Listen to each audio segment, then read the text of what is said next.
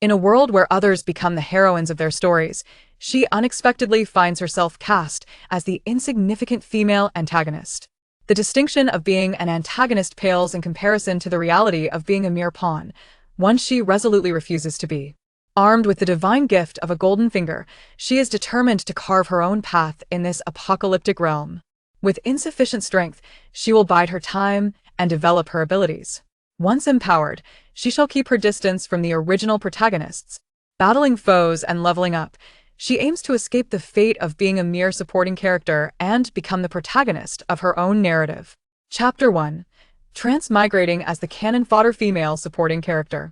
Cha-cha, cha-cha, please wake up, I am in a hazy state. By cha-cha vaguely hear someone calling her name. Who is it? How bothersome. Irritated, she turns over, wishing to continue her slumber. Yet, the persistent caller shows no signs of understanding her plight. Instead, they escalate their efforts, calling her name even louder and jostling her body. Enough is enough. Bai Cha-Cha abruptly sits up, her voice sharp as she exclaims, "What's going on?" As her piercing gaze falls upon the person who dare disturb her, she squints in confusion. Who is this person? She does not recognize them at all. Why are they in her room? Who are you? The girl standing by her bedside is fair and delicate, with large, innocent eyes resembling black grapes that blink at her in surprise. She appears pure and endearing, evoking a sense of warmth in those who gaze upon her. Now, the girl stares wide-eyed at Bai Cha-Cha, astonished, akin to a frightened little rabbit, her eyes glistening with unshed tears.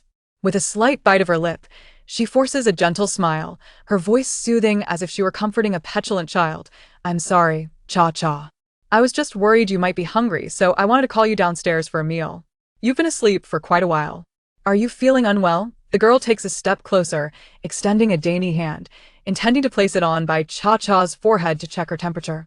However, Bai Cha-Cha swats her hand away with considerable force, leaving a discernible red mark on the girl's pale arm.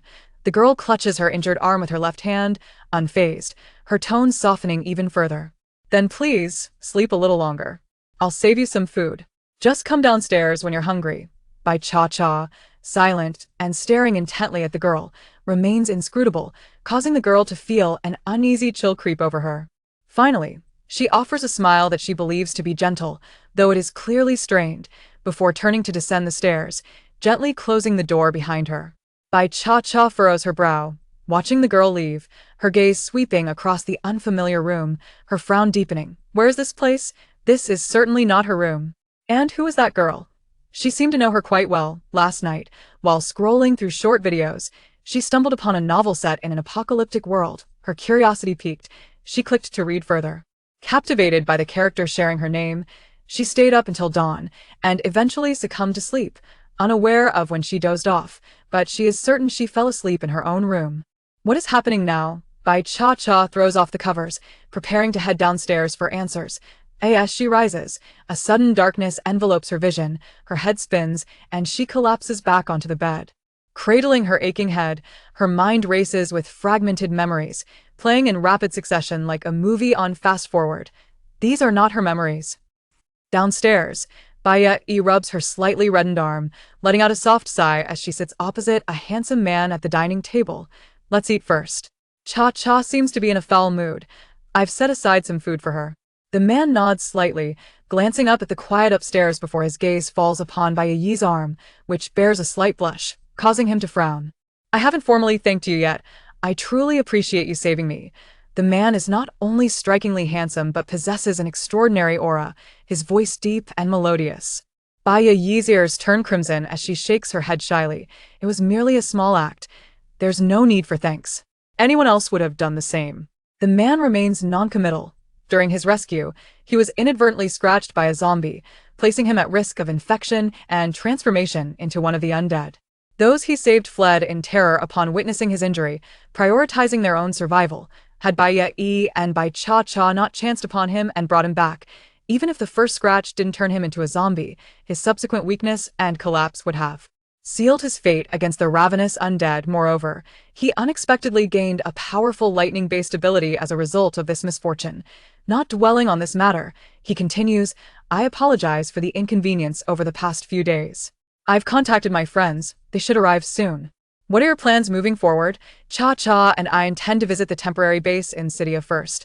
Bai pauses as she picks up her chopsticks to serve herself, then adds, I've awakened spatial and healing abilities, but Cha-Cha is still an ordinary person, and I'm a bit concerned for her. The man raises an eyebrow in surprise, not expecting the seemingly delicate girl before him to be a rare dual ability wielder, possessing both spatial and healing powers. It's no wonder his wounds healed so rapidly. She must have used her healing abilities on him while he was unconscious. Such abilities are incredibly rare, especially in a world overrun by zombies, making her an invaluable asset. The man contemplates for a moment, contemplating the prospect of inviting her to join his team. The journey from the suburbs to the temporary base in City A is quite long, and it's dangerous for two girls to travel alone. If you don't mind, you could join our team. We can look out for each other along the way. Bai Yi's eyes light up like black pearls, her excitement palpable. Is that really possible? Would it be too much trouble? The man smiles and nods. Of course, it's not a bother at all. We're headed to the temporary base in City A as well, so it's perfect timing. The girl is so elated that she nearly jumps from her seat, her eyes sparkling as she nods vigorously like a chick pecking at grain. Thank you so much. The man cannot help but be buoyed by her enthusiasm, feeling considerably more relaxed. With such a gentle and capable companion by his side, he believes their journey will be all the more enjoyable. As they share their meal, the atmosphere is light and cheerful. Meanwhile, in the room on the second floor, Bai Cha-Cha has sorted through all the memories in her mind.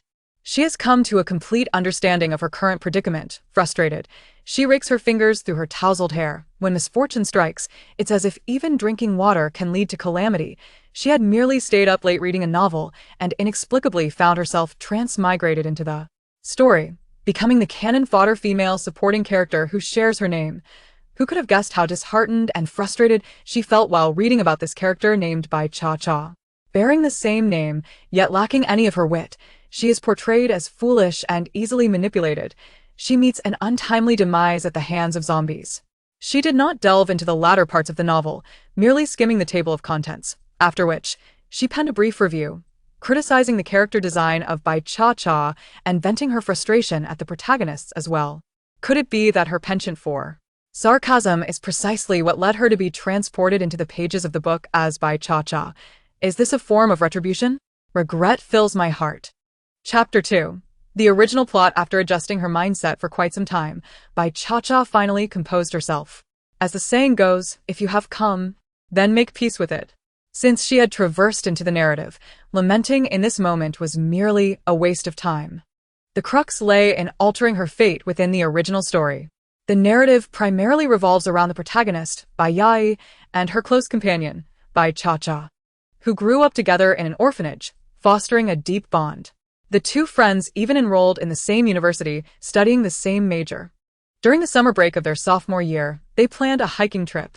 However, on the second day of their adventure, the world was suddenly engulfed by a zombie virus, transforming 1/3 of humanity into the undead. Thus, the apocalypse commenced. A select few awakened unique abilities, referred to by the government as superpowers. There are two methods of awakening these powers. One occurs when humans resist the virus during its initial spread, resulting in significant enhancements to their physical abilities and the emergence of diverse powers. The other, far riskier method involves being bitten by a zombie, where the majority succumb to the infection, but a fortunate few may awaken powers. The second method of awakening carries immense peril. Throughout the entire narrative, only the male lead, Su Ziyuan, inadvertently suffers a bite while rescuing someone, only to be saved by the female lead and subsequently awakens a formidable lightning-based power. Bai Yi, at the onset of the virus's spread, awakened a rare healing ability. Additionally, while slicing fruit with a knife, she accidentally cut her finger, causing her blood to touch the jade necklace around her neck, which unexpectedly triggered a storage space of 300 square meters. This revelation is known only to Bai Yi and the omniscient readers. Even Bai Cha-Cha remains oblivious to the outside world. Bai Yi claims to have awakened both healing and spatial abilities. The zombie virus spread globally overnight, with no time for anyone to react. Upon awakening, the world had irrevocably changed. The two friends cautiously concealed themselves in an abandoned two-story building. Eventually, when their food supply was entirely depleted, They were compelled to venture out for supplies, where they encountered Su Ziyuan, who had fainted after being bitten while attempting to save others. Do not inquire why the male lead was not devoured by zombies while unconscious. After all, he is the male lead, and the author would not allow his demise. Bai Yai and Bai Cha brought Su Ziyuan back to their refuge, where Bai Yai utilized her healing abilities for the first time to treat him. Shortly after his recovery, Su Ziyuan's friends sought him out. Bai Yai, along with her powerless companion Bai Cha, joined Su Ziyuan's team and set off for the temporary base in City A. As they embarked on adventures through the apocalypse, the bond between the male and female leads deepened with each passing day. Su Ziyuan's team grew increasingly powerful, and the members began to hold Bai Yai in high esteem, with her gradually becoming the beloved darling of the group. In stark contrast, Bai Cha, as Bai Yai's closest friend, exhibited a rather irksome personality, quirky, willful, and prone to irritability, devoid of any survival skills in the apocalypse, often hindering Bai Yai's progress, rendering her the most disliked presence among the group.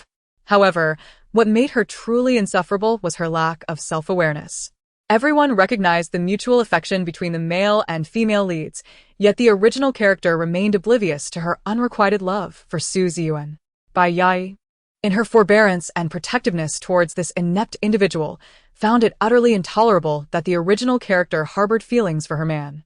Given that Bai Yai had grown up alongside the original, she bore with her, but Bai Yai's supporters were unwilling to see her endure such indignities.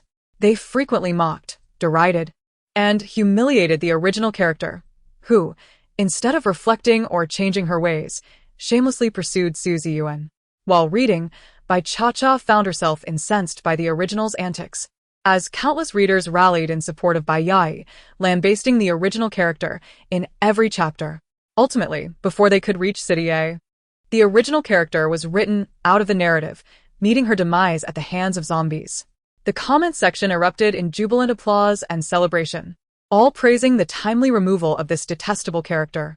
Aside from Bai Yai, who mourned for a fleeting moment before sighing, everyone else was eager to celebrate the original character's exit. Upon reaching this point, Bai Cha did not delve further into the story. Instead, she casually flipped through the table of contents, jumping straight to the conclusion. The finale was exceedingly gratifying.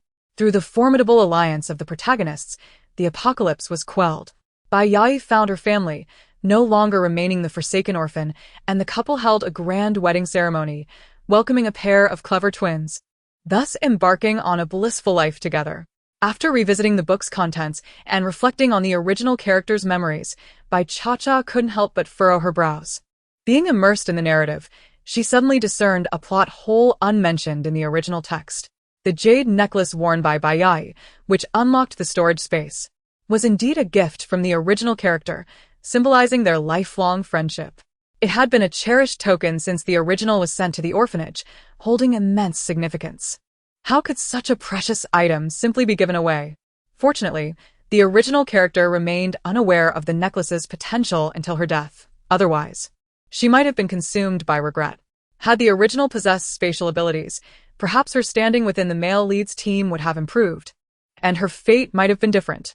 Alas, regardless of whether the original would have regretted her choices, Bai Cha felt a surge of envy upon realizing that Bai Yai had already awakened the storage space. How she wished she had arrived sooner. Now that the die had been cast, attempting to reclaim the necklace would be futile. No matter the outcome, she had to try to retrieve it and test the blood bond once more, for even a sliver of possibility could not be overlooked. According to the original character's memories, the girl who had called her to wake up was none other than Bai Yai. She was indeed quite charming, yet her delicate demeanor appeared contrary to the strong and resilient heroine depicted in the narrative. Perhaps she was overthinking it. Regardless, she was still but a worthless pawn, surrounded by zombies, unable to survive alone. She needed to devise a plan to enhance her abilities and distance herself from the protagonists before the original character met her grim fate. Speaking of strength, Bai Cha felt a wave of despondency. How she wished she possessed a formidable superpower. Just then, her stomach emitted a loud growl, prompting her to rub her flat belly. Bai Cha resolved to head downstairs to satiate her hunger before anything else. Chapter 3. Awakening powers. Were Bai Yai and Su Ziyuan finished with their meal? Bai Cha-Cha instinctively focused her attention on the sounds emanating from downstairs. To her surprise, she indeed heard them. The soft, melodious voice of a woman intertwined with the deep, pleasant tones of a man, engaged in cheerful conversation. Ziyuan possesses an impressive wealth of knowledge. How remarkable! Should you have any queries, feel free to pose them to me. Would that be too much of an imposition? Not at all. We are destined to become comrades henceforth. Bai Cha-Cha widened her eyes, her heart awash with uncertainty. What on earth was happening?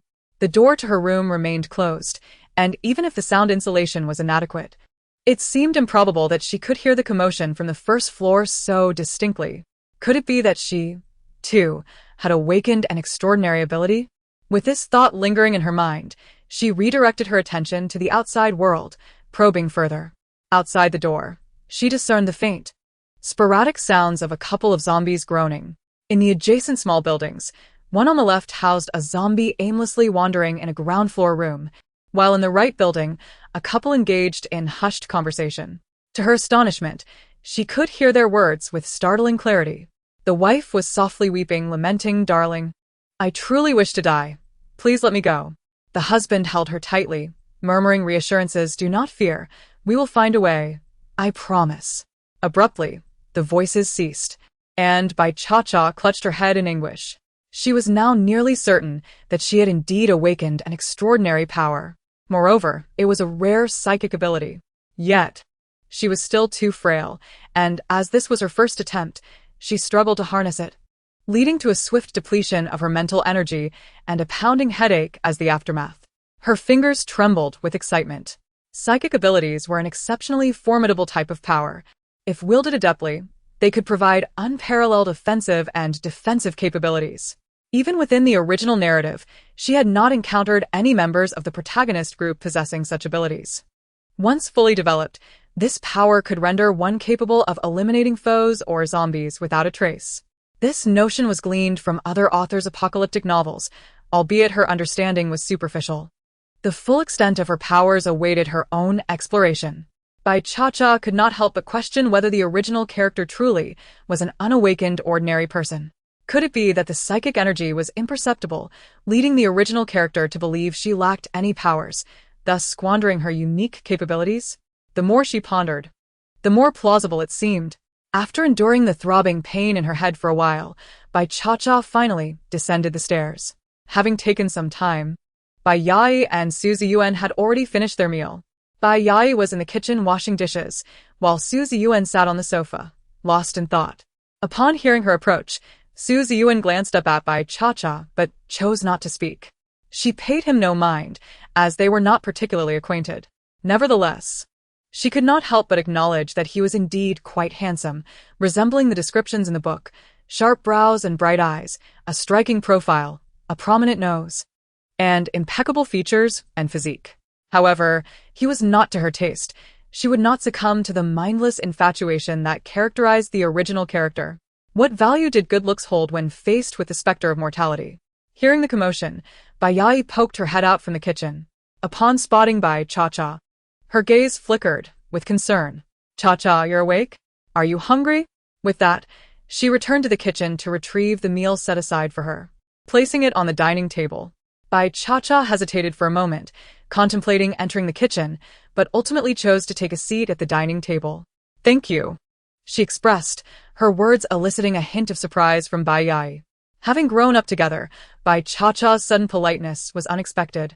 Just days prior, the original character had ventured out with the female lead to scavenge for supplies, discovering a supermarket in a relatively remote location that had not been pillaged. The collected provisions had been stored in Bai Yai's storage space, and it was on that very day that they encountered the fainted Su Ziyuan on their return journey. Ever since that day, Bai Cha-Cha had felt unwell, experiencing fever, dizziness, and headaches. Subsequently, she found herself inexplicably transported here. After Bai Yai finished washing the dishes, she sat across from Bai Cha-Cha, seemingly hesitant to speak, as if she had something on her mind. Bai Cha-Cha opted not to inquire, feigning ignorance while focusing on her meal. Indeed, she was hungry. Once Bai Cha-Cha had nearly finished her meal, Bai Yai finally spoke up. "Cha-Cha. Ziyuan's friends will be arriving to collect him in a couple of days. They're heading to City A, so shall we accompany them? Bai Cha-Cha, with her mouth full, nodded in agreement, resembling an adorable little squirrel. Her striking features, however, imparted an air of coolness and aloofness. Considering her recent arrival and her struggle to adapt to the apocalyptic environment, Bai Cha-Cha decided it would be prudent to stay close to the protagonists for the time being, allowing herself to acclimate before seeking an opportunity to part ways. Bai Yai was not at all surprised by Bai Cha-Cha's agreement. Throughout their lives, Bai Cha-Cha had always disregarded the director's words, instead heeding only hers. She had always been the one to dictate their course. In their childhood, Bai Cha-Cha, with her delicate and charming appearance, reminiscent of a finely crafted doll, garnered much affection from teachers and peers alike. Regrettably, her temperament was less than amiable. She had been introverted and shy as a child, and as she matured, she became increasingly reckless and temperamental, lacking an understanding of how to endear herself to others. In contrast, Bai Yai had always recognized that for orphans like them, the key to survival in the orphanage lay in the ability to be likable. While teachers and fellow children drifted further from Bai Cha-Cha, they gravitated towards Bai Yai, who was obedient, considerate, and gentle. Yet, throughout their lives, Bai Yai was the only one willing to tolerate Bai Cha-Cha's bad temper and befriend her, making Bai Cha-Cha cherish their friendship immensely.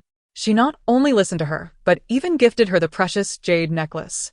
Reflecting on the secret of the jade necklace, Bai Yai instinctively grasped the one around her neck with a tinge of guilt. She had stumbled upon the storage space within the jade entirely by accident. However, since Bai Cha-Cha had given it to her, it rightfully belonged to her now.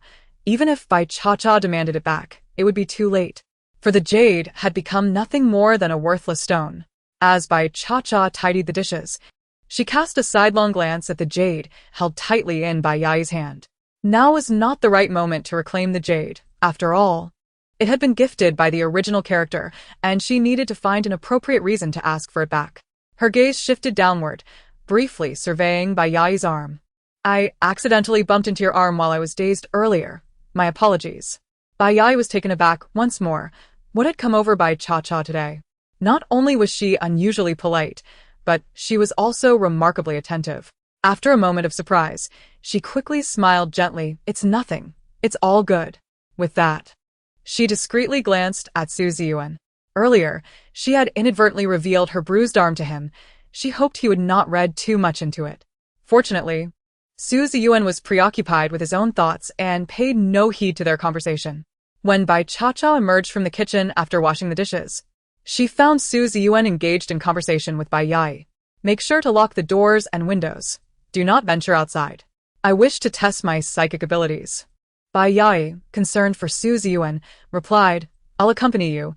It's better to have someone to look out for you in case of danger. No need. You both stay home. I won't stray far, and will return shortly. Seeing Su Ziyuan's refusal, Bai Yai wisely refrained from further argument. Do take care. Su Ziyuan departed, and Bai Yai proceeded to secure the front door. Bai Cha-Cha gazed thoughtfully at Su Ziyuan's retreating figure, contemplating the necessity of finding an opportunity to practice her skills in combating zombies. Chapter 4. The energy minimap. Having feasted to her heart's content, Bai Cha-Cha felt invigorated, brimming with vitality. She settled onto the sofa in the living room and closed her eyes. With her mental prowess, she distinctly sensed Bai Yai approaching her, casting a fleeting glance before ascending the stairs. Subsequently, she perceived Su Ziyuan exiting the premises and heading directly towards the building on the left, where a zombie was ensconced in a room on the ground floor. With a powerful kick, Su Ziyuan shattered the door, prompting the zombie to lunge towards the source of the noise. The man adeptly sidestepped, unleashing a bolt of violet lightning, the thickness of a chopstick, which struck the zombie's nape. Instantly, the creature's filthy, greasy hair emitted a plume of black smoke, accompanied by the acrid scent of charred flesh. The crackling energy cleaved a fissure into the skull of the low-level zombie. Momentarily stunned, the zombie faltered, allowing Su Ziyuan to draw a sharp dagger and drive it forcefully into the crack at the back of its head, the sheer force prying open the creature's cranium. The zombie collapsed lifelessly to the ground. Although Bai Cha-Cha's psychic abilities prevented her from visualizing the scene, she could distinctly sense the energy represented by the small red, belonging to the zombie, dissipating. In her mind, a circular energy map materialized around her, reminiscent of a mini-map from a video game. Two diminutive black dots indicated the couple within the adjacent building, while Suzy Yuan appeared as a small green, which seemed to have expanded slightly since before. Unless one looked closely, the subtle change would go unnoticed. The recently dispatched zombie was represented by a smaller red.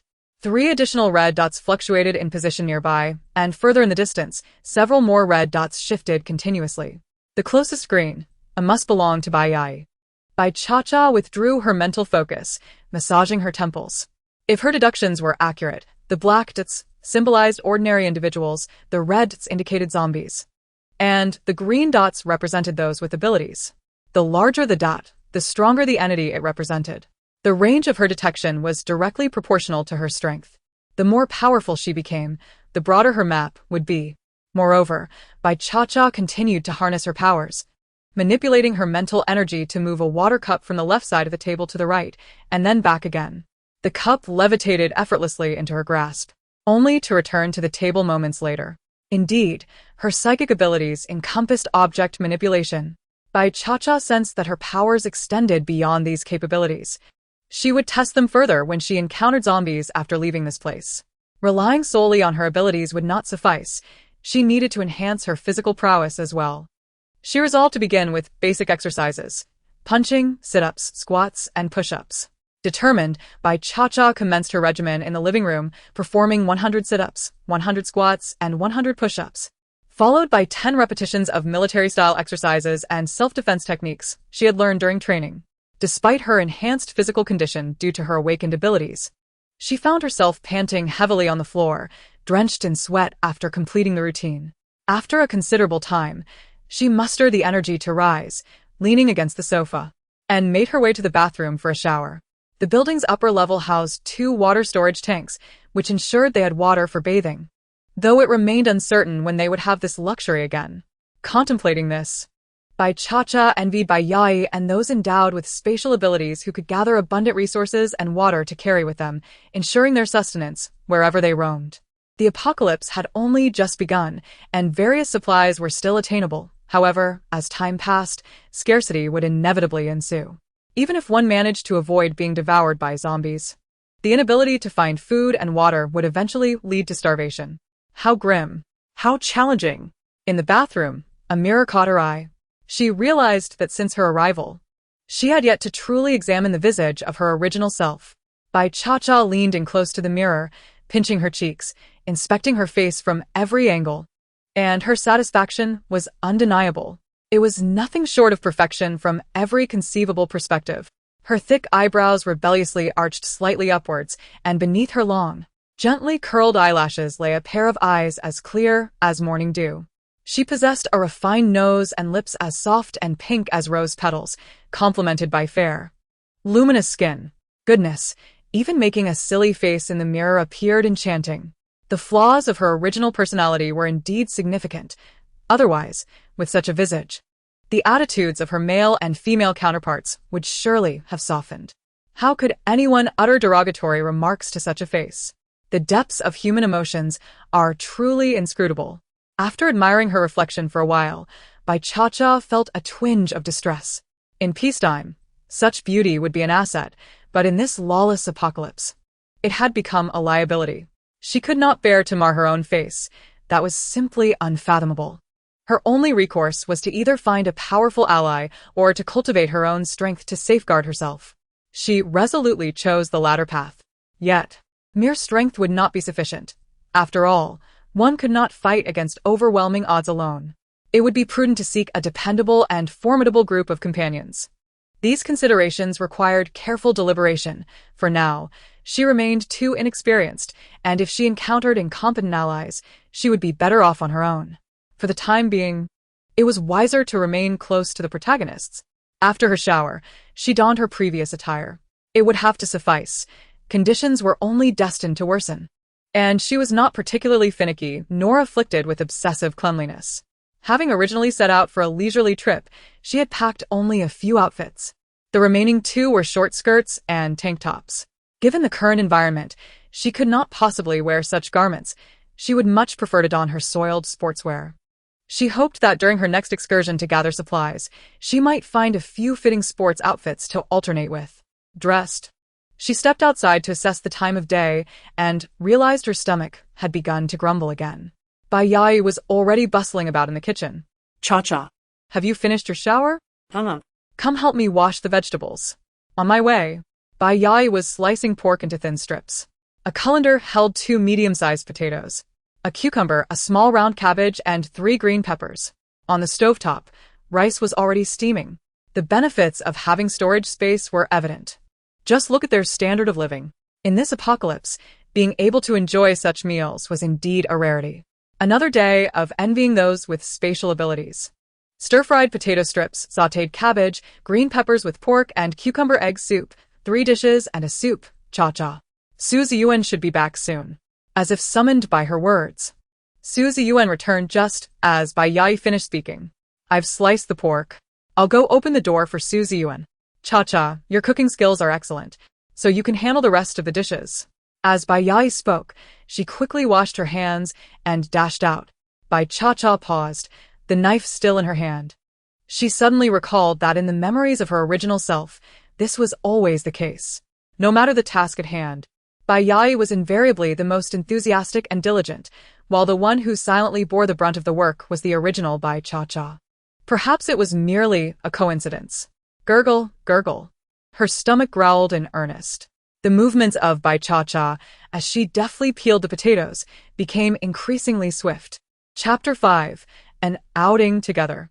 Su Ziyuan entered the room, shouldering 2 hefty bags brimming with provisions. His gaze, upon encountering Bai Yai, was imbued with barely concealed excitement and exhilaration. At the onset of the apocalypse, his companions had all awakened their extraordinary abilities, yet he remained dormant. As the leader of their circle, he found himself in a moment of despair and ventured out alone to vent his frustrations and seek solace. Unexpectedly, he was blessed with the awakening of his lightning-based powers after a stroke of misfortune. Today, he had thoroughly enjoyed slaying a horde of zombies, and now he had complete mastery over his newfound abilities. Aware that he had allowed his excitement to overwhelm him, he took a deep breath to recalibrate his composure. He tossed the 2 substantial bags of supplies into the living room and addressed Bai Yai gently, I happen to gather some supplies. Please see to their storage. Having resolved to team up with Su Ziyuan and leave this place, Bai Yai accepted without hesitation, promptly utilizing her spatial abilities to stow the goods away. The summer heat enveloped the atmosphere, and Su Ziyuan was thoroughly drenched in sweat. Observing this, Bai Yai hurriedly fetched a glass of water for him. You must be exhausted. Please drink this. Dinner is already being prepared. Brother Ziyuan, you should wash up and freshen up. I'll call you when it's time to eat. Su Ziyuan accepted the glass without a second thought, downing the contents in haste. Although he had consumed several bottles of mineral water while gathering supplies, thirst still clung to him. The handsome man tilted his neck, his attractive Adam's apple bobbing, and in his rush, water spilled from the corner of his mouth, tracing down his neck and into his chest. His soaked t-shirt clung to his muscular frame, subtly accentuating the contours of his abs. Bai Yai's gaze drifted, her cheeks flushed. Su Ziyuan, however, remained oblivious to her reaction and proceeded to the bathroom for a shower. Earlier, while collecting supplies, he had set aside 2 changes of clothes, making it convenient for him to change after a shower. After he departed, Bai Yai, feeling a pang of frustration, rubbed her cheeks in annoyance. How utterly unfocused I am. Always distracted by Brother Z. Steadying herself, she retrieved a fan from her spatial storage to cool herself down. After fanning herself for a while, feeling her heartbeat steady and her cheeks cool, she finally put the fan away and entered the kitchen. In the meantime, Bai Cha-cha had already prepared all the ingredients and was now stir-frying spicy and sour shredded potatoes. As Bai Yai entered, the potato shreds were just being plated. The aroma wafting through the air was delightful, prompting Bai Yai to nod in satisfaction and lavish praise. Cha-cha's culinary skills have improved yet again. It looks incredibly appetizing, both in color and flavor. If I were to cook, I could never achieve such excellence. You truly are remarkable, Cha-cha.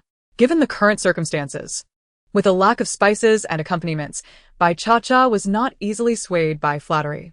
Thank you, she replied perfunctorily before turning her attention to sautéing cabbage. Bai Yai, intrigued, observed Bai Cha-Cha for a moment longer. This was the second time she had said thank you today. Bai Cha-Cha was becoming increasingly peculiar. Not discerning any further insight, and feeling unnecessary in the kitchen, Bai Yai carried the stir-fried potatoes out to the dining area. When Su Ziyuan emerged from the bathroom, towel in hand, dinner was just being laid out on the table. Bai Cha-Cha had filled her bowl with a generous helping of rice, and once everyone was seated, they commenced their meal with focused enthusiasm. This was the first occasion the three of them shared a meal together. During Su Ziyuan's recovery, Bai Cha-Cha had been unwell, and from Bai Yai's accounts, it seemed she had been feverish. Su Ziyuan had yet to interact with Bai Cha-Cha, his impressions formed solely from Bai Yai's descriptions. At mealtime, Bai Yai would ascend to the upper floor to summon her for dinner, often returning with red-rimmed eyes and a forced smile, inviting him to dine. Despite her exquisite beauty, his impression of Bai Cha-Cha had remained less than favorable. Noticing the somber atmosphere at the table, Bai Yai initiated conversation. Brother Ziyuan, all the dishes tonight were prepared by Cha-Cha. You must try her cooking. Her culinary skills surpass mine. Su Ziyuan nodded, picking up a pair of chopsticks to sample the sautéed cabbage, softly murmuring, "Indeed, it's quite good." He mused to himself that this girl was not without merit. At the very least, her cooking was commendable. Yet, her demeanor appeared somewhat aloof, as though she shunned interaction. Bai Yai, seeing Su Ziyuan genuinely enjoy the meal, suggested, "Let us have Cha-Cha cook more often. We'll be fortunate to enjoy her dishes daily." Bai Cha-Cha felt a bit taken aback. Would she become the team's designated cook? After all, during her previous life, it had been her who prepared meals when she was with Bai Yai. Even if her cooking was delightful, it couldn't be the case that she was to cook every meal, could it? She hastily replied, "Yai cooks exceptionally well too. I enjoy her food just as much. We should take turns preparing meals so everyone can showcase their skills." Bai Yai paused, then responded, "Yes, yes. Let us rotate cooking duties." Su Ziyuan nodded silently. With the conversation flowing, the atmosphere lightened considerably. Bai Yai busied herself encouraging Su Ziyuan and Bai Cha-Cha to enjoy their meal while inquiring about Su Ziyuan's findings from his outing. Su Ziyuan was quite forthcoming, answering every question posed. Meanwhile, Bai Cha-Cha remained quietly focused on her meal, striving to diminish her presence. It was not until Su Ziyuan remarked, "If my friends have not yet arrived by tomorrow, I shall venture out once more to gather supplies and hunt zombies," that Bai Cha-Cha suddenly spoke up. "I will accompany you." Seizing the opportunity while the streets were teeming with ordinary zombies, it was prudent to acclimate to the post-apocalyptic environment as soon as possible. Su Ziyuan and Bai Yai both turned their gazes towards Bai Cha-Cha in unison. Bai Yai, visibly anxious, exclaimed, "Cha-Cha, what purpose do you have in going? You lack any powers." "I wish to practice slaying zombies to enhance my self-defense skills, and I also need to collect a couple of sets of workout clothes. I have no spare clothes to change into. Will you allow me to join you?" After addressing Bai Yai's concerns, she shifted her gaze to Su Ziyuan, her eyes radiating a serious determination. Those clear, bright eyes seemed to convey, "If you refuse to take me, I shall go alone." Su Ziyuan, almost involuntarily, nodded, replying, "Very well." After agreeing, he found himself regretting the decision, his brow furrowing slightly. What if she could only scream for help? Well, even if she proved to be a hindrance, he should be able to ensure her safe return. Seeing the situation was settled, Bai Yai surrendered, saying, "All right. Tomorrow the three of us shall go together. I possess dual abilities and can be of some assistance. My apologies for the trouble, Brother Ziyuan. I will keep an eye on Cha-Cha." Su Ziyuan nodded. From that point, the trio fell into a comfortable silence, concentrating on their meal, and the three dishes along with soup were soon devoured completely. After Bai Yai washed the dishes, they each retreated to their respective rooms, and Bai Cha-Cha quickly drifted into slumber. The following morning, bright and early, Bai Yai rose and prepared breakfast, a bowl of egg noodles for each person. With her spatial abilities, they set out light and unencumbered. Bai Cha-Cha, determined not to rely entirely on Bai Yai, insisted on carrying her own bag, which contained a bottle of water and a knife. It was beneath the kitchen cabinet that she discovered a rusted kitchen knife. Su Ziyuan had returned with his off-road vehicle yesterday. Bai Yai occupied the front passenger seat, assisting Su Ziyuan in monitoring the road conditions, while Bai Cha-Cha rested in the back seat, her eyes closed. In truth, Her mental acuity had already rendered the surrounding environment into an energy map within her mind. Su Ziyuan, driving with purpose, remarked, "I've eliminated quite a number of zombies in this vicinity. Today, let us venture further. There's a small town ahead where we should be able to locate a clothing store." Bai Yai nodded in agreement, replying, "All right, I trust your judgment, Ziyuan-ji." Stealing a glance at the meditative Bai Cha-Cha through the rearview mirror, Su Ziyuan reflected and addressed both women. "Currently, we are dealing with only the basic level zombies, whose lethality is minimal. The awakened superhumans possess physical attributes that far surpass those of ordinary individuals. Thus, dispatching zombies is not particularly challenging. It primarily hinges on one's courage to confront them. My thorough research indicates that zombies lack vision. They predominantly rely on sound and smell to discern direction for their attacks. To eradicate them completely, one must sever their necks." Chapter 6. Slaying Zombies. Su Ziyuan demonstrated commendable driving skills, traversing the terrain with impressive speed.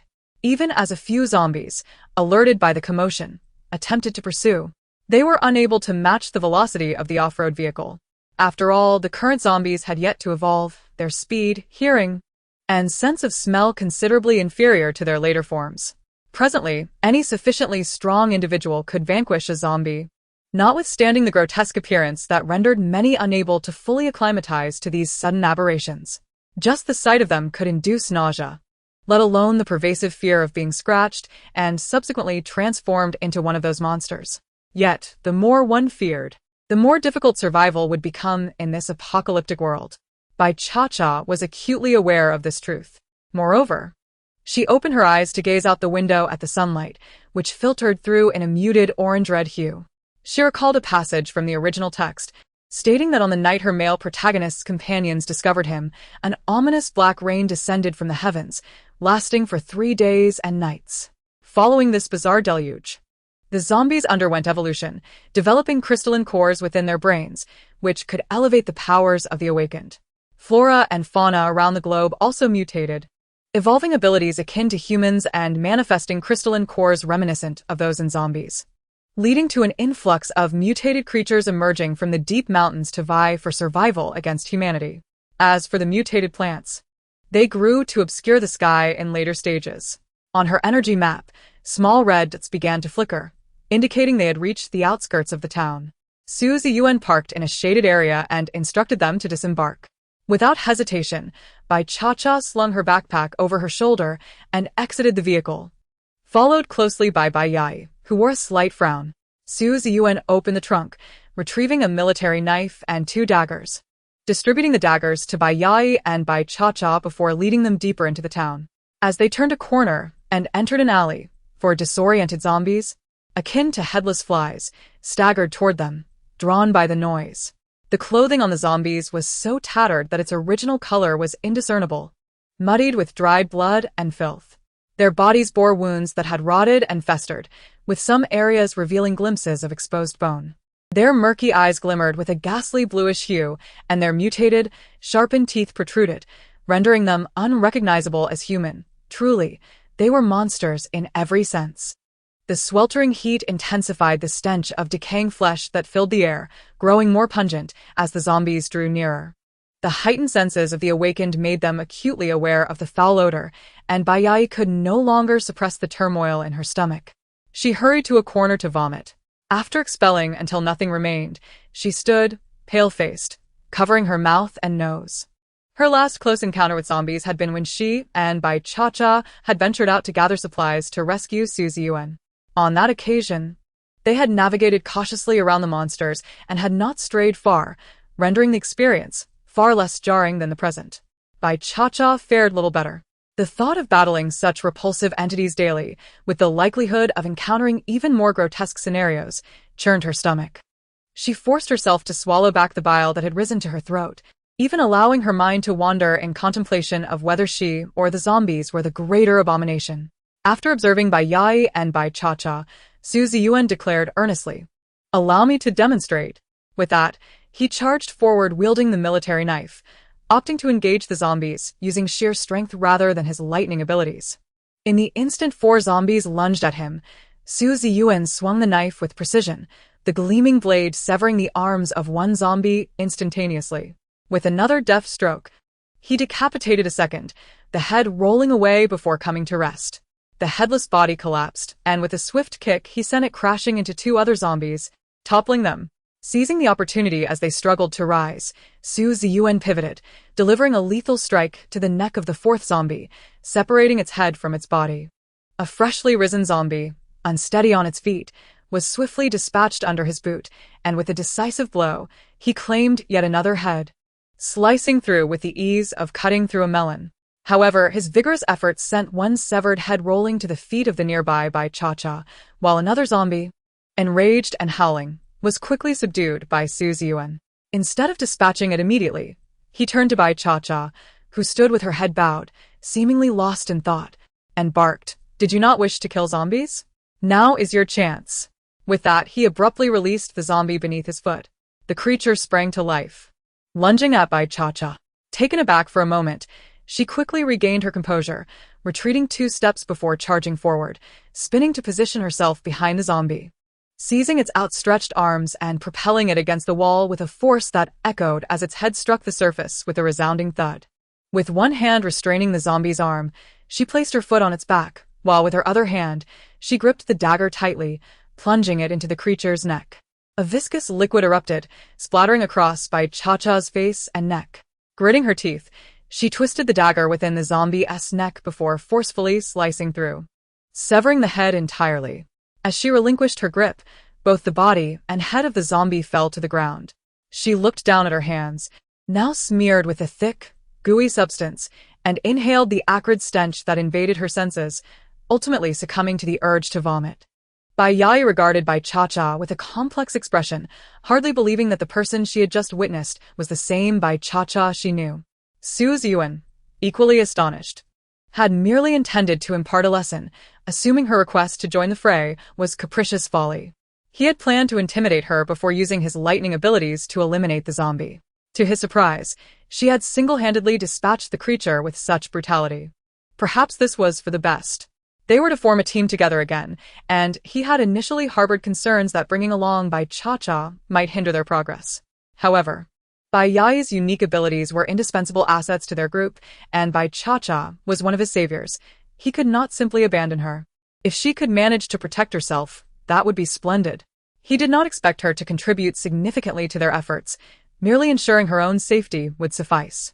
If Su Ziyuan had intended to intimidate Bai Cha-Cha as a lesson earlier, he was now genuinely committed to instructing her on how to slay zombies. In Su Ziyuan's eyes, Bai Cha-Cha was distinct from Bai Yai. Bai Yai possessed spatial and healing abilities, both exceptional forms of support powers that were crucial in the apocalypse, contributing greatly to the entire team. She was a presence that required collective protection. Lacking offensive power was inconsequential, as the entire squad would safeguard her. Bai Cha-Cha, on the other hand, was an ordinary individual, offering no benefits to the team and potentially becoming a liability. Even if he were willing, the others in the squad would surely object. Chapter 7. Practice makes perfect. After expelling the remnants of her earlier ordeal, Bai Cha-Cha felt considerably better. Her initial foray into zombie slaying had been devoid of experience, resulting in blood and viscera splattered everywhere. She understood the need for further practice. Mastery comes with repetition, and strength is derived from experience. She shook the grime from her palms and gripped her dagger firmly. Without waiting for Su Ziyuan to speak, she ventured out of the alley in search of solitary zombies to hone her skills. The area Su Ziyuan had chosen was remarkably well-suited for novice trials.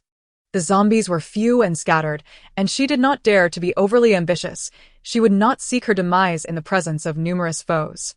She resolved to begin with one-on-one encounters, gradually escalating to 2, 3, 4, and eventually more. She would take her time. Even the slowest bird must take flight eventually. And she would inevitably grow stronger. Before the onset of the torrential rain, the time was ripe for adapting to the zombies. After all, the undead would not remain as easily vanquished as they were now. Additionally, she needed to acclimatize to the repugnant stench that permeated the air. Observing Bai Cha-Cha's fervor for self-improvement, Su Ziyuan felt a sense of satisfaction as he realized she had set out to confront the zombies. His perception of her softened. He then directed his gaze towards Bai Yai, whose complexion appeared somewhat pallid. Noticing her gaze fixed on the direction Bai Cha-Cha had departed, he assumed her concern was for her friend and offered comforting words. Do not fret too much. She is merely an ordinary person. If she does not exert herself, survival in this apocalypse will prove exceedingly challenging. I shall keep a watchful eye on her while she confronts the zombies to ensure her safety. Bai Yai, roused by Su Ziyuan's voice, returned to the present. In truth, she found her childhood friend increasingly enigmatic, though she harbored no significant worries. Such thoughts remained unspoken. Instead, she offered a gentle smile and, without mentioning Bai Cha-Cha, expressed her own concerns. Neither of my abilities possesses offensive power. What shall I do in the future? The end. Please teach me how to slay zombies as well. I wish to gain the ability to protect myself and not be a burden to you. With a hearty laugh, Su Ziyuan reassured her. How could you ever be a burden? Do not entertain such notions. Your extraordinary support abilities are highly coveted. Our entire team will protect you. However, acquiring self-defense skills would indeed be advantageous. If you wish to learn, I shall gladly instruct you. Bai Yai's eyes brightened, her cheeks tinged with a rosy hue. Her pallor somewhat alleviated, lending her an ineffable grace. Thank you, Ziyuan. Then let us venture out together. Indeed. While Su Ziyuan conversed with Bai Yai, Bai Cha-Cha had already dispatched 2 more zombies. Even without a mirror, she could envision her appearance resembling that of a filthy beggar who had not bathed in days. The thick, nauseating fluid obscured her true visage, and she dared not open her mouth for fear of unwelcome substances seeping in. With the 4th zombie's head rolling to the ground, she keenly sensed her movements becoming increasingly decisive and efficient, extraneous actions gradually fading away. Moreover, her angles and precision when striking improved markedly. By the time she faced her 10th zombie, she had discerned the swiftest and most energy-efficient methods to eliminate her foes. Yet, this was merely the beginning. Bai Cha-Cha discreetly unleashed her mental prowess, employing mental piercing. Indeed, the zombie before her froze, becoming a mere target for her to butcher at will. She deliberately approached, plunging her dagger into the creature's neck and skull, but the zombie remained unresponsive. With ease, she utilized her abilities to sever its head. Not resting on her laurels, she continued seeking out zombies to test her powers, even escalating from one-on-one encounters to 2-on-1 skirmishes, until her complexion waned and her mental energy dwindled. Enduring the slight throbbing in her head, Bai Cha-Cha persevered, tightening her grip on the dagger to refine her reflexes and evasion speed. Growing dissatisfied with the dagger's performance, she retrieved her battered kitchen knife for practice. The knife felt comfortable in her grasp, likely due to her familiarity with chopping vegetables, though its edge had dulled significantly. She realized she must find a more suitable weapon. She had taken a liking to Su Ziyuan's machete. Not far away, Su Ziyuan was guiding Bai Yai through the process of killing zombies. He controlled the zombies, allowing Bai Yai to practice decapitation. Out of the corner of his eye, he kept watch over Bai Cha-Cha. He silently marveled at the unexpected talent of this seemingly fragile girl. Her movements in slaying zombies grew increasingly fierce, and her progress was remarkable. It appeared she required little further instruction. Reflecting on this, he glanced down at Bai Yai, whose complexion remained pale. Indeed, Yai seemed far better suited as a support. Not for the brutalities of combat. It seemed true that every discipline has its own specialization. After spending some time training Bai Yai's reflexes, Su Ziyuan called for the 2 to depart. They had set out early in the morning, and now, after a full morning had passed, the trio returned to their vehicle. Bai Yai retrieved a basin of water and a towel from her spatial storage, and they took turns washing their hands and faces. She then produced 3 boxes of instant noodles and 3 marinated eggs. After a simple lunch, they rested for a while in the car before Su Ziyuan started the engine and headed toward the town center. On the way, they encountered numerous zombies, but this time, Su Ziyuan did not stop. He drove straight through. Bam! An unfortunate zombie blocking the road was sent flying by the vehicle, the sound of impact echoing. After more than half an hour, they arrived at the town center. Although the number of zombies was high, so too were the available supplies. Su Ziyuan drove directly to the entrance of a clothing store. The 3 of them disembarked to clear the zombies gathered at the entrance before rushing inside and pulling down the rolling shutter. As Su Ziyuan stepped a few paces inside, a zombie sprang from the shadows. It appeared to be the store's female owner or sales clerk. A swift strike dispatched the creature. After thoroughly inspecting the premises and confirming there were no additional threats, he said, "You two choose whatever you like. If nothing suits you, we can try another store." With that, he stationed himself at the entrance to keep watch. Bai Yai exchanged glances with Bai Cha-Cha and eagerly took her friend's hand, exclaiming, "Come, let me help you find something." Bai Cha-Cha, indifferent, followed behind Bai Yai as they rummaged through the rows of clothing. However, Bai Yai's suggestions of long skirts or dresses were met with rejection from Bai Cha-Cha. Bai Yai was perplexed. "Cha-Cha, didn't you always adore wearing skirts?" Bai Cha-Cha lowered her gaze in contemplation. Did the original owner truly cherish skirts? It seemed not. Moreover, did she genuinely not know? Or was it an act? With zombies lurking everywhere, wearing a skirt would be tantamount to courting death. She could hardly lift her legs. "I no longer fancy them," Bai Cha-Cha replied. "Aren't you also quite fond of skirts? You wear them." Bai Yai offered an awkward smile, conceding, "All right, I've lost my fondness as well. They are impractical. Let's search for some athletic wear instead." Bai Cha-Cha remarked. "Isn't that rather clear? I now seriously suspect your intentions." With a soft hum, Bai Cha-Cha took the initiative to walk ahead of Bai Yai, swiftly selecting items for herself. Ultimately, she chose 2 pairs of well-stretching black trousers, 2 black hoodies, and a light purple sports outfit, which she neatly stowed into her backpack. In contrast, Bai Yai selected over a dozen outfits, storing them within her spatial realm. Cha-Cha. "Should you run out of clothes, feel free to borrow mine. Our sizes are quite similar, and I have far more than I can wear," Bai Yai said. Bai Cha-Cha envied her silence. How delightful it would be if she possessed a storage space as well. The jade necklace of space. Would it have killed her to wear it sooner? Suddenly, whether from frustration or not, Bai Cha-Cha experienced a fleeting darkness. The momentary dizziness dissipated quickly. The other 2 were oblivious to her brief episode, yet Bai Cha-Cha felt a twinge of uncertainty. She reached into her backpack and found a bottle of water she had packed. Silently, she thought, "Collect." To her astonishment, the bottle vanished. She concentrated on the bottle's appearance, water. Miraculously, it reappeared in her hand. Heavens! Bai Cha-Cha stared in awe at the bottle before unscrewing the cap and taking a few sips. She composed herself, despite her outward calmness. Her heart was a cacophony of excitement. It seemed the heavens recognized her plight, having inexplicably thrust her into a post-apocalyptic narrative. Perhaps this was her compensation, granting her wishes and desires. Surely that must be it. Regrettably, it was not the time for pondering this newfound ability. Bai Cha-Cha had to suppress her eagerness and continue feigning nonchalance while rummaging through the pile of clothes. This time, under the guise of clothing, she stealthily collected her favorite styles. How splendid it was to possess a spatial realm. Unbeknownst to her, even without the jade necklace, she had unlocked her spatial abilities. Once Bai Yai finished selecting her clothes, Su Ziyuan pulled open the roll-up door. "Having arrived at the town center, we cannot leave empty-handed. Let us scavenge for some essential supplies and food." "Absolutely," Bai Cha-Cha eagerly concurred. "Very well," Bai Yai agreed, her spatial realm still quite empty. The more supplies, the greater the sense of security. The trio chose to scour the street on foot. The town differed significantly from the urban area. It was sparsely populated, devoid of towering buildings or expansive malls. Instead, shops lined the streets, compact yet fully equipped, offering a variety of goods. Upon encountering a men's clothing store, Su Ziyuan decided to browse inside. Nearby, a breakfast joint lay in disarray, its tables and chairs toppled, with spoiled buns steaming in the abandoned steamer. Clearly, the breakfast shop had been on the verge of opening when the apocalypse struck. 3 or 4 zombies wandered within.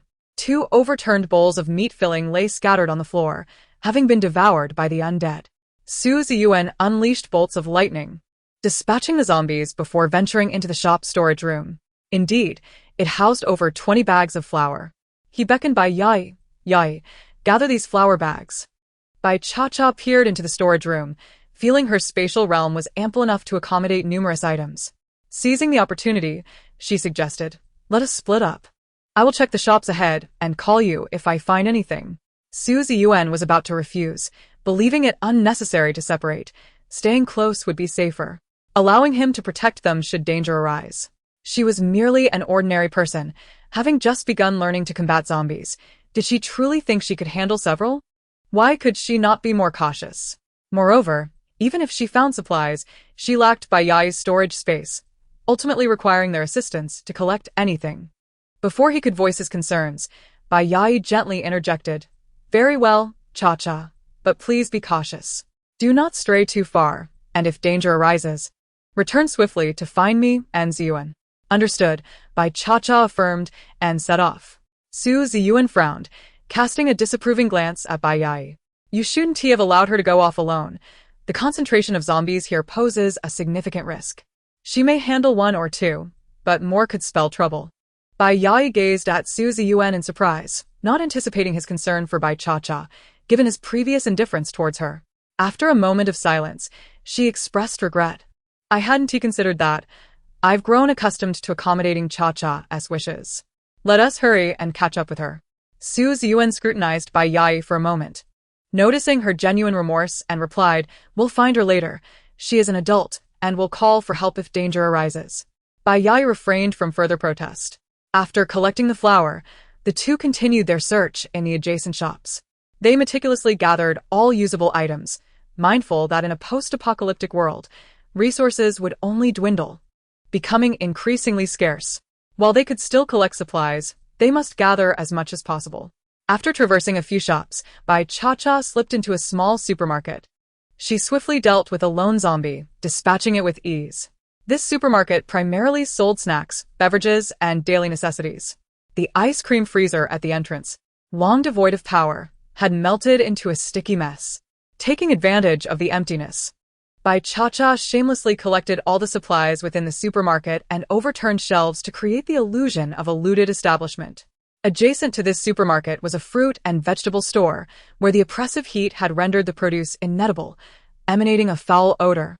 And swarming with flies, zombies tended to avoid such places. Next door was a slightly larger fresh produce market, offering rice, oil, sauces, and vinegar. Bai Cha-Cha collected all the noodles and flour, ensuring not to overlook oil, rice, and various condiments. Instant noodles, snacks, and bottled water were all added to her inventory, alongside essential supplies like toilet paper and sanitary pads.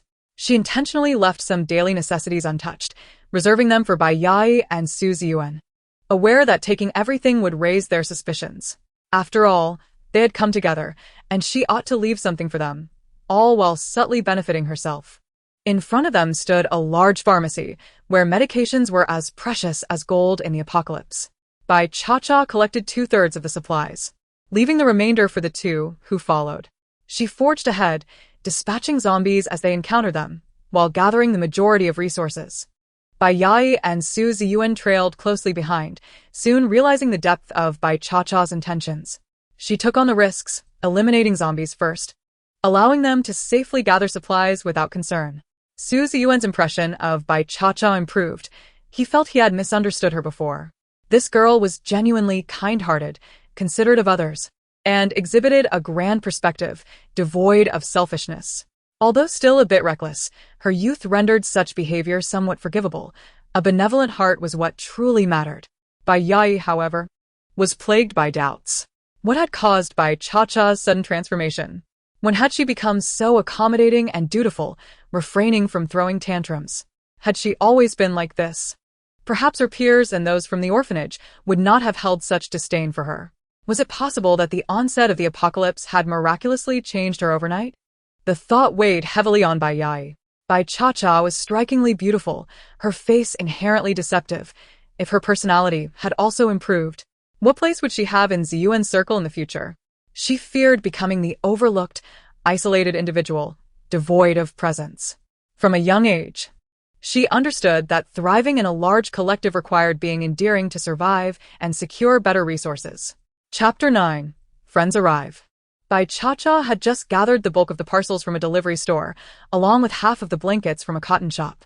Suddenly, she noticed 2 green dots and several black ones on her energy minimap, rapidly converging toward their direction.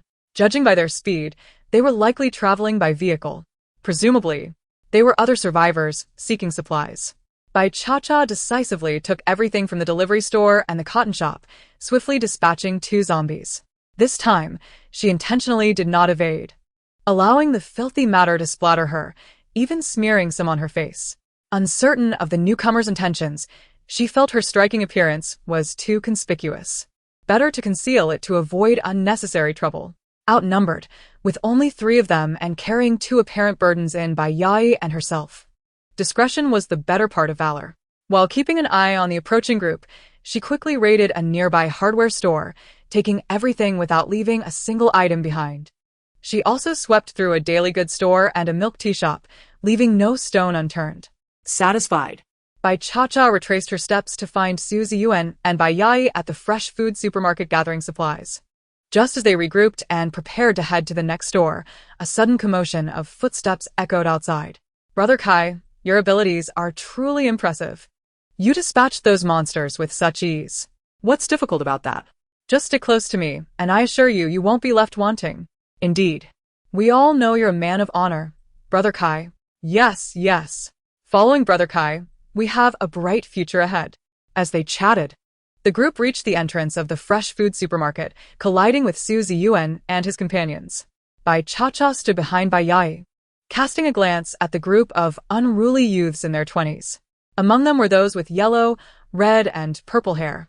And leading the pack was a man with green hair, casually chewing gum with his hands in his pockets, adorned with tattoos on his arms. He exuded an unmistakable air of trouble. This green-haired individual was likely the Brother Kai they spoke of. Peering past the group, she noticed 2 zombies lying on the ground, their heads charred beyond recognition. Clearly, they had encountered a fire-type ability user, whose flames were quite formidable. The yellow-haired sycophant beside Brother Kai spotted the trio and whistled, remarking, "Hey, Brother Kai, looks like someone got here first." The green-haired fire wielder remained silent, surveying Su Ziyuan with a discerning gaze, sensing he was no ordinary adversary. Someone from the back provocatively declared, "This is Brother Kai's territory. You'd best drop your goods if you know what's good for you." Evaluating the odds and recognizing the numerical superiority of the opposition, Su Ziyuan contemplated his response. Bai Cha-Cha cautiously interjected, "Su Go, we just arrived. This supermarket is empty, as if it has been thoroughly looted. Let's south find another place for supplies." Su Ziyuan nodded in agreement. "All right, let us move on." He led Bai Yai and Bai Cha-Cha past the group of ruffians. The yellow-haired sycophant attempted to halt them for questioning, but was restrained by Brother Kai. "Forget it. They don't seem to have much on them anyway. Better not stir up trouble. Let us go find supplies." Upon hearing Brother Kai's command, the group dispersed into pairs, scouring the shops one by one. After Su Ziyuan and his companions departed, they returned to their vehicle. Although the town was small, it was home to a nearby bottled water factory where they planned to gather some essential water supplies. As they drove toward the water factory, 2 men and a woman approached their temporary residence. Clad in pristine, branded attire, they appeared unaffected by the surrounding chaos. A girl in a pink tracksuit jubilantly leapt from the passenger seat, rushing to knock on the door. The 2 men followed closely behind. "You and Go, are you there?" The girl called softly while knocking. After a moment of silence, she turned to the men, a hint of disappointment in her voice. "We haven't made a mistake, have we?" "Wen Ko, are you sure this is the right place?" Chun Wen glanced at the door plate and nodded, assuring her it was indeed the location Su Ziyuan had indicated. "So, why is no one answering?" Liao Xiuyu shrugged. "Perhaps they've gone out. Let us wait for Ziyuan Ge to return." The girl, Wu Qingqing, felt somewhat disheartened. She had anticipated seeing Su Ziyuan immediately upon arrival. Alas, with the network down shortly after his last message, they could only wait patiently for his return. Unbeknownst to Su Ziyuan, his friends had already arrived.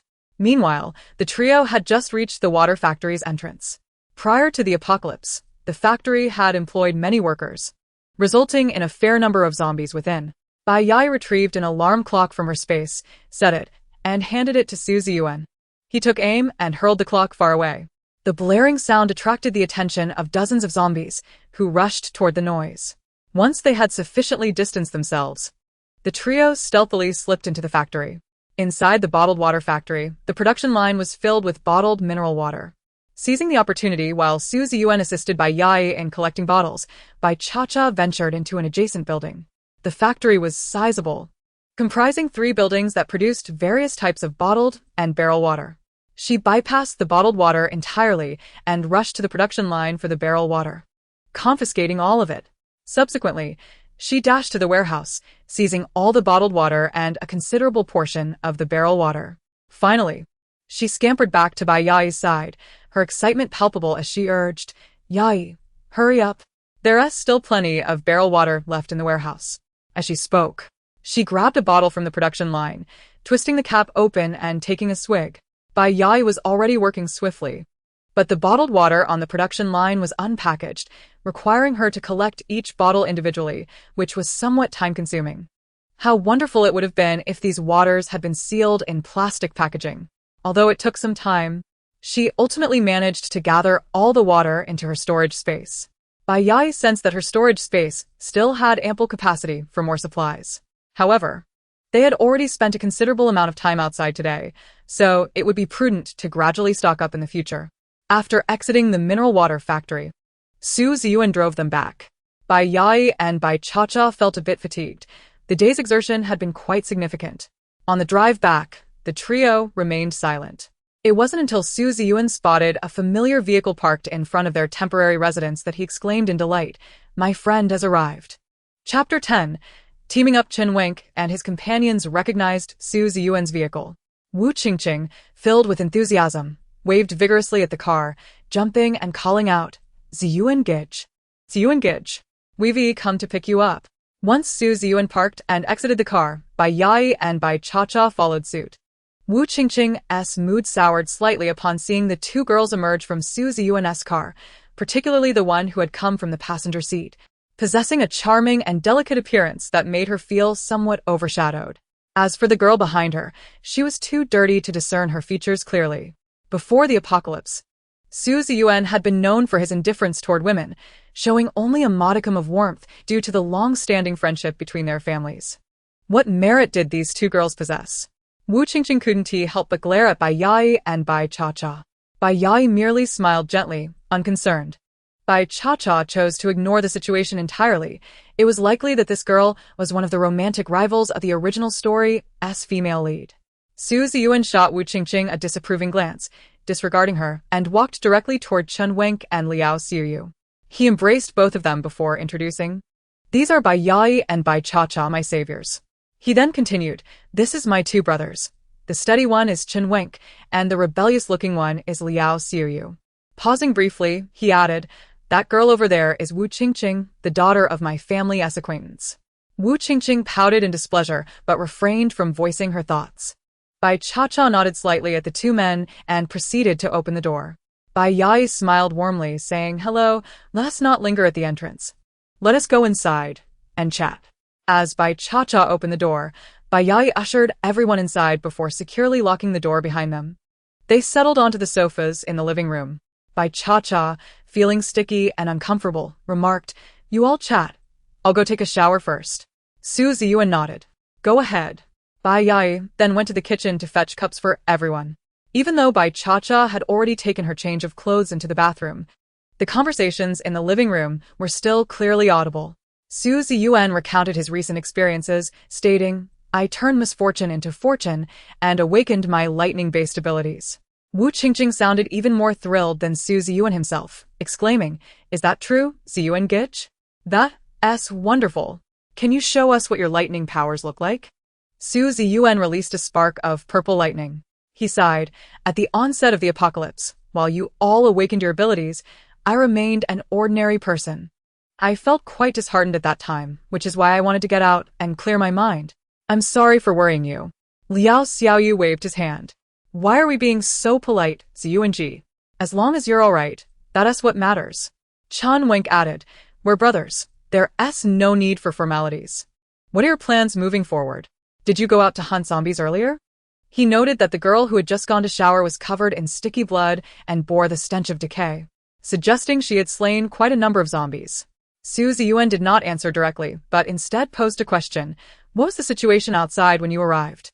After the internet went down, and with their remote location, they had been unable to gather any outside information. Chen Wenk replied candidly, "Social order has collapsed, and the origins of the zombie virus remain a mystery. Various governments have hastily established survivor bases of varying sizes to rescue survivors, but unfortunately, the results have been minimal." Some opportunists have taken advantage of the chaos to establish their own factions, as the absence of legal constraints has highlighted humanity's greed and malice. Additionally, people have awakened unique abilities through mutation, allowing various abilities users to leverage their advantages to rally survivors to their cause and form their own powers. After Chun Wenk finished, Liao Xiaoyu chimed in, with heroes emerging in chaotic times, this world is in complete disarray. The elders in our families have gone to the official base in City A seeking refuge. Su Ziyuan nodded in agreement. It was precisely as he had anticipated. After a moment of contemplation, he suggested, we could form an abilities team to head to the base in City A. I have invited Bai Yai and Bai Cha-Cha to join our group, as they also wish to go to the City A base. We can support each other along the way. Chun Wenk and Liao Xiaoyu had no objections, but Wu Qingqing inquired, what can they do? They can't possibly be useless. Right? As they would soon be teammates, there was no need for secrecy. Understanding one another would facilitate better cooperation. Su Ziyuan responded. Yai possesses dual abilities in space and healing. We just went out to collect supplies, all of which are stored in Yai's space. When I was injured by a zombie, it was Yai who healed me. Although Cha-Cha lacks abilities, she has self-defense skills and 1T be a liability. Chun Wenk and the others were somewhat taken aback, not expecting Bai Yai to possess dual abilities, especially such rare ones. It was no wonder Su Ziyuan had invited them to join. Given Bai Yai's abilities, accepting Bai Cha-Cha as an ordinary person was completely reasonable. Wu Qingqing felt a pang of jealousy, but understood that she had no say in the matter. After some casual conversation, Bai Cha-Cha finished showering and changed into fresh clothes.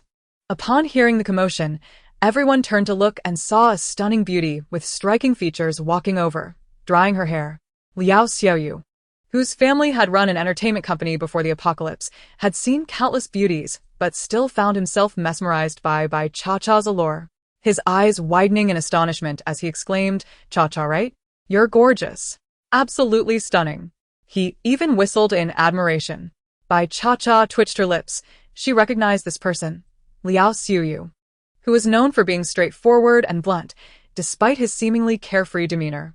In reality, he was the most naive member of the team. Su Ziyuan cast a fleeting glance at Liao Xiaoyu, who immediately straightened up in his seat. Wu Qingqing felt a sudden tightening in her chest, her sense of impending crisis intensifying. Bai Cha-Cha, unfazed by the thoughts of others, strode directly to Bai Yai's side and inquired, I'm feeling hungry. What shall we have for dinner? It was only then that Bai Yai realized, after such lengthy conversation, it was indeed time for dinner. Today marks our first day of teaming up. Let us indulge in hot pot together. Sounds good. Bai Cha-Cha had no objections. She was not picky and would eat anything. The others also voiced their agreement. Bai Yai then said to Bai Cha-Cha, I'll place the ingredients in the kitchen. Cha-Cha, could you wash the vegetables while I quickly shower and change?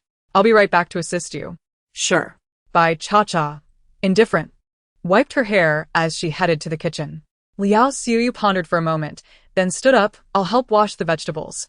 Su Ziyuan rose and firmly pressed him back down onto the sofa, asserting, we'll take turns cooking in groups of 3. You can do it tomorrow. Chun Wenk chimed in, exactly. With a dejected expression, Liao Xiaoyu reclined against the sofa's back, lapsing into silence. He merely wished to bond with the new teammates, but it seemed they regarded him as some sort of intruder. In Chapter 11, titled Black Rain, the group gathered for their first meal, and the atmosphere was relatively harmonious. Bai Yai prepared a spicy oil broth, and their tastes were in sync, all favoring bold flavors. Liao Xiaoyu dunked a pair of chopsticks into the beef tripe, eating so heartily that sweat poured down his face. After the apocalypse, he had subsisted on instant noodles and self-heating vegetarian meals. It had been ages since he had enjoyed food so liberally. Having a spatial ability within the team was indeed beneficial. They could now collect supplies without restraint. As he spoke, the spiciness compelled him to quickly down nearly a full glass of water. Wu Qingqing leisurely retrieved a squid ball from the bubbling spicy broth, pondering aloud. With how spicy this is, I hope I 1T break out tomorrow. Liao Xiaoyu dismissed her concern. Have you forgotten that you possess water abilities? Among us, anyone could break out, but it's certainly 1TBU. There's just too little green vegetable. Eating too much meat will make you gain weight. You're such a fuss. It's already a privilege for you to have any vegetables at all, and now you complain about the quantity? You'll have even less in the future. You. Wu Qingqing was infuriated, stabbing at the squid balls in her bowl until they were riddled with holes. Enough. Both of you. Su Ziyuan interjected. After exchanging glances, filled with animosity, they fell silent. Chen Wenk briefly surveyed Bai Yai and Bai Cha-Cha, who were focused on their meals and appeared somewhat shy. Ziyuan, let us tidy up tomorrow and set off early. Su Ziyuan nodded. All right. After a moment of silence, Bai Yai suddenly spoke. This house has 4 rooms. Initially, there was a room for me, Ziyuan and Cha-Cha each, but now. Before she could finish, Chen Wenk interjected, Xiu Yu and I will share the remaining room. Can Qingqing stay with you for one night? He believed there was no need for the original 3 occupants to move their places again. Among Bai Yai and Bai Cha-Cha, Bai Yai appeared more accommodating. So, he thought if she agreed, it would be fine for Wu Qingqing to stay with her. If that didn't work out, he and Liao Xiaoyu could just manage for a night on the sofa in the living room. It was wiser to first look after the girls in the team. Bai Yai smiled gently and nodded. That is fine with me. Wu Qingqing had more to say, but, upon receiving a glance from Chen Wenk, held her tongue. Though her expression grew increasingly sullen, Bai Cha-Cha remained quietly engrossed in her meal, yet she was acutely aware of every movement around her. Initially, she thought she would be sharing a room with Bai Yai that night. Unexpectedly, she found she could occupy a room alone. And she couldn't help but feel a secret joy within. Even when she accidentally sprayed herself with juice while biting into a meatball, leaving a grease stain on her new clothes, she remained unfazed. She truly desired solitude tonight, wanting to delve deeply into her newfound abilities. Since her discovery earlier that day, she had yet to explore them fully. Lost in her thoughts, a sudden cacophony of thunderous sounds erupted from outside the window. Everyone turned to gaze out. But the night was pitch black, obscuring any view. It had been over a week since the apocalypse had begun, and the power had long been cut. They sat together for dinner illuminated by candles that Bai Yai had retrieved from her spatial ability. It was quite extravagant to light 4 candles, each placed at the corners of the dining table. Although the illumination was dim compared to electric light, the enhanced vision of the ability users rendered the area around the table completely visible. Why is it suddenly pouring so heavily without any warning? Liao Xiaoyu murmured. Bai Cha-Cha contemplated. In this post-apocalyptic world, even the weather has turned bizarre. This does not seem like a normal downpour. Deep down, she understood that this was not an ordinary rain. It was black rain, the droplets as dark as ink. Not only abnormal in color but also more viscous and corrosive than regular water. However, it was still too dark outside for anyone to notice. This black rain would persist for 3 days and nights, and by morning, everyone would be aware of it. The rain would seep into the ground, contaminating the underground water supply. Drinking tainted water would have mild effects in small amounts but could lead to illness or even mutation into zombies in larger quantities. Survivors had only 2 options for clean water: either rely on water ability users or seek refuge in the base, where researchers would develop purification devices to filter the contaminated water. Only water that underwent special purification processes would be safe to consume. Flora and fauna would mutate into more formidable and ferocious forms, and zombies would evolve further, potentially developing crystal cores. The dangers of this world would only escalate. Even ability users struggled to survive, let alone ordinary people who had yet to awaken. Life would become increasingly unbearable. Sighing, Bai Cha-Cha's brow furrowed tighter as her thoughts deepened. It's so difficult to stay alive. All eyes shifted from the window to her. Bai Cha-Cha awkwardly forced a smile. Don't look at me. Everyone, please eat. After dinner, Bai Cha-Cha disregarded the others and returned to her room early. Once she locked the door behind her, she sprawled onto her bed. First, she released her mental energy to ensure the surroundings were safe. Due to the black rain, not only ordinary people and ability users but even the monsters that had turned into zombies seemed to have vanished. The next 3 days passed in relative peace. Sensing that the others had also retreated to their rooms for the night, Bai Cha-Cha felt reassured and began to explore her spatial ability. She recalled that moment when everything had gone dark.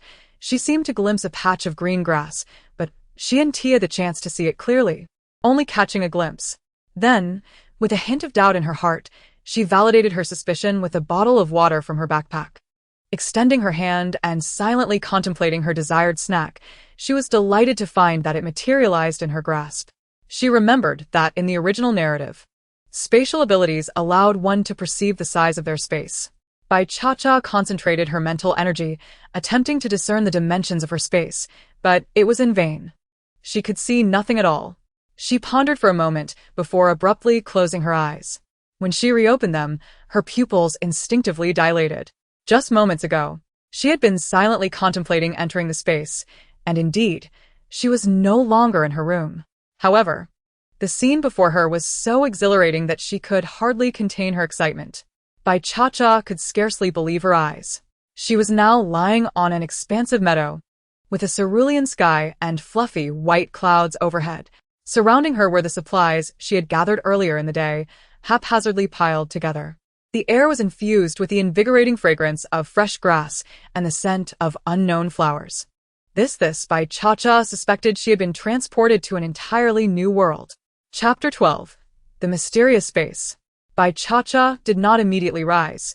Instead, she remained lying on the ground with her eyes closed, silently wishing to venture outside. Upon opening her eyes again, she found herself back in her bed. She entered the space once more. Now, she was utterly convinced that this space, which bore little resemblance to a conventional one, was indeed her own. Furthermore, she had the ability to enter this space. Bai Cha turned over and sat up, finally rising to meticulously survey this brand new realm. After glancing around, she experienced a fresh wave of feelings. This place resembled the small mystical realms depicted in cultivation novels. To say it was an entirely new world would be somewhat inaccurate. Strictly speaking, it was a vast valley, encircled by towering mountains, their peaks shrouded in mist. In the distance, a waterfall cascaded down 3,000 feet, its waters converging into a river that meandered below. Straining to listen, she sensed the presence of wild beasts lurking within the mountains. As flocks of startled birds occasionally took flight, circling in the sky, Bai Cha discovered that her vision, hearing, olfactory senses, and even her mental acuity were greatly heightened within this space. She could see and hear from remarkable distances. An instinct told her that every blade of grass and every tree within this realm was under her command. In an astonishing moment, she extended her hand, and a distant bird was suddenly captured within her grasp.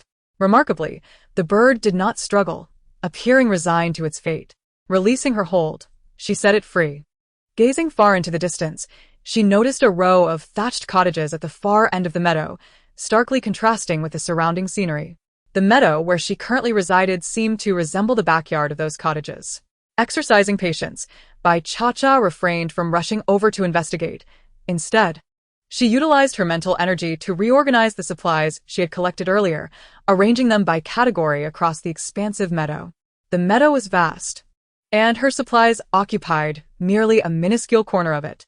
As she effortlessly sorted and categorized, she contemplated the necessity of acquiring additional shelves for storing her supplies more conveniently. Once she had finished organizing, she hurried towards the thatched cottages. Upon reaching the front, she found the cottages lined up neatly in a row, devoid of doors.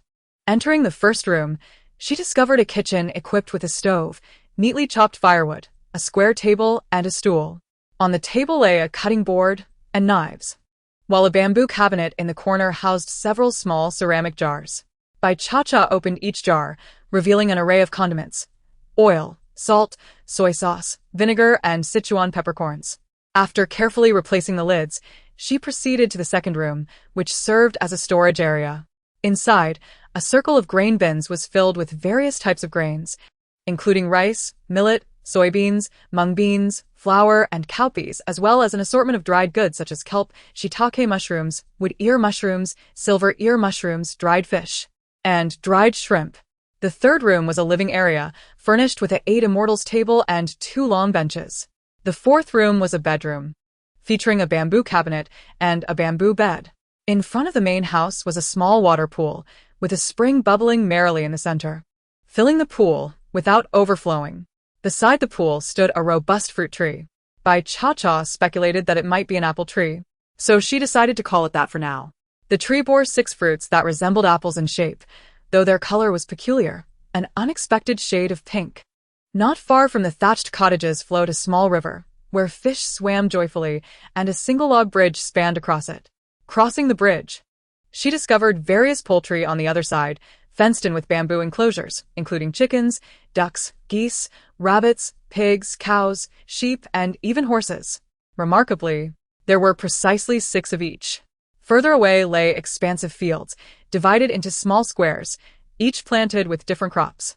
Some of these crops were even those that would not typically mature in the same season. The sheer variety left her in awe. Goodness. A cursory glance revealed an abundance of fresh vegetables, her favorites and those she did not favor, both familiar and unfamiliar. Yet, the quantity of each was limited. Each small square measured about 1 square meter. For instance, she counted that only 9 cabbages could grow in 1 square meter. Those 9 cabbages would last her several days. But what would she do afterward? She noticed no seeds for vegetables anywhere. Did she need to collect vegetable seeds herself for planting? Though the space was vast, it was evident that every plot of land was meticulously planned, with no waste whatsoever. Every square meter was utilized to its fullest potential, leaving not a single superfluous piece of land untilled. Adjacent to the fields was an orchard, featuring pear trees, peach trees, apple trees, grapes, bananas, orange trees, strawberries, cherries, dragon fruit, durian, watermelon, and cantaloupe. Bai Cha-Cha gazed at the scene, bemused. The fruits of temperate and tropical zones, from the north and south, were all arranged together, regardless of season or location. It appeared utterly bizarre. After gaining a general understanding of the space, Bai Cha-Cha found herself deep in thought. What could this beautifully painted space possibly signify? While it provided her with resources, those resources were limited, either fixed at 6 of each or confined to 1 square meter. It was completely inscrutable. However, Bai Cha-Cha was not anxious. With the space in her possession, she could take her time to explore and discover its secrets. With that thought, Bai Cha-Cha focused her mind and returned to her room. One world was ravaged by a zombie apocalypse, while the other resembled a paradise, untouched by human degradation. The stark contrast left her momentarily stunned. One world had been obliterated, while the other retained its purest and most pristine form. Her space could accommodate living beings. She wondered if anyone other than herself could enter it. Unfortunately, she had no trustworthy companions to conduct such an experiment. This space was simply too extraordinary, and she dared not let anyone else know. It was sufficient to masquerade it as an ordinary storage space. Bai Cha-Cha lay in bed, tossing and turning. Alas, she found herself unable to sleep. The impact of the space had been overwhelming, and her excitement rendered her insomniac. Her resolve felt rather feeble. When would she learn to remain unperturbed amidst the vicissitudes of life? If humanity could possess extraordinary abilities, then what else could possibly occur? What was there to be surprised about? As Bai Cha-Cha contemplated this, her mood gradually settled into tranquility.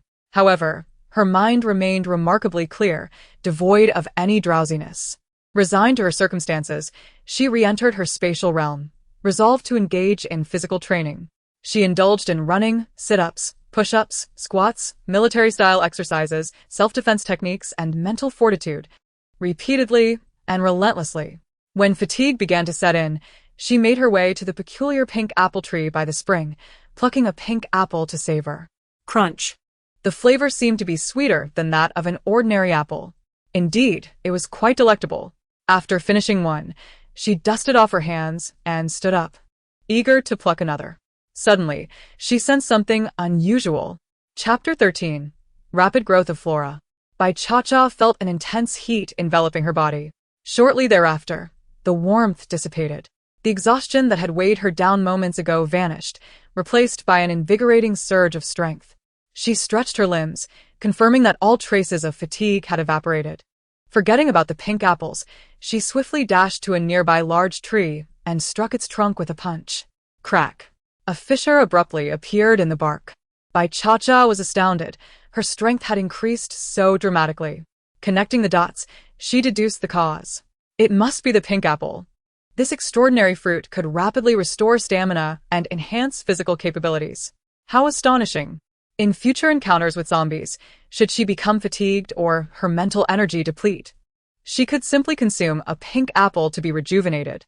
Regrettably, there were only 6 apples, and having consumed one, 5 remained. After exerting herself for so long, she felt somewhat weary and decided to exit the spatial realm for some much-needed rest. Out of the corner of her eye, She glanced at the small alarm clock on her bedside table. It was already 3 in the morning. Just as she was preparing to sleep, Bai Cha-Cha suddenly opened her eyes wide.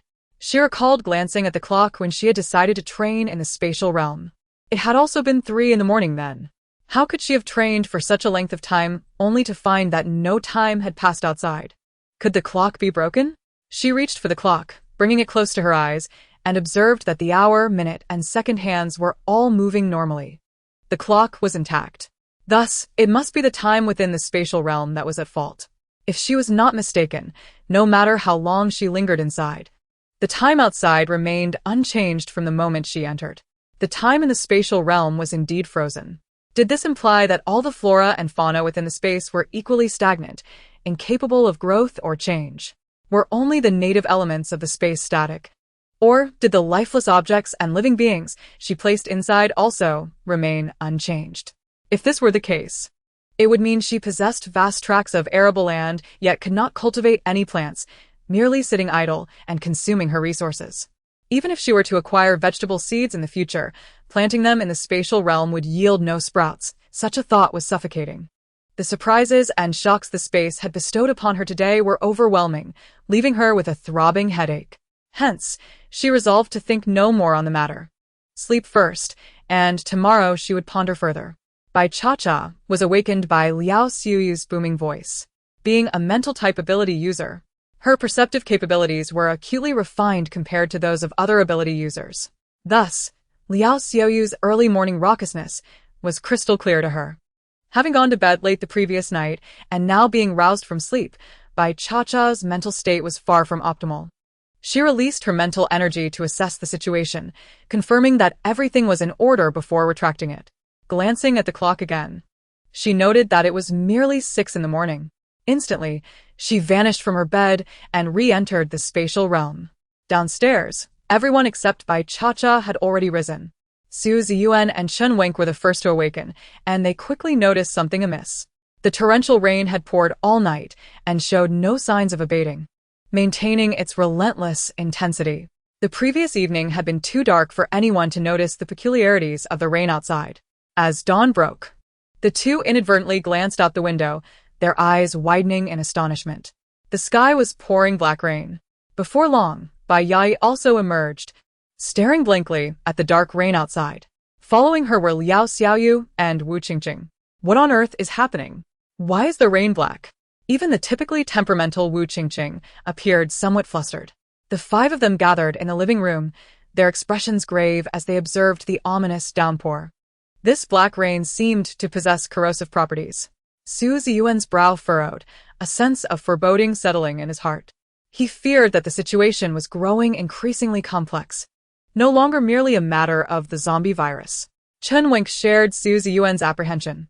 I don't know if it's just my imagination. Bai Yai hesitated, her words faltering. Wu Qingqing, being rather impatient, urged, What are you waiting for? Just say it. All eyes turned to Bai Yai, who, undeterred by Wu Qingqing's impatience, finally spoke. I can't shake the feeling that the plants outside are growing at an accelerated rate. Liao Xiaoyu, a soil-type ability user, had not sensed any changes in the plants, but did detect subtle variations in the soil. He nodded in agreement. There was indeed a difference in the soil, though he could not confirm if it was due to the plant's growth. Wu Qingqing, despite her haughty demeanor, was not entirely oblivious. If the plants are indeed growing faster, what about the other animals? The zombies? Could they also be mutating or evolving? That's a possibility. If so, our situation would become even more dire. The living room fell into a heavy silence. Su Ziyuan remarked, We had planned to set off today, but it seems our journey must be postponed. For now. Let us all stay here until the black rain ceases. Bai Yai added, I have plenty of food and water in my spatial realm to sustain us. Chen Wenk nodded in agreement. We also brought a substantial supply of food and water in the vehicle, though it's inconvenient to retrieve it now. This black rain appears unusual, so we should all refrain from going outside to avoid getting drenched. Hopefully it will end soon. Securing food will only become more challenging, and we must gather more supplies and water. Fortunately, Qingqing possessed water abilities, which would prove invaluable in a crisis. The group deliberated on their plans for after the rain ceased when Liao Xiuyu suddenly inquired, Hey, Where's Cha-Cha? It was only then that they realized Bai Cha-Cha was missing. Bai Yai pursed her lips. She's likely still asleep. Let her rest a bit longer. I'll wake her once breakfast is ready. Wu Qingqing muttered under her breath. Is she a pig? How can she sleep so much? After having fought numerous zombies the previous day, it was understandable that she was fatigued. After all, she was an ordinary person without any abilities. Bai Yai had not anticipated Su Ziyuan would defend Cha-Cha, so she refrained from saying anything further. Liao Xiaoyu had merely asked out of curiosity.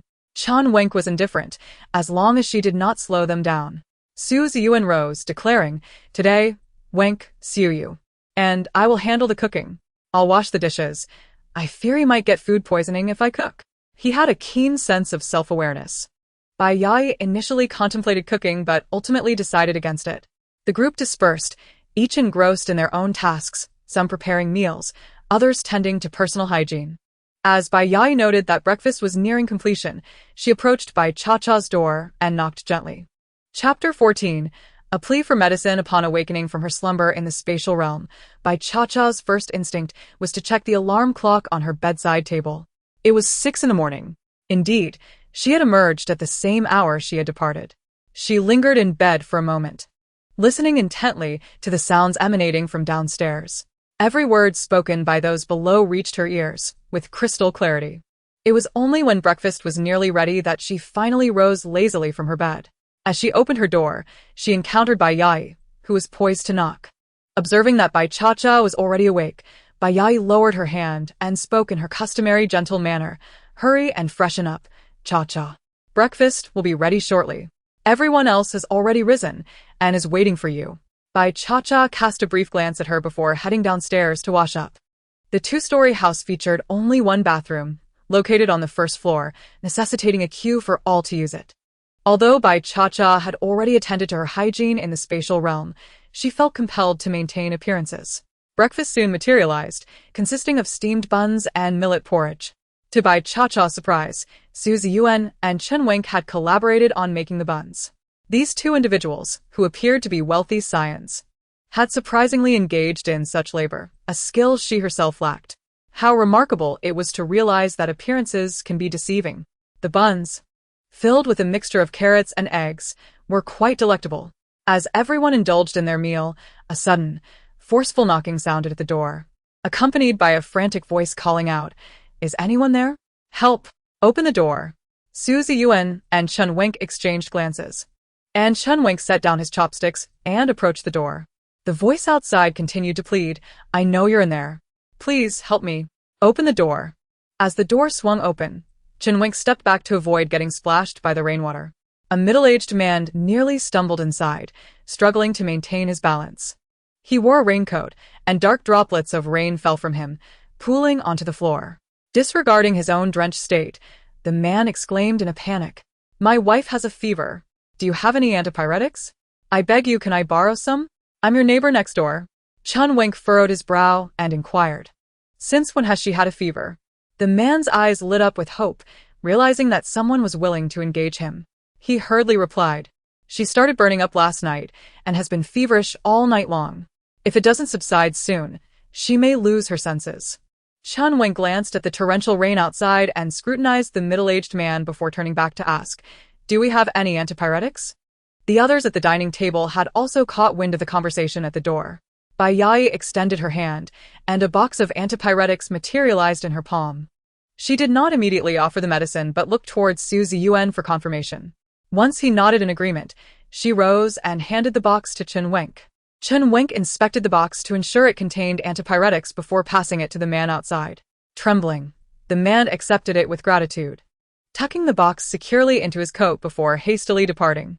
After watching him leave, Chen Wenk closed the door and returned to the dining table. Pondering the peculiarity of the situation, his wife had been feverish since the previous night, which raised suspicions in his mind. Bai Cha-Cha cast a glance at Chen Wenk, surprised by his perceptiveness. With no further tasks at hand and unable to venture outside, Bai Yai proposed that everyone join her in making dumplings. This would allow them to stockpile some for future travels, making meal preparation more convenient. She took the last bit of pork from the spatial realm and minced it into filling, dividing it evenly into 2 portions, one mixed with cabbage and the other with mushrooms. Suzy Yuan prepared the dough, while Bai Cha-Cha rolled out the wrappers. The others were tasked with pinching the dumplings. Bai Cha-Cha's efficiency in rolling the wrappers was remarkable, and it took 5 of them working together to keep pace with her speed. The dumplings, crafted in various shapes, were well sealed, preventing any filling from escaping. Once completed, Bai Yai stored the dumplings in the spatial realm. Bai Cha-Cha mused that she too would like to prepare some dumplings for storage. With an excess of dough remaining, she rolled it out to make noodles, intending to prepare a vegetarian sauce for a noodle dish at noon. After completing the hand-pulled noodles, she found herself without further tasks and planned to head upstairs. Suddenly, a piercing scream shattered the rain-soaked night. The group rushed to the window, recognizing the voice of the man who had earlier sought medicine. He was now fleeing in terror, pursued by a horrifying middle-aged female zombie. Wife. "It's me. Wake up." Why has this happened to you? The zombie, seemingly not entirely devoid of human consciousness, hesitated mid-run, her mouth moving as if attempting to communicate. Yet, she quickly resumed her pursuit, lunging at the man. Overcome with grief and exhaustion, the man soon lacked the strength to continue running. He let out a mournful cry and abruptly turned to embrace the grotesque figure of his wife. "I don't want to live anymore either. You can devour me." The female zombie's hands were restrained, yet her mouth remained free, drool spilling forth as she detected the scent of flesh. With hollow, pale eyes, she bit into the man's shoulder, tearing away a chunk of meat and chewing it voraciously. The man screamed in agony as crimson blood flowed down, mingling with the dark rain and pooling at his feet. Yet, despite the excruciating pain, he refused to relinquish his hold. The female zombie continued to feast, tearing into him amidst the downpour. The man's face contorted in deepening suffering as his vision began to fade and his complexion turned ashen. As his hands tightened around the zombie, dark purple nails emerged. In a swift motion, he too bit down on the zombie in his grasp. The unfolding scene was so rapid and shocking that Suzy Yuan and the others stood in stunned silence, while Wu Qingqing ran to the restroom to vomit. Bai Yai and Bai Cha-Cha, however, had grown accustomed to such horrors. Just moments ago, a living man had transformed into a zombie before their very eyes. Yet, Bai Cha-Cha paused on the stairs and declared, "We must eliminate them quickly. If we delay, they will evolve into more formidable zombies." With that, she ascended the stairs. Suzy Yuan snapped back to reality and signaled for Liao Xiuyu to open the door, launching 2 thunderbolts at the zombies from a safe distance. Originally, the 2 zombies that could have easily been struck down by 2 lightning spheres suddenly halted their vicious biting at one another. Not only did they remain unscathed, but they also lunged towards Suzy Yuan with remarkable speed. Suzy Yuan was taken aback. Indeed, the zombies had evolved, growing stronger than they were before the black rain.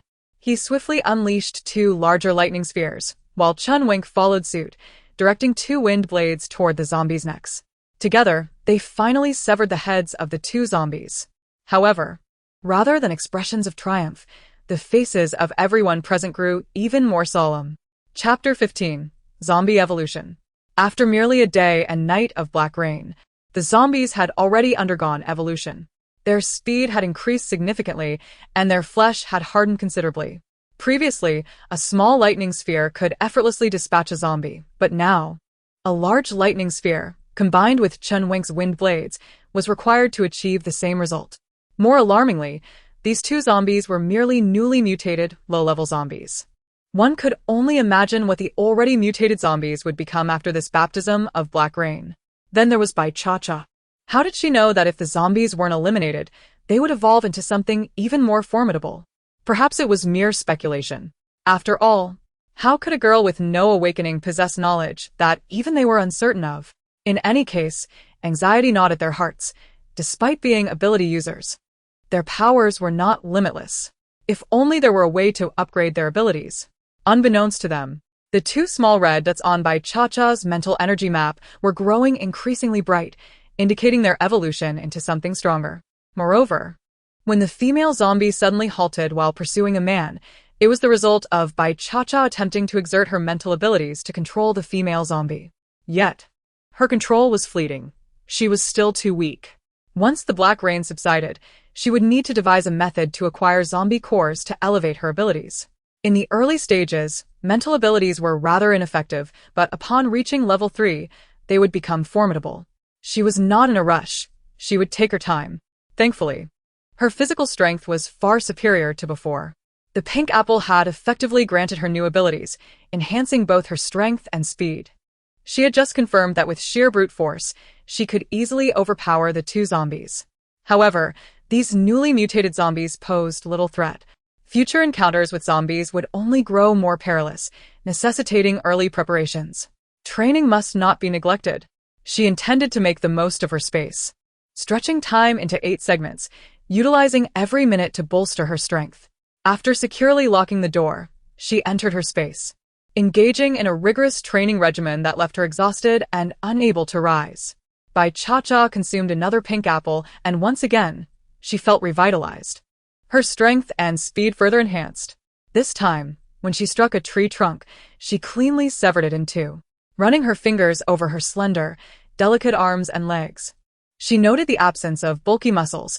They remained soft yet defined and toned, clearly distinguishing her from true strength-oriented ability users, who were typically muscular and imposing. Her true ability lay in her mental prowess, which required cores for enhancement. For speed and strength, she relied solely on the pink apples. With only 4 remaining, she hesitated to consume them. After completing her training and resting for a while, she emerged from her space. Downstairs, the 5 others were still seated on the sofa, lost in thought. Glancing at the clock, she realized it wasn't yet lunchtime, but her hunger was undeniable. Perhaps it was due to her high energy expenditure that she felt ravenous, yet she was too embarrassed to mention it to the others. Reluctantly, she returned to her room and entered her space again. Looking at the limited, lively chickens, she steeled herself and dispatched one. She needed to ration her food. Having consumed 1 today left her with 5, and she wondered when she would next have chicken.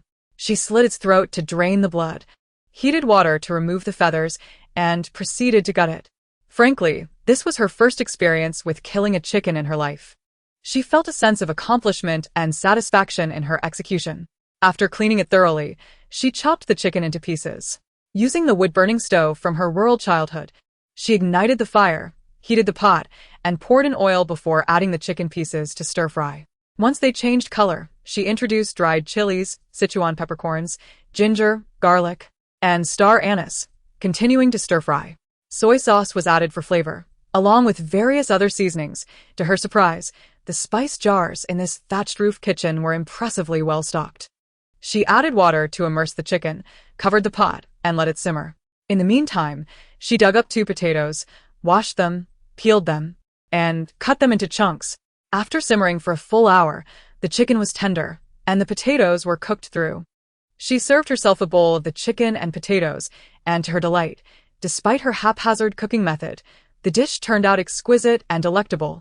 The flavor of food prepared over a wood fire was simply irresistible. As she savored the chicken, Bai Cha-Cha began contemplating when she might make a hearty stew with the iron pot. It would surely be delicious. There was far too much food to finish in one sitting. She stored the leftovers in a ceramic jar for later, not worrying about them cooling down. Bai Cha-Cha had made a new discovery. After initially serving herself a small bowl to eat beneath the pink apple tree, she found that the space was indeed static. The food remained just as hot when she consumed it as it was when it came off the stove. She hesitated to take the bowl outside to cool, fearing that the aroma might attract the attention of the others. Enduring the heat, she took small bites, tearing the chicken and potatoes into tiny morsels. When she returned to the pot for a second serving, she was surprised to find the chicken and potatoes had cooled. She suspected that the thatched roof hut was the only place within the entire space where time did not stand still. Thus, she began eating from the bowl in the kitchen. And indeed, the food continued to cool as she ate. Therefore, if she placed the food outside the hut, it would retain its temperature and freshness. She was also concerned that the flow of time while cooking in the hut might differ from the outside world. To test this, she deliberately remained in the hut to conduct an experiment. She discovered that time remained consistent. Whatever moment she entered would be the same when she exited.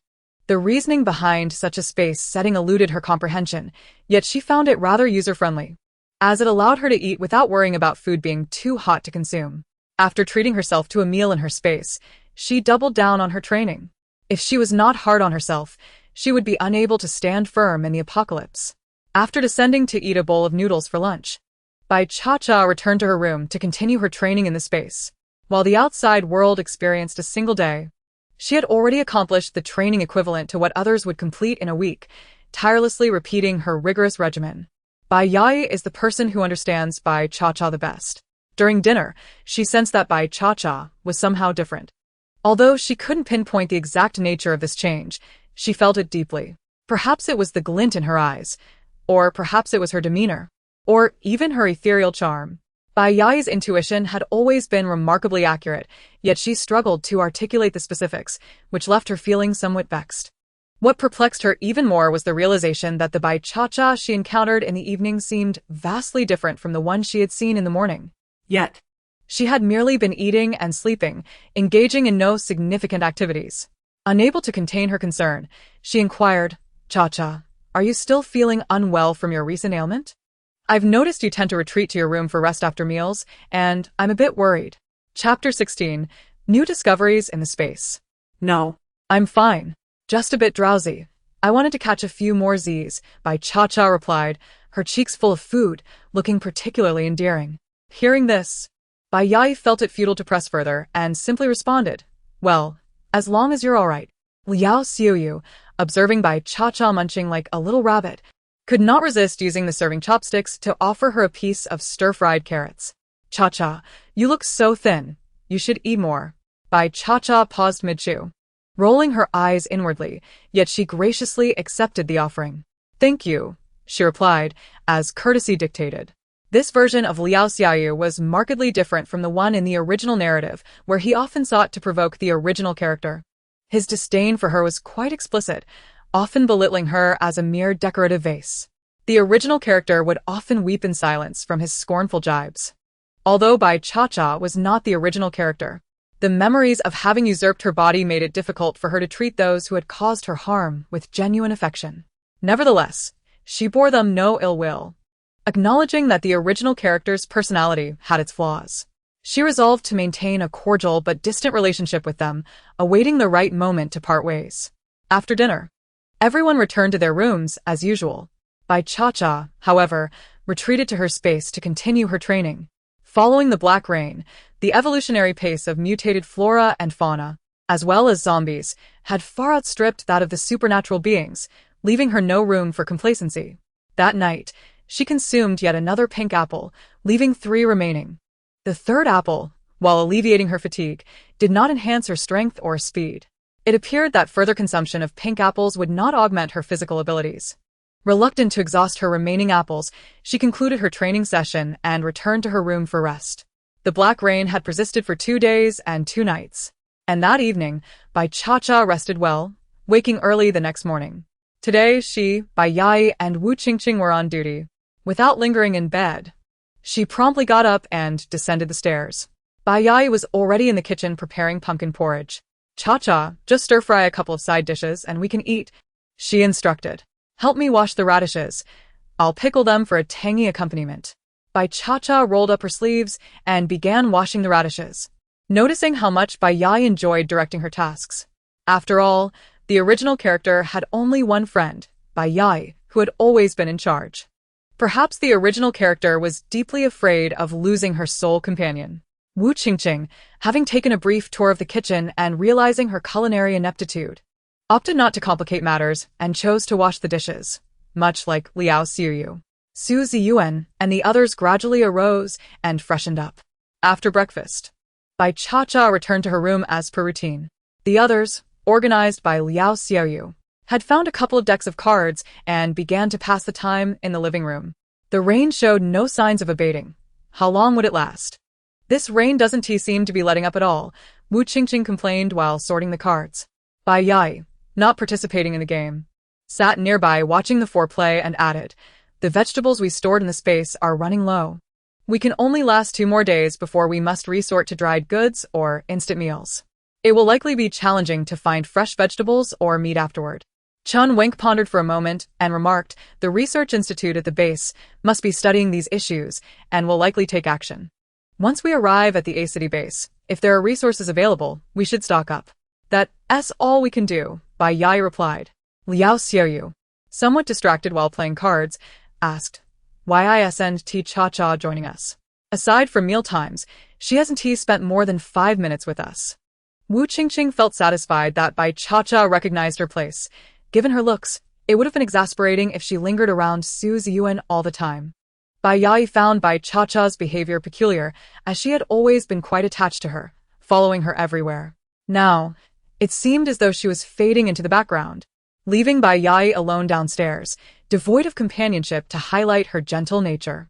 Though she felt a sense of dissatisfaction, she gently explained, "I'll talk to her later." She's probably still adjusting. After all, she has always been quite introverted and reclusive. I'm the only one whose words she seems to heed. Despite her assurances, Bai Yai felt a nagging uncertainty, sensing that Bai Cha-Cha had slipped from her grasp and was no longer as compliant as before. As these thoughts occupied her mind, she found herself less inclined to stay and watch the card game, her gaze frequently drifting upstairs. Wu Qingqing noticed that Su Ziyuan's eyes also strayed upstairs, which irked her. Why are they still so concerned about her when she isn't even here? She thought. What is it about this woman that captivates them? This, perhaps, was the psychology of desperation. The more indifferent one was, the more one yearned for their attention. In contrast, someone as lively and charming as herself seemed to annoy them. In truth, Wu Qingqing was overthinking. Su Ziyuan merely followed Bai Yai's gaze upstairs, assuming she was worried about Bai Cha-Cha. Bai Cha-Cha, however, was oblivious to the thoughts of those downstairs, as she was utterly enthralled by the changes within her space. Upon entering, she discovered that the fruit tree, which had previously borne only 3 pink apples, had miraculously produced 6 once more. Circling the tree, she then checked the chicken coop. Although she had consumed 1 chicken yesterday, there should have been 5 remaining. To her surprise, there were now 6. She then inspected the spot where she had dug 2 potatoes the day before, and indeed, it had returned to its original state. Doubting her eyes, she further examined the spices and firewood in the kitchen of the thatched cottage. Even though she had only prepared 1 dish yesterday, the firewood had been significantly depleted after simmering the potato and chicken stew for a full hour. Yet now, not only were the spices replenished, but even the firewood had returned to its initial quantity, as if she had never used it at all. She was utterly astonished and hurried outside to check the ceramic jar where she had stored the leftover potato stew. The ceramic jar remained in its original place, the potato stew still exuding warmth, a testament to her labor from the day prior, unchanged and steadfast. Oh my! Bai Cha-Cha sat beneath the pink apple tree, her gaze fixated on the 6 pink apples, lost in reverie. It felt as if she were ensnared in a dream. Had it not been for the lingering potato stew, a proof of her utilization of the resources within this extraordinary space, she might have doubted the reality of her experiences. If these occurrences were not mere figments of dreams, then one possibility emerged. This wondrous realm was indeed capable of resetting. If that were the case, she could finally comprehend why the quantity of items within this space was exceedingly limited. Chapter 17. Daily Obligations. The array of food items within her space was impressively diverse, yet the quantity of each was decidedly finite. Moreover, the space itself was entirely static, resembling a picturesque landscape painting. The flora remained exactly as it was, devoid of any growth. Thus, she had harbored concerns about the depletion of her resources. Even if she were to discover vegetable seeds, she would find herself unable to cultivate them within the confines of this space, as the seeds would not germinate. Yet now, her worries had dissipated entirely. Her space reset at midnight each day, a revelation she had uncovered after numerous excursions back and forth between the interior and exterior. On the 3rd night and 3rd day of the relentless dark reign, aside from venturing out to dine, Bai Cha-Cha had sequestered herself in her room, diligently studying the intricacies of her space. Ultimately, she grasped the concept. The supplies she had stored would not reset, but would diminish with use. However, the original items present in the space would revert each day at midnight. For instance, if 6 chickens were reset daily and she consumed 1, tomorrow there would still be 6. Even if she were to devour all 6 in a single day, the following day would still bring her 6 chickens anew. Certainly, she could not consume 6 chickens in 1 day. What was to be done? Bai Cha-Cha discovered a significant loophole within the space. If she slaughtered all 6 chickens daily and stored them, it would be akin to having consumed them, and they would not vanish the next day.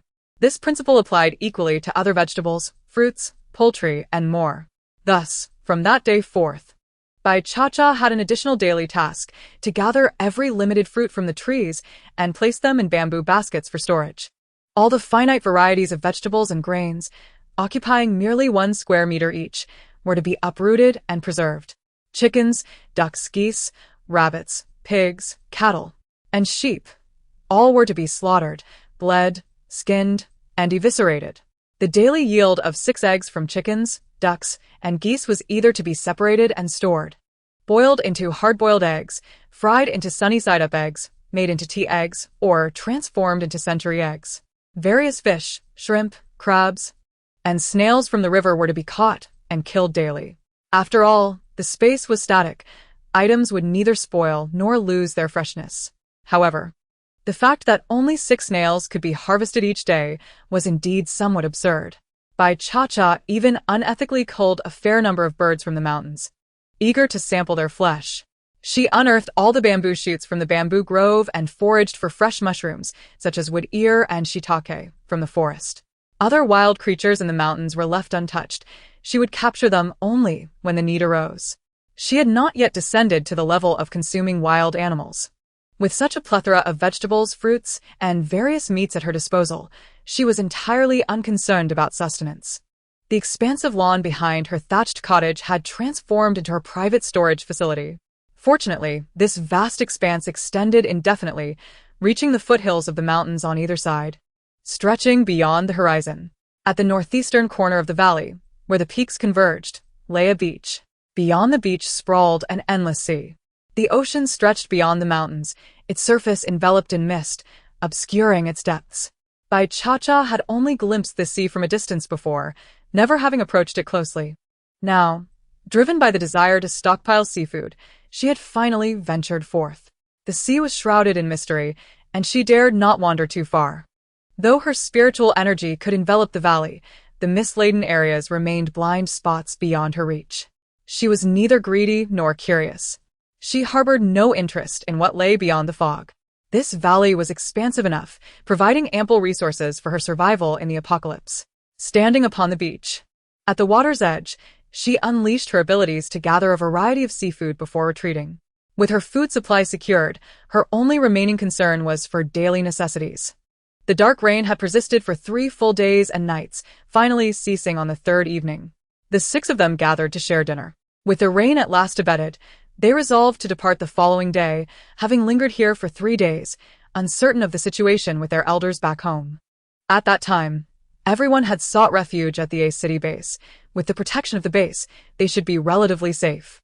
Moreover, their elders were prominent figures, accompanied by bodyguards, and some were even ability wielders themselves, prompting them not to worry excessively.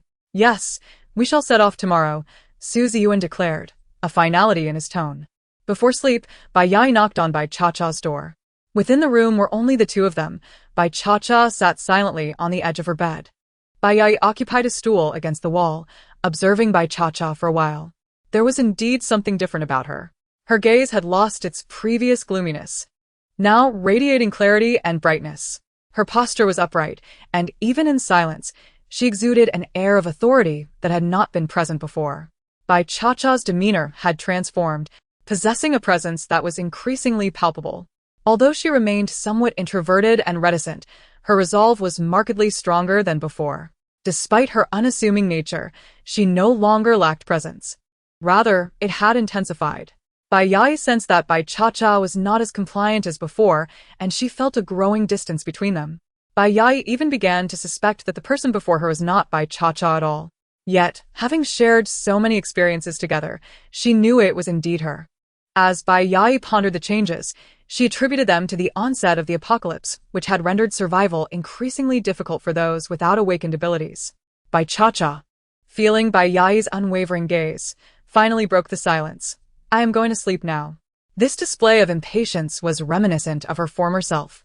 Bai Yai, unfazed, adopted a posture of earnestness, seeking to engage Bai Cha-Cha's heart. "We haven't truly conversed in a long while, Cha-Cha. Is there something on your mind that you wish to share?" Bai Cha-Cha raised an eyebrow, her gaze sweeping the room, her mood shifting suddenly to one of melancholy. Indeed. There are some matters weighing on my heart. Bai Yai felt a surge of joy at her willingness to express such thoughts, indicating that Bai Cha-Cha still regarded her as a friend. She inquired with genuine concern, "What troubles you? You can confide in me. We have been best friends since childhood. You used to share your concerns with me at the first opportunity." Bai Cha-Cha sighed, her expression tinged with sadness. "Indeed, as you well know, Yai, we are orphans from the orphanage, having been deprived of the knowledge of our biological parents since childhood. I once harbored fantasies that one day, our parents would come searching for us, embracing us with heartfelt apologies, claiming they never intended to abandon us, that we had been taken by human traffickers, and they had been tirelessly seeking us. We would finally have parents and family. We would no longer be the forsaken children devoid of kinship or support. Yet, with the advent of the apocalypse, the world has descended into chaos, and my dreams have ultimately remained but mere illusions. I had almost resigned myself to this fate. For I had you. The orphanage was our sanctuary. However, lately I have been plagued by nightmares, Yai." Bai Yai, curious, inquired, "What nightmares have you been having?" "Dreams are but fabrications, Cha-Cha." Bai Cha-Cha spoke, her voice trembling, her nose stuffed up. She seemed on the verge of tears. Chapter 18, Nightmares. I dreamt of my biological parents. They had transformed into zombies and met their demise. In the afterlife, they visited me in a dream, reproaching me for not safeguarding the jade necklace, declaring it to be our family heirloom. They lamented that had I preserved the jade necklace, our family could have thrived in this apocalyptic world. It was my act of gifting the jade necklace that incited our ancestors' wrath, leading to their downfall and transformation into zombies.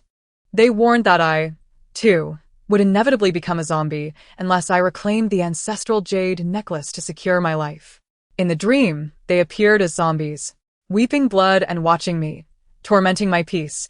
I was truly terrified, fearing for my own life. Suddenly, Bai Cha-Cha grasped Bai Yai's hand, pleading through tears, "Yai, you will help me, won't you? You are so kind. You wouldn't want me to become a zombie, would you? Please, return my family's ancestral jade necklace to me." Bai Yai felt a pang of guilt. Her parents were correct. The jade necklace possessed a hidden storage space. With provisions in the apocalypse, one could certainly live well. Yet, she comforted Bai Cha-Cha, saying, "Cha-Cha, dreams are mere illusions. Do not fear, you will never become a zombie." Bai Cha-Cha, however, was unconvinced. "Yai, it is better to believe than to dismiss. Return the jade necklace to me so I may find solace." She noted Bai Yai's hesitance and scoffed inwardly. This reluctance to return, it was unmistakable. The ability of the storage space had long been claimed through her blood, rendering the jade merely an ordinary stone. How could she still hesitate to return it to its rightful owner? "That jade necklace is a family heirloom. It rightfully belongs to me." "But Cha-Cha, didn't you gift it to me?" Bai Cha-Cha rolled her eyes internally. This was all the original owner's fault. Had she not given it away, she wouldn't need to ask Bai Yai so delicately. She would have reclaimed it outright. She hadn't seen Bai Yai wearing it lately, so it was likely stored away. Yai. "In your heart, does my life not matter more than a mere stone? Are we not the best of friends?" In truth, Bai Yai was aware the jade was no longer of use, yet it was not her family's heirloom. What if Bai Cha-Cha took it back and reclaimed its storage ability? She dared not take that gamble. Yet, withholding it from Bai Cha-Cha felt equally unjust. Bai Yai's gaze flickered. Suddenly, her stance shifted. "We are indeed the best of friends. Nothing is more important than you." "Very well, Cha-Cha. Wait a moment. I shall search my suitcase. I believe I placed it there."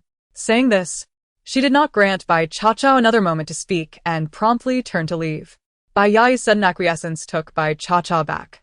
She had been preparing to sever their friendship to reclaim the jade necklace. After all, the original owner had given the jade necklace to Bai Yai as a token of their friendship. If their bond were to shatter, it would be reasonable to reclaim the emblem of their friendship. However, she was still too weak. The perils of navigating the apocalypse alone were too daunting.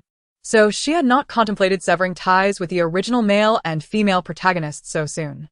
If Bai Yai willingly returned the jade necklace, it would be most fortuitous. Bai Yai returned to her room and opened her suitcase. Concealed by the suitcase, she retrieved the jade necklace from her storage space. rather than immediately seeking Bai Cha-Cha.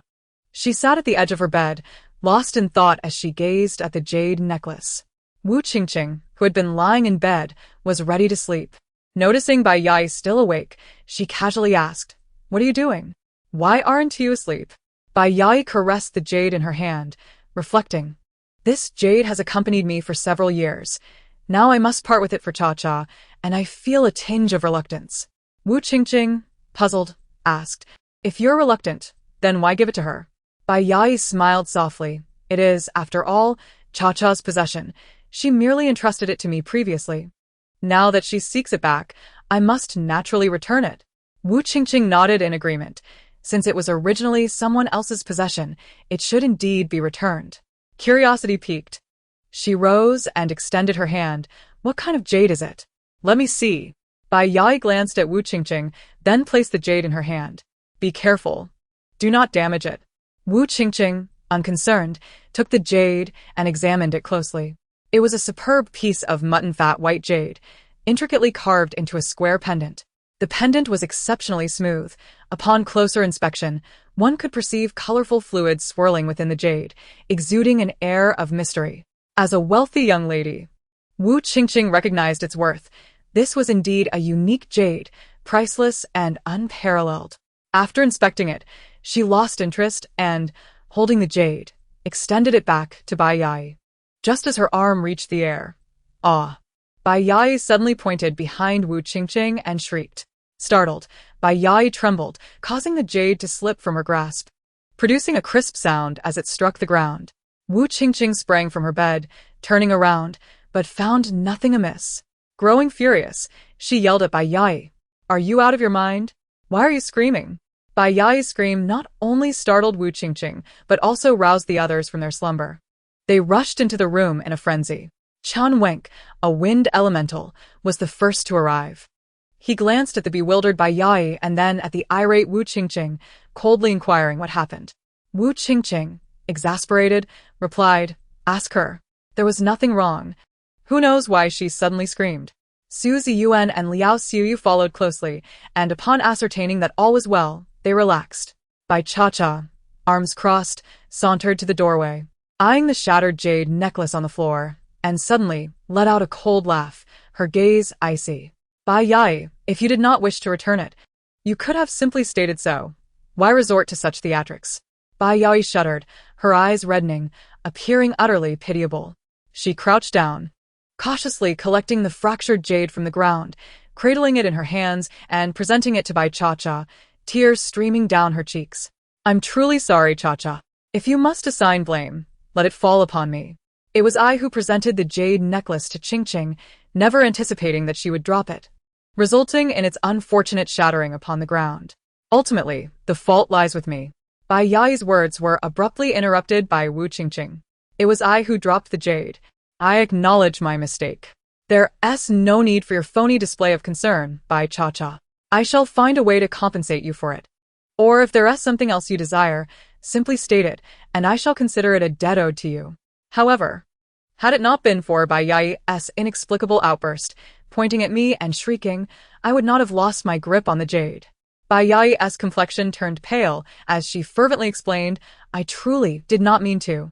I was startled by a mouse in the corner and couldn't help but cry out. The candlelight was too dim, and I misjudged the situation." Wu Qingqing's frustration was palpable.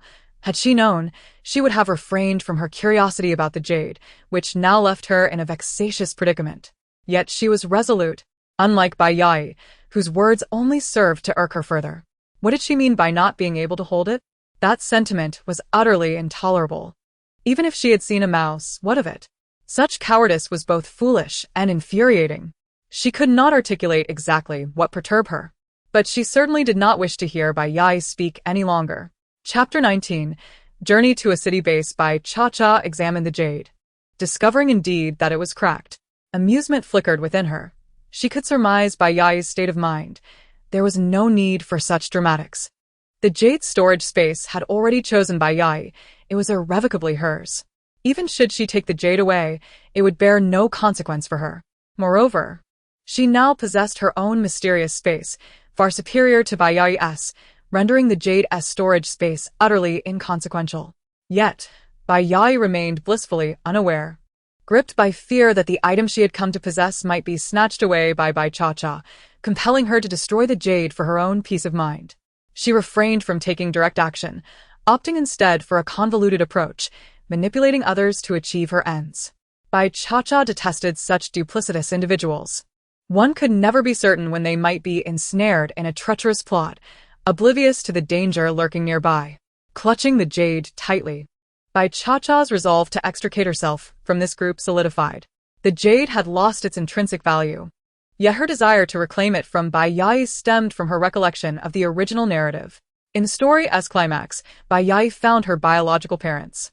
However, Bai Cha-Cha was unaware of the subsequent events, fearing that Bai Yai might recognize her original family's ties through this very piece of jade. Thus, she sought to reclaim it to eliminate that possibility. She turned to Wu Qingqing. "You owe me one. Remember this. When I require your assistance, I shall come calling." Wu Qingqing nodded in acknowledgement, but said nothing further. Bai Cha-Cha then addressed Bai Yai. "This jade symbolizes our friendship, akin to our bond. Yai. Though we shall remain in the same team moving forward, we are no longer friends, merely ordinary teammates." Bai Yai's eyes brimmed with tears as she opened her mouth to speak, her voice choked. "Cha-Cha. You know full well whether or not there was a mouse. I hope you will conduct yourself wisely from now on," Bai Cha-Cha concluded, turning her back coldly and retreating to her room.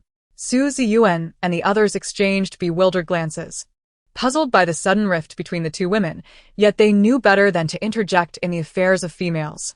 They each returned to their quarters. Wu Qingqing shot Bai Yai a disdainful look but offered no comfort, simply pulling the blanket over her head to sleep. Bai Yai wept for a time, feeling increasingly wronged as no one came to console her. She had not anticipated Bai Cha-Cha's newfound callousness. It was Wu Qingqing who had damaged the jade. So why was Bai Cha-Cha now so indifferent towards her? Fine, if we're no longer friends, so be it. The jade is already broken, and the fears I harbored will not materialize. I was never truly invested in being friends with Bai Cha-Cha anyway. She was the one who persistently attached herself to me. Having a commoner as a friend only made me worry about being held back. With that realization, she tidied up and settled in for the night. The torrential rain had ceased entirely. As dawn broke, the six of them shared breakfast before preparing to depart. In truth, there was little to pack, as their belongings were stored in Bai Yai's space. Su Ziyuan drove with Bai Yai and Bai Cha-Cha in tow, while Liao Xiaoyu drove ahead with Chen Wenk and Wu Qingqing. The two off-road vehicles swiftly made their way towards the city. After 3 days and nights of relentless rain, one would expect the flora along the roadside to bear the marks of the corrosive downpour. Yet, contrary to expectation, the trees appeared more robust and towering than before. While there were indeed signs of corrosion on the leaves, a closer inspection revealed that they had thickened considerably. It was evident that these trees had mutated. The path to a city took them in a direction entirely opposite to that of Su Ziyuan's previous journey to the town center, territory they had yet to explore. Throughout their journey, they encountered no one, the silence unnervingly profound. As Liao Xiaoyu observed the road conditions while driving, he remarked, "Wenk, it's already noon, and there's a village ahead. Should we pause for a rest and see if there are any supplies to gather?" Chen Wenk, peering through binoculars, noted that something was amiss with the village. It was too quiet. "Do not stop. Something is off about that village. We will rest further ahead." Though Liao Xiaoyu was unsure of what was wrong, he complied. Chen Wenk produced a walkie-talkie, relaying to the rear vehicle, "Ziyuan, the village ahead feels off. Do not stop. We'll rest further on." The response came swiftly. "Understood. What have you observed?" "The village is too quiet. We haven't seen a single zombie or person along this route. A village should host at least a few hundred inhabitants. This silence is abnormal." Bai Cha-Cha had been utilizing her energy map to scan the surroundings. The radius of her map extended about 30 meters. It had been eerily quiet, yet she had not detected any energy points, no small black dots at all. Only their 6 small green dots moved about on the map. This did not imply that danger was absent. Rather, it suggested that any potential threats lay beyond her detection range. Bai Cha-Cha gazed out the window as their vehicle approached the edge of the village. Suddenly, an abrupt screech of brakes pierced the air, causing her body to lurch forward towards the front seat. Reacting quickly, she extended her arms to brace against the seat back, narrowly avoiding impact. Bai Yai was not as fortunate. Her head collided with the vehicle, producing a loud thud. Unfortunately, Bai Cha-Cha was too preoccupied to mock her. Chen Weng's anxious voice crackled through the walkie-talkie, accompanied by Liao Xiuyu's exasperated curses. Ziyuan, there are a dozen mutated dogs blocking the road. Su Ziyuan swiftly exited the vehicle, hurrying towards Chen Weng and the others. Bai Cha-Cha pondered for a moment before following suit, stepping forward several paces until she finally spotted a dozen small green dots on her energy map. Well, this is quite the predicament. There were only 6 of them, facing a dozen mutated dogs. No wonder it was so eerily quiet here. One might boldly speculate that the villagers had all been devoured by the mutated beasts. Judging by the size of the small green dots, they were likely all first-level mutated dogs. Taking a gamble was not entirely out of the question, for often risks were intertwined with opportunities. These first-level mutated dogs should have developed crystal cores by now, which were indeed valuable items that could enhance their strength. When Su Ziyuan noticed Bai Cha-Cha approaching, he furrowed his brow slightly, urging her to return to the vehicle, warning her that once the fight commenced, no one would have the energy to look after her. The current situation was not one in which she could meddle. Chen Weng, with his cold eyes and evident impatience, believed Bai Cha-Cha failed to grasp the gravity of the situation, thinking she was merely causing trouble. Did she not see that Wu Qingqing and Bai Yai were both huddled in the car, too frightened to emerge? What audacity did she possess to act so recklessly? Liao Xiuyu, sensing the displeasure of the 2 older boys, cautiously edged closer to Bai Cha-Cha, saying, "Cha-Cha, don't be foolish. Get back in the car. It's too dangerous here." Bai Cha-Cha cast a glance at the dozen enormous, fierce-eyed, drooling mutated dogs that were poised to charge. She then looked at the tense muscles of Su Ziyuan and Chen Weng and calmly stated, "You 3 are not a match for those mutated dogs." Just as Su Ziyuan was about to reprimand her, Chen Weng suddenly sneered, tightening his grip on the knife, and said, "Let it be, Ziyuan. Since she seeks her own demise, let her be. After all, it is Bai Yai's abilities that we truly require. Bai Cha-Cha is utterly inconsequential. So why bother with her fate?" As soon as he finished speaking, the mutated dogs charged toward them. Su Ziyuan and the others ceased to pay attention to Bai Cha-Cha, focusing solely on the impending battle with the dogs. In Chapter 20, the confrontation with the mutated dogs began. Su Ziyuan unleashed his lightning abilities, aiming at the leading mutated dog, only for it to nimbly evade his strike, increasing its pace in the process. Su Ziyuan could hardly lament how these mutated dogs were indeed far more formidable than the zombies from before the Black Rain. He continued to release his lightning, targeting the dogs. Yet, the mutated dogs demonstrated remarkable intelligence, revealing that their enhancements lay in their speed and size. Their larger forms and increased velocity made it impossible for first-level ability users to keep up. Conversely, Chen Weng's wind abilities proved more effective. His wind blades carved a deep gash into one of the mutated dogs, which let out a mournful howl as blood cascaded from its wound, intensifying the ferocity of the remaining dogs. Liao Xiaoyu utilized his earth abilities to hinder the advance of the mutated dogs, but the effect was minimal. After all, how could such massive creatures be impeded by small mounds of earth beneath their feet? Recognizing their disadvantage, Su Ziyuan promptly adjusted their strategy. "Xiaoyu, coordinate your earth abilities with my lightning." Liao Xiaoyu quickly understood Su Ziyuan's intent. He ensnared one of the mutated dog's 4 legs with his earth abilities. And in that fleeting moment of stillness, Su Ziyuan's lightning struck decisively at the dog's forehead. The creature emitted a heart-wrenching scream as its head was seared, writhing on the ground in agony. Though it had not yet perished, it had lost all combat capability. Su Ziyuan swiftly lunged forward, raising his military knife to sever the dog's head. Liao Xiaoyu's eyes sparkled with excitement as he exclaimed, "Ziyuan, this works. Do it again." All right. Su Ziyuan replied, continuing to collaborate with Liao Xiaoyu. Meanwhile, Chen Weng maintained the assault with wind blades to restrain the other mutated dogs that had encircled them. The anguished cries of the mutated dogs echoed as, through their combined efforts, they swiftly decapitated 2 more. As they reached the 5th head, the trio began to feel fatigued, their speed in battling the mutated dogs noticeably dwindling. They could all feel their abilities rapidly depleting, nearing the brink of exhaustion. However, 7 mutated dogs remained, lurking ominously. ready to pounce. If this continued, it was only a matter of time before they would be worn down. Liao Xiuyu's complexion paled, beads of sweat rolling into his eyes, blurring his vision. The extreme drain on his abilities caused his fingers to tremble. He shook his head vigorously to dispel the sweat. But then a chilling breeze swept across his back. A mutated dog, twice his size, lunged at him with outstretched claws. Reacting instinctively, Liao Xiaoyu attempted to release his abilities, only to realize they were utterly exhausted. He barely managed to sidestep in time, yet the mutated dog's claws still raked across his arm, leaving 3 deep gashes that further drained the color from his already pale face.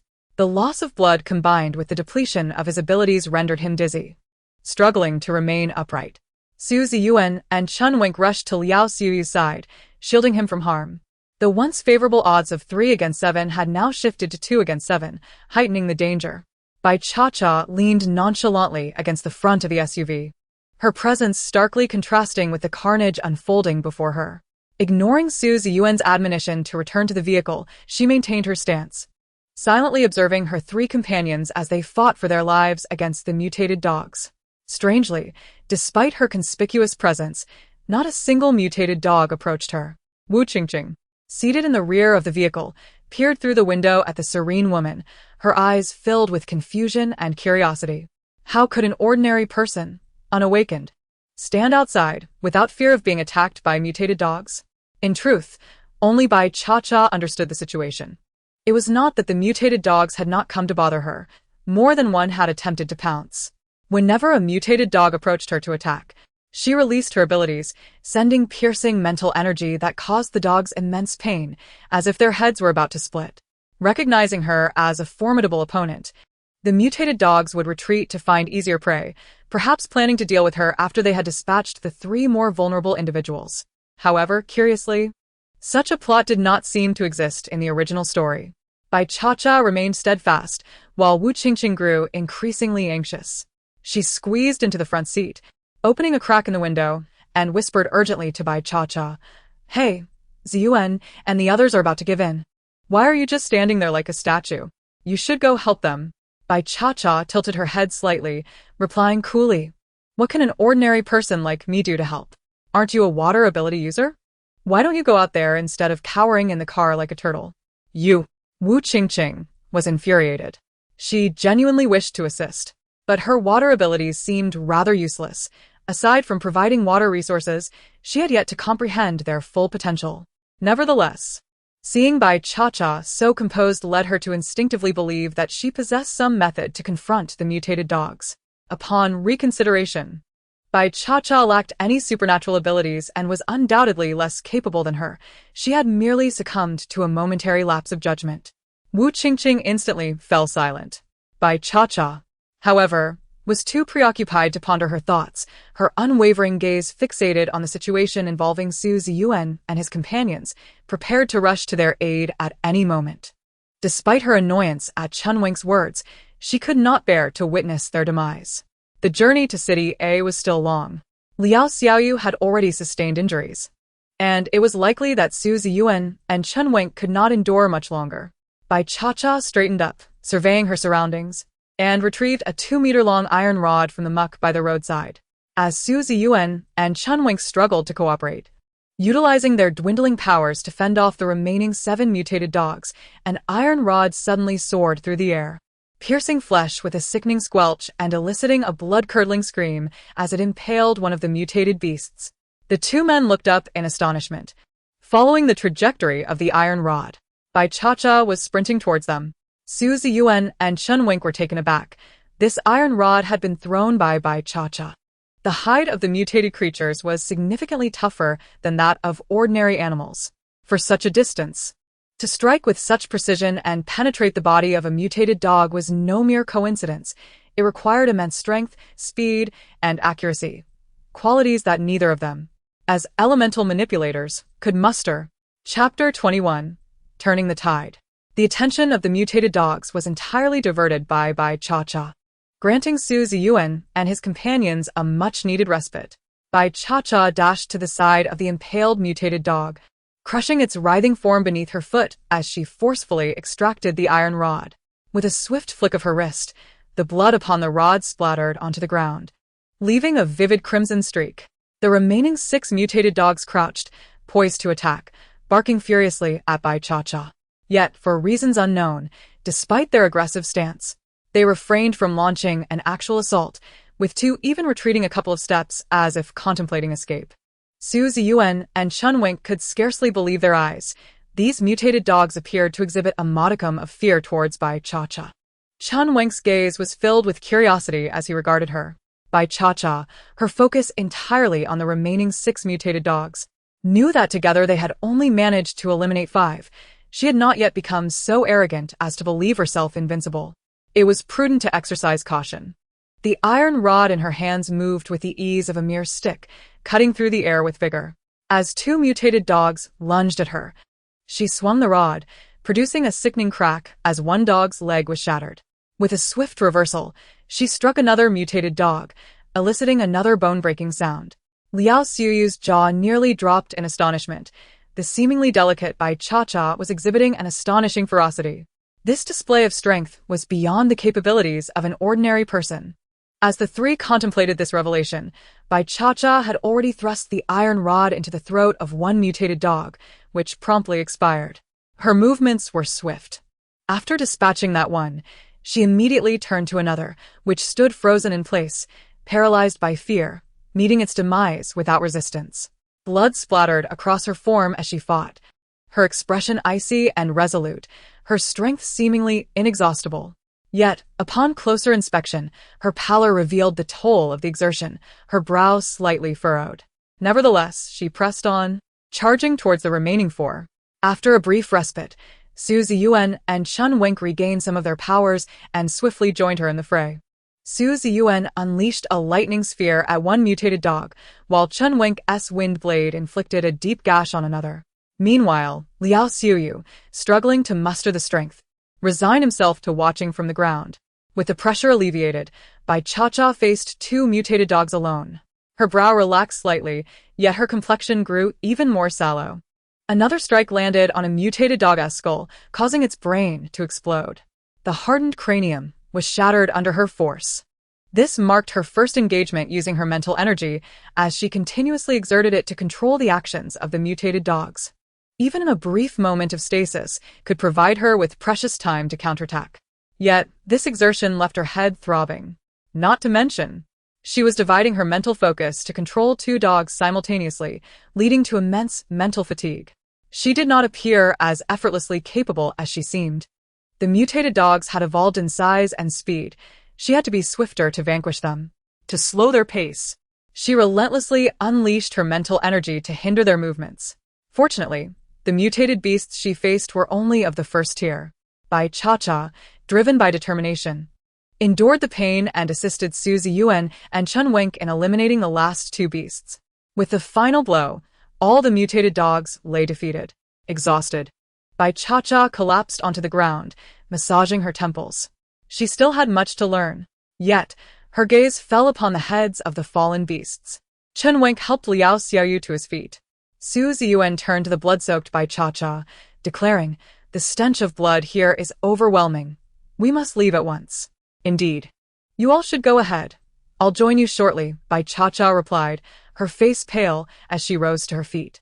Although Su Ziyuan was uncertain of her intentions, he refrained from questioning her further.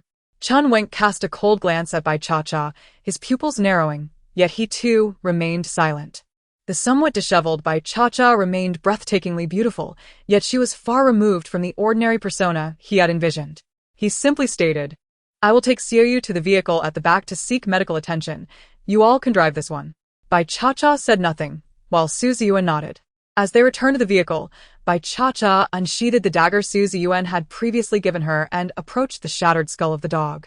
Enduring the foul odor, she rummaged through the remnants and ultimately unearthed a milky white crystal nucleus. The nucleus, roughly the size of a ping-pong ball, was extracted. She proceeded to search the next skull, her movements becoming increasingly adept and swift. Soon, all 12 dog skulls had been meticulously examined. 12 ping-pong ball-sized milky white nuclei lay discarded on the ground. With no container at hand, Bai Cha-Cha rolled the hem of her shirt to carry the bloody nuclei and climbed into the vehicle. A segment of her slender waist was exposed, causing Su Ziyuan, who had been observing her, to feel his ears heat up as he quickly averted his gaze. The thick scent of blood pervaded the vehicle. Wu Qingqing sat in the passenger seat with a solemn expression, initially inclined to speak, but suddenly replaying the image of the blood-soaked girl with the icy demeanor, who had shattered the skull and bones of the mutated dog with a single strike. Resigned, she leaned back in her seat and closed her eyes. It was better to avoid provoking her. Wu Qingqing suppressed her revulsion and remained silent, while Bai Cha-Cha presented her with a pouch of bloody crystal cores. She spoke softly. Please clean them for me. In the presence of outsiders, it was inconvenient to retrieve items from her spatial storage. The readily available water element was too good to waste. The metallic scent of blood wafting beneath Wu Qingqing's nose made her feel nauseous. However, she managed to hold it in, her breath caught, her face flushed crimson. She attempted to speak, but nearly retched, swallowing back the words that threatened to spill forth. Her eyes rolled almost to the heavens, her dissatisfaction with Bai Cha-Cha reaching its zenith. She felt as if Bai Cha-Cha was deliberately antagonizing her. Ever since their acquaintance, nothing had gone smoothly for her. The very appearance of Bai Cha-Cha seemed to challenge her claim to her beloved Ziyuan Ge. Even before they had exchanged more than a few words, she had already incurred a debt to her. Despite being devoid of any supernatural abilities, Bai Cha-Cha instilled a profound fear in her when it came to battling mutated beasts. Now she was to be commanded to do this and that. She felt utterly powerless to resist. Infuriated. In all her life, she had never endured such indignities. Though her heart brimmed with discontent, she nonetheless signaled Bai Cha-Cha to open the car door, stepping out while holding her breath to unleash her water-based powers, cleaning the crystal cores as instructed. The vehicle soon resumed its journey, departing from a location. Bai Cha-Cha stowed the cleansed crystal cores into her backpack. Su Ziyuan glanced at her through the rearview mirror and inquired, "What is that?" Chapter 22. Crystal Cores. I suspect these crystal cores can enhance the abilities of supernatural beings. Bai Cha-Cha replied candidly. Even if Su Ziyuan had not asked, she would have divulged this information. They would eventually discover it. The sooner they were informed, the quicker they could bolster their strength, ensuring greater safety while in her company. The vehicle's trajectory momentarily spiraled out of control, but was swiftly regained. Su Ziyuan's incredulous expression lingered on his face. He could discern Bai Cha-Cha's seriousness. She was not jesting with him. This revelation was astonishing. If these were indeed items capable of elevating their abilities, then they could become significantly stronger. Although Su Ziyuan had quickly regained control of the vehicle, Chen Wenk had still observed the moment of instability.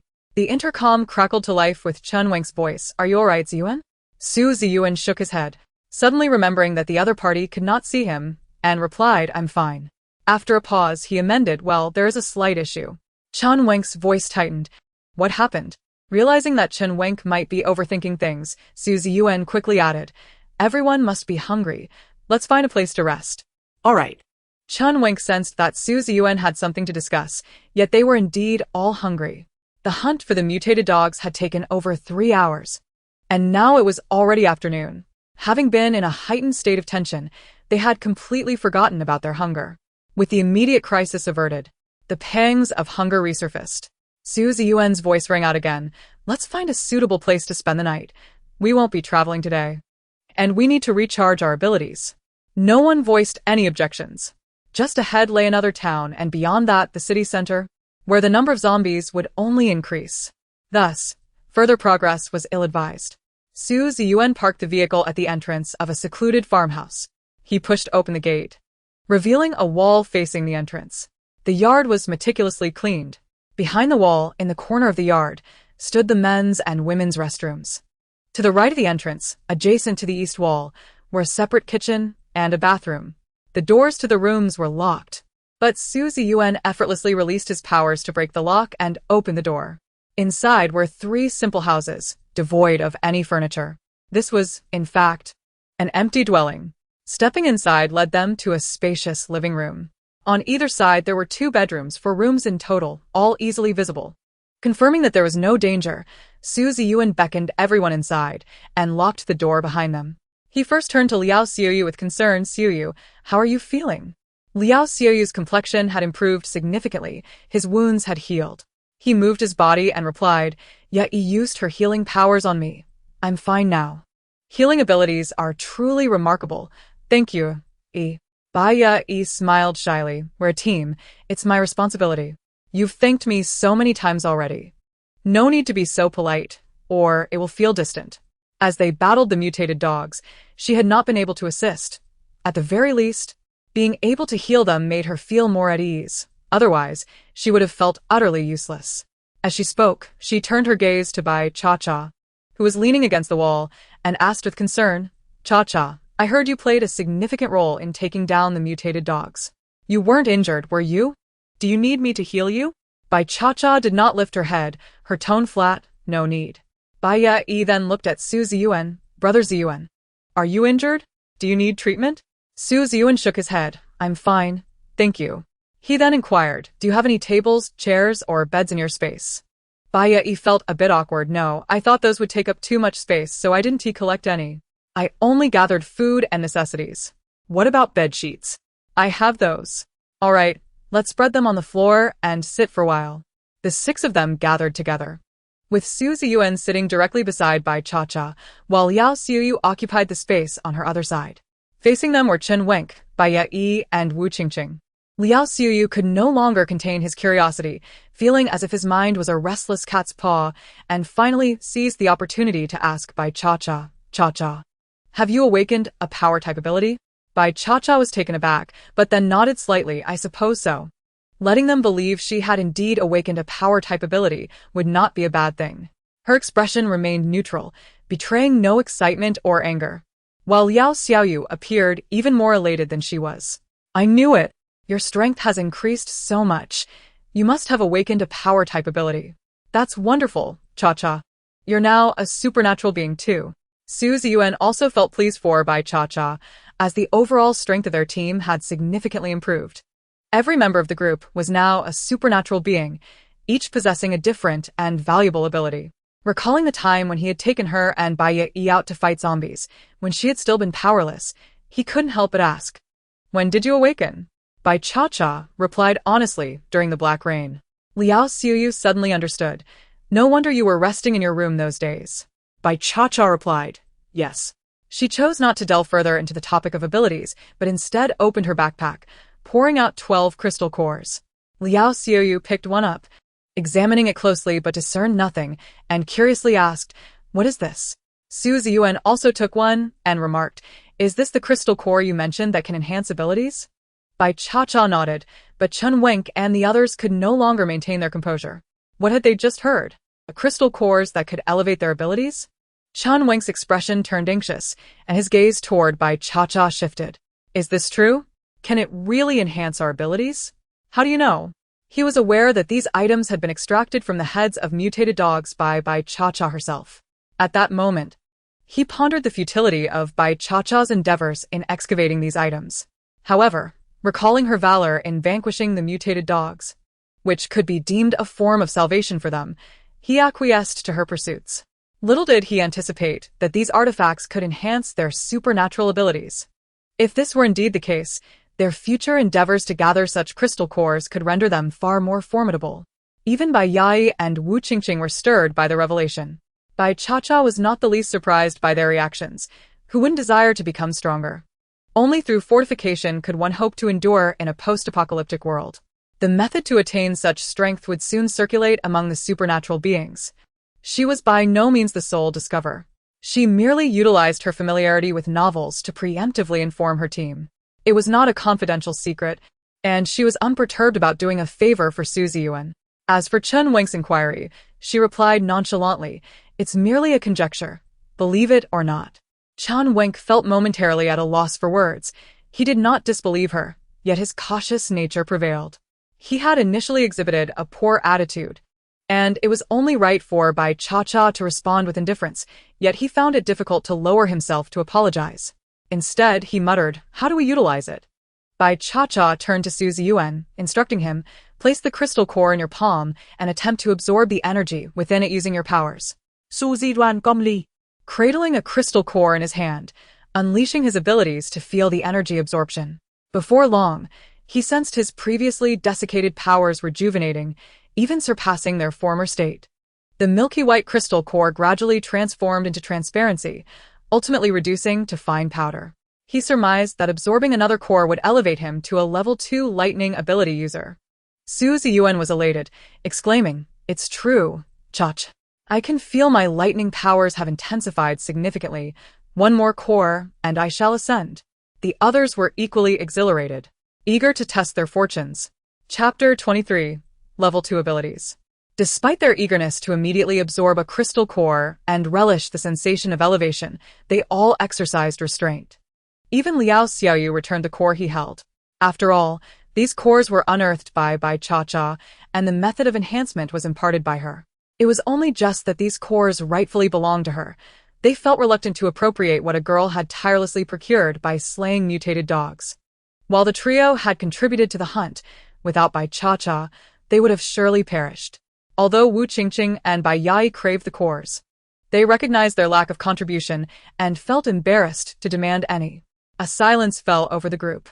However, Bai Cha-Cha, observing the expressions of the five, surveyed them before calmly stating, "We are, after all, a team, and fine treasures ought to be shared among us. In the future, we shall encounter even more formidable mutated beasts or zombies. Without strength, we may not even reach City A. Therefore, I propose we first enhance the levels of the more potent attackers in our team so that we may eventually hunt more crystal cores and gradually bolster our collective strength. My contributions are evident to all, so I shall claim a larger share. Wu Qingqing and Bai Yai shall each receive 1 core, while the 3 of you shall receive 2 each, leaving the remaining 4 for me. Do any of you object?" There were no dissenting voices. All were astonished by Cha-Cha's equitable distribution. Even if she had wished to hoard all the cores, they would have remained silent. Her allocation was wholly reasonable, and they accepted it willingly. Even Wu Qingqing and Bai Yai were surprised to receive a core each. Chen Wenk gazed deeply at Bai Cha-Cha, suddenly rising to address her. "I apologize, Cha-Cha. My words this morning were rather harsh. I hope you can forgive me. Also, thank you for saving us today." Bai Cha-Cha arched an eyebrow at him, taken aback by his apology. She was not one to hold grudges. Having an ally was far preferable to an enemy. Waving dismissively, she replied, "It's nothing. I've forgotten all about it." Yet internally, she mused, "Had you apologized sooner, I wouldn't have had to wait so long before deciding to take action against the mutated dogs." Nevertheless, the attitudes of these individuals towards her now diverged significantly from the original narrative. The plot could no longer be used to gauge this world as reality. Chen Wenk, oblivious to her thoughts, noticed her genuine lack of concern and smiled as he glanced down at the 2 crystal cores resting in his palm. Liao Xiuyu held his 2 cores with great affection, preparing to absorb one to gauge its effects when Su Ziyuan intervened, chuckling. "Let us hold off on absorbing the cores for now. Let us eat first." Bai Yai regained her senses and quickly declared, "You all relax. I'll handle the cooking. It'll be ready shortly." With that, she moved to the adjacent kitchen, retrieving a gas stove along with pots, bowls, and utensils. She intended to stew a pot of cabbage and boil some noodles. She also brought forth a bucket of water for washing up, confident that their team's water ability user would not let them down. Su Ziyuan joined her in assisting, and together they worked swiftly. Before long, the meal was prepared. Without tables or chairs, they sat on the ground, bowls in hand, to enjoy their dinner. Lacking beds, they made do with bedding on the floor. The 4 rooms were allocated just as they had been the previous night. Yet, sleep eluded them as they began to absorb the crystal cores. After consuming his 2nd core, Su Ziyuan indeed ascended to level 2 in lightning abilities. Chen Wenk and Liao Xiaoyu, also in his room, eagerly absorbed their cores. As their milky white cores gradually turned transparent and then to powder, they too transformed into level 2 ability users. Though Wu Qingqing and Bai Yai did not attain level 2, they could feel their powers growing stronger. They were confident that with the next crystal core they found and absorbed, they too would ascend. After closing the door, Bai Cha-Cha entered her space, bringing along the 4 crystal cores. She did not immediately absorb them. Instead, she plucked a pink apple and began to eat. Upon finishing, her weary body and depleted powers were instantly rejuvenated, and she could distinctly sense her strength and speed had increased further. Next, Bai Cha-Cha retrieved the already cracked jade necklace. She had yet to examine this piece of jade thoroughly. Despite its fissures, she pricked her finger to draw blood, eager to test its potential. What if the storage space that Bai Yai had taken truly returned? With this thought, she squeezed the wound harder, coaxing forth more blood. Unfortunately, after waiting a while, there was no response. Sighing, she concluded, as expected, the heroine's fortune ultimately belongs to her alone. It cannot be willed into being. Alas, she was fortunate to possess such a splendid space already. Bai Cha stored the jade necklace away and prepared to absorb the crystal cores. After consuming 2, her mental abilities indeed ascended to level 2. Once she absorbed the energy from the remaining 2 cores, she felt her abilities had reached the pinnacle of level 2, just a step away from becoming level 3. However, a first-level crystal core cannot facilitate her breakthrough to the 3rd level. A 3rd-level crystal core is essential. After completing her upgrade, Bai Cha embarked on her daily routine, harvesting all the vegetables, fruits, and poultry in her space. Once the harvesting was done, she continued with her relentless training. Whenever fatigue overwhelmed her, she would consume a pink apple to recuperate, then resume her practice, repeating the cycle until she had exhausted all 6 pink apples for the day.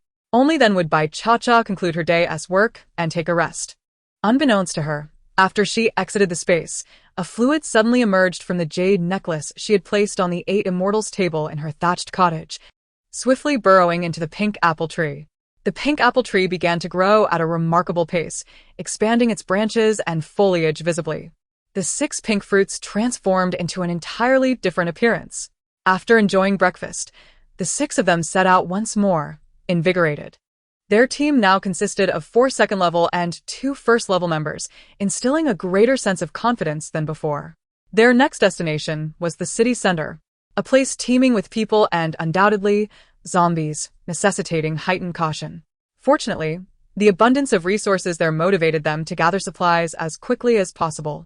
The vehicle soon entered the urban area, and the number of zombies on the streets increased significantly. Thankfully, they were all first-level zombies, making them relatively easy to handle. With each stretch of road they traversed, Su Ziyuan would deliberately stop, allowing everyone to disembark and eliminate zombies to collect first-level crystal cores. Su Ziyuan and Chen Wenk, one casting lightning spheres and the other unleashing wind blades, could swiftly dispatch a first-level zombie with a mere flick of their wrists.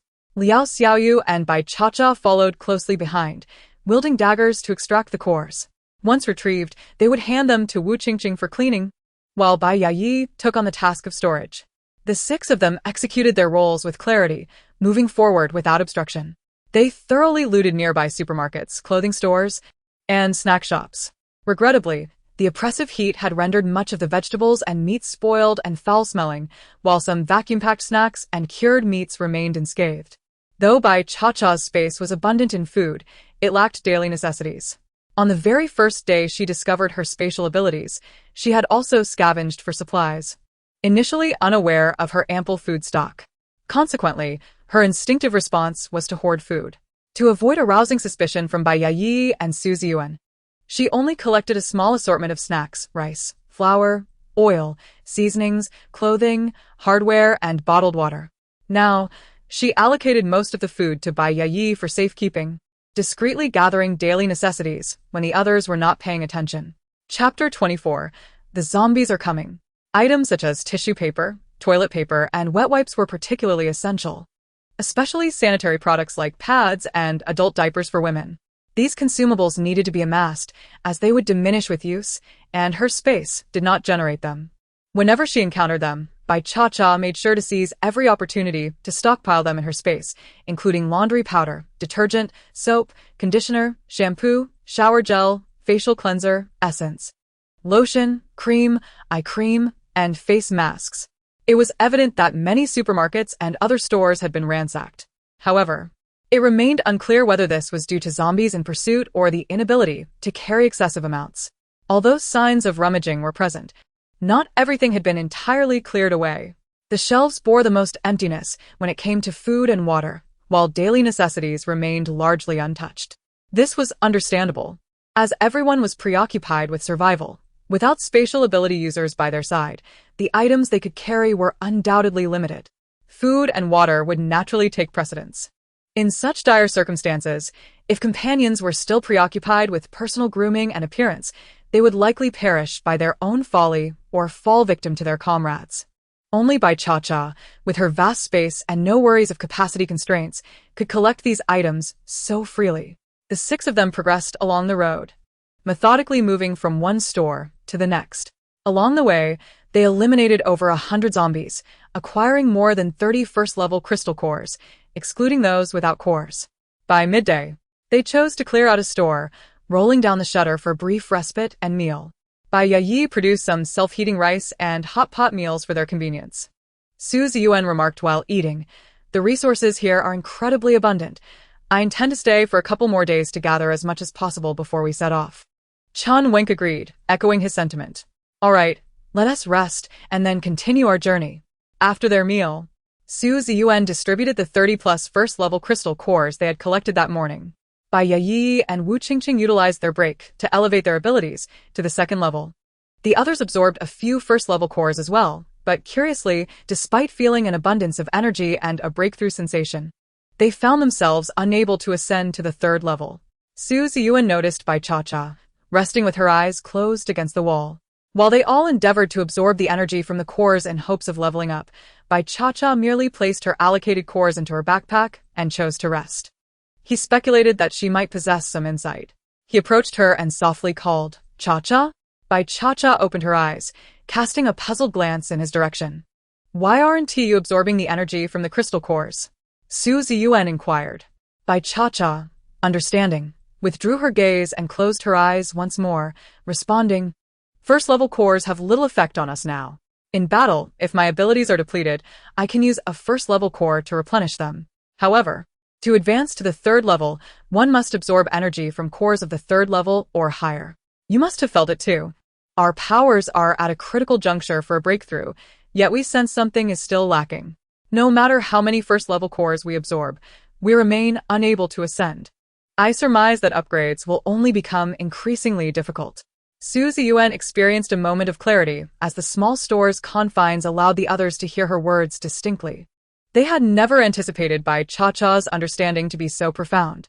Bai Yayi couldn't help but inquire, "Cha-Cha, how do you know all this?" Having spent so much time together, it was perplexing that Bai Cha-Cha knew things that eluded her. Bai Cha-Cha remained silent, steadfast as a mountain, seemingly oblivious to the conversation. Bai Yayi felt a twinge of awkwardness, her smile faltering. She found Bai Cha-Cha increasingly difficult to interact with, her demeanor becoming more eccentric and irritating than before. Chun Wink recalled Bai Cha-Cha's earlier remark, "I'm just guessing, believe it or not."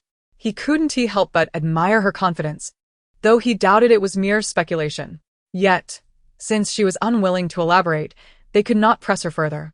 In light of this, they decided to conserve the crystal cores for replenishing their abilities. With time still on their side, they all took a moment to rest.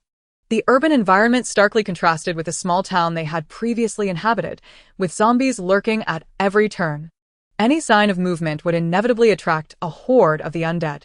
They remained quietly ensconced in the store, still able to hear the eerie groans of zombies outside, even the sounds of gnawing. They dared not linger too long in the cramped establishment, for the risk of becoming trapped within its confines loomed large. After a brief respite, they readied themselves once more for their expedition. This time, their destination was a nearby medium-sized supermarket, which boasted 3 stories in total. The upper 2 floors were dedicated to home appliances and clothing, while the basement housed a variety of edibles and essentials. The group of 6 aimed to descend to the lower level. Strangely, although the supermarket's doors stood wide open, there was no sign of zombies lurking about. Su Ziyuan and Chun Wink led the way, with Bai Cha-Cha and Liao Xiaoyu bringing up the rear. They cautiously made their way down the staircase. The silence below was unnervingly profound. Upon their arrival, the first thing that caught their eye was a scattering of shattered glass. It was evident that this area had once been a place for selling goldfish and flowers. The fish tanks lay in ruins, with some goldfish missing bodies and others missing heads. The flowers had been reduced to withered stems and decaying petals, leaving a trail of fallen blooms, some marked by footprints. Su Ziyuan and Chun Wink exchanged cautious glances, their expressions now more guarded. Bai Cha-Cha consulted the energy map in her mind, noting that within a radius of 100 meters, no danger was detected. This was peculiar, ever since her powers had ascended to level 2. Her detection range had expanded to 100 meters. As they traversed the shards of glass and ventured deeper inside, they encountered rows upon rows of merchandise shelves. Bai Yai's spatial capacity was limited, totaling 300 cubic meters, and her collection of supplies had already filled a significant portion. She hesitated to collect everything for fear of not having enough space left. Thus, she only dared to take a small portion from each row of living necessities. Upon reaching the snack aisles, her eyes glistened with desire, yet she refrained from taking too much, as some of the puffed snacks occupied considerable space. It was only when they reached the grains, oils, and dry goods section that Bai Yai finally felt free to gather supplies, recognizing their greater importance over mere snacks. Just then, Bai Cha suddenly noticed a small red appearing at the edge of her energy map. This was larger than any energy signatures from zombies she had previously encountered. Alarmingly, it was advancing towards them at a rapid pace. Given the eerie silence of the supermarket and the absence of other zombies, Bai Cha suspected that the remaining zombies had already fallen prey to this one. Thus, this zombie's level must be at least 2.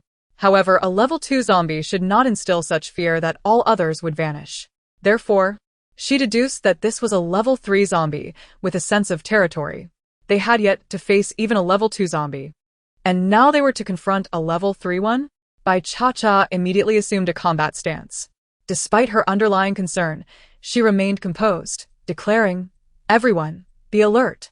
A zombie is approaching us." Chapter 25.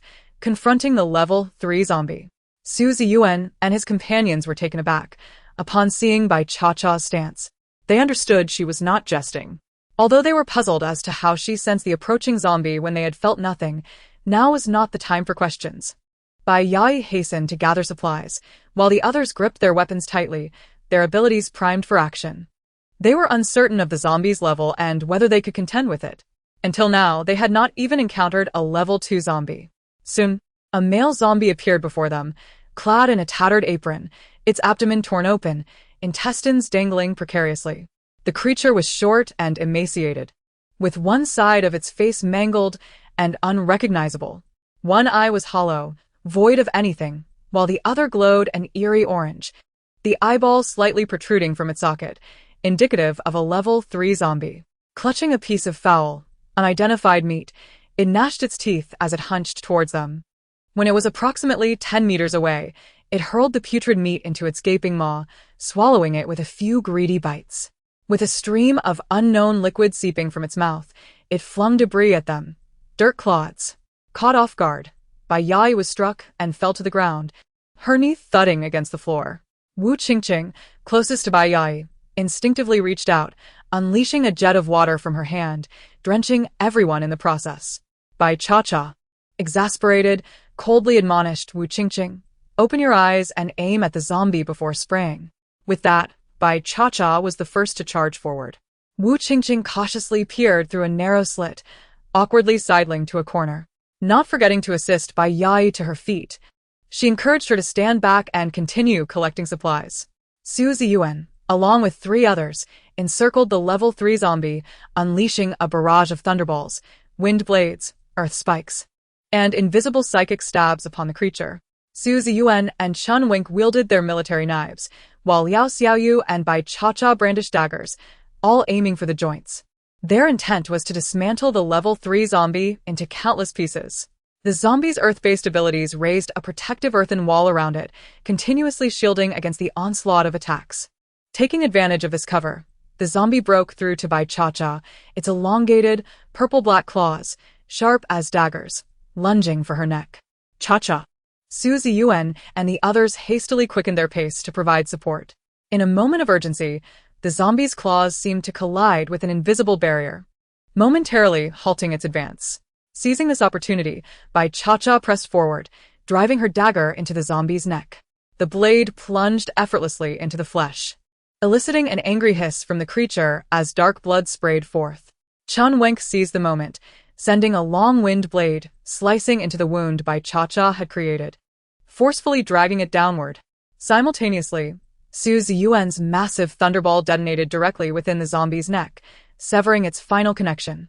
The decapitated head tumbled to the ground, landing atop Liao Xiuyu's pile of dirt.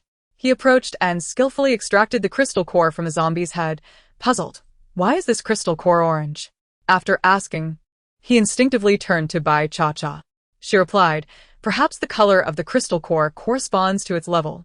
By observing the color, one can accurately gauge the zombie's rank. After a moment of contemplation, she added, did you notice that the zombie's pupils were orange, matching the color of its crystal core?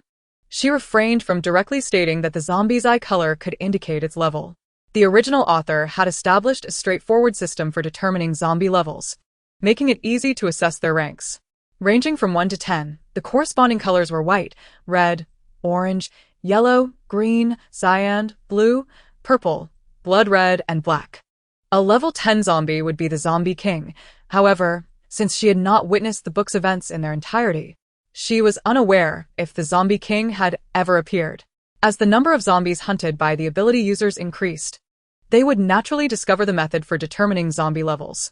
Liao Xiaoyu examined the level 3 zombie's head again, focusing on its sole remaining eye, and indeed saw the pupils glowing in orange. Hand over the 3rd level crystal nuclei to Wu Qingqing for thorough cleaning and storage. The 6 individuals resumed their task of gathering supplies.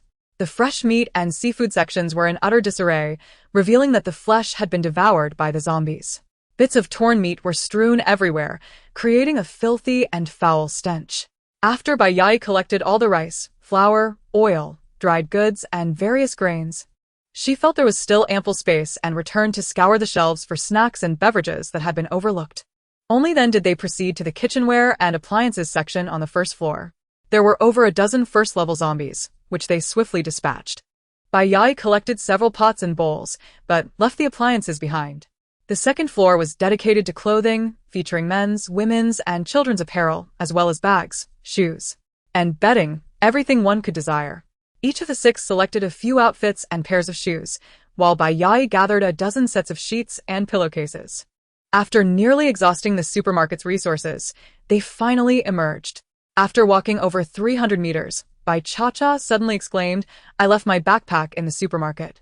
I'll go back to retrieve it. You all go ahead. I'll catch up with you shortly. Su Ziyuan, uneasy about her returning alone, offered, I'll accompany you. Bai Cha-Cha quickly shook her head, insisting, No, I can manage by myself. Don't worry. I can defend myself against first-level zombies, and if I encounter anything formidable, I'll simply flee. Besides, we just dealt with a 3rd-level one. Wu Qingqing scoffed, why bother fetching a worthless bag? I found 2 lovely bags on the 3rd floor of that supermarket. I can give you one. Bai Cha-Cha glanced at her, stating, my bag contains the crystal nuclei I obtained. I must retrieve it. You all go ahead. I'll be quick. Wu Qingqing fell silent, surprised by Bai Cha-Cha's unusual patience in conversing with her. Fearing they might continue to persuade her, Bai Cha-Cha swiftly turned and dashed away, using her mental energy to navigate the small map in her mind and avoiding any zombies in her path.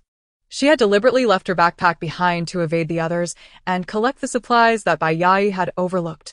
Soon, she returned to the supermarket, heading straight for the basement. Not even the empty shelves escaped her notice, as they were perfect for storing items. She gathered rows of toothbrushes and toothpaste, various types of slippers, and an assortment of towels and bath towels. After collecting all the visible supplies, she made her way to the filthy seafood section. Earlier, no one had noticed the small door at the junction between the seafood and fresh meat areas, which could only accommodate one person at a time. Bai Cha-Cha suspected that this led to the supermarket's storage area. The small door was painted white, blending seamlessly with the wall, making it hard to detect at first glance. With a powerful kick, Bai Cha-Cha forced the small door open. Instantly, 2 first-level zombies lunged at her. She swiftly unleashed her mental energy to immobilize the zombies, effortlessly dispatching them and retrieving their crystal nuclei. Indeed, it was the supermarket's storage area. Inside were boxes upon boxes of instant noodles, snail rice noodles, rice vermicelli, self-heating pots, pre-cooked rice, ham sausages, luncheon meat, tissues, milk powder, and an array of beverages, including beer, red wine, and white wine, each item boasting at least 20 boxes in stock. There were also several boxes of brown sugar, rock sugar, white sugar, and milk candy. To her surprise, a massive freezer was still operational within the storage. It was brimming with frozen foods, chicken legs, wings, duck wings, beef, pork, various hot pot meatballs, beef and lamb rolls, frozen dumplings, tang yuan, and ice cream. Without hesitation, Bai Cha-Cha stored the freezer in her space. After searching for a while, she discovered a large generator that was still supplying power. No wonder there had been a blackout for so long. This freezer still had electricity thanks to the diesel generator. She decisively stored it away. Having completed her task on the basement level, Bai Cha-Cha dared not linger and swiftly returned to the first floor, collecting every type of appliance available. Regardless of whether they would be useful in the future, she prioritized gathering them now, for they would likely be rendered useless later. She also ensured to gather clothing from the second floor, taking every piece, whether for men, women, summer, winter, or children. Bedding items were not overlooked. Even the display bed was taken. Upon exiting, Bai Cha-Cha did not immediately pursue Su Ziyuan and the others, but instead retraced her steps to a nearby stationery store. Although these were items that would be of no use in the apocalypse, she still collected them all. After finishing her scavenging, she hurried to catch up with her companions. Su Ziyuan breathed a sigh of relief upon seeing Bai Cha-Cha return safely. In a bustling commercial street, there were numerous small supermarkets, and, unbeknownst to them, Bai Yai's space was nearly filled to capacity. As they prepared to continue, a thunderous roar of motorcycles suddenly echoed from the street, followed by a horde of howling zombies. The zombies' hearing and sense of smell had limitations, which was why they had been so cautious in eliminating zombies while gathering supplies, avoiding drawing attention. However, due to the motorcycle's noise, hundreds of zombies converged toward them. Soon, zombies spotted the 6 individuals, and an increasing number abandoned the motorcycle, lunging towards their position. Su Ziyuan decisively commanded everyone, "Get in the vehicles, now." No one dared to hesitate. The 2 off-road vehicles quickly crushed the zombies beneath them as they broke through the encirclement. The motorcycle riders noticed them and accelerated even more. Su Ziyuan and Chen Wing did not lag behind, revving their engines to escape the pursuing zombies. As they approached the city center, the roads became increasingly impassable. The streets were clogged with vehicles trying to exit the city, and a series of collisions had made the already narrow city roads even more congested. The motorcycles could weave through the narrow gaps between cars, but their off-road vehicles could not. They were soon trapped midway. The motorcycles quickly vanished from sight, but fortunately, they had shaken off the pursuing zombies. The group had no choice but to disembark and clear the zombies and debris from the road. Only by creating a passable route could they continue. Based on their abilities, Chen Wenk, Liao Xiaoyu, and Bai Cha-Cha exited the vehicles to clear the way, while Su Ziyuan and Bai Yai followed in their cars. After upgrading to second-level abilities, both Chen Wenk and Liao Xiaoyu's wind and earth powers had greatly strengthened. Bai Cha-Cha's strength exceeded their expectations as she effortlessly lifted the obstructing vehicles aside. Chen Wenk and Liao Xiaoyu merely needed to clear zombies around her for protection. Though they worked quickly, it still consumed a significant amount of time. The sun had set, and once darkness enveloped the area, traveling would become impossible. Just as they pondered where to rest for the night, a truck emerged from a fork in the road. Upon seeing them, the driver halted and greeted them. "Brothers, where are you survivors coming from? Do you need assistance?" Chen Wenk exchanged a glance with Su Ziyuan and replied, "No, thank you." The truck driver suddenly stepped out and approached Chen Wenk. "You must be from out of town, right? I see you're heading toward City A. It's nearly dark, and there are zombies everywhere. It's not safe. At night, zombies are even more active than during the day. Should you not mind, young brother, you are welcome to stay with us for a night." Observing the silence from the 6 young individuals, the middle-aged man sighed and added, "Do not be alarmed. I am not a villain. Your wariness at such a tender age is indeed commendable. Yet, you are unaware of the formidable zombies prowling this vicinity, particularly active during the night. If you accompany me to our abode, we can look out for one another." Bai Yi, perplexed, inquired, "Uncle, how do you know we are heading to City A?" The middle-aged man chuckled softly. "This road is the principal route to City A. To be candid, we too intend to journey there, hoping to gather some supplies along the way." At that moment, another young man emerged from the passenger seat of the truck, glancing over before approaching. "Dad, have you finished your discussion? We must hurry. We've already delayed too long." The middle-aged man nodded. "All right, let us set off." He then turned to Su Ziyuan and his companions, saying, "We are all survivors here.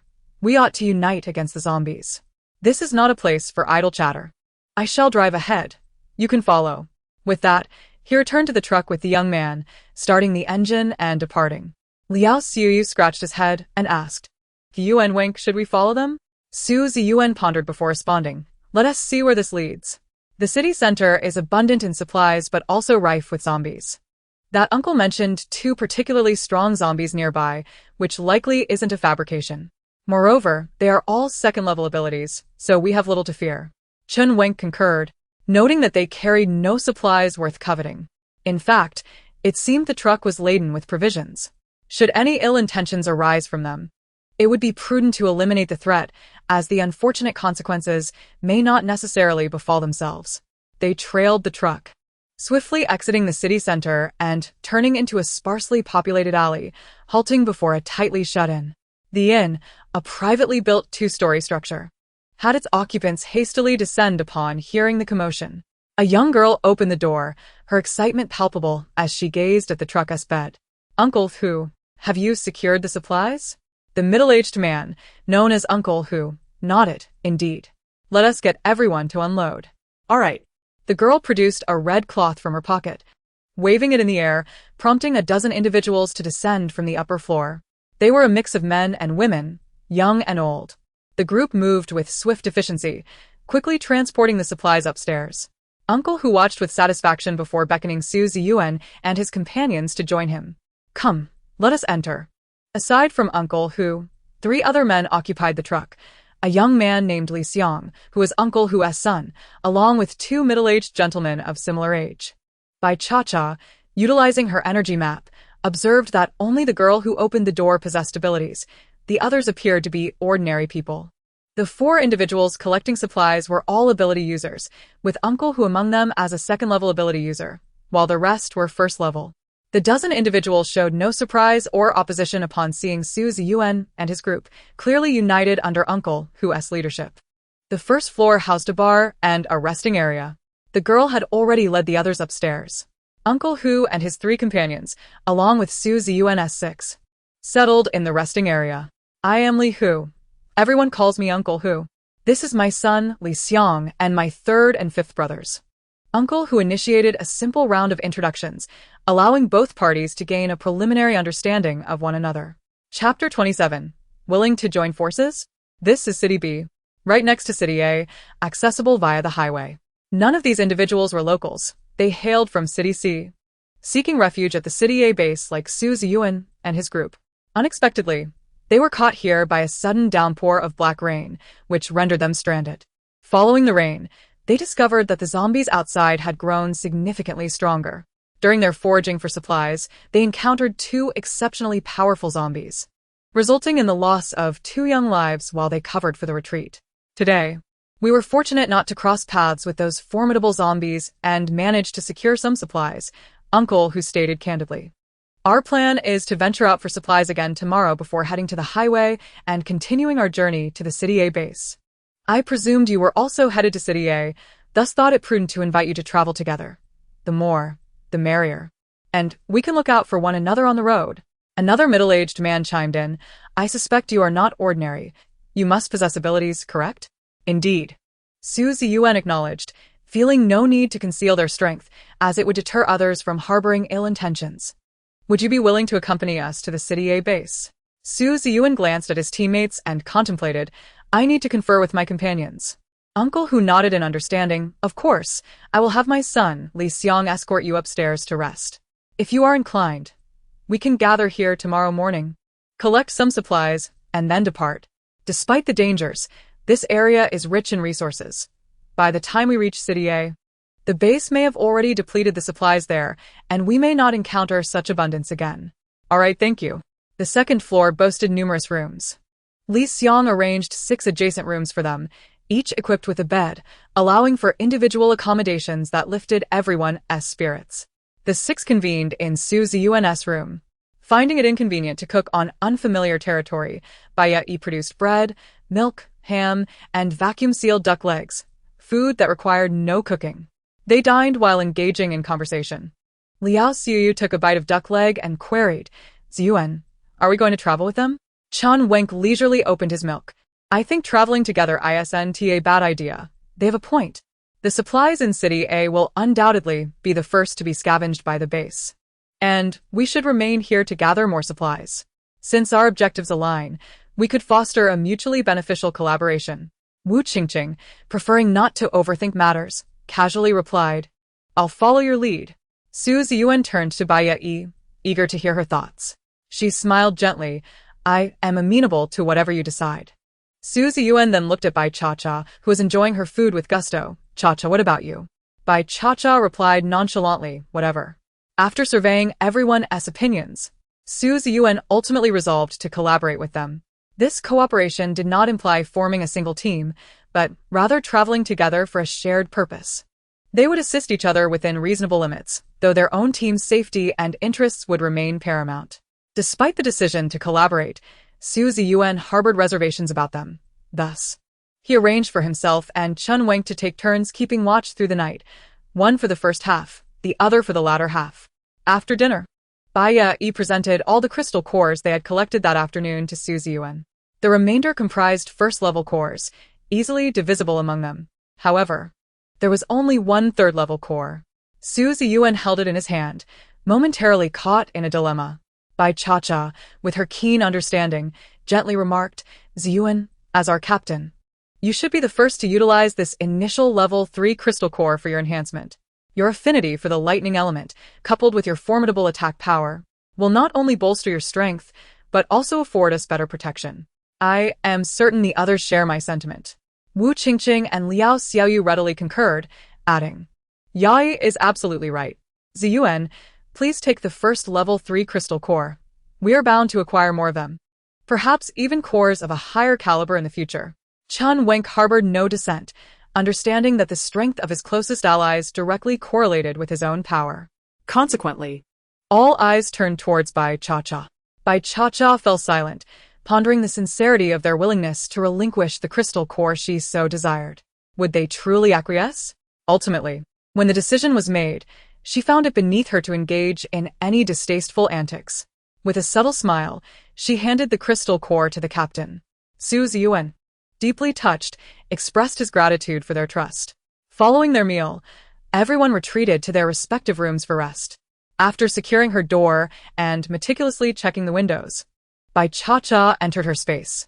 She commenced reorganizing the supplies she had gathered, preparing to adhere to her daily ritual of consuming a pink apple before embarking on her training. However, upon plucking the pink apple, she was astounded to discover that the 6 fruits from the pink apple tree had transformed into 6 distinctly colored varieties. Furthermore, this peculiar apple tree had burgeoned in size and vitality. Bai Cha-Cha set a small table and a reclining chair beneath the tree, placing the 6 differently colored apples on the table for careful examination, yet she discerned nothing unusual. Thus, she reached for the pink apple and took a bite.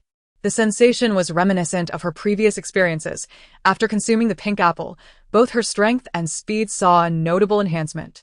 With each pink apple devoured, her physical prowess grew increasingly formidable. She now boasted a strength and speed rating of level 4, surpassing her psychic abilities by 2 levels. Following her established routine, invigorated and brimming with energy, Bai Cha-Cha entered a state of training. Only after exhausting herself did she return to the small table, selecting a red apple. What differences might this red fruit hold compared to the pink one? With a heart full of excitement and anticipation, she took a bite of the red apple. As soon as it settled in her stomach, she felt a familiar warmth envelop her. This sensation echoed her initial experience with the pink apple, the precursor to awakening her strength and speed. Could it be that she was on the brink of awakening yet another new ability? Bai Cha-Cha felt a surge of exhilaration. After devouring the entire red apple, once the warmth subsided, she tentatively released her powers. A burst of flames erupted from her fingertips. Bai Cha-Cha's eyes widened in astonishment. Incredible! She had indeed awakened a new ability, fire. Delighting in the small fireball she conjured, she was eager to discover what the remaining 4 colored fruits might yield. Eagerly, Bai Cha-Cha plunged back into her training, and after thoroughly exhausting herself once more, she reached for a yellow fruit. Once again, the familiar warmth enveloped her. She unleashed her powers once more. Gold. After consuming all 6 fruits, Bai Cha-Cha concluded her training for the day, collapsing onto the vine chair beneath the tree, her heart racing with excitement. At last, she comprehended the nature of this tree that bore apples of various hues. It was an ability tree. The pink fruit represented physical prowess in strength and speed, the yellow signified gold, the green denoted wood, the blue symbolized water, the red indicated fire, and the brown represented earth. 6 fruits, 6 distinct colors, each corresponding to a unique ability, coupled with her psychic and spatial powers. She now possessed a total of 8 abilities. Who else could claim such prowess? Ha ha ha. Bai Cha-Cha could not help but laugh heartily, playfully shaking her legs as she tossed the numerous level 1 crystal cores she acquired that day onto the table before heading out for some rest. Chapter 28. The Grand Mall.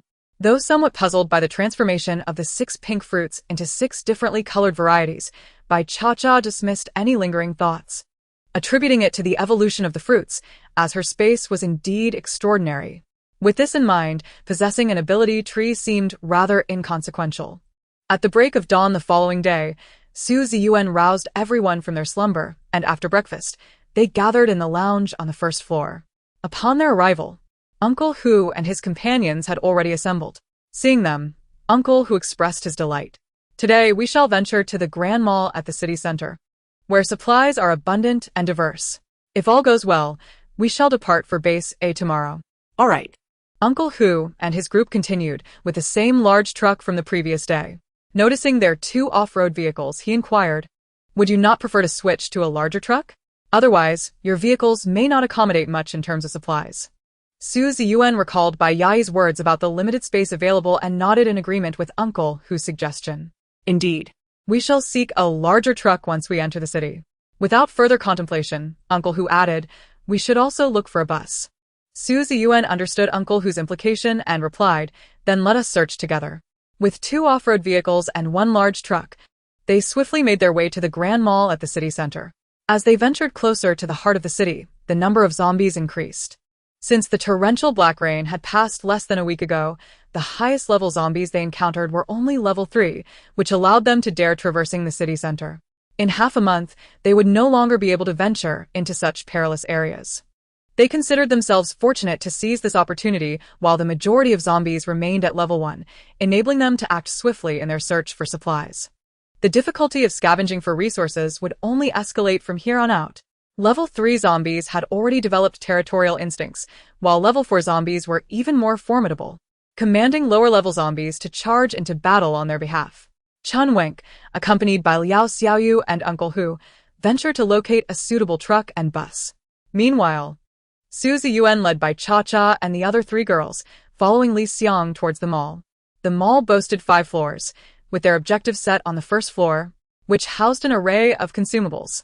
Not only were there large supermarkets, but also various specialty food stalls. Su Ziyuan and Li Xiang were cautious, opting to wait at the entrance for Chen Wenk and Uncle Hu to return before proceeding inside. Bai Cha-Cha extended her psychic energy to survey the area. The first floor and the top floor were teeming with zombies, while the intermediate levels had the fewest. Based on the size of the red dots on her energy map, she deduced that there were 2 level 2 zombies on the first floor, with the remaining 200 being level 1. Clearing this floor alone would pose a significant challenge. The top floor was even more densely populated, with an overwhelming number of reds causing Bai Cha-Cha's fear of clusters to flare up. She estimated there were over 200 level 1 zombies, including 1 level 3 zombie. While the abundance of resources in this location was undeniable, the danger was equally palpable.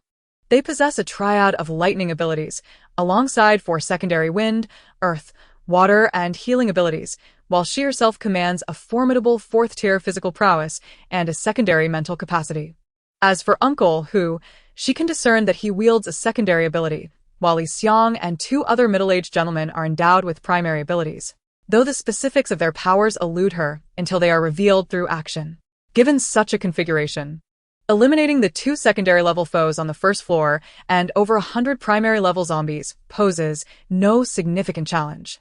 However, vanquishing the solitary tertiary-level zombie on the top floor, along with the 200 primary-level ones, presents a formidable task. While she could confront the tertiary-level creature, the sheer number of primary zombies complicates matters. There are simply too many. Best to avoid provoking the top floor. They should scour the lower levels and retreat swiftly. Bai Cha-Cha pondered how to effectively communicate the danger of the top floor to Su Ziyuan, Chun Wenk, and Uncle, who returned promptly, having scoured the road and discovered an appropriate bus and truck. Once all 10 members were assembled, Su Ziyuan contemplated and said to Bai Yai, "Yai, please extract some items from your spatial storage to fill the truck bed, and we can load more inside afterward. This will enhance our efficiency by avoiding multiple trips." Bai Yai hesitated, fearing unforeseen complications that could lead to the loss of supplies stored in the truck. It felt far less secure than keeping them within her spatial realm. "Ziyuan, is it safe? I worry about losing our supplies, which would be troublesome." Su Ziyuan understood her cautious nature and reassured her, "It will be fine. Trust me." Reluctantly, Bai Yai began to release the materials from her spatial realm to create more space. Yet, whether it was merely her imagination, she felt as though her spatial realm had suddenly diminished in size. Perhaps it was just a trick of the mind. The group grasped their weapons and pushed open the glass doors of the first floor. Upon hearing the commotion, the zombies on the ground floor descended into a frenzy. The previously aimless undead, akin to headless flies, became invigorated by the scent of fresh human flesh. Hungry, hungry, hungry, delicious. So tantalizing. Su Ziyuan and his companions felt a shiver run down their spines as the horde of zombies surged toward them. They brandished their weapons, employing primal force to combat the zombies. Energy was conserved, utilized sparingly, as they refrained from wasteful expenditure unless absolutely necessary. Even Wu Qingqing and Bai Yai wielded the large blades handed to them by Chun Wenk to slay the undead. As secondary level abilities users, their physical capabilities were not to be underestimated. Though their movements were awkward and expressions grim, both women were undeniably putting forth their utmost effort. The older gentlemen on Uncle Ming's side, though only primary level abilities users, exhibited commendable stamina. Su Ziyuan and his two companions were nothing short of ferocious. Bai Cha-Cha, as a fourth-tier physical abilities user, stood as a paragon of strength. For her, the primary level zombies were akin to mere vegetables waiting to be chopped. The cacophony of the zombies' wails intertwined with the sounds of weapons slicing through flesh, reverberating through the walls and furniture amidst the chaos. Suddenly, Bai Yai let out a scream. Su Ziyuan immediately rushed to her side. A secondary level zombie had managed to injure her arm, blood dripping onto the floor. One of the zombies even crouched down to lick the blood. Wu Qingqing, displaying remarkable resolve, swiftly dispatched the zombie with a single stroke. Su Ziyuan unleashed a lightning orb to confront the secondary level zombie. Sensing the threat, the zombie retreated into the throng of its kind. Just as Su Ziyuan prepared to pursue, Wu Qingqing cried out again. Her blade clattered to the floor. Another secondary level zombie. Fortunately, it did not harm her. It had merely startled her with its sudden lunge, and she narrowly evaded its grasp. Su Ziyuan, momentarily taken aback, realized the first secondary level zombie had vanished into the horde. Without hesitation, he turned his attention to the second one and warned everyone to exercise caution against the secondary level threats. Bai Cha-Cha glanced at Su Ziyuan, who was engaged in combat with a secondary level zombie and several primary level ones. She began to search for the cunning secondary level zombie amidst the throng. All the zombies appeared disheveled and ragged. Some even had their insides exposed, reduced to mere skeletons, with glaring gaps and bite marks all over their limbs. Some had their intestines dragging behind them, an utterly grotesque sight. Distinguishing the secondary level zombies among the remaining few was a daunting task, but Bai Cha-Cha was different. She possessed an advantage. Scanning her energy minimap, she quickly pinpointed a zombie voraciously devouring its fellow kind. Bai Cha-Cha's gaze sharpened. This zombie was on the verge of evolving into a tertiary level menace. No wonder it exhibited far more cunning than the other secondary level zombies. Enveloping herself in an invisible psychic shield, she dashed toward the zombie at astonishing speed. Channeling her secondary mental power to its fullest, she pierced through with her psychic might, unleashing her fourth-tier strength in a swift strike. The secondary level zombie, despite its frantic attempts to evade and leap away, could not outpace or overpower Bai Cha-Cha. With a single blow, she severed its head and extracted the secondary crystal nucleus nestled within its skull. Without delay, she turned her attention to the primary level zombies. Launching her assault from behind the horde, Not long after, Bai Cha-Cha dispatched the secondary level zombie. Su Ziyuan likewise felled his opponent. As exhaustion began to set in, they finally resorted to utilizing their abilities. Wind, earth, fire, and water energies filled the air as the remaining zombies were ultimately defeated through their collective effort. Li Xiang and the others, panting heavily, sank to the ground, utterly spent. On Su Ziyuan's side, aside from Bai Yai's sustaining minor injuries, everyone appeared relatively unscathed. Chun Wenk and the others gathered around Bai Yai, checking on her and ensuring she was warm and comfortable. Seeing that her wounds were healing under her own healing abilities, they finally breathed a sigh of relief. Fearing the area was no longer safe, Uncle Hu and the others had already risen to gather supplies. Su Ziyuan addressed Chun Wenk. "I'll accompany Yai to collect supplies. You gather all the crystal nuclei from the zombies here." Sweat trickled down Chun Wenk's cheek as he nodded in agreement. The first floor housed a wealth of supplies. An array of snack shops displayed a cornucopia of edible and usable goods, most of which remained intact and unspoiled. Aside from a few items ravaged by zombies, the vast supermarket alone would take considerable time to fully gather. After observing Su Ziyuan leading Bai Yai away, Bai Cha-Cha suddenly exclaimed, "I'm feeling a bit unwell. I need to use the restroom. I'll return shortly." Chun Wenk surveyed the first floor, contemplating that since the zombies had been cleared, the area should pose minimal danger. He consented. "Just don't wander far. Stay on this floor." "Understood." Bai Cha-Cha ventured deeper, taking advantage of the moment when no one was watching, and swiftly slipped into a secure passageway. Pushing open the door revealed a staircase. She ascended quietly to the second floor, which was filled with an array of brand-name clothing, handbags, shoes, jewelry, skincare products, and cosmetics. Bai Cha-Cha utilized her energy map to survey the surroundings, discovering no living souls, only a scattered handful of low-level zombies, numbering perhaps a dozen, dispersed across various shops. Some stores housed a solitary zombie, while others contained 2 or 3. A few, however, were entirely vacant. Ignoring the howling undead, Bai Cha-Cha darted through the aisles, diligently collecting supplies. She methodically rummaged through each shop, stripping shelves and hangers of every garment, clearing out cash registers, and even claiming untouched bottles of mineral water, water cooler jugs, mirrors, shoe benches, and more. She did not spare a moment's thought for the seasonal clothing stashed away in small storage rooms, nor for the myriad bags and jewelry. She seized everything in her path. Display cases of skincare and cosmetics were emptied of their contents as well. Should a zombie obstruct her path, she would unleash her mental prowess, leaving them bewildered and disoriented. Along the way, she raided a roller skating shop, collecting an array of skates. She even exchanged her footwear for a new pair, enhancing her speed in gathering supplies.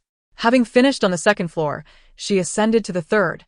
This level was dominated by stores catering to maternal and infant care, stocked with baby bottles, formula, swaddling blankets, and an assortment of children's toys, alongside a Children's South amusement park and a general merchandise store.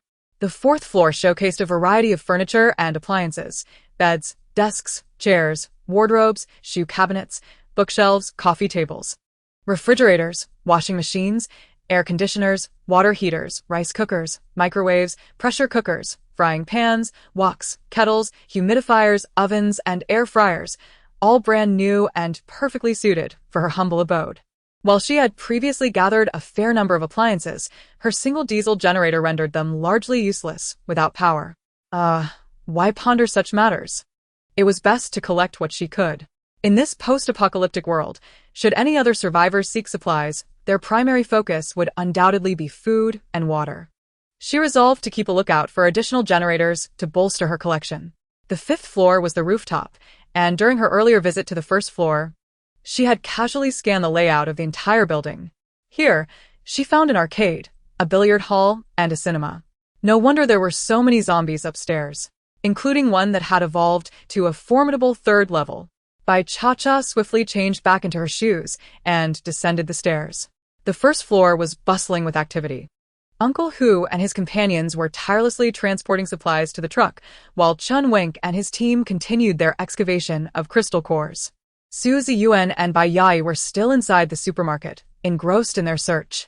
Bai Cha-Cha pivoted and slipped into a nearby shop, careful not to disturb any visible items for fear of drawing attention.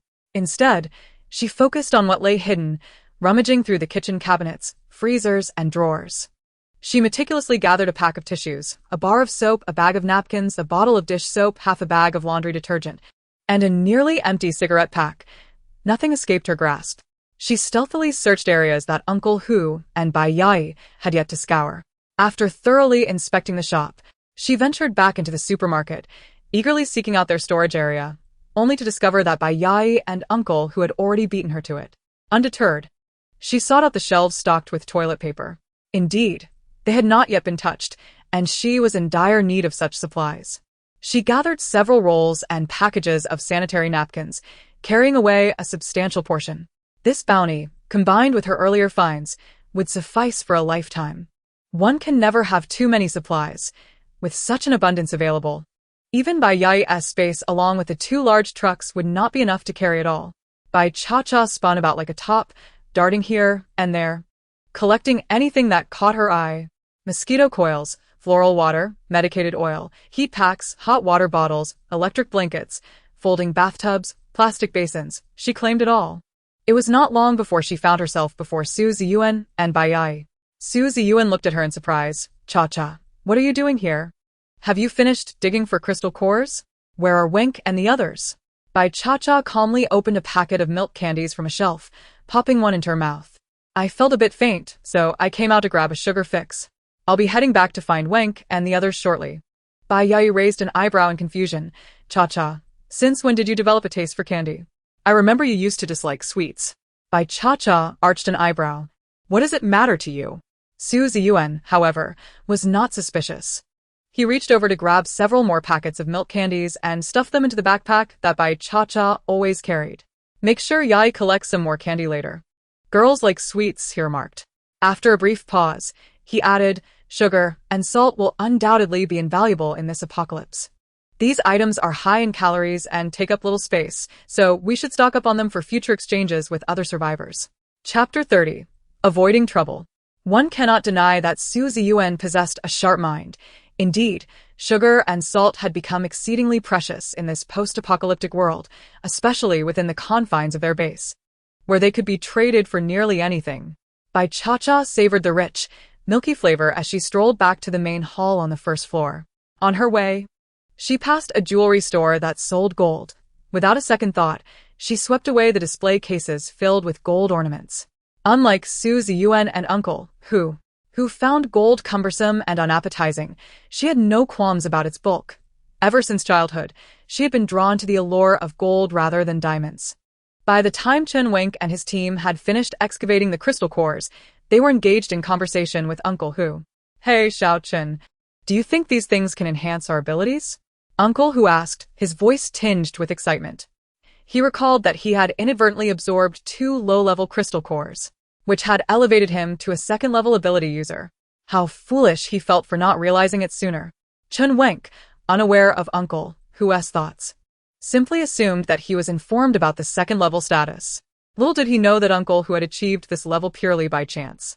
Nonetheless, sharing this knowledge was of little consequence. Higher levels of ability users would undoubtedly equip humanity better to confront the undead.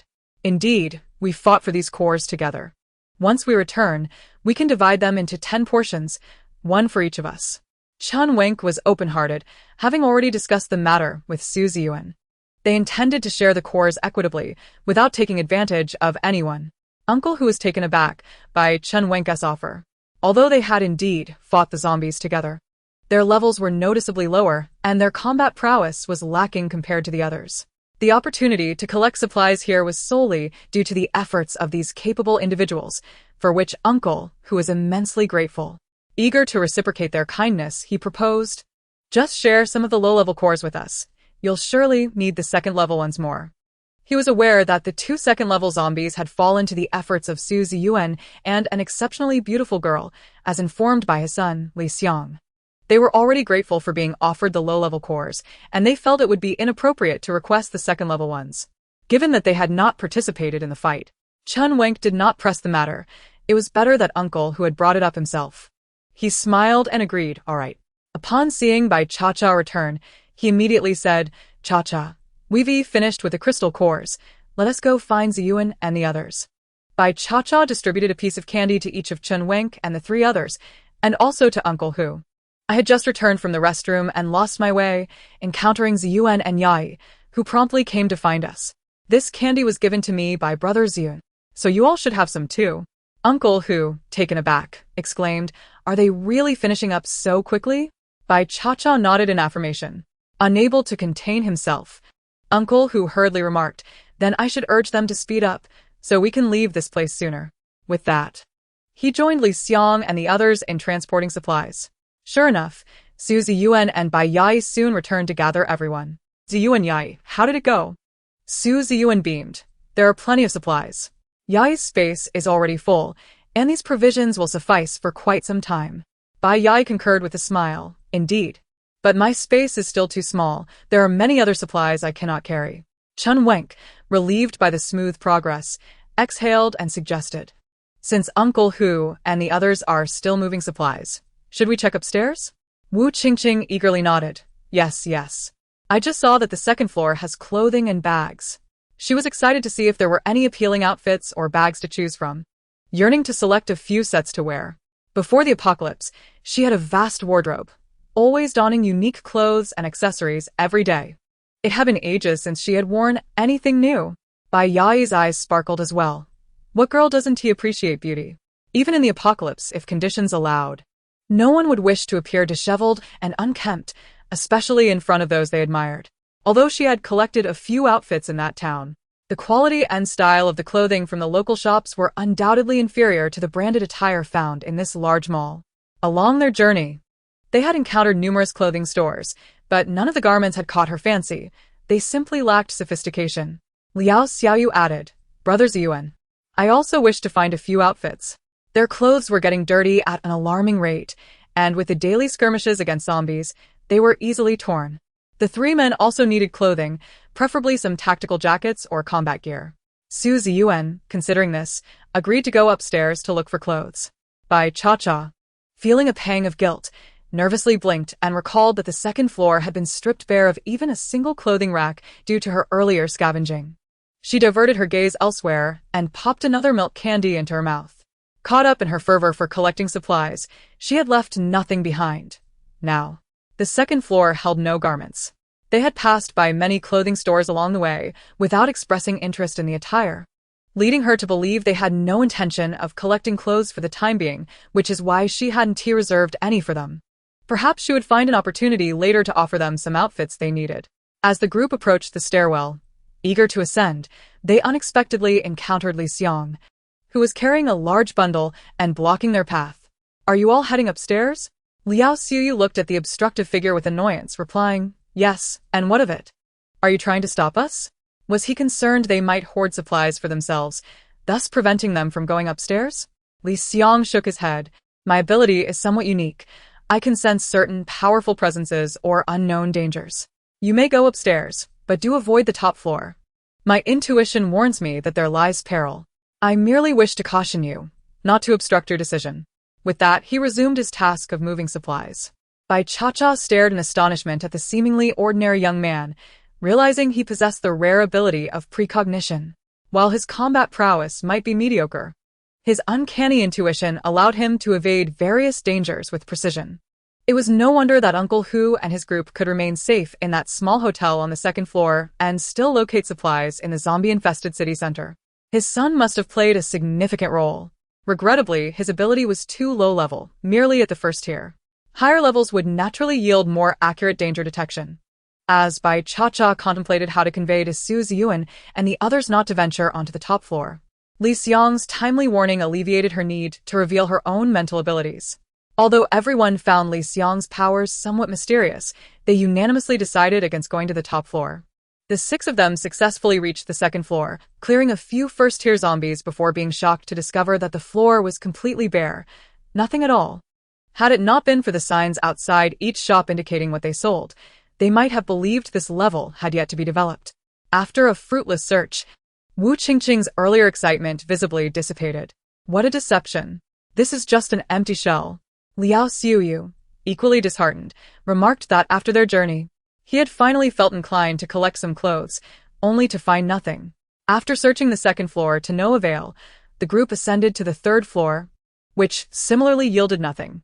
Undeterred, they proceeded to the fourth floor, only to find it equally devoid of any supplies. The only level left was the top floor, which they had decided against visiting. They resigned themselves to the likelihood that these floors had been cleared for some reason prior to the apocalypse, perhaps in preparation for renovations. Otherwise, it was incomprehensible why there was nothing at all. They did not suspect that space manipulators had taken everything, as it seemed implausible for anyone's space to be that vast. Moreover, if one were to collect supplies, they would most likely prioritize food from the first floor rather than clothing, furniture, or appliances. After their futile exploration, the 6 of them reluctantly prepared to descend. Just as Liao Xiuyu was about to push open the safety door on the 4th floor, Bai Cha-Cha suddenly yanked him forcefully aside. Caught off guard, Liao Xiuyu stumbled and fell to the ground, tripping over his own feet. Bewildered, he looked at Bai Cha-Cha, who had a serious and fierce expression as she drew her weapon. Startled, he stammered, "Cha-Cha, what's wrong?" Ignoring him, Bai Cha-Cha sternly commanded, "Step back, quickly." Su Ziyuan and Chun Wenk, noticing Bai Cha-Cha's reaction, immediately grasped the situation. Instead of retreating, they stepped forward to shield her. A series of hissing sounds echoed from behind the safety door, accompanied by the chaotic sound of shuffling footsteps. Liao Xiuyu, regaining his wits, realized that Bai Cha-Cha was not about to attack him, but was saving him. They had come up through an empty hallway, where had all these zombies suddenly appeared. Recognizing that they had cleared the 1st to 4th floors, everyone quickly understood that zombies from the top floor must be descending. These zombies seemed almost sentient. How could they suddenly band together and come down? Before they could ponder this further, the safety door before them was abruptly pushed open from the outside.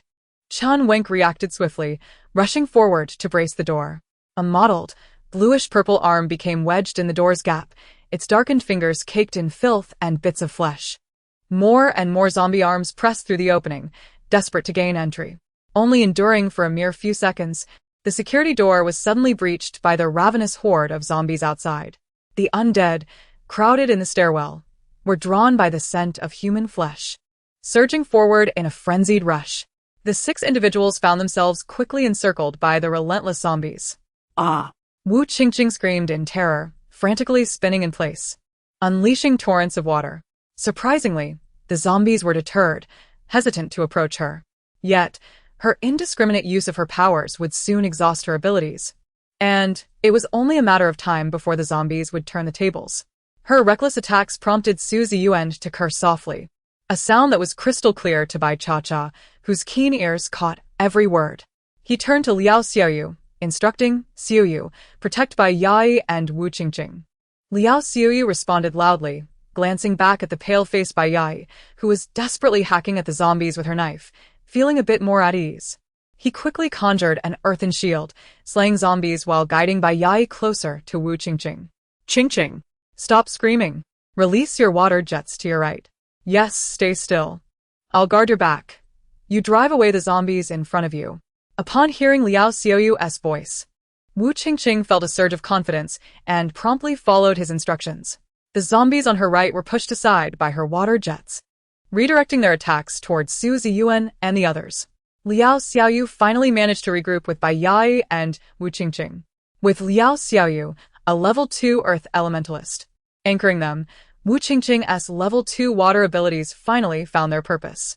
Should Bai Yai be inadvertently injured by the zombies, she would be ready to heal them immediately. Their powers were depleting rapidly, prompting them to utilize level 1 zombie cores to replenish their abilities. The trio began to coordinate, supporting one another, thus avoiding utter chaos. However, they all held their breath, refusing to let their guard down. Each of them sensed that these zombies, although classified as level 1, exhibited a ferocity far surpassing that of the level 1 zombies on the first floor.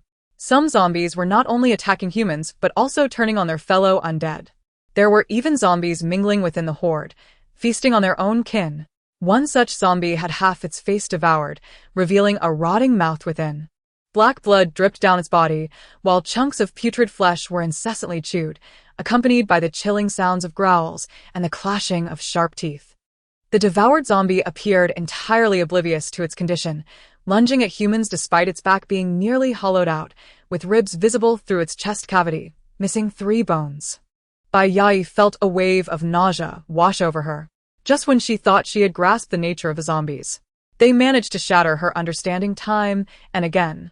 She instinctively took a step back, hiding behind Liao Xiuyu, forcing herself not to witness the grotesque scenes unfolding. Her gaze shifted towards Su Ziyuan, Chen Wenk, and Bai Cha-Cha, who, despite their perilous situation, seemed to be holding their own. Although this group of level 1 zombies appeared more vicious than others, they were still merely level 1. They could certainly handle them. As a level 3 lightning elementalist, Su Ziyuan unleashed 7 or 8 lightning orbs with a mere wave of his hand, striking the zombies' heads with deadly precision, eliminating them without the need for further blows. Chen Wenk, though only level 2, boasted the advantage of speed as a wind elementalist. His wind blades cut through the zombies mercilessly. While not as expansive in area of effect as Su Ziyuan's lightning, they were more than sufficient for dealing with these level 1 foes. As for Bai Cha-Cha, her physical prowess had risen to level 4, unbeknownst to the others who still believed she was merely level 2. She concealed her true strength, only exerting 50% of her capabilities. Coupled with her level 2 mental power, she dispatched zombies with effortless grace. Not to mention, she had awakened the elemental powers of metal, wood, water, fire, and earth, albeit still at level 1. In truth, she was the most at ease among them. Thus, she focused her attention on the level 3 zombie. This level 3 zombie continued to thrive amidst the chaos, relentlessly consuming its own kind. As long as it refrained from attacking, Bai Cha-Cha remained still. The primary concern was the sheer number of level 1 zombies surrounding them, 200 to 300 in total. She decided to clear the minions before confronting the boss. She had to ensure it didn't escape. After all, it had come to them willingly. Why would it abandon the safety of the rooftop to seek its doom below?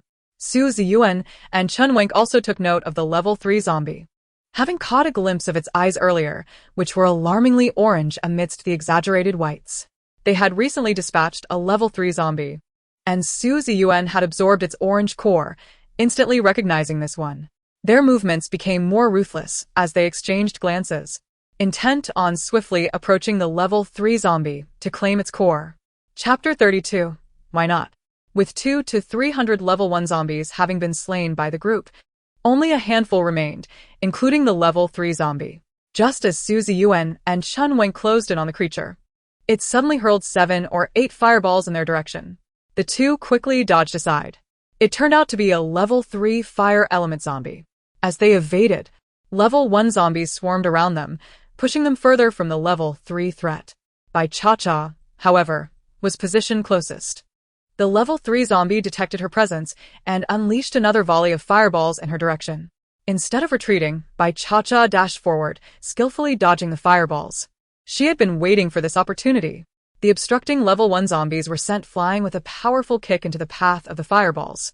Relying on her strength and speed, she seized the moment when the level 3 zombie had just released its fireballs and had not yet summoned another wave.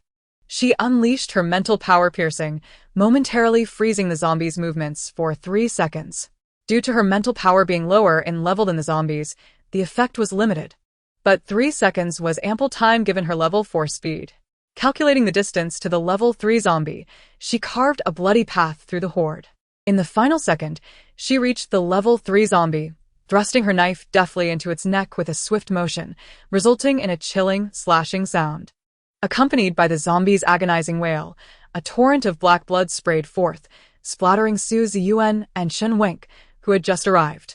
Another decisive strike severed the level 3 zombie's head, sending it tumbling to the ground. Seeing this, Su Ziyuan and Chen Wenk immediately turned to eliminate the remaining zombies. They swiftly dispatched the last of the horde, quickly extracting all the zombie cores before making their exit, anxious to avoid attracting more undead. They hurried downstairs to regroup. Uncle Hu and the others had already finished gathering supplies and rushed to greet them as they descended. "We've been waiting for you. Let us leave quickly. Everything's packed." "All right, let us go." Li Xiang drove the bus at the front, followed by Uncle Hu and his team in a truck. Su Ziyuan drove another truck, while Chen Wenk and Liao Xiaoyu brought up the rear in 2 off-road vehicles. With Li Xiang leading the way, they traversed the paths of minimal danger, relying on his perceptive abilities to circumvent threats, which indeed made their journey considerably easier. departing early in the morning and returning by noon, laden with abundant supplies. This remarkable pace and prowess stirred excitement among Uncle Hu and the others. They had encountered formidable individuals. Traveling alongside such capable companions provided a sense of security on their way to the A city base. The demeanor of Uncle Hu and his companions softened significantly, and their attitude towards Su Ziyuan and his group grew even warmer than the previous day. In the lounge area of the hotel's first floor, the group of 10 reconvened. Xiao Su, now that we have gathered supplies, shall we set out today or rest for a night and depart tomorrow? As they were all traveling together, Uncle Hu intended to consult with Su Ziyuan to finalize their plans for adequate preparation. Let us rest for a night and depart tomorrow. Su Ziyuan replied, casting a glance at Bai Yai. Bai Yai nodded and retrieved over 100 first-level zombie crystals from her storage space. These were the spoils from their joint efforts in dispatching zombies on the first floor of the shopping mall. The over 200 crystals acquired on the fourth floor were solely theirs, hence they would not share those with Uncle Hu and his group. The 100-plus crystals would be evenly divided into 10 portions, with Uncle Hu's group receiving 4 portions. Thus, each individual would have over 10 first-level crystals. Su Ziyuan pushed the 4 portions of crystals towards Uncle Hu and the others, suggesting, "You may use these crystals to enhance your abilities tonight, and after resting well, we shall set out tomorrow." Uncle Hu nodded in agreement, accepting their share without hesitation. He expressed his gratitude earnestly. "Thank you." Su Ziyuan waved his hand dismissively. "No need for such formality." With that, the 6 stood and ascended the stairs. Once the 6 had vanished around the corner, Uncle Hu remarked to the others, "Dad, can these crystals truly enhance our abilities?" Uncle Hu chuckled, reassuringly stating that there was no reason for them to deceive him. He then turned to the other 3. "Let us return to our rooms and test their effects. By the way, summon Tian Tian as well. We should divide these crystals into 5 portions, ensuring she receives her share too. The sooner we elevate our abilities, the stronger our team will become." The other 4 voiced no objections, and after some casual conversation, they too ascended the stairs. In Su Ziyuan's room, nearly 300 first-level milky white crystals, 2 second-level red crystals, and 1 third-level orange crystal lay on the table. Su Ziyuan began by dividing the first-level crystals into 6 equal portions, 1 for each person. 2 second-level and 1 third-level crystal remained on the table. Su Ziyuan surveyed the expressions of those present. "I intend to allocate this third-level crystal to Bai Cha-Cha, while the 2 second-level ones will go to Wen Ke and Xiaoyu, each receiving 1. We can distribute future second and third-level crystals to Yai and Qingqing. Does anyone have any objections?" Bai Cha-Cha blinked in surprise. She had not anticipated Su Ziyuan would distribute the crystals in this manner. She had assumed he would prioritize his 2 close friends, as she often felt like an outsider, and thus expected that he would favor his own. This was one of the reasons she was keen to find an opportunity to depart. Chen Wenk and Liao Xiuyu remained silent, their expressions indifferent, appearing entirely unbothered by the arrangements. However, Wu Qingqing voiced her discontent. Why should the third-level crystal go to Bai Cha-Cha? What gives her the right? Su Ziyuan fixed her with a serious gaze and replied, "Bai Cha-Cha single-handedly dispatched one of the second-level zombies and fought valiantly against the first-level ones, always leading the charge. What do you think she deserves?" Feeling Su Ziyuan's displeasure, Wu Qingqing's voice diminished to a whisper, her gaze cast downward. "I was merely asking. No need to be so fierce." Su Ziyuan shifted his attention to the fidgeting Bai Yai. "Yai, what are your thoughts?" Bai Yai bit her lip, her mind swirling. Who wouldn't he want to level up? She too longed for a crystal. Any crystal would suffice, yet she understood the improbability of that. No crystal could be hers. She would have to wait for the next opportunity to acquire a second or third-level crystal. Though she was well aware of this reality, it did little to quell her disappointment. The feeling of always being the last to receive after everything had been divided was utterly disheartening. The thought of Su Ziyuan's growing admiration for Bai Cha-Cha, coupled with the allocation of the second third-level crystal to her, only intensified her frustration. Why was Su Ziyuan becoming increasingly favorable towards Bai Cha-Cha? It vexed her to no end. But what could she do? As a healer, her lack of offensive capability prevented her from charging forward to slay zombies like Bai Cha-Cha. Moreover, Su Ziyuan, as the team leader, had made the decision to award the third-level crystal to Bai Cha-Cha, and even Chen Wenk and Liao Xiaoyu had raised no objections. Wu Qingqing's doubts had been met with rebuke from Su Ziyuan, leaving her with little room to protest. She clenched her teeth, inhaled deeply, and raised her head with a smile. I will defer to Brother Ziyuan. Little did anyone know, her frustration had driven her nails into her flesh. Chapter 33. Level Up. By Cha-Cha securely locked the door, weighing the third-level crystal in her hand before entering her space. She had initially thought that this third-level crystal would be allocated to Bai Yai. Accepting that bitter pill, she had resolved to endure it, never expecting that Su Ziyuan would grant her the crystal, especially without any objections from Chen Wenk and Liao Xiuyu. According to the plot of the original story, such privileges typically favored Bai Yai first. As a healer, she often reaped the benefits of others' efforts without lifting a finger, being pampered by the entire team. Perhaps it was because she had preemptively shared the method for enhancing abilities with Su Ziyuan and the others, enabling them to level up sooner and thereby minimizing injuries during their encounters with zombies. This inadvertently rendered Bai Yai's precious healing abilities less impactful.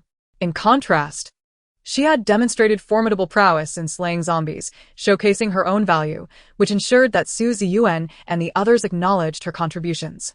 If the crystal she fought hard to obtain were merely to empower others, it would severely undermine her own strength, and she would undoubtedly be unwilling to accept that. Now it seemed that their characters were commendable, alleviating her concerns. At least she need not hastily seek an escape. She could afford to wait for a more opportune moment. As her ability upgrade was not delayed, she could collaborate with them for a while longer. Bai Cha-Cha held the orange third-level crystal in her palm, attentively perceiving and absorbing the energy within. As time passed, the crystal gradually became transparent. After half an hour, it disintegrated into fine powder. Her psychic ability ascended from level 2 to level 3. Her mental prowess intensified, and the piercing skill acquired at level 2 could now be sustained for 5 seconds. This piercing ability could render an ordinary person into a fool, a vegetable, or even cause death. It could also slow down a zombie's movements for 5 seconds. Upon reaching level 3, she could even induce a brief hypnotic state in zombies or humans, albeit limited to those of level 3 or below, lasting 5 seconds. Indeed, psychic powers were formidable. Each level up unlocked new skills. Bai Cha-Cha felt immense satisfaction, eagerly anticipating her next opportunity to test her abilities against the undead. Continuing, she placed the 50-odd first-level crystal cores allocated to her today on the table, adding them to the ones she had previously received, resulting in a total exceeding 60. In truth, she no longer had any use for these first-level crystal cores. She had experimented and found that only her psychic ability required crystal cores for level enhancement. Her other abilities were bestowed upon her by the ability fruit trees, which meant she could only rely on the ability fruits to elevate their levels.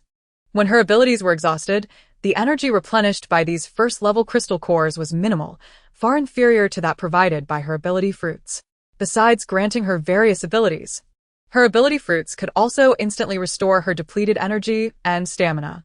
The 6 ability fruits she possessed amounted to 6 additional chances. With this thought, Bai Cha-Cha eagerly harvested the 6 fruits for the day. Previously, all the fruits had been pink, allowing her physical enhancement ability to progress swiftly to level 4. From now on, only one of the 6 colors would be available each day, and her rate of improvement would undoubtedly slow. If only her ability tree could also level up. After indulging in a flurry of thoughts, Bai Cha-Cha picked up a pink fruit and began to eat. As per her usual routine, she entered training mode immediately after replenishing her energy. Whenever fatigue overwhelmed her, she would consume another fruit, restoring her vitality to continue training. Repeating this cycle. After consuming all the fruits from the 5 elemental abilities, Bai Cha-Cha joyfully discovered that all her elemental abilities had risen to level 2. A cause for celebration. Elated, Bai Cha-Cha harvested all the supplies in her space before deciding to treat herself. At lunch, they had merely eaten some dry flatbreads and bread, washing it down with water, and now she felt famished. She prepared a simple yet satisfying homemade meal of sour and spicy shredded potatoes, stir-fried spicy meat, and a bowl of scallion oil noodles. After her meal, she indulged in a large durian, each one plump and fragrant. Feeling satiated, Bai Cha-Cha carelessly swept the pile of first-level crystal cores on the table beneath the ability tree. The milky white, ping-pong ball-sized crystals scattered on the muddy ground beneath the ability tree, resembling beautiful pebbles. She promptly made a decision. Henceforth, Any crystal cores she gathered that she did not need would be piled beneath the ability tree. Finally, she reviewed the entire process of battling zombies that day. To avoid arousing suspicion about her physical ability having reached level 4, she had restrained herself during the fights, not fully unleashing her strength. Given her current prowess, defeating zombies below level 4 was as effortless as slicing vegetables. First and second level zombies were no longer a challenge for her, barring an encounter with a massive horde. Even if 3 third-level zombies approached her simultaneously, she could hold her ground. She had yet to encounter a fellow 4th-level being, and would need to wait for that moment to assess her true combat capabilities.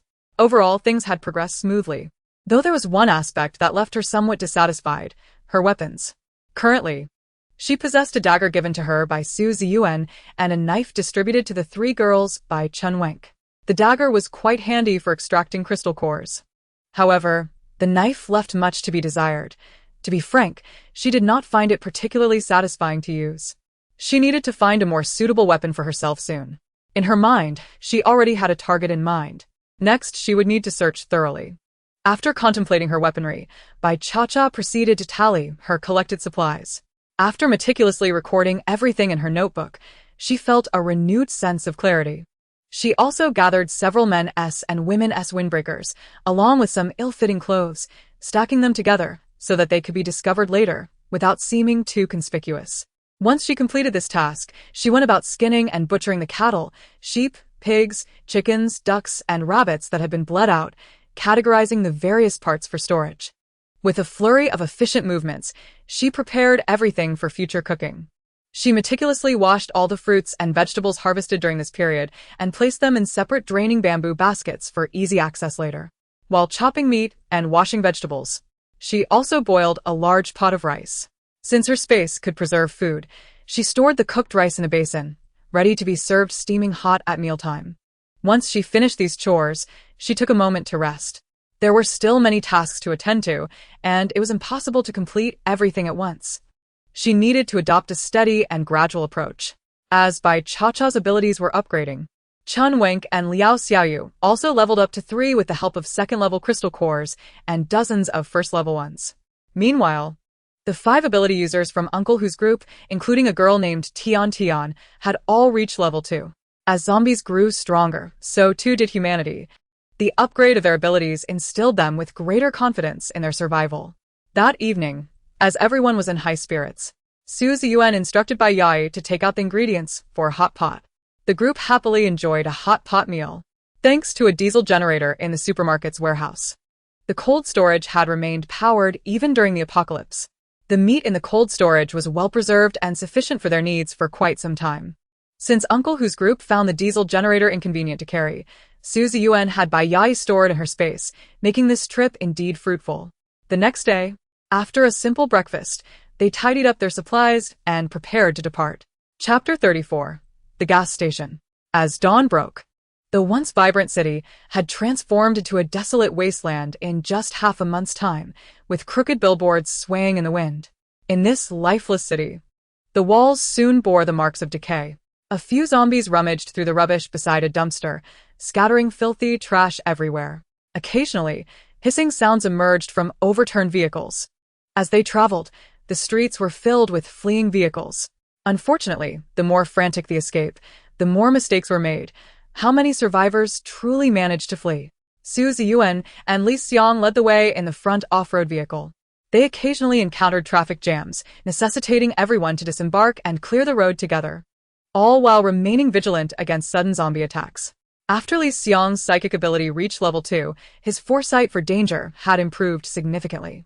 With Li Xiang's presence, they encountered no particularly formidable zombies, allowing for a relatively smooth journey. Along the way, Bai Cha-Cha stumbled upon a chaotic sportswear store by the roadside. Liao Xiaoyu found several men S windbreakers inside, while Bai Cha-Cha discovered several women S windbreakers. We are fortunate indeed. I had been wanting a windbreaker just like this. Liao Xiaoyu's face radiated undisguised joy. The two returned with their finds to distribute among the group. Just then, the intercom in the vehicle crackled to life. It was Uncle Hu. Xiang, we need to find a gas station to refuel. The bus is almost out of gas. Li Xiang quickly replied, understood. I'll discuss it with Captain Su. Su Ziyuan contacted Chen Wenk in the rear vehicle, and after some discussion, they confirmed that their single large truck and 2 off-road vehicles indeed required fuel. "Let us head to the gas station," Li Xiang said, pulling out an offline map for a glance. "We will pass by 2 gas stations on the highway we must take. Even better, we can gather more diesel and gasoline." Su Ziyuan agreed. Following Li Xiang's route, the 5 vehicles soon parked near the gas station. The voice of Su Ziyuan crackled through the walkie-talkie once more, announcing that further progress was impossible due to a significant traffic accident ahead, with an array of vehicles blocking the road. "We dispatched 2 individuals from each side to refuel, while the rest awaited at the designated spot. Xiaoyu accompanied me." Liao Xiaoyu responded promptly, descending from the truck behind us. Li Xiang also stated, Tian will accompany me." As a round-faced, slightly chubby girl emerged from the bus, the 4 of us departed with fuel canisters in hand. At the rear of the last SUV sat Bai Cha-Cha. Alone, Bai Yai and Wu Qingqing settled into Su Ziyuan's vehicle, while Chen Wenk and Liao Xiuyu took charge of the truck. Bai Cha-Cha had volunteered to drive the last SUV herself. Moving at a leisurely pace, she found herself trailing behind, with the bus in front of her. Upon halting the vehicle, Bai Cha-Cha utilized her psychic abilities to scan the surroundings ahead. Her detection radius extended 300 meters, a distance too great to ascertain the state of the gas station. However, she noted that along the route to the gas station, numerous zombies were roaming, albeit fortunately at a low level, all mere first tier. With Su Ziyuan, a formidable third-tier lightning user, present, she felt assured that the situation could be managed. Observing the diminishing reds on her radar, Bai Cha-Cha withdrew her psychic energy. Growing restless, she realized they would not return anytime soon. From her position in the driver's seat, she surveyed the surroundings through the window. To her right lay a T-junction, congested with vehicles filled with individuals eager to escape the city.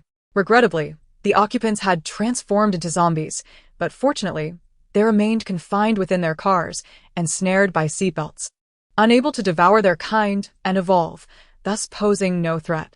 Only a handful of zombies wandered outside. It appeared that the commotion had caught the attention of the zombies. As more began to converge towards her location, Bai Cha-Cha unsheathed her somewhat unwieldy knife and stepped out of the vehicle. Standing at the intersection, she scanned the area with her psychic energy, confirming the presence of only first-tier novices, posing no danger and thus were fair game. With a firm grip on her knife, she charged forward to hone her skills by slaying zombies. "I strike. I slash. Splatter," she exclaimed as she plunged her weapon. "I stab. I strike again. Oh no. The blade is dulling." Unbeknownst to her, she had strayed a considerable distance. Bai Cha-Cha, utilizing her metal manipulation skills, straightened the blade and reinforced it with her gold-based powers. The knife, now enhanced by her second-tier abilities, sliced through the zombies with remarkable efficiency. With a flourish, Bai Cha-Cha twirled the knife in her hand. Suddenly, an epiphany struck her. She smacked her forehead, realizing how foolish she had been. She had desired a more suitable weapon. Yet she herself was a second-tier metal user. Why not craft one for herself? With resolve, she began to meticulously shape her ideal weapon using her psychic abilities in conjunction with her gold-based powers. A long handle materialized in her grasp, gradually forming the weapon's head as it reached the desired length. Bai Cha-Cha's complexion paled slightly, her second-tier abilities were still somewhat lacking, and she felt her energy depleting rapidly. Retrieving a yellow energy fruit from her spatial storage, she consumed it, replenishing her strength to resume crafting her weapon. It was no exaggeration to say that an ordinary metal user could not achieve what she was doing. This feat required the fusion of psychic energy and metal manipulation. Only she possessed the unique ability to freely control the form of metal with her psychic powers. While typical metal users could merely release a metallic sphere or manipulate metal objects for offense or defense, altering the shape of existing metals was the extent of their capabilities. Creating something from nothing, according to her whims, was beyond their reach. But she could.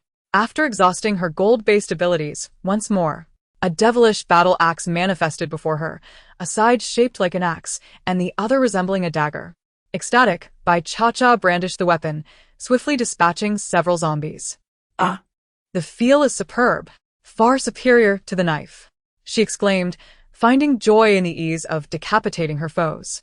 As she continued her assault, A sudden realization struck her. There was a mobile fueling truck parked nearby.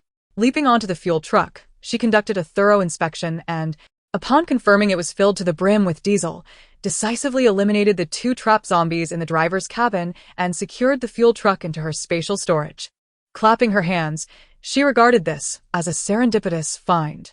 Inspired by the mobile fueling truck, she resumed her search along the roadside for additional vehicles. To her delight, she stumbled upon a courier truck filled to capacity with packages, which she also stored in her spatial realm. Additionally, She discovered 2 relatively new SUVs and a camper van among the multitude of vehicles. Casting a glance behind her, she realized how far she had wandered and promptly retraced her steps. Along the way, she had dispatched numerous first-tier zombies, yet had yet to extract any crystal cores. So she resolved to collect them on her return. After digging out 4 or 5 cores, Bai Cha-Cha halted abruptly in front of a decapitated zombie head. The incision was unmistakable. It was made by her devilish battle axe. However, the crystal core within the head was conspicuously absent. Searching again, through the brain matter, she found only black blood mixed with a tofu-like white substance pooling around her feet, but still no core. Bai Cha-Cha furrowed her brow momentarily. Dismissing it as merely a first-tier crystal core, she took a step forward, intent on extracting the next one. Yet her brow furrowed once more. This zombie's core was also missing. Quickening her pace, she inspected further and discovered that all the zombies she had slain were devoid of their crystal cores. Chapter 35. What on earth? Bai Cha-Cha immediately consulted her energy map. Upon opening it, she detected a green that abruptly vanished from the map, moving with such speed that Bai Cha-Cha initially thought it a mere illusion. After that, she could sense nothing further. What was this lightning-fast green? She had no inkling. It seemed to have followed her the entire way without her noticing. Fortunately, the green had only stealthily stolen her hard-earned crystal cores and exhibited no hostility towards her. With the cores now gone, she decided to head back. As Bai Cha-Cha, armed with her axe, approached the T-junction, she was intercepted by Su Ziyuan, who had come searching for her. Relieved to see she was unharmed, he sighed, "Cha-Cha, we must depart swiftly. The gas station has had 2 third-tier zombie cores extracted. There is likely a powerful ability user nearby." He then glanced at the weapon she bore and inquired, "Where did you acquire that battle axe?" "I picked it up on the road just now." "Quite the stroke of luck," she replied. Su Ziyuan recognized the weapon's quality, stating, "I will proceed ahead." keep close while you drive. Understood. Bai Cha-Cha affirmed as she opened the car door, took her battle axe, and placed it within easy reach in the passenger seat. Shortly after, Su Ziyuan's voice crackled through the vehicle's intercom. "Let us check in, Chen Wenk." All present came the reply. "Uncle Hu." "Present." Tian. Here. Bai Cha-Cha. "Present." "Good. Let us continue our journey." One by one, the vehicles ahead roared to life. After driving for over 2 hours, Li Xian's voice crackled through the intercom. "There is an open area ahead. Let us pause here for a brief respite." The group busied themselves unloading a portion of food and water from the truck to prepare a meal.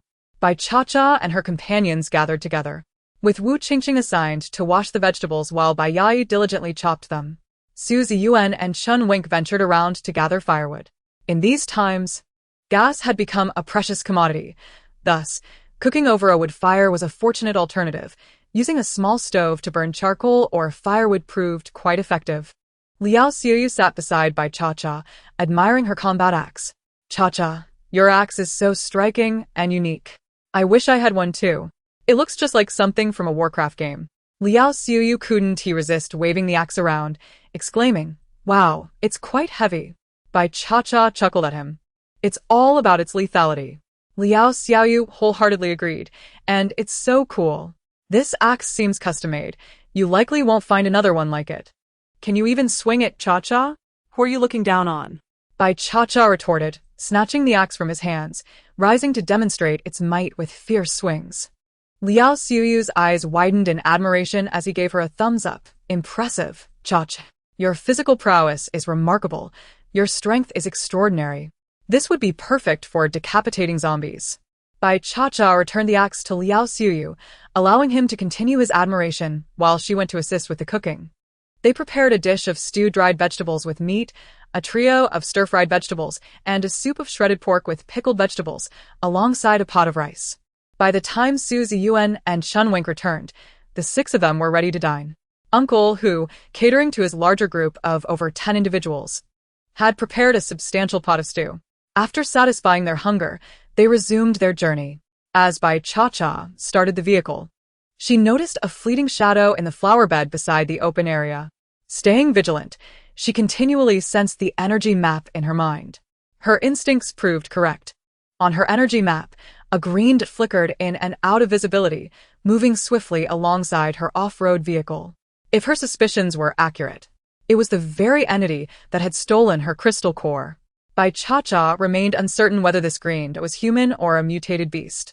Despite her vigilance, the merely followed without any aggressive actions. Could it be hoping to pilfer her crystal core again? Uncertain, she decided to ignore it for now, curious to see how long it would persist in its pursuit and its intentions. Once the convoy hit the highway, their speed increased significantly. Although the highway was littered with overturned vehicles and zombies, the wide lanes and expansive fields on either side made it relatively easy to navigate through any zombie encounters. However, the once lush and vibrant land had turned dark and desolate. The ominous black rain had indeed altered the soil's quality. The original text mentioned that the land was no longer suitable for agriculture unless someone could develop a remedy to restore its condition. In the final chapters of the original narrative, no such remedy had been discovered, leaving them reliant on wood-based abilities for farming, which yielded meager results. Throughout their travels, the group collaborated to collect numerous first-level zombie crystal cores and even managed to acquire 3 second-level cores. By Yai, Wu Qingqing, and Uncle, who upgraded to third-level abilities thanks to the newly acquired second-level cores. Now, among their 6-member team, all but Bai Cha-Cha had reached the 3rd level of their powers. In Uncle Hu's group, apart from him being a 3rd level, Li Xiang, Tian, and 2 other uncles remained at the 2nd level. At this point in the original narrative, the 3rd level represented the pinnacle of combat strength. Moreover, with all 6 members of their team at 3rd level, they were undeniably a formidable force. Bai Cha-Cha had also dispatched numerous first-level zombies along the way. Her devilish combat axe was the envy of Su Ziyuan and Chun Wink. Whether chopping, cleaving, or dicing, it proved exceptionally effective, ensuring that the heads of first- and second-level zombies fell cleanly, leaving no remnants behind. Unsurprisingly, the crystal cores she harvested were promptly pilfered by the elusive Greend. This little Greend grew increasingly audacious, brazenly following her to snatch the cores. Bai Cha-Cha could only watch helplessly as the cores vanished into thin air, aware of the presence at her feet, yet unable to see anything. She speculated that this was a little entity awakened with the power of invisibility. More importantly, this little dot was gradually expanding, indicating that its abilities were becoming stronger with each crystal core she provided. Fearing a tale akin to that of the farmer and the snake, Bai Cha-Cha refrained from further feeding it. She swiftly extracted the crystal cores herself, and surprisingly, the little showed no signs of anger, continuing to trail her. What on earth is this creature? Bai Cha-Cha pondered, attempting to capture the elusive being, but it slipped away like an eel, impossible to grasp. Invisible to the naked eye. She could only rely on the energy map to track its position, but its speed was astonishing. Bai Cha-Cha surmised that this entity not only possessed invisibility, but likely the ability to teleport as well. After all, her physical abilities had reached level 4, yet she still couldn't catch up with it. Truly baffling. Unable to capture it, she decided to abandon the pursuit. There's a service area ahead. Let us spend the night here. The group unanimously agreed, and the vehicle soon entered the service area. Su Ziyuan's voice rang out again over the intercom. Be cautious. There are people in the service area. Chapter 36. The Highway Service Area. This service area was quite well equipped, featuring not only a gas station but also a repair shop, supermarket, restaurant, hotel, and restrooms, everything one might need. This expansive service area now stood like an island in the midst of the highway. Abandoned cars had been intentionally stacked to form a defensive barrier. Not a single zombie could be seen within the service area, indicating it had been meticulously cleared by someone.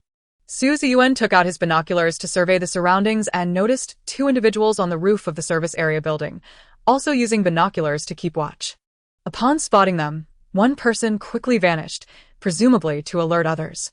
Su Ziyuan relayed the situation to Chen Wenk and Uncle Hu, and after some discussion, they collectively decided against entering the service area and opted to continue their journey in search of a more suitable temporary refuge. They were uncertain of the identity of those within the service area or their strength, given their two large vehicles filled with supplies. They feared that the others might covet their resources. In the apocalypse, sometimes humans were far more terrifying than zombies. As they prepared to depart, the doors of the service area hotel swung open, and two burly men armed with rifles stepped out. Suddenly, a van burst forth onto the road. Its sliding door flung open as a dozen tattooed men armed with guns leaped out. Su Ziyuan and the others furrowed their brows. They were surrounded. The adversaries were armed. The ordinary passengers aboard the bus trembled in fear. Despite their overwhelming fear, the crowd forced themselves to regain their composure. The supernatural beings among them firmly gripped their weapons, ever ready for combat. Just as tensions reached a boiling point, a young man emerged from the hotel in the service area. His appearance was unremarkable. Even in this apocalyptic world, his hair gleamed with a meticulous sheen, revealing a life of relative comfort.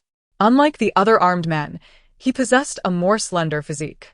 Seemingly oblivious to the tense atmosphere, he approached Su Ziyuan's vehicle with a broad smile, accompanied by two gun-wielding men.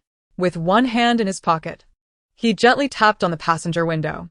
His voice was soft and courteous. "Brothers, may I ask your spokesperson to come down for a chat?" Seated in the passenger seat, Li Xiang glanced at Su Ziyuan. Given the ambiguity of the situation, the people in the service area were uncertain whether friend or foe stood before them. A head-on confrontation could prove detrimental. After pondering for a moment, Su Ziyuan opened the car door and stepped out. "I am the spokesperson. What is it you wish to discuss?" Lu Ping eyed the composed young man, narrowing his eyes slightly. His smile grew increasingly warm and sincere. Withdrawing his hand from his pocket, he produced a pack of cigarettes, expertly tapped the box, and offered it to Su Ziyuan. "Young brother, how shall I address you?" Su Ziyuan cast a fleeting glance at the cigarette pack, extending his hand to decline politely. "I do not smoke, thank you." He then raised his gaze to meet Lu Ping's eyes. "My surname is Su." Lu Ping was momentarily taken aback by the chill and depth in Su Ziyuan's gaze. He discreetly retracted his hand and retrieved a cigarette for himself, which a man behind him promptly lit. Breathing in deeply, he slowly exhaled a plume of smoke before speaking amiably. "Brother Su, haha, my surname is Lu. You may call me Lu Ge." Taking another drag, Lu Ping surveyed Su Ziyuan through the smoke, then shifted his attention to the vehicles behind him. Retracting his gaze swiftly, he smiled and continued, "Brother Su, please do not misunderstand. Our young master merely wishes to befriend you. The hour is late, and should you and your companions venture further, finding lodging tonight will be a challenge. In these trying times, our young master is compassionate and willing to assist fellow survivors. Why not stay the night here at the service area? We have taken in many survivors, and in this world plagued by zombies, unity among humanity is vital." Su Ziyuan fixed his gaze on Lu Ping in silence for a considerable time before finally nodding in agreement. "Very well." Lu Ping chuckled, gesturing for the armed men to holster their weapons. The van that had been blocking their path quickly departed. Su Ziyuan returned to the vehicle, opting not to drive into the service area but instead instructing his companions to bring down some food and drinks. Lu Ping made no comment, seemingly uninterested in their supplies, or perhaps exuding confidence that they were firmly in control of the situation.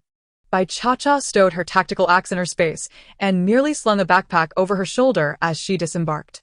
Moments ago, she had consulted her energy map, revealing dozens of small black dots and a handful of small green ones within the service area. The green dots were of low rank, the highest being merely level 2.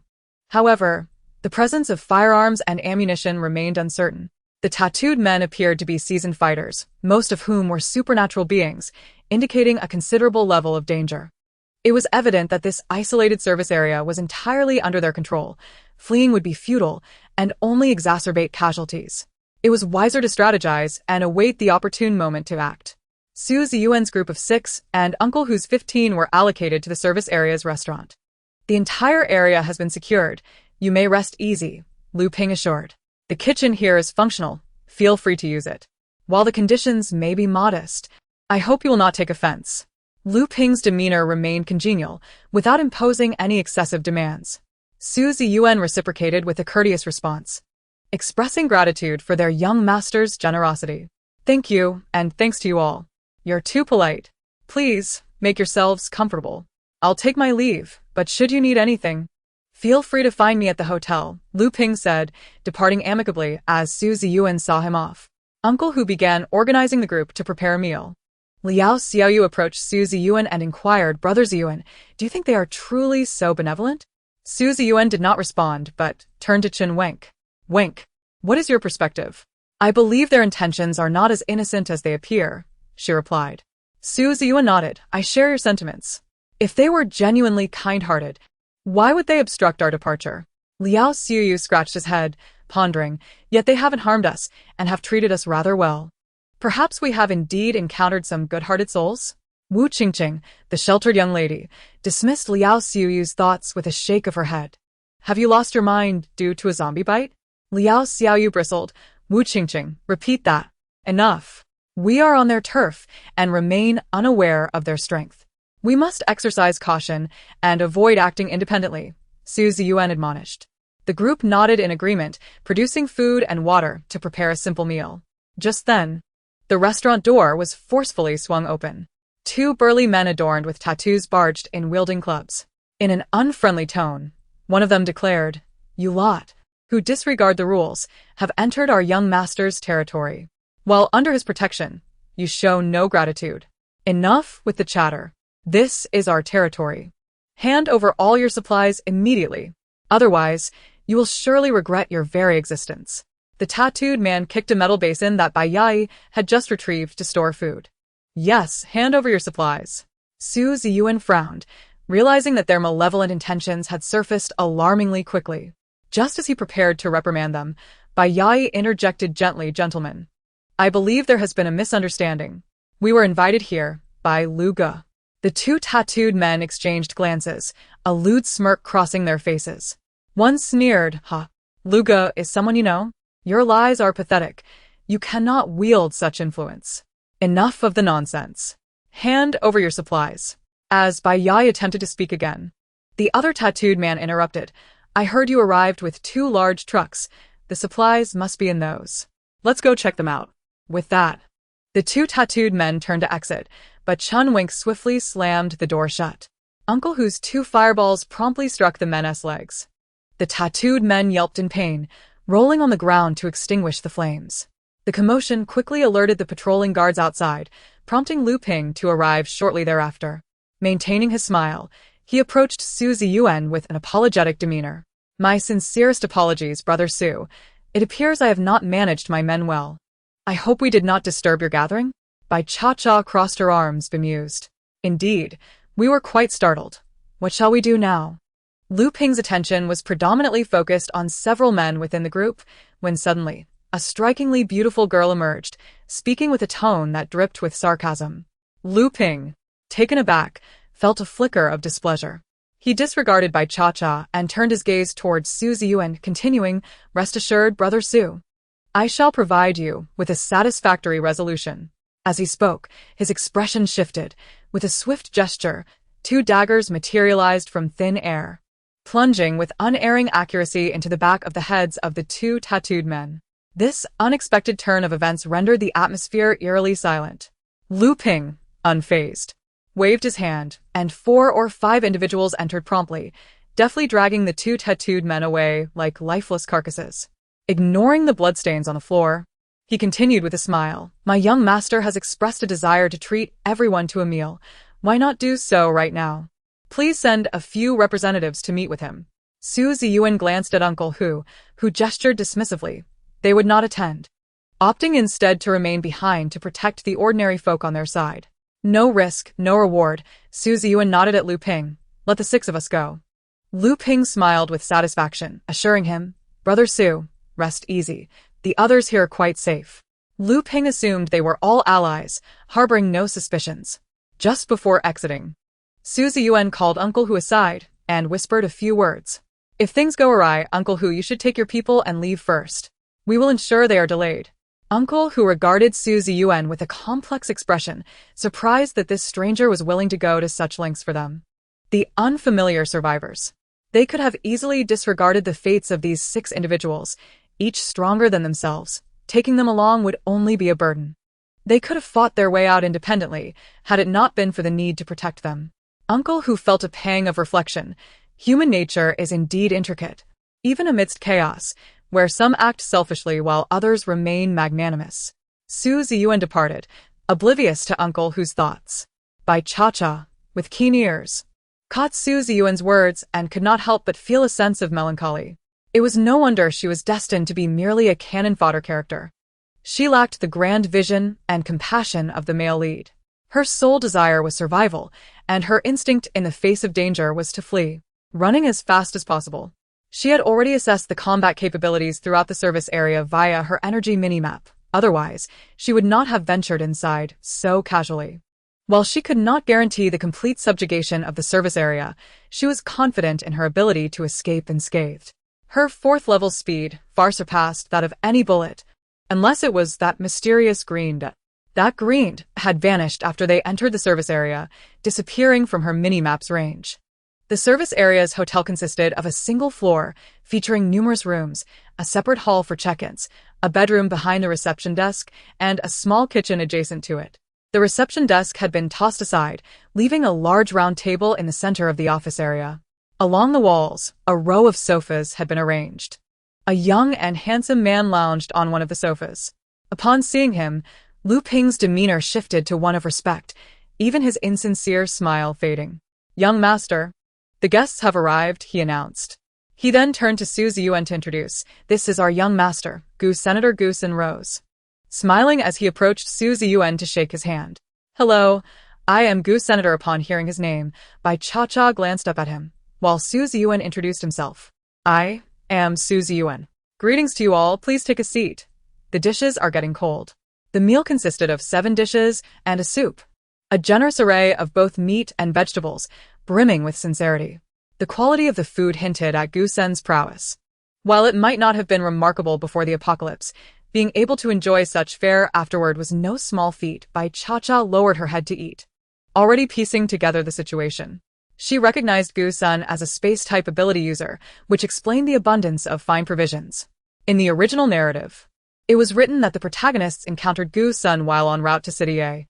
He initially sought to recruit them for his own ends but was ultimately swayed by their strength and charisma, joining their ranks. The original character met an untimely demise shortly thereafter, being inexplicably devoured by zombies as they approached City A. Although her arrival had disrupted the narrative, the characters still manifested as intended, even though the protagonists had yet to cultivate any romantic feelings as depicted in the original tale. Bai Cha-cha dared not gamble with her life. Thus, at this pivotal juncture for her character, she must find an opportunity to extricate herself from the protagonist's company. With these thoughts in mind, she returned her focus to the dining table just in time to hear Gu Sen address Su Ziyuan. "Brother Su, you strike me as extraordinary. You all seem remarkable. Have you considered joining my team to combat the zombies together? Please do not rush to refuse. Take your time to ponder. Allow me to share.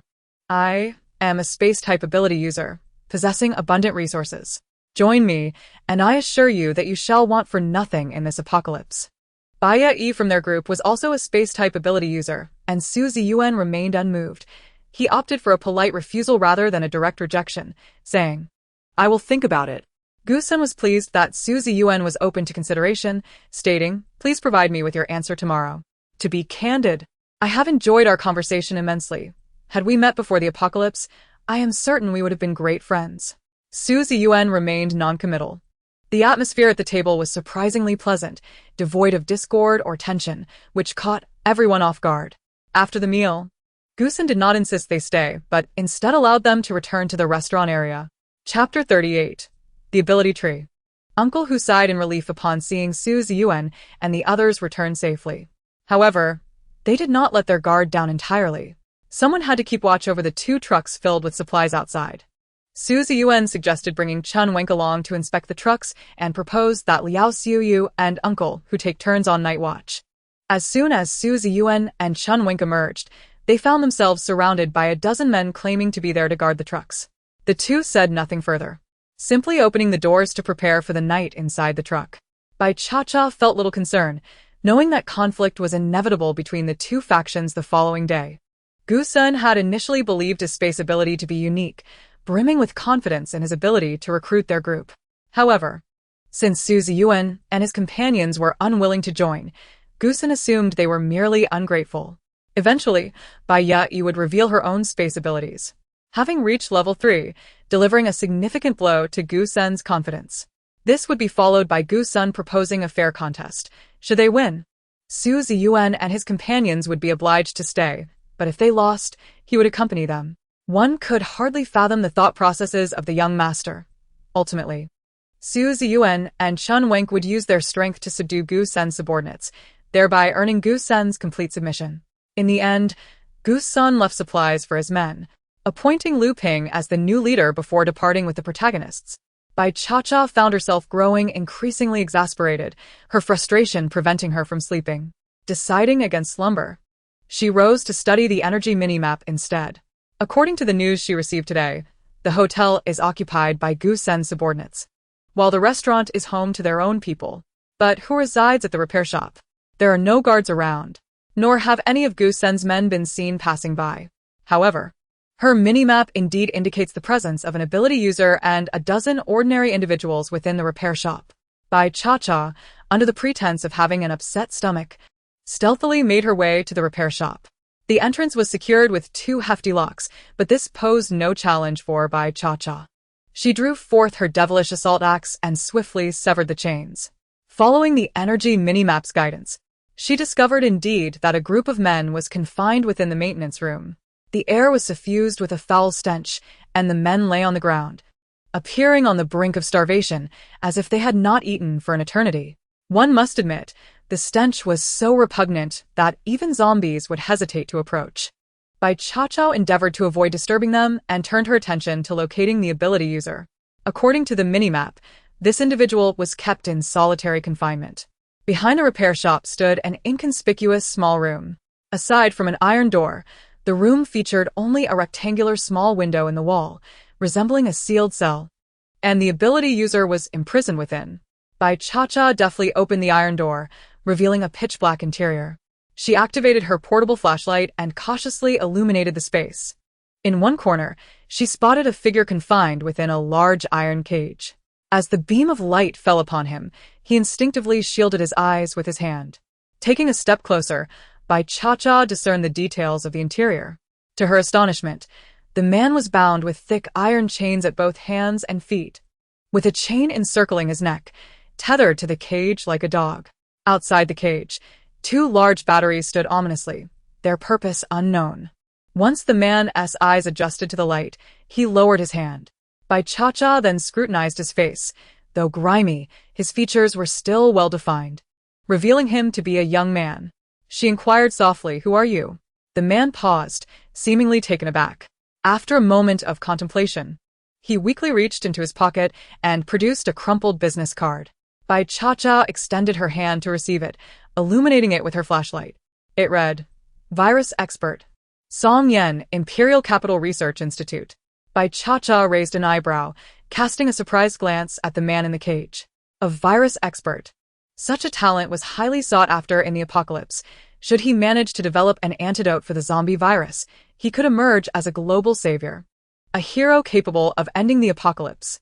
However, she did not recall the name Song Yan appearing in the original text, suggesting he was not a pivotal character. Given his youth, one could only speculate about his experience and expertise, likely indicating he was not an extraordinary virus expert. How he, an expert from the imperial capital, ended up at the intersection of a city and B city, only to be confined in an iron cage, remained a mystery. Bai Cha-cha, curious, asked, "Why are you locked up here?" The man's voice was hoarse, weary, and it was evident he had gone without food and water for quite some time. "During the Black Rain, I fainted and was captured. I have the ability to generate electricity, and they forced me to charge the batteries, demanding my servitude. I refused." He coughed weakly. Bai Cha-cha gleaned the gist of his predicament. This man had awakened an electric ability during the Black Rain, a power akin to lightning abilities, both belonging to the same family and becoming increasingly lethal as time progressed. The primary difference was that electric abilities could generate power, while lightning abilities could not. It seemed Gu Sen had discovered this man's electric talent and sought to recruit him, but the man, obstinate in nature, refused to comply and was subjected to torment as a result. No wonder the iron cage and thick chains were employed. They were designed to either starve him or force him to electrocute himself. Regrettably, this individual was merely a level 1 electric ability user. Even if he were a level 2, he would not be fearful of his own electricity. Gu Sen's approach was rather inconsistent. He tortured side characters while attempting to subdue the protagonists. How hypocritical.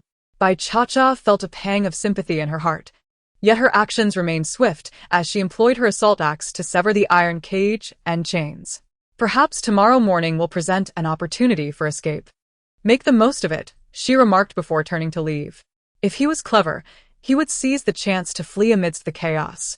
If not, even if he managed to escape, he would likely fall victim to the zombies. She also opened the door for the dozen or so ordinary individuals outside. These individuals were likely passing survivors who had been stripped of their resources and left to fend for themselves once they lost their value. Their fates were no longer her concern. After stealthily returning, Bai Cha-Cha made a trip to the restroom, as sleeping in the dining area offered little privacy for her to enter her space. Upon entering the innermost room, she accessed her space. The first thing she did upon entering was to unpack a shipment. A whole cart of deliveries awaited her, and she leisurely sat on the lawn, unpacking them. There were water bottles, sanitary pads, snacks, clothes, shoes, literary works, cosmetics, skincare products, and children's toys, along with dolls. Bai Cha-Cha spent a full 3 hours unpacking everything. Once she finished, she hurried to the ability tree, intending to discard some low-level crystal cores she had collected that day. Just as she was about to do so, she was taken aback. The crystal cores she had left under the tree the previous day had all transformed into powder, forming a thin layer that was nearly imperceptible. This. Bai Cha-Cha examined the ability tree closely and confirmed it had become much more lush. While other changes were yet to be apparent, perhaps the crystal cores were simply too low in grade. Realizing that the ability tree could absorb energy from the cores, Bai Cha-Cha resolved to work even harder to excavate crystal cores in the future, not only to sustain herself, but also to nourish her ability tree. After completing her tasks in the space for the day, Bai Cha-Cha hastily returned from the restroom. Unbeknownst to her, that very night, a significant event transpired in the service area. Chapter 39. Who did this? At the break of dawn, Bai Cha-Cha had yet to fully awaken from her slumber when Lu Ping, accompanied by a tattooed brute, surrounded them all. Lu Ping's anguished roar echoed in their ears. Who killed my young master? Step forward if you have the guts. Bai Cha-Cha, still groggy, found herself even more bewildered by a shout. Gu Sen is dead? What the hell? Gu Sen is dead? Bai Cha-Cha jolted upright, her eyes wide as saucers. This was an entirely different trajectory from the original text. The disparity was staggering. How could Gu Sen have died? This was catastrophic. It seemed a struggle to the death was inevitable. With a steely gaze, Bai Cha-Cha promptly brandished her devilish assault axe. By the time she emerged, Su Ziyuan and the others were already confronting Lu Ping. We didn't kill young Master Gu. Su Ziyuan's tone remained relatively calm. But Lu Ping was not swayed. If it wasn't you, then who could it be? You calamity bringers. Ever since you arrived, the young master has encountered misfortune. No one is leaving today. You all must die. At this moment, Uncle Hu stepped forward, furrowing his brow, and exclaimed, We have no idea what your young master looks like, so how could we possibly have killed him? We are innocent. Justice must be served. Let us go. Huh. You think you can leave? Not a chance. You are all in cahoots. Unless you bring me the true culprit. Uncle Hu argued vehemently, asserting, We never left the restaurant last night. You can verify this with the patrolling guards. Lu Ping, visibly impatient, waved his hand dismissively, and instantly, a battalion of tattooed men readied their weapons. Who else could it be but you? Thieves calling the innocent guilty. Realizing Lu Ping was dead serious, Uncle Hu began to panic. With ordinary folks on their side, evading a hail of bullets was simply impossible. He anxiously turned to Su Ziyuan, Captain Su. You must speak up. We truly did not kill your young master. Su Ziyuan, his gaze fixed and somber, addressed Lu Ping, Gu Xiao is absolutely not their doing. They lack the capability. Release them first. Lu Ping scoffed. Why should I heed your words? Just because I know who killed Gu Xiao. Lu Ping's expression hardened, his voice cold as he asked, You truly know who killed my young master? Su Ziyuan nodded, indeed. Not only do I know, but Wen Ku is also aware. Lu Ping cast a suspicious glance at Chen Wenk, who exchanged a knowing look with Su Ziyuan and nodded in agreement. Yes, I too am aware. Lu Ping's skepticism lingered as he surveyed Uncle Hu and the others behind him. They were indeed a ragtag group. Surely, they would not dare disrespect the young master. Let them go for now. They can't escape far, he mused.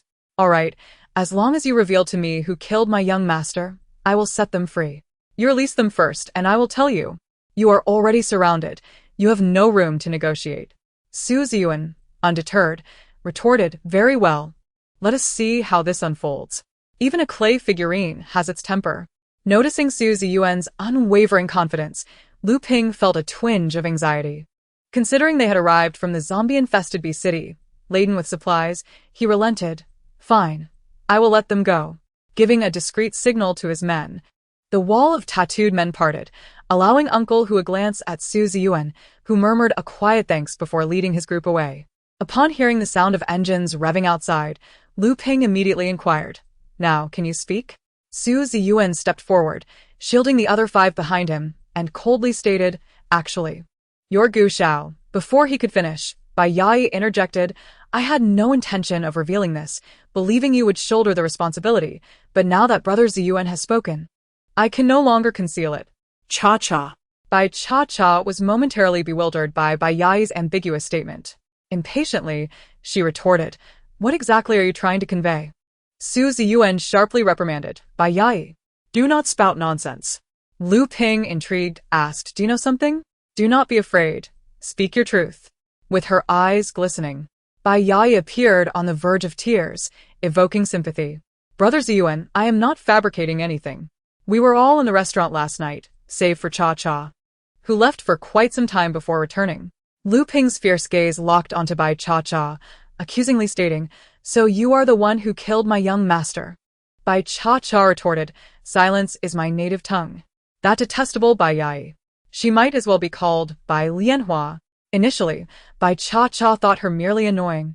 Yet now, her true colors were showing. Bai Cha-cha quickly composed herself and casually remarked, I did indeed step out, but only to use the restroom. The patrolling guards can corroborate this. Moreover, Gu Xiao mentioned he possessed spatial abilities. Surely his space contained a plethora of valuable items. Allow me to provide you with an investigative lead. She then pointed nonchalantly at Bai Yai, chuckling lightly. You likely remain oblivious, but she too is a spatial ability user. Could it not be that she, envious of your young master's powers, killed him? Now, she cries foul. Su Ziyuan frowned at this assertion. Although Bai Yai's suspicion of Bai Cha-cha was indeed unfounded, Bai Cha-cha's claim was excessively outrageous. Cha-cha, do not speak recklessly. Bai Cha-cha dismissed him, preoccupied with her delicately manicured fingers. The fruits of the ability tree are indeed formidable. Those slender fingers do not appear to belong to a killer. As for her prior statement, it was entirely fabricated. She had no knowledge of who killed Gu Sun, and this was a plot twist not found in the original narrative. Her sole intention was to drag Bai Yai into the fray, planning to flee at the first sign of conflict. However, Lu Ping had a different perspective. Unaware of a crucial fact, after Gu Sun's demise, all the supplies from his space had vanished as well. While others were oblivious, Lu Ping was acutely aware. Gu Sun's space held not only ample provisions, but also a significant cache of arms and ammunition they had plundered. So much material could not simply disappear without a trace. Especially when none of them had noted any anomalies last night. Unless the one who killed Gu Sun was also a spatial ability user who had directly claimed Gu Sun's resources. Lu Ping accepted Bai Cha-cha's words without question. His fierce gaze and weapon trained on Bai Yai. Hand over all of my young master's supplies. Otherwise, we shall not rest until blood is shed. A gunshot rang out, followed by a piercing scream. Lu Ping's sudden attack on Bai Yai caught everyone off guard. Even Bai Cha-cha realized the danger, but made no move to intervene. Fortunately, Bai Yai, sensing impending peril, dodged just in time, but still suffered a bullet wound to her arm. Chen Wenk and Liao Xiaoyu quickly reacted, shielding Bai Yai with their bodies. Despite their discontent with Bai Yai's earlier actions, she was a healer and bore their team's possessions.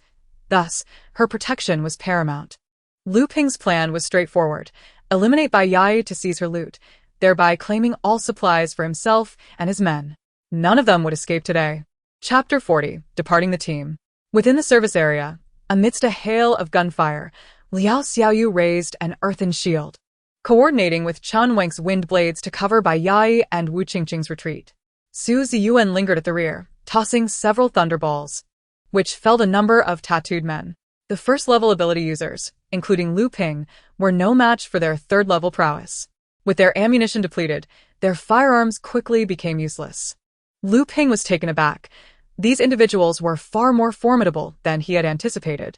Realizing he stood no chance, he found himself encircled by several subordinates, contemplating escape.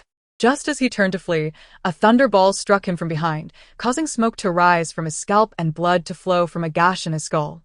Fearing that the fallen would rise as zombies, Bai Cha swiftly dispatched them, severing their heads. The tattooed men, frightened, scattered in all directions. Their strength was overwhelming, and they were evidently there to deliver their heads on a platter. The remaining minions were mere ordinary folk, incapable of posing any significant threat, and Su Ziyuan refrained from pursuing them further. In this apocalyptic world, where no one offered protection, survival was a daunting challenge, rendering any physical conflict unnecessary. As they exited the service area, Bai Yai's face was ashen, tears streaming down her cheeks as she silently tended to her injured arm. Fortunately, she had attained the third level of healing abilities. Otherwise, her arm would have been rendered useless. The atmosphere among the six was rather somber. Bai Cha broke the silence first. From this day forth, I shall part ways with you. Even if we travel the same path, we shall no longer be part of the same team. I wish you all well. Liao Xiaoyu, feeling a pang of urgency, immediately interjected, Cha, don't act impulsively. It's far too dangerous for you to be alone. Su Ziyuan and Chen Wenk both shared a look of disapproval. Cha, please don't be headstrong. I had intended to shoulder the blame for Gu Sen's death to buy time, allowing Uncle Hu and the others a chance to escape. I never meant to cast you aside. At this juncture, Su Ziyuan glanced at Bai Yai, who was sweating profusely from pain, yet remained silent. Cha. Yai certainly did not mean it. I believe she was merely trying to buy time when she spoke that way. Yai has mentioned that you two grew up together, and you should know her better than I do. Chen Wenk chimed in to persuade her as well. Yai is also suffering the consequences and has sustained a gunshot wound. She shifted the blame onto you, and you've reciprocated. Consider it even. Don't hold it against her. She surely realizes her mistake. Please don't speak in anger, Cha. Bai Cha surveyed them all with a detached glance. From the very beginning, she had been aware that she and they were not of the same ilk. When there were no major disagreements or issues, they could maintain a semblance of peaceful coexistence. However, when faced with adversity, the stark differences in their characters became glaringly apparent. In truth, they had not committed any grievous wrongs. They were decent enough individuals, treating her reasonably well. After all, prioritizing one's own interests or considering the team's overall benefit is not inherently flawed. Yet, due to her personal convictions, she was unwilling to compromise her principles for the sake of superficial harmony. For instance, Bai Yai was particularly crafty, often engaging in subtle manipulations. Her aversion to this personality was unwavering. There was no need to feign affability when she could simply honor her true feelings. Since they were inclined to protect Bai Yai, so be it. Bai Cha responded earnestly. I do not understand her in the slightest. I have no desire to engage with her. She is unworthy of my attention. I am serious. This is not mere bluster. Let us part amicably. With a sorrowful and remorseful gaze, Bai Yai looked towards Bai Cha, pleading, I'm so sorry, Cha. I only said that to avoid putting Ziyuan and Wenk in a difficult position. If you must blame someone, let it be me. Please do not leave. Let me go instead, and you stay. Pale-faced, Bai Yai staggered to her feet, prepared to bid everyone farewell, putting on quite the show. Chen Wenk and Liao Xiaoyu hurriedly approached to console her. It's not your fault, Yai. Don't worry about it. You should go back to the car and rest. We'll handle things here. Yes, Yai, it's already chaotic enough. Don't add to the turmoil. Go rest in the vehicle. A wave of nausea washed over by Cha-Cha once more. Do you see? This is precisely why I hold such disdain for Bai Yai. Only those who have experienced it firsthand can comprehend that indescribable feeling akin to having consumed something vile. With a look of determination, Bai Cha-Cha shook her head resolutely. Please, do not say anything more. I am serious about leaving the team. I want that off-road vehicle. I desire nothing else. That vehicle is one you all intended to abandon anyway, so you have no objections, correct? Good, then it's settled. Farewell. She wished to utter no further words. Turning swiftly to the off-road vehicle, entering, shutting the door, and starting the engine in a single fluid motion. Su Ziyuan could see that Bai Cha-Cha was genuinely intent on departing, not merely throwing a tantrum. Consequently, his expression darkened even further.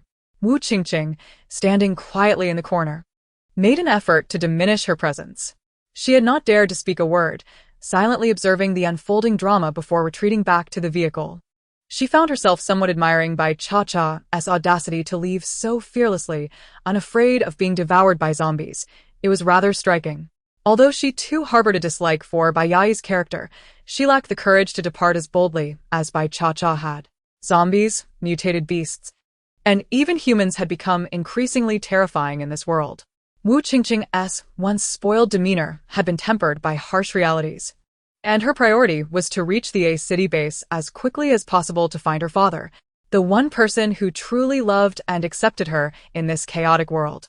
In the vehicle, Bai Yai was racked with guilt, tears streaming down her face as she continually lamented her own shortcomings. Yet, no one had the heart to comfort her at this moment. Liao Xiaoyu gazed at Bai Cha-Cha's departing vehicle, murmuring, Ziyuan, Cha-Cha has truly left. Chun Wenk contemplated for a moment before replying, this is her decision, and we must respect it. If she struggles out there, she will surely return to seek our aid. As long as she needs us, we shall assist her. Liao Xiuyu's spirits remained low, he muttered, but Cha-Cha is quite capable. What if she doesn't need us at all? Chun Wenk pondered and suddenly suggested, even if we are no longer part of the same team, we can still act together. We can simply follow her. A spark of realization ignited in Liao Xiuyu's eyes as he clenched his fist and struck his palm excitedly. Yes, Wenk, you're absolutely right. We happen to be heading in the same direction. Cha-Cha, one team mind where we go. Su Ziyuan remained lost in thought, offering a low response and let us move out. Not long after leaving the service area, Uncle Hu and his group were confronted by 5 tattooed men who blocked their path. Without hesitation, the men unleashed a hail of gunfire. The tires and windows of their vehicle were shattered by bullets. Uncle Hu and a few other ability users fought back valiantly. Although they ultimately managed to eliminate all 5 tattooed men, they could only protect 5 or 6 of their own. The others fell victim to gunfire. Alas, this world had descended into chaos. Not only did they have to fend off zombies and mutated beasts, but even human interactions were devoid of legal constraints. Only by growing stronger could one hope to survive. Uncle Hu, will we ever reach the A city base safely? As Bai Cha-Cha drove past, she chanced upon a group of people gathered, repairing vehicles while expressing their sentiments. Having severed ties with Su Ziyuan's group, these individuals no longer held any significance for her, and she did not linger, driving straight past them. Chapter 41. Song Yan. Li Xiang was the first to notice Bai Cha-Cha's vehicle, exclaiming, "Isn't that the girl from Captain Su's team? Why is she driving away alone?" Tian had also taken note. After all, the girl's beauty was striking, leaving a lasting impression at first glance. She speculated, could it be that something happened to Captain Su and the others? Just then, 2 more vehicles approached from behind. Indeed, it was Su Ziyuan and his group. Uncle Hu let out a sigh of relief. He had thought they were in trouble. Su Ziyuan rolled down his window and inquired, Uncle Hu, have you seen Cha-Cha? Tian asked, are you referring to that stunning girl who just passed by? Su Ziyuan paused for a moment, then nodded. Yes, that's her. She just went by. Oh, good. Thank you. Just as Su Ziyuan was about to leave, he noticed their bullet-riddled vehicle and, contemplating for a moment, asked, do you require assistance? Though feeling somewhat embarrassed, Uncle Hu nonetheless spoke up. It would be greatly appreciated if Captain Su could lend us a hand. Su Ziyuan replied, all right. Although he was eager to press on, he realized that there was no other route to City A, and that by taking a moment to assist Uncle Hu and the others, he could still catch up with Bai Cha-Cha. Meanwhile, Bai Cha-Cha found herself impeded by a figure blocking her path. The individual had donned a fresh set of clothes, seemingly having bathed, appearing much more refreshed than he had in the confines of the iron cage the night before. Standing casually in the middle of the road, his tall and upright frame obstructed her vehicle, shedding the awkwardness of his previous predicament. His face, which seemed to have been kissed by divinity, was now free from grime, revealing his handsome and aristocratic features that starkly contrasted with the surrounding dilapidation. Wearing a pair of framed glasses, he resembled a refined yet morally ambiguous character. As one with supernatural abilities, he ought to have evolved to possess keen senses. It was indeed puzzling that he appeared nearsighted. Bai Cha-Cha rolled down her window and leaned out, her voice icy. "What do you want?" Song Yan, undeterred by her cold demeanor, replied softly. "To save the one who needs saving, to escort the Buddha to the west. I have nowhere to go. Will you take me along?" Bai Cha-Cha nearly laughed in exasperation, retorting, "Is this how you repay kindness? Do I look like a scavenger?" The corners of Song Yan's mouth twitched. "You may not look like a scavenger, but do I appear like refuse? I can protect you." Bai Cha-Cha scoffed. "You are saved by me. Do you think I need your protection?" Song Yan gritted his teeth. "I can research the antidote for the zombie virus." Bai Cha-Cha dismissed him with disdain. "You? With just you?" Song Yan was nearly driven to madness by this impervious woman. Were it not for, he would never have sought out such aggravation. "I actually possess spatial abilities and have gathered quite a bit of supplies. If you take me with you, I will share half of my resources." Just as Bai Cha-Cha was about to mock him further, a sudden spark of realization struck her. "You killed Gu Sun, didn't you? And took all the supplies he had?" Song Yan did not deny it, for there was no need to. He nodded, "Yes. That was me. Gu Sun had a considerable cache of military arms, all of which I collected." Bai Cha-Cha's eyes sparkled with interest. "Military arms." She pondered for a moment before stating, "I will take you along, but you must be under my command. Everything you possess, including your powers and supplies, will belong to me." Song Yan's gaze sharpened. This woman was insatiably greedy. What if she were not trustworthy? He would be at a significant loss. Observing his hesitation, Bai Cha-Cha turned the steering wheel to bypass him and leave. "If you want to agree, then just get lost."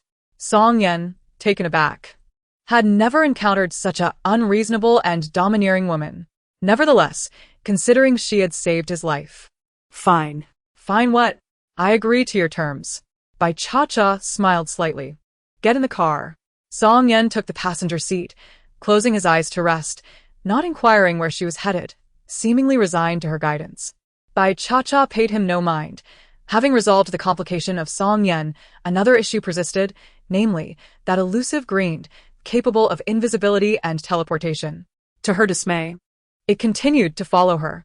After exiting the highway around noon, they arrived in City A. Bai Cha-Cha parked the car by the roadside and roused Song Yan. "Can you cook?" Song Yan responded, "I suppose I can." Bai Cha-Cha's eye twitched. "So can or can't?" "Not really." "Then what use are you to me?" Song Yan felt the weight of her reproach and fell silent, quietly rummaging through his spatial inventory for ingredients. Bai Cha-Cha resignedly selected items, deciding to prepare 2 bowls of tomato and shredded pork rice noodles. The area was not overwhelmed by zombies, but there was a possibility of encountering mutated beasts from the nearby mountains. Scout around for any low-level zombies or mutated beasts, eliminate them and collect their cores. But do not wander too far.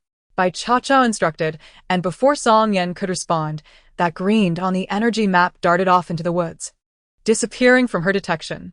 She was now fairly certain that this green, it was not a supernatural being but a mutated creature, though its exact nature remained unclear. Shortly thereafter, Song Yan returned with a dozen or so cores and several mutated rabbits in tow. He handed the harvested cores to Bai Cha-Cha, leaving one behind and stowing the rest in his spatial inventory. "This mutated rabbit can be roasted. I'll go kill it."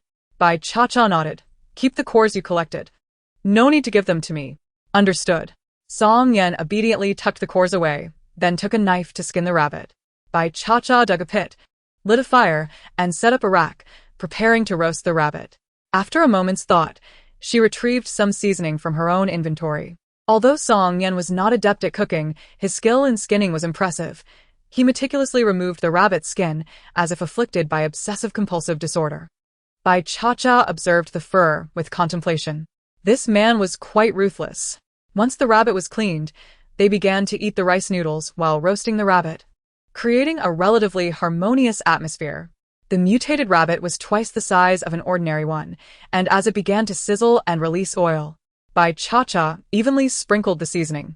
The aroma wafted through the air. Song Yan, puzzled by the sudden appearance of the seasoning, glanced at it but said nothing. With 4 rabbit legs, 2 for each, Bai Cha-Cha had just divided the legs when the rabbit's body vanished in an instant. Bai Cha-Cha sprang to her feet, shouting, "You little thief! Come out, you peeping, invisible rascal!" The energy map displayed no trace of the green. That creature had stealthily snatched the roasted mutated rabbit and vanished. Song Yan was equally startled, witnessing the sudden disappearance of the roasted rabbit. If this were not mere theft but rather an act of violence.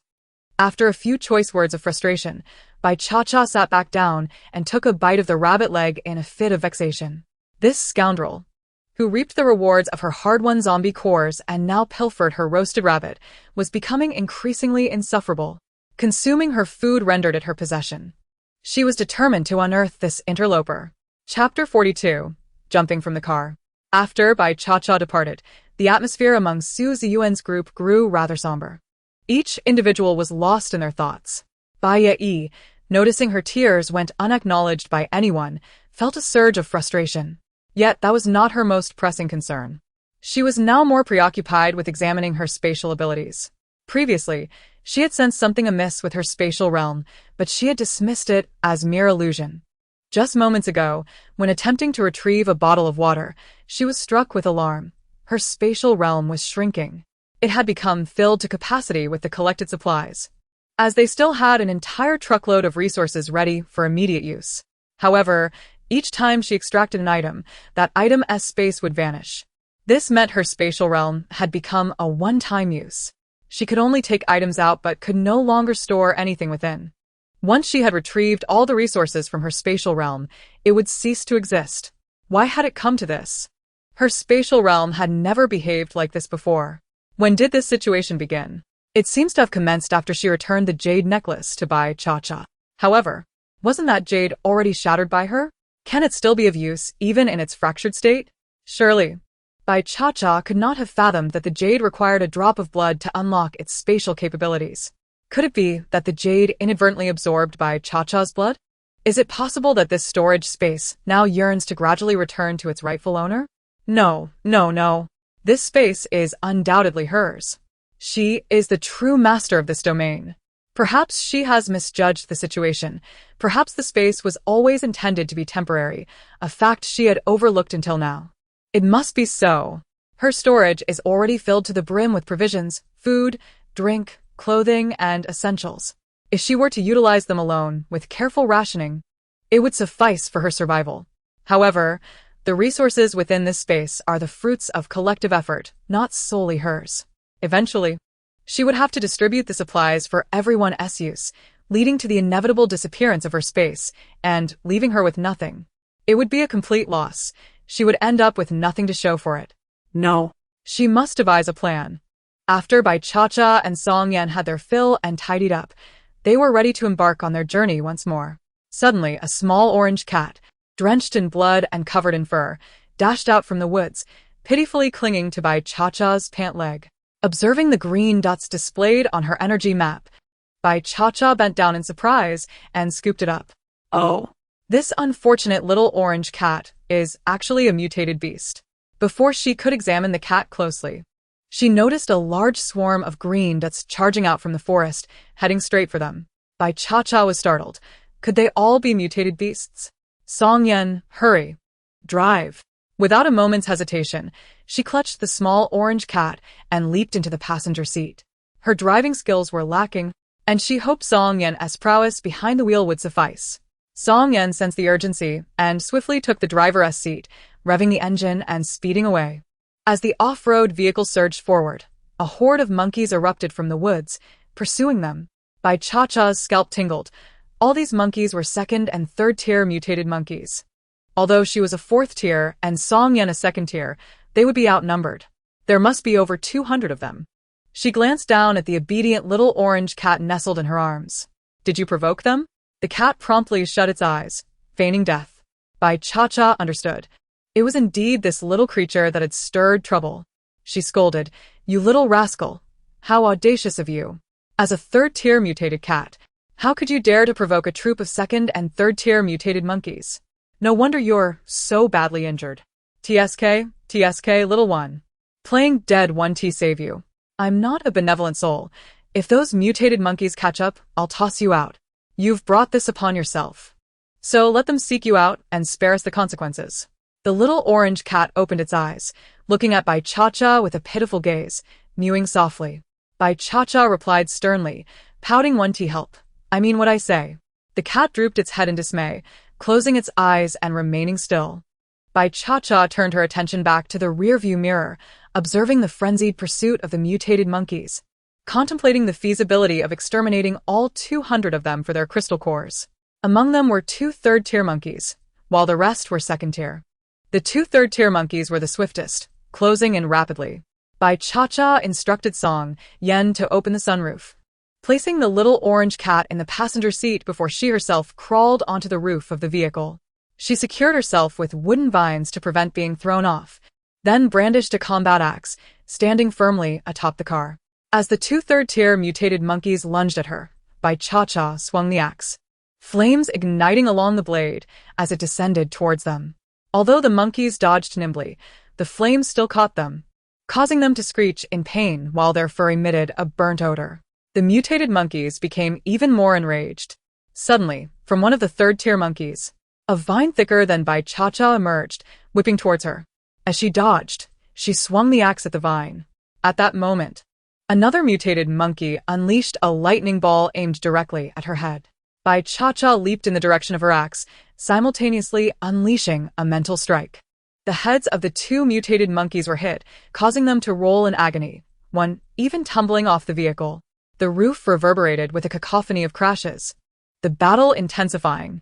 Song Yen drove at breakneck speed, desperately trying to shake off the pursuing second-tier mutated monkeys, his focus unyielding, unable to assist Bai Cha-Cha.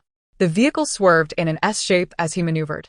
Thankfully, Bai Cha-Cha was able to secure herself with the vines and avoid being flung off. To her surprise, the third-tier wood-type mutated monkey mirrored her actions, binding itself to the roof, thus escaping the fate of being outsmarted and thrown off like its lightning-type counterpart. It was considerably easier for her to dispatch a third-tier monkey as a fourth-tier. Bai Cha-Cha swiftly ended the wood-type monkey's life and extracted its crystal core. The remaining lightning-type monkey, realizing its companion had perished, let out a piercing, furious cry, launching an even larger lightning ball directly towards the off-road vehicle. If it struck, the entire vehicle could lose control, endangering both her and Song Yen. Bai Cha-Cha made a swift decision, shouting to Song Yen, "Jump out." Upon hearing Bai Cha-Cha's command, Song Yen hesitated not a moment and decisively leapt from the vehicle. Bai Cha-Cha, too, acted on instinct, shooting a vine towards a nearby tree trunk, swinging herself off the roof. A thunderous roar suddenly erupted from behind her, jolting Bai Cha-Cha into alarm as she turned to look. Emerging from the passenger window of the out-of-control vehicle was a gigantic tiger, continuously expanding in size. In an instant, the plump tiger transformed into a 4-meter-long mutated beast upon landing. A closer examination revealed the small orange cat's silhouette within. As the mutated tiger hit the ground, it opened its mouth wide, revealing sharp teeth, and swallowed the lightning ball whole. Bai Cha-Cha gasped, immediately admonishing little one, "Don't eat recklessly." Yet, the rotund tiger merely smacked its lips, seemingly unfazed. Bai Cha-Cha thought to herself, "How foolishly I worry." Now was not the time for such thoughts. She was entirely surrounded by mutated monkeys. After rolling to the ground, Song Yen sustained only minor scrapes, nothing serious, but he now faced the third-tier lightning-type monkey. There was no time to lose. He drew a tang knife from his storage, hurling lightning balls without hesitation. The blades flickered with electric energy, intertwining with the monkey's lightning, creating a vacuum of chaos. Bai Cha-Cha gazed in astonishment, Could the power of this second-tier electric system truly be so formidable? It felt even more potent than Su Ziyuan's third-tier lightning system. Song Yan, a mere second-tier, was capable of challenging third-tier mutated beasts single-handedly. Observing the current situation, they appeared evenly matched, showing no signs of defeat, truly impressive. Convinced that Song Yan could handle the situation on his own, Bai Cha-Cha shifted her attention to the over 200 second-tier mutated monkeys, all of whom were eyeing them menacingly. The monkeys possessed exceptional jumping abilities, particularly these mutated ones. Bai Cha-Cha dared not relax for even a moment. Despite being a fourth-tier physical ability user, facing over 200 second-tier foes weighed heavily on her mind. However, Bai Cha-Cha glanced at the stout tiger that lay on the ground, licking its fur after consuming a lightning orb. Hey, These creatures are all you're doing. If not for my desire to save you, would I be subjected to such torment? You wouldn't be so ungrateful, would you? Since you're not a little orange cat, but rather a mutated tiger, it's time to step up. Together, let us vanquish these vile creatures. The plump tiger lazily regarded her with a sidelong glance before graciously nodding its head. Bai Cha-Cha, not wanting to dwell on it any longer, tightened her grip on the devil's assault axe and charged towards the horde of monkeys. To avoid being scratched or bitten by the mutated monkeys, she erected a circle of golden shields around herself. Combining her mental prowess with her speed and strength, along with fireballs and earth spikes, she unleashed a relentless assault. Soon, a swath of monkeys lay defeated. The stout tiger, not to be outdone, swiped with its claws and occasionally bit down. Its mouth stained with the blood of the monkeys as it darted through their ranks with remarkable speed, sometimes appearing almost ethereal. Bai Cha-Cha sensed something surfacing in her mind, but the intensity of her abilities left little time for contemplation. Through their seamless cooperation, the duo annihilated all over 200 second-tier mutated monkeys. Exhausted and depleted of her powers, Bai Cha-Cha leaned against the ground, retrieving a red ability fruit from her spatial storage to replenish her energy. The stout tiger, panting, lay beside her, having reverted to the size of a small orange cat. Its nose twitched slightly, fixated on the ability fruit in Bai Cha-Cha's hand, drooling in anticipation. She sliced a small piece with a fruit knife and offered it to the feline, which devoured it with gleaming eyes, relishing the taste, as if intoxicated. Meanwhile, Song Yan had just finished his battle with a third-tier mutated monkey, skillfully severing its head with a single stroke. He expertly extracted a third-tier crystal core, washing it with water from his spatial storage. Upon looking up, he spotted Bai Cha-Cha and the orange cat nestled together, leisurely enjoying an apple while watching him. Where did the apple come from? He inquired as he approached Bai Cha-Cha. give me one. Bai Cha-Cha was taken aback. What? The apple. Song Yan pointed at the fat orange cat. It has one. Bai Cha-Cha, slightly exasperated, retrieved a regular apple from her spatial storage and handed it to him. As he observed her ability to conjure items seemingly from thin air, he realized she possessed spatial abilities as well. Accepting the apple, he began to eat, thinking that her spatial powers were rather commonplace. He assumed the fresh fruits she had restored from the early days of the apocalypse, harboring no suspicions whatsoever. The little orange cat's nose twitched again, sniffing the apple in Song Yan's hand. Its round eyes shifted away with a hint of disappointment. Clearly, it was aware of its lower status in Bai Cha-Cha's eyes. With that thought, it happily sniffed the piece of ability fruit it held in its paws. Ah, how delightful! After consuming the ability fruit, Bai Cha-Cha regained her powers and energy. Rising to her feet, she began using a dagger to extract the crystal cores, while Song Yan leisurely ate his apple, watching her work. This experience of eating fruit while observing someone else toil was surprisingly pleasant, causing Song Yan to slow his pace. Meanwhile, the stout orange cat, resembling a loyal sidekick, enthusiastically followed Bai Cha-Cha around, assisting in extracting crystal cores and promptly pushing them toward her. Bai Cha-Cha, fully aware of the little creature's intentions, recognized it was trying to curry favor with her, likely hoping for more of her ability fruit. Then, recalling the cat's earlier elusive behavior, Bai Cha-Cha could not help but interrogate, "You little voyeur, were you the one who stole my crystal cores and roasted rabbit?" The orange cat blinked innocently, appearing exceedingly guilty, and promptly turned invisible. Bai Cha-Cha, now certain of her suspicions, activated her energy map, spotting a green that crouched at her feet, immobile. Though it had turned invisible, it had not fled. Swiftly extending her hand, she seized the little green, dispelling its invisibility and capturing it. The orange cat stared at her, bewildered, clearly not understanding why its invisibility had failed. Amused by its dazed expression, Bai Cha-Cha affectionately ruffled its fluffy head, coaxing, "If you follow me, I want to hold previous transgressions against you. And I'll even provide you with more of those delicious fruits you just enjoyed. How about walking with me openly, The orange cat's eyes lit up with excitement. Such an opportunity. It no longer needed to sneak around this woman. It could enjoy delectable roasted meat, energy-laden fruits, and effortlessly consume crystal cores. Perfection. It eagerly nodded in agreement. Bai Cha-Cha smiled knowingly, not at all surprised. She asked once more, "Are you a cat-like tiger, or a tiger-like cat? Just nod or shake your head. Are you truly a tiger?" It nodded vigorously. Yes, indeed. It was an extraordinarily powerful mutated tiger, not a cat. It merely chose to shrink in size, resembling a cat slightly. Bai Cha-Cha understood now. It was not a cat, but a tiger. She had never seen a tiger that looked so much like a cat, not just in appearance, but also in its clingy demeanor. After contemplating for a moment, she declared, "From now on, your name shall be Do Bao." Freshly dubbed Do Bao, the stout orange cat felt a wave of despair. A majestic tiger like itself had been given such an adorable name, utterly unbefitting of its fierce and commanding presence. Roar. Do Bao protested indignantly. Yet, Bai Cha-Cha had already joined Song Yan in inspecting their vehicle, completely ignoring its outcry. Song Yan circled the vehicle, realizing it was beyond repair. Bai Cha-Cha nodded, her gaze shifting to him. In your spatial storage, before she could finish her sentence, she tightened her grip on her assault axe, assuming a battle stance. Be careful. A fourth-tier mutated beast is approaching. On the energy map, a fourth-tier mutated beast was rapidly closing in on them. There was no time to evade. They had no choice but to fight. Bai Cha-Cha did not look back, quickly instructing, "Stay back and protect yourself. A fourth-tier mutated beast is beyond your current capabilities." Song Yan clenched and then relaxed his fists. Understood.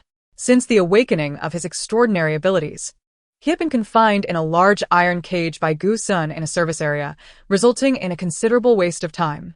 Now that he had finally emerged and had learned the means to upgrade his powers, he was determined to grow stronger without delay. Today, however, his objective was not to flaunt his prowess, but rather to avoid causing any trouble for Bai Cha-Cha. Observing Song Yan's compliance brought Bai Cha-Cha much relief. She glanced around and spotted Do Bao, who was huddled in the shadow of a large tree, his small body curled up. His front paws covered his round head, revealing only a pair of glistening, round eyes peering cautiously through the gaps of his paws. Seeing Do Bao's guilty demeanor, Bai Cha-Cha couldn't help but scoff. Just moments ago, she had pondered how the 2 level 3 mutated monkeys and over 200 level 2 mutated monkeys, while formidable, should have posed no problem for Do Bao. Even if he were unable to defeat them, escaping should have been a certainty.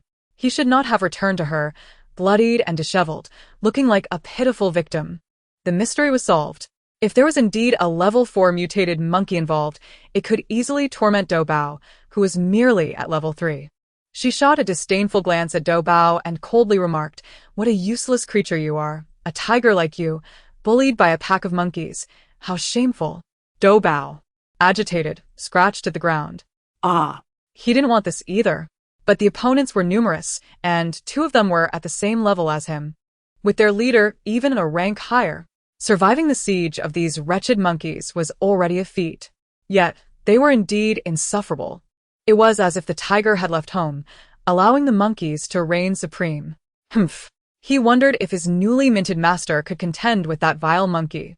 With that thought, Do Bao cautiously glanced at Bai Cha-Cha, who, however, had shifted her focus elsewhere. The level 4 mutated monkey had arrived. Initially, she expected to encounter a large, imposing creature, but instead, she was met with a surprisingly diminutive monkey, roughly the same size as her shrunk Do Bao, weighing no more than 10 pounds. Its small stature rendered it exceptionally agile and nimble. Had it not been for her energy map, which provided a clear warning of the level 4 green dot's movements, they might not have even noticed the mutated monkey's presence. Bai Cha-Cha was cautious, yet filled with fighting spirit.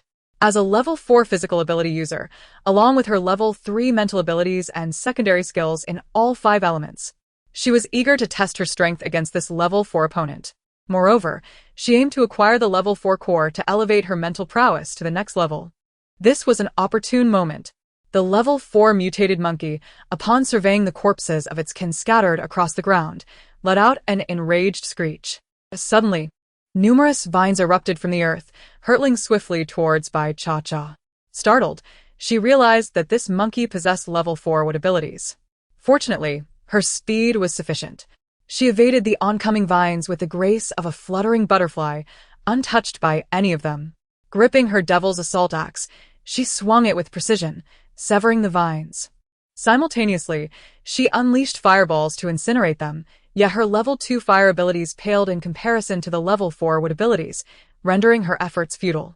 Retracting her fire abilities, Bai Cha-Cha unleashed mental energy to pierce the mutated monkey's brain. Observing closely, she noticed that the mutated monkey experienced a 3-second pause, an opportunity. Her level 3 mental power, when matched against the level 4 monkey, provided her with precious moments. She felt satisfied with this advantage. Now, she must capitalize on those 3 seconds, relying on her speed and strength to claim victory. Taking a moment to steady her breath, Bai Cha-Cha suddenly erupted with even greater ferocity. The axe in her hand became a blur as she relentlessly hacked at the vines approaching the level 4 mutated monkey, continuously releasing mental energy to disrupt the monkey's onslaught. The level 4 mutated monkey, pressured by Bai Cha-Cha's desperate assault, began to feel anxious, hastily unleashing its abilities to summon more vines in an attempt to ensnare Bai Cha-Cha. Even aiming to pierce her with them, Do Bao, concealed in a hidden corner, watched Bai Cha-Cha intently, his eyes unblinking. Suddenly, he vanished from sight, becoming invisible. In a moment of desperation, the increasingly frazzled mutated monkey emitted a cry of distress, withdrawing its attack on Bai Cha-Cha. The vines in midair wove together to form a gigantic net aimed at a certain location. Do Bao. Seizing the opportunity, Bai Cha-Cha released her mental energy-piercing technique, causing the mutated monkey to pause once more for 3 seconds, allowing Do Bao to escape the net. Opening her energy map, she saw Do Bao reappearing behind the mutated monkey, ready to strike. Her eyes sparkled as she quickly adjusted her strategy, coordinating with Do Bao in a synchronized assault. Together, they unleashed mental energy to pierce, granting Do Bao the time needed to act. Once successful, Do Bao darted away, while Bai Cha-Cha continued to exhaust the mutated monkey. An entire hour passed, and the mutated monkey finally began to show signs of fatigue. The number of vines dwindled, and their speed diminished. Its body bore the marks of Do Bao's attacks, looking utterly pitiful. In truth, both Bai Cha-Cha and Do Bao had expended significant energy. But thanks to her ability to replenish her strength with energy fruits, she shared small portions with Do Bao, keeping them both in better condition than the mutated monkey. After an hour and a half, Bai Cha-Cha delivered a decisive blow, severing the head of the level 4 mutated monkey and skillfully extracting a level 4 crystal core for herself. Surveying the battlefield strewn with the remains of mutated monkeys, she waved towards Song Yan in the distance. Song Yan, do you have a vehicle in your space? Bring it out. Having witnessed the entire ordeal of Bai Cha-Cha and Do Bao slaying the level 4 mutated monkey, Song Yan felt a pang of inexplicable disappointment. He needed to grow stronger as well, rather than being reduced to a mere observer, powerless to intervene. Upon hearing Bai Cha-Cha's inquiry, the tall, noble-looking man suddenly broke into a genuine, gentle smile. His deep, melodious voice resonated softly. All right. The combination of his striking features and rare smile caused Bai Cha-Cha's heart to skip a beat. This man was undeniably 1,000 times more handsome than the male celebrities she had known before her transmigration.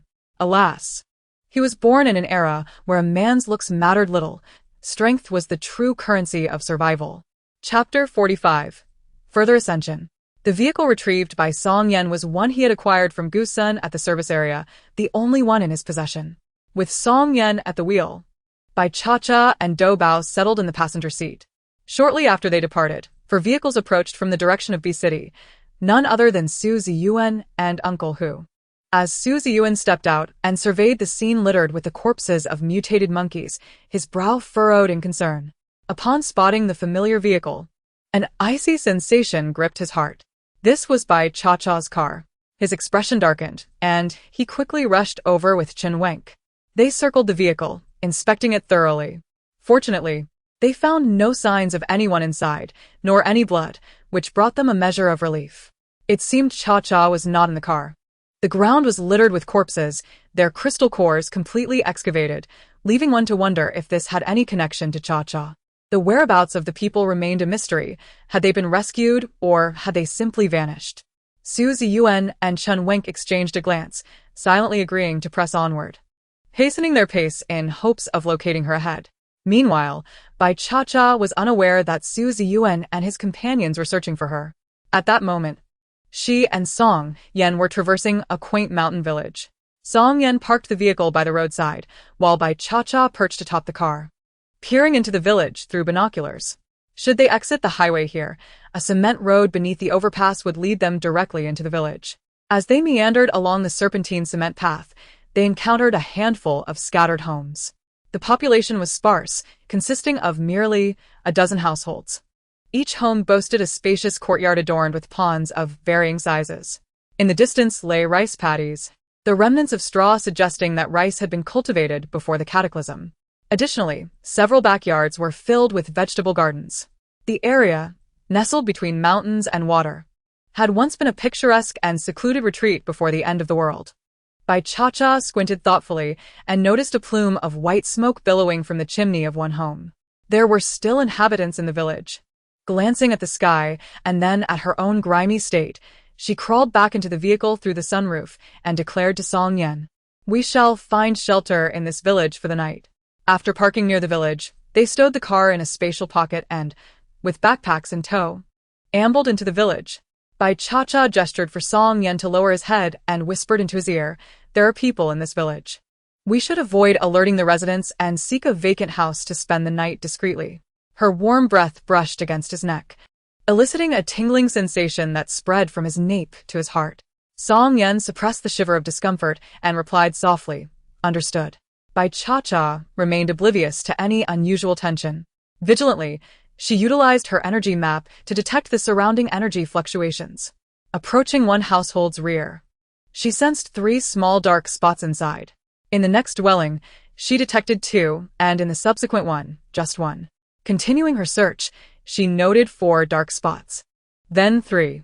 This household was unoccupied, yet the neighboring 2 were inhabited. This would not do. She needed to keep searching. 2 dark spots. 1 dark spot. Ah! The last 2 homes at the village's end were devoid of any residents. Bai Cha-Cha and Song Yan exchanged knowing smiles and stealthily entered the yard of the final house. The door was locked, but that posed no challenge for them. They easily slipped inside and secured the door behind them. With daylight still lingering, the interior was sufficiently illuminated, allowing them to survey the layout of the house. The furnishings were clearly neglected, coated in a thick layer of dust, with cobwebs adorning several corners. The house was divided into 3 sections, a central living room flanked by a bedroom on the east and another on the west. Both bedrooms lacked doors, separated only by flimsy fabric curtains from the living area. The bedrooms were exceedingly sparse, containing merely a bed and a wardrobe, with nothing else to speak of. In the living room, a dilapidated sofa rested against the east wall, a small square table occupied the center, and 3 small stools lined the west wall. After surveying the premises, Song Yan retrieved 2 tents from his spatial pocket and offered one to Bai Cha-Cha. She did not accept but instead gazed up at him expectantly, nodding toward the eastern bedroom. Understanding her unspoken request, Song Yan's lips twitched, and he retracted his hand, resignedly heading to the eastern bedroom to set up the tent for her. How peculiar it was for him, a man of stature, to serve another. Typically, others sought his assistance, and he would weigh his willingness based on his mood. As he assembled the tent, he couldn't help but ponder the resemblance Bai Cha-Cha bore to someone he knew. If it were true, he would need to figure out a way to take her to the capital. However, he recognized that she was young yet remarkably astute, not easily swayed by others. Regardless of her identity, one thing was certain: she was undeniably his savior. Upon finishing the tent and leaving toiletries and ample water, Song Yan called Bai Cha-Cha inside. "You should wash up and freshen up.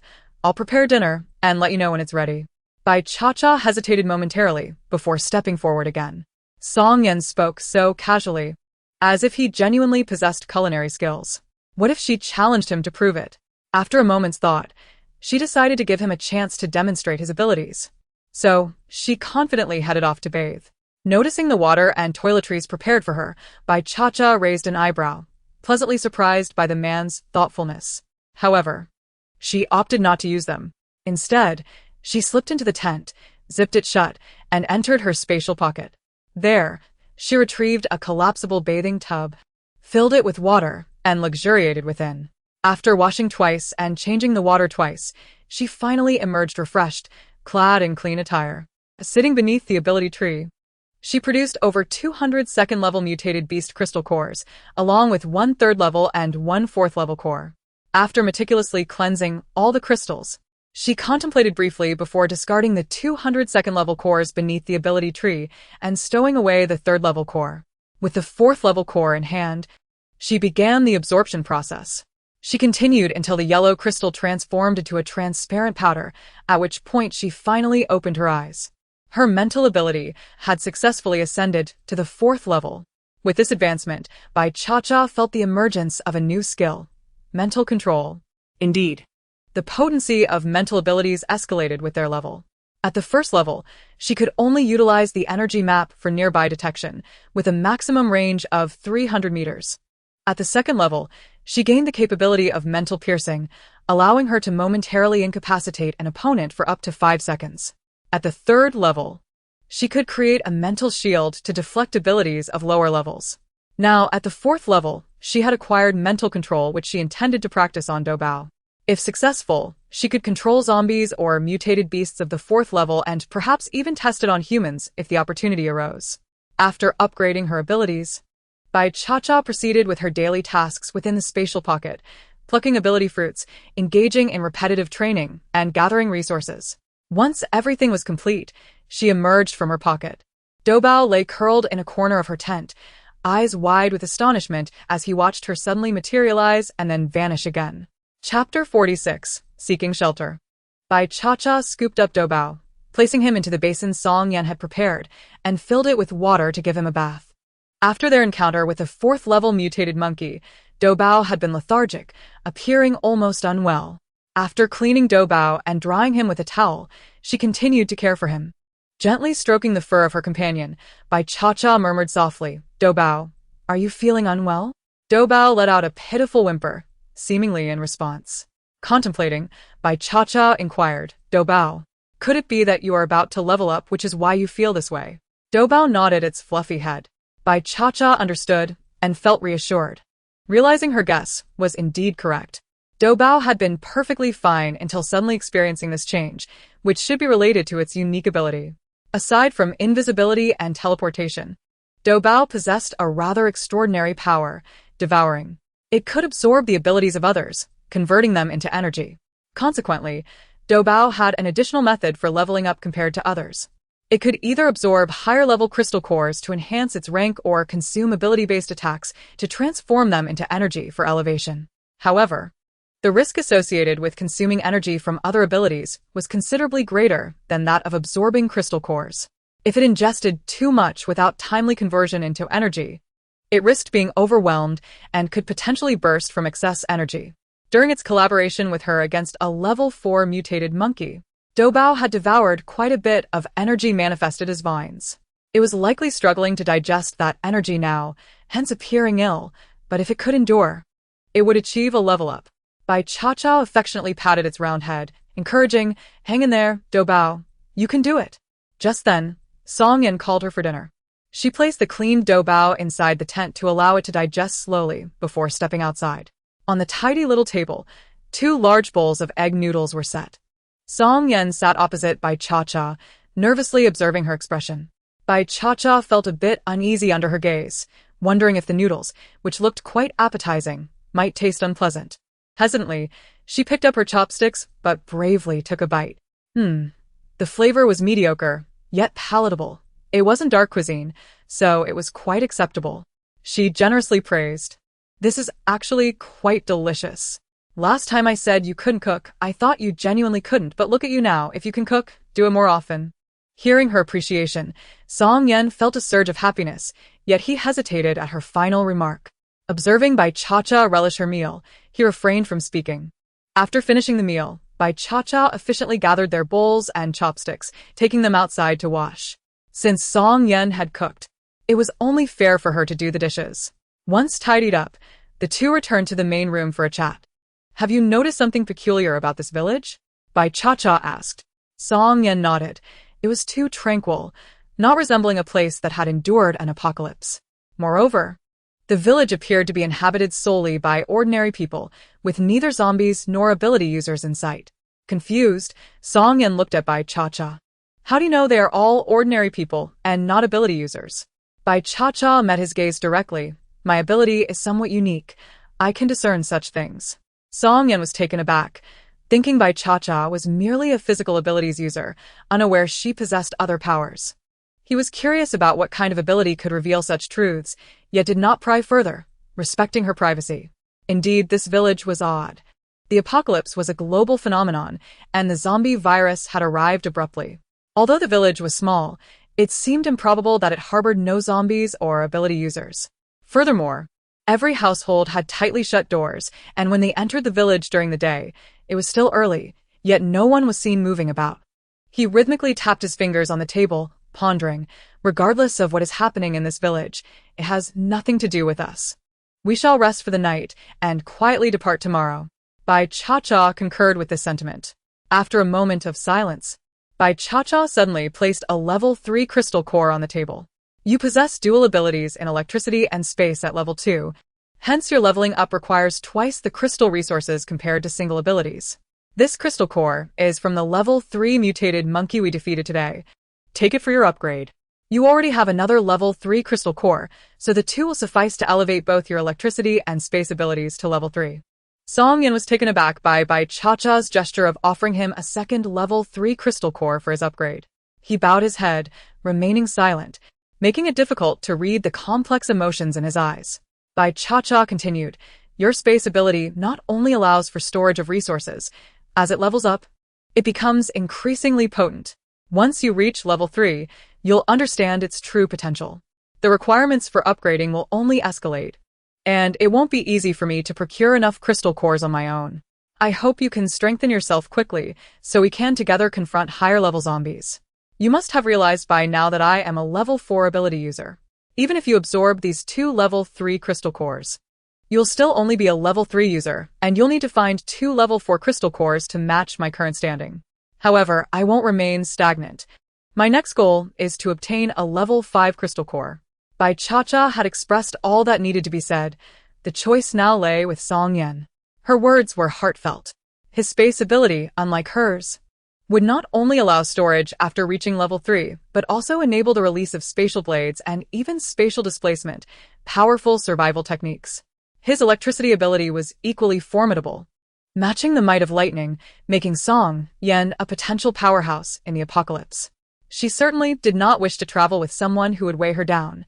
Such remarkable abilities deserved to be utilized. In the original narrative, there was indeed no character named Song Yen, and the Apocalypse power rankings did not feature anyone with the surname Song. She had previously contemplated that since Gu-sun had not died in the original story, Song Yen likely perished at a highway service area. Yet, circumstances had changed. Gu-sun was dead, and Song Yen had been inadvertently saved by her. Consequently, the Apocalypse power rankings would surely require reevaluation. However, the further one progressed, the more challenging it became to level up. At this point in time, level 5 zombies had yet to emerge, and level 4 zombies were exceedingly rare. Had it not been for her good fortune in encountering a level 4 mutated beast, achieving level 4 would not have been so simple. A pair of hands, marked by prominent veins and defined knuckles, reached across the table to take the level 3 crystal core. Song Yen grasped the crystal core tightly, his gaze obscured by glasses. Intently focused on the expressionless girl across from him, and with a gentle smile said, "All right, let us grow stronger together." Bai Cha-Cha nodded in satisfaction. "Then you should return to your room to absorb the crystal core. This village, although strange, should be safe. I will also head back to rest." "Okay," Song Yen replied, standing up and heading back to his room first. The two quietly settled into an empty house within the village, unaware that another group had also arrived seeking refuge in the same village. Chapter 47. The Peculiar Village. Su Ziyuan and his companions hastened their pursuit but found no trace of Bai Cha-Cha. By evening, they were compelled to seek a place to rest. The dangers of night far exceeded those of day, so they dared not continue their journey after dark. Liao Xiuyu, with keen eyes, spotted a cement road beneath the highway that could accommodate vehicles, faintly seeing houses in the distance. It seemed to be a village. Thus, they decided to seek lodging in the village. Su Ziyuan drove ahead, leading the way, with Liao Xiaoyu in the passenger seat and Bai Yai in the back. Chen Wenk drove the truck filled with supplies, following closely behind. Behind them were the two vehicles of Uncle Hu and others. The four cars gradually made their way into the village. Bai Yai murmured, "I wonder if the villagers are still here, or if anyone has turned into a zombie." Liao Xiaoyu dismissed her concerns, stating that if there were zombies, they could simply deal with them.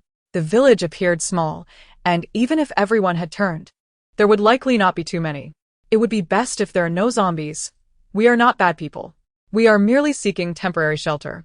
And we can offer some compensation. They would surely be willing to assist us. Bai Yai felt that Liao Xiuyu was still overly naive, thinking too simplistically.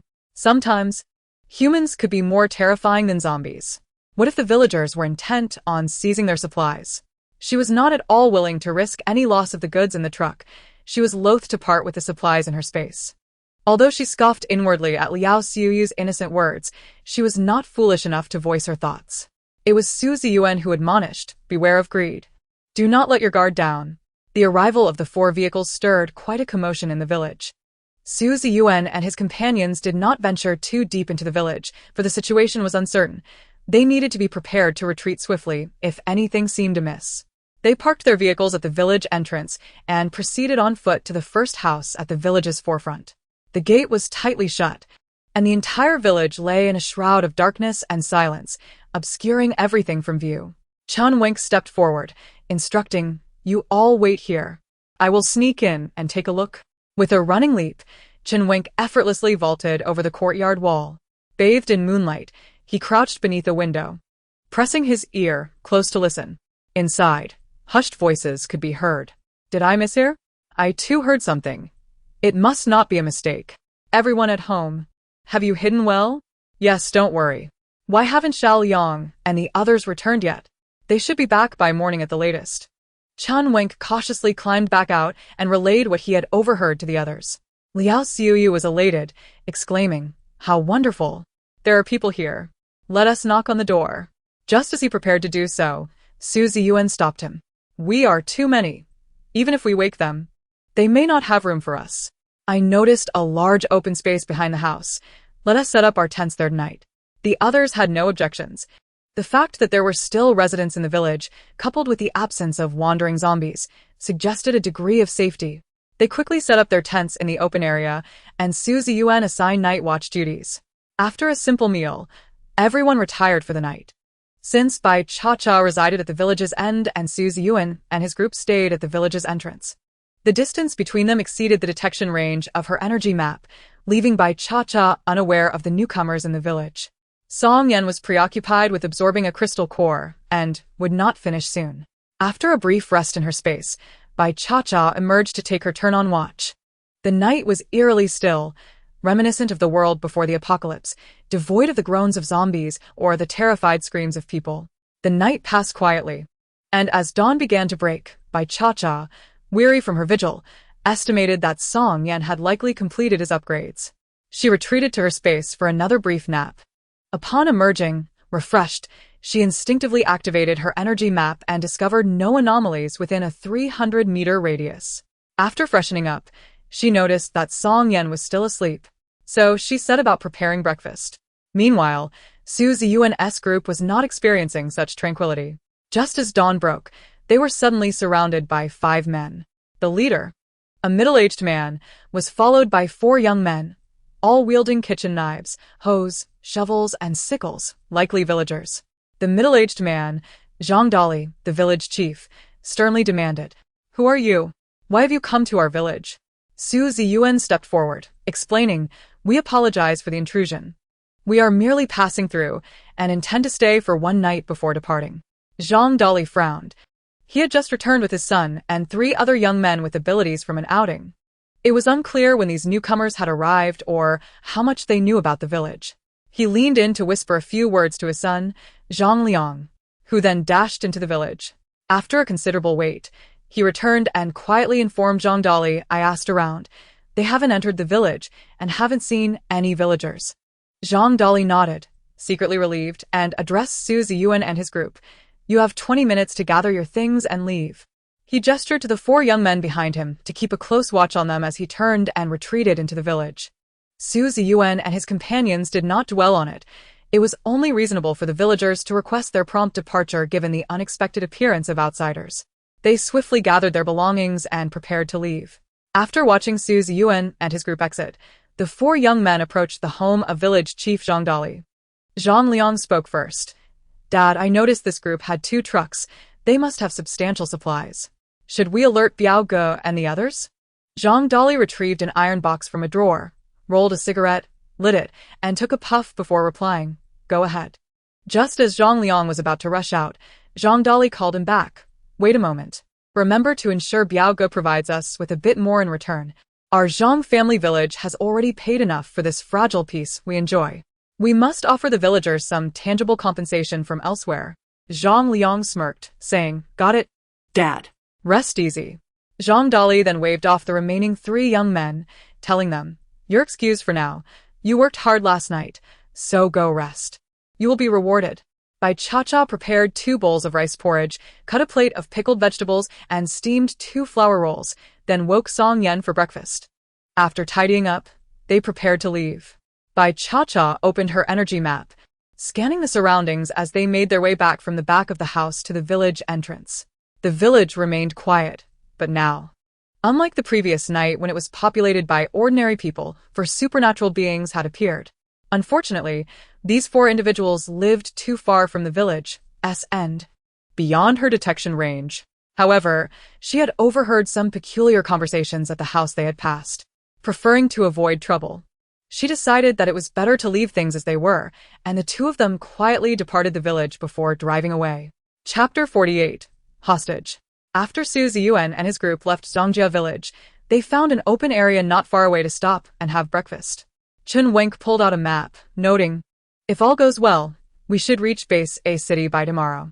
Su Ziyuan pointed to a particular spot on the map, saying, This is the essential route to a city. There will undoubtedly be many zombies here, so we must exercise caution. Liao Xiuyu, slurping his noodles, remarked, But we still haven't found Cha-Cha. She should also be heading to Base A City, right? Wu Qingqing shot him a glance, muttering, She isn't like us. She doesn't have family there, and she's so capable that she might not need to go to Base A City. Liao Xiaoyu glared at her before turning to Bai Yai, who was quietly eating breakfast. Yai, you know Cha-Cha well. Do you think she will go to Base A City? Bai Yai was reluctant to engage in conversation. How could she possibly know what Bai Cha-Cha was contemplating? Their paths had diverged, and it was of little consequence to her. Nevertheless, she swallowed the morsel in her mouth and gently remarked, I cannot say for certain. Cha-Cha has changed quite a bit, and I find it difficult to fathom her thoughts. However, given her apparent disdain for us, I suspect she would not choose to approach us. Liao Xiuyu paused, pondering whether Cha-Cha truly harbored such animosity towards them. Bai Yai dismissed the notion casually. It seems so. Otherwise, why would she have chosen to part ways with us? Wu Qingqing could not contain herself and blurted out, Bai Cha-Cha dislikes you, not us, right? Bai Yai was taken aback, her eyes welling with tears. Qingqing, how could you say that? Woo-woo, she sobbed, retreating to the vehicle with her bowl in hand. Wu Qingqing was left speechless. Chun Wenk sighed, recalling how, upon first meeting Bai Yai, she was far less prone to tears than she was now. A crying heart was fraught with turmoil. If we are fated to encounter Bai Cha-Cha again, it will happen naturally. If not, so be it. In this apocalyptic world, we ought to be more concerned about how long we can survive. Su Ziyuan and Liao Xiuyu fell into a contemplative silence, while Wu Qingqing suddenly mused, I wonder if my father is doing well at the A City base. Whether he is worried about me. I miss him dearly. She regretted having embarked on this journey, having separated from her father. The apocalypse was far more terrifying than she had imagined. Su Ziyuan and the others ceased their chatter, hastening their meal, all eager to reach the A city base and reunite with their families. Yet, they had scarcely traveled a short distance when they found themselves confronted by a row of formidable men blocking their path. A line of steel spikes lay across the road ahead. The leader of the group was a muscular brute, reminiscent of a boxer, towering at nearly 2 meters tall, his tank top straining against his bulging muscles. Among the other men, though not all were as imposing, several matched their leader's physique. With a gruff voice that boomed, he brandished a large blade resting on his shoulder and stepped forward, declaring, "Leave your supplies. Women will be taken away, and men will be detained." Before Su Ziyuan and his companions could react, the group surged forward, surrounding each vehicle with 4 men. Uncle Hu and the others were the first to be subdued. Despite their larger frames, these men exhibited surprising agility, quickly binding them together. Even the ability users among them, Uncle Hu, Li Xiang, and Tian Tian, could not escape, as they struggled to protect their ordinary companions while contending with these physically powerful foes. In no time, Uncle Hu's truck was commandeered by one of the brutes. Su Ziyuan's vehicle suffered shattered windows, forcing them to exit and regroup. Su Ziyuan unleashed a bolt of lightning upon the leader, who merely shuddered momentarily before swinging his blade in retaliation. Chen Wang's wind blades only managed to graze the assailants, drawing minimal blood without delivering a decisive blow. Liao Xiaoyu erected an earthen shield in a bid to fend off the attackers, yet it crumbled under a single punch. A massive wave of water surged towards the burly men, who stepped back momentarily but quickly regained their footing. Bai Yai, anxious and fidgeting behind Su Ziyuan and the others, realized that after upgrading her healing abilities to level 3, she could not only heal but also replenish energy for those depleted, albeit at the cost of her own vitality. Seeing that half of the imposing men opposite them were also level 3 ability users, while the others were level 2, she gritted her teeth and extended her hand to place it on the back of the pale Wu Qingqing. After her upgrade to level 3, Wu Qingqing discovered that her abilities not only supplied water resources to the team but also possessed offensive capabilities. The water barrier she conjured was her first attempt, yielding impressive results but consuming considerable energy. Just as she felt on the verge of exhaustion, a warm surge of energy flowed from her back, revitalizing her nearly depleted powers. Realizing it was Bai Yai behind her, she had no time to inquire further and unleashed another wave of water towards their adversaries. The group of burly men, initially advancing, was once again pushed back by Wu Qingqing's water barrier. Seizing the opportunity, Su Ziyuan summoned a thunderstorm, harnessing the conductive properties of water to channel the electricity towards their foes. The men were left with frizzy hair and soot-covered faces, yet their formidable physical strength allowed them to press forward undeterred. The group's focus remained fixated on the men ahead. Suddenly, a piercing scream echoed from behind. "Help me!" Bai Yai's voice rang out. A vine snaked forward, swiftly dragging her away. It was Zhang Liang, who had been stealthily observing from the shadows. While Bai Yai was resting after replenishing Wu Qingqing's energy, he seized the moment to ensnare her with a vine. Zhang Liang tightened his grip around Bai Yai's neck, shouting, "Stop, or I will strangle her." Su Ziyuan and the others froze, their fists clenched and veins bulging, revealing their fury. The leader of the brutes, Li Biao, was elated, laughing heartily. "Liangzi, well done. You'll be rewarded when we return." Zhang Liang flashed a sycophantic smile towards Li Biao, bowing respectfully. "Thank you, Brother Biao." In an instant, his demeanor shifted, and he menaced Su Ziyuan and the others, "Surrender and come along with us, or I won't be so courteous." As Zhang Liang exerted pressure, Bai Yai's eyes rolled back, tears streaming uncontrollably down her cheeks. Desperately, she clawed at the hands constricting her throat, yet they remained unmoving, filled with despair and terror. Bai Yai turned her head to glance towards Su Ziyuan, her mouth agape, gasping like a fish out of water, striving to breathe and plead for help. Li Biao stepped forward, reveling in his power. "Do as Liangzi says, or that woman is as good as dead. I will count to 3. 1, 2. Enough." Su Ziyuan interjet aboli. Chen Wang frowned, and Liao Xiaoyu's eyes blazed with fury. Yet, they could not stand idly by and watch Bai Yai perish before them. They had to devise another plan. Li Biao scoffed, amused by their naivety. believing that merely threatening a hostage would render them compliant. Entering his domain, did they truly think they could escape? He intended to teach them the harsh realities of survival in this apocalyptic world. Chapter 49. Are level 3s abundant? Li Biao gestured, and one of the men hastily approached to drive away their truck. He did not bind Su Ziyuan and the others, but instead assigned 2 men to accompany Zhang Liang, who continued to grip Bai Yai as they led the way. Su Ziyuan and his companions had no choice but to follow suit. Li Biao brought them to a 3-story villa.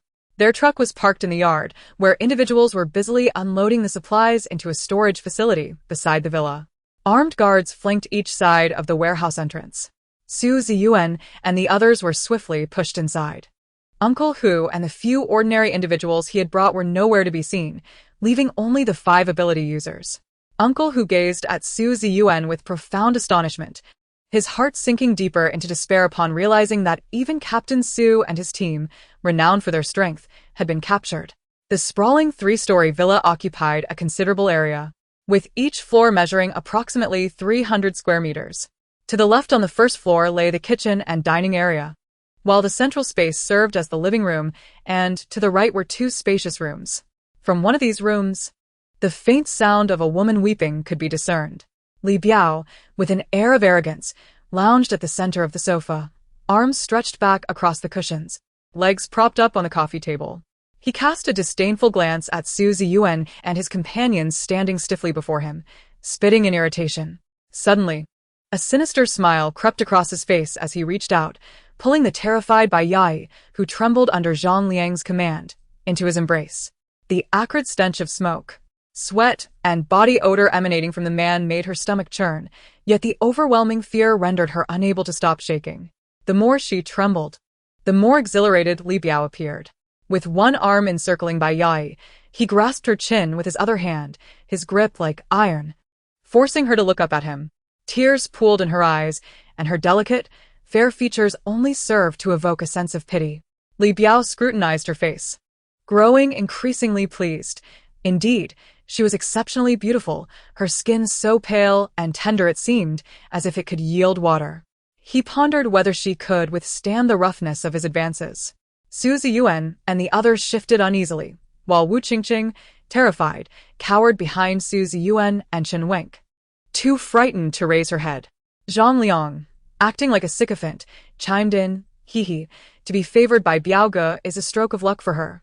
We'll soon find out how fortunate she really is." Li Biao shot him an appreciative glance, his hands becoming increasingly brazen as they roamed over Bai Yai's form. Through the thin fabric of her clothing, she could acutely feel the heat radiating from his hands, and she sensed a troubling change beneath him.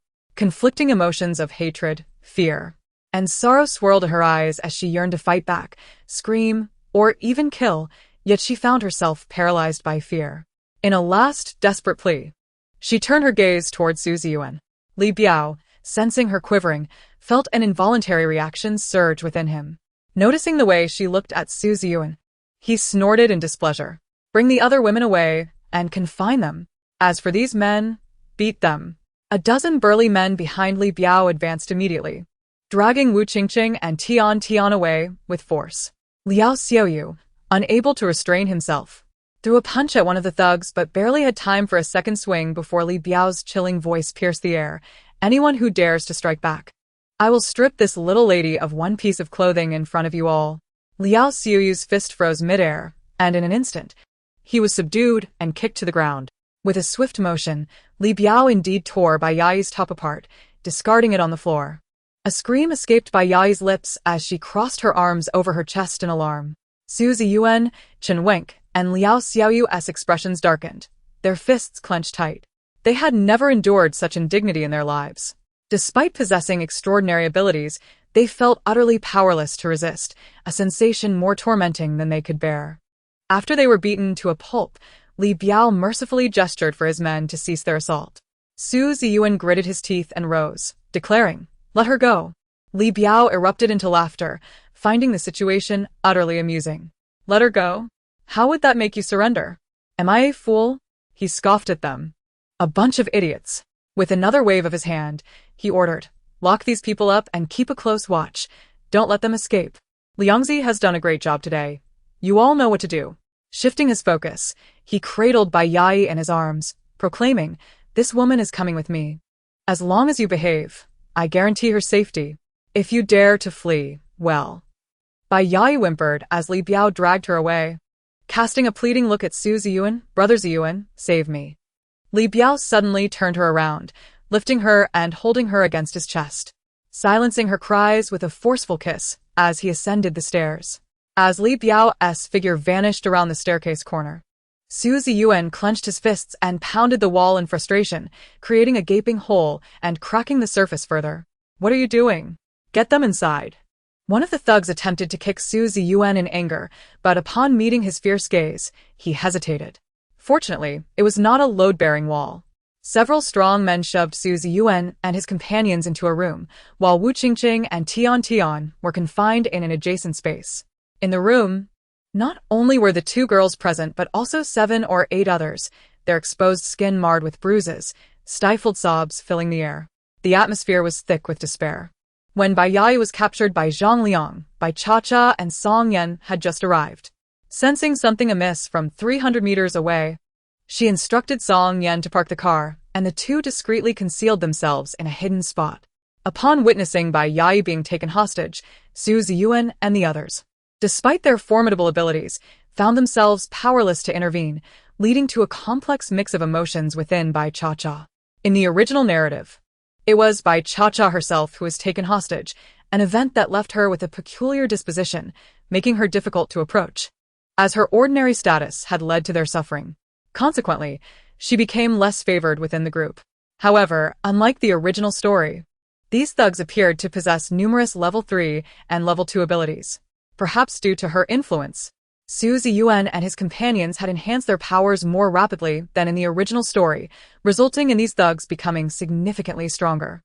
Yet, from Zhangjia village to this location, the path had been eerily clear, devoid of zombies or mutated beasts, as if deliberately sanitized.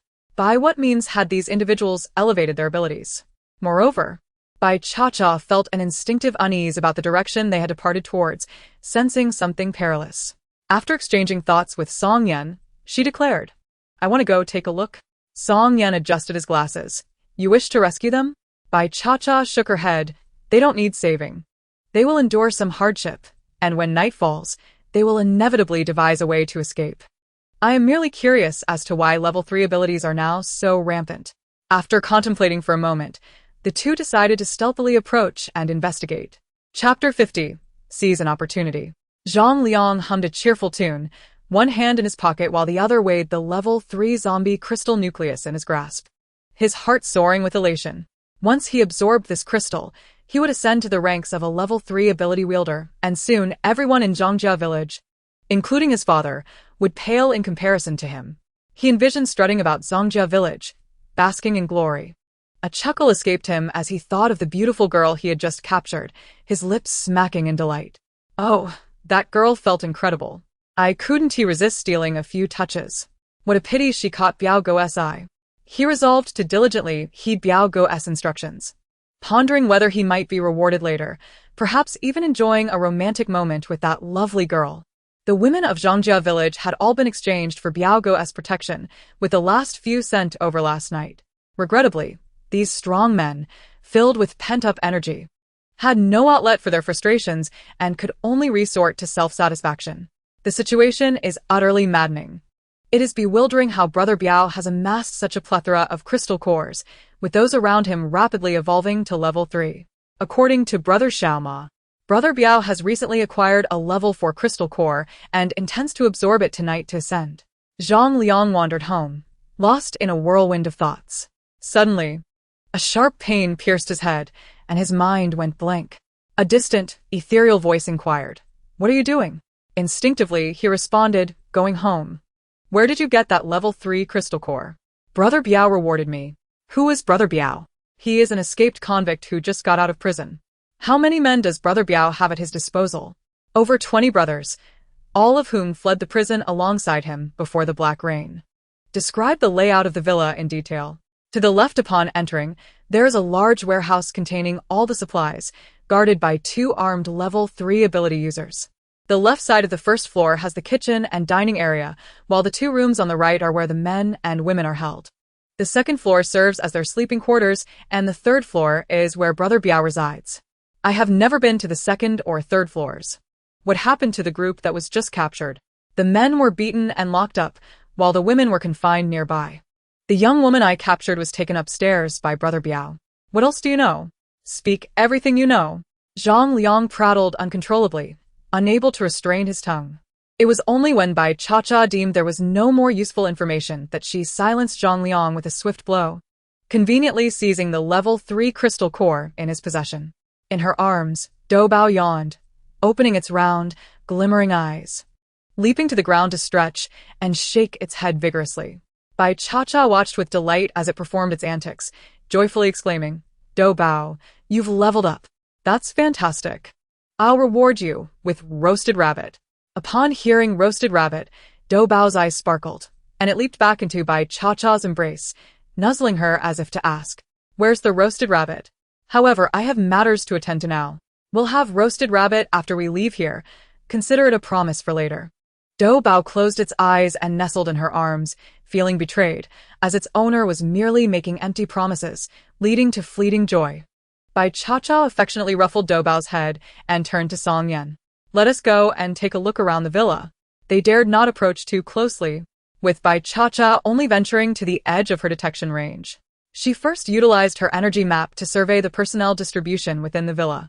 The sight was startling. Not only were there small black and green dots, but there were also small red dots. Moreover, their number surpassed the combined total of the black and green dots.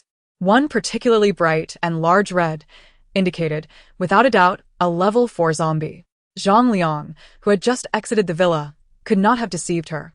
Under her mental control, he had divulged everything he knew. Yet, he had never mentioned the presence of zombies within the villa, unless he was unaware himself. Reflecting on the multitude of level 3s, along with the level 3 crystal core in Zhang Liang's possession, Bai Cha-Cha began to suspect that these crystal cores were not as significant as they seemed. Although reluctant to believe it, a bold hypothesis began to form in her mind. These individuals were practically courting death. Bai Cha-Cha sketched the personnel distribution she had detected in the villa on the ground with a stick to share with Song Yan. Just as she finished, Song Yan articulated a conclusion that mirrored her own suspicions. Both of them furrowed their brows in concern. Song Yan's fingers, prominent and rhythmic, tapped the ground as he stated seriously, "Our conjecture is likely correct. If that is the case, it must be destroyed."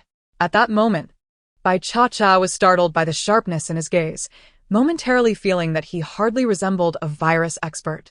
Song Yan quickly averted his gaze, softening his expression as he pondered, "You mentioned a level 4 zombie inside? I want that level 4 crystal core to upgrade." Bai Cha-Cha chose not to confront him, suggesting they find a place to have dinner first and act once nightfall arrived. Since he had become her ally, she would naturally assist him in finding a crystal core for his upgrade within her means. However, she also recognized the necessity of maintaining a cautious balance. She needed to ensure her own strength remained formidable, even if he were to level up. They sought a concealed spot far from the villa. As Bai Cha-Cha stroked Dou Bao, she observed Song Yan retrieving supplies from his space, casually inquiring, "What are we having for dinner?" Song Yan hesitated, then tentatively suggested, "Egg noodles?" Bai Cha-Cha was puzzled. "Didn't we just have egg noodles for breakfast?" Just as she spoke, she recalled the way he had hesitated earlier that morning, beginning to piece together the truth. Indeed, Song Yan's ears flushed red as he admitted, "Actually, I only know how to make egg noodles." Bai Cha-Cha couldn't help but burst into laughter. This man had such a strong sense of pride. He had been hesitant to admit his culinary limitations after she praised his cooking skills that morning. Had she not pressed him further, she might have continued to eat egg noodles for some time before uncovering this fact. It finally dawned on her why he had claimed he couldn't cook yet did not refuse when asked to prepare a meal. It was simply because his repertoire was limited to egg noodles. Bai Cha-Cha noticed that the man across from her was nearly fuming with embarrassment at her laughter, and she quickly composed herself, stating calmly, "Not being able to cook is nothing to be ashamed of. In the future, just be straightforward with me. I dislike any form of concealment. It can lead to misunderstandings and unnecessary complications. If you cannot commit to that, we might as well part ways." Song Yan pondered for a moment before nodding earnestly, He understood Bai Cha-Cha's intent. She was asking for his complete trust, and her words extended beyond just the matter of cooking. Indeed, as she had stated, for a duo to thrive together, mutual trust was essential, especially in an apocalyptic world where human intentions are often inscrutable. If one could not place their full trust in their partner, calamity was bound to ensue. Bai Cha-Cha, despite her youth, possessed a decisiveness and bravery that he greatly admired. Through their interactions over the past few days, he had come to see Bai Cha-Cha as a person worthy of trust. Since he had already agreed to her, he would honor that commitment. After tonight's affairs were settled, he would find an opportunity to engage in an open and honest conversation with her. Chapter 51, Ascendancy. Bai Cha-Cha enlisted Song Yan's assistance in cleaning a mutated rabbit, which was quite sizable, and they divided it in half.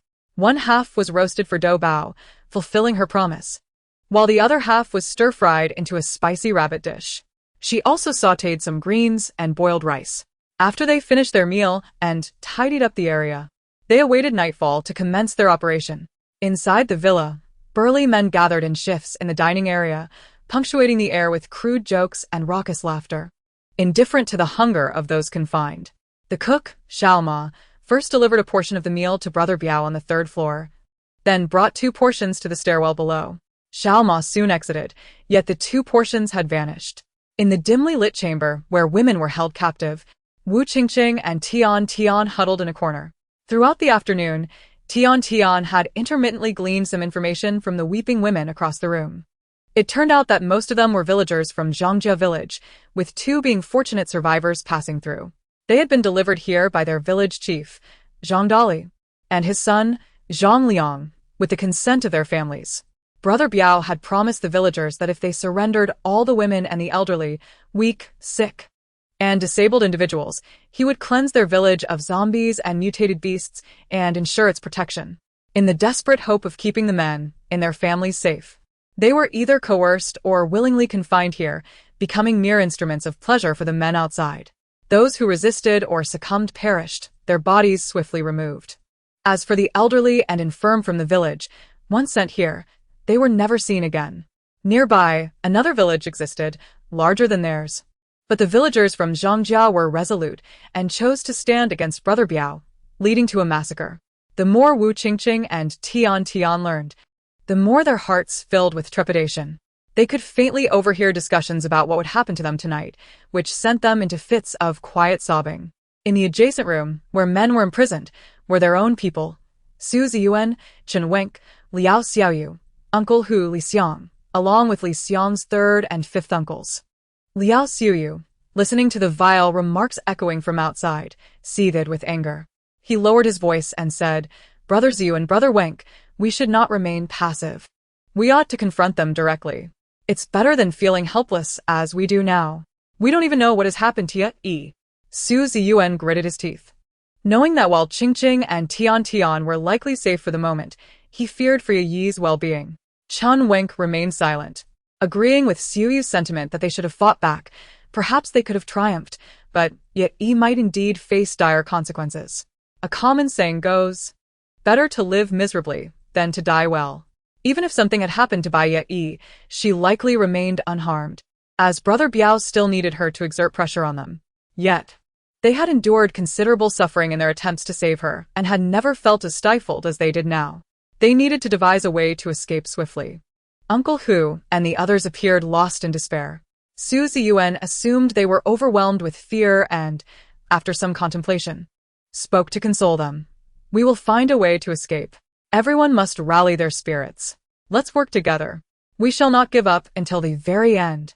Li Xiang nodded absently, murmuring, "Yes, yes, we won't give up until the last moment."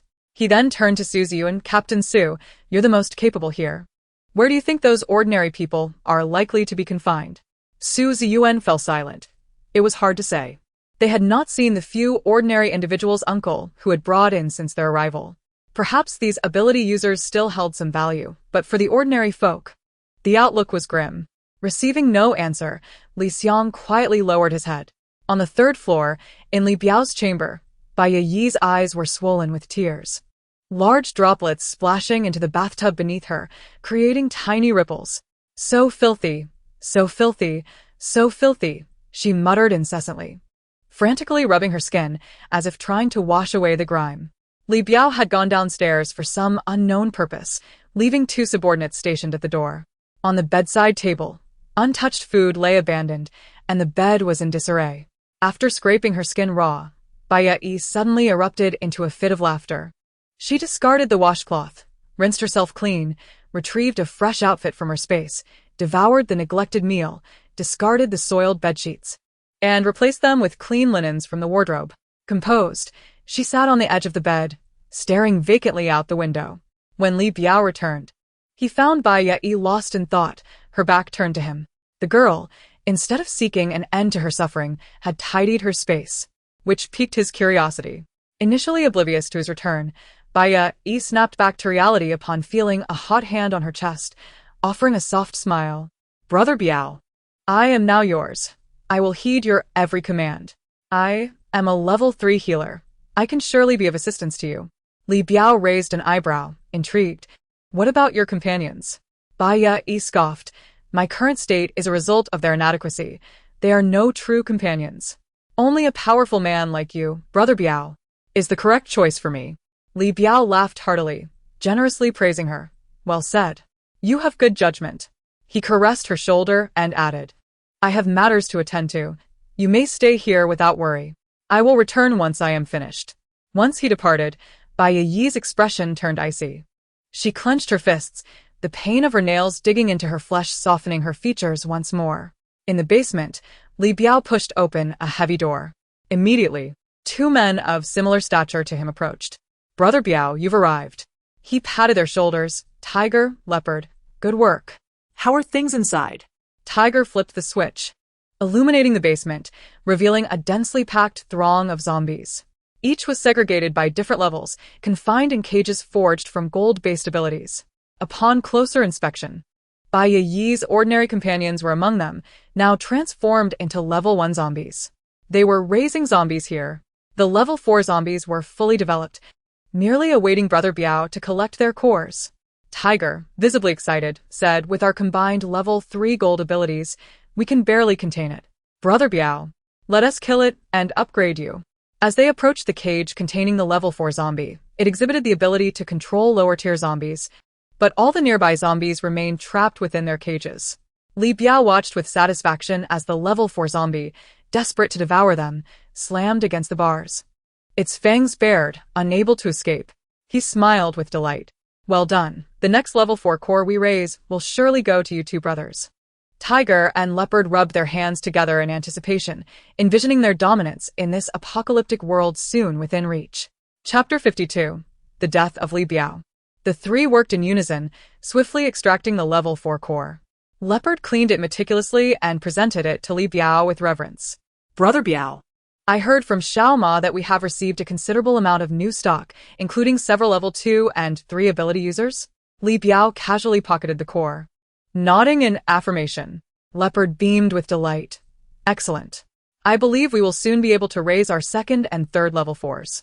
Li Biao shared his sentiment, feeling euphoric, certain that fortune was on his side.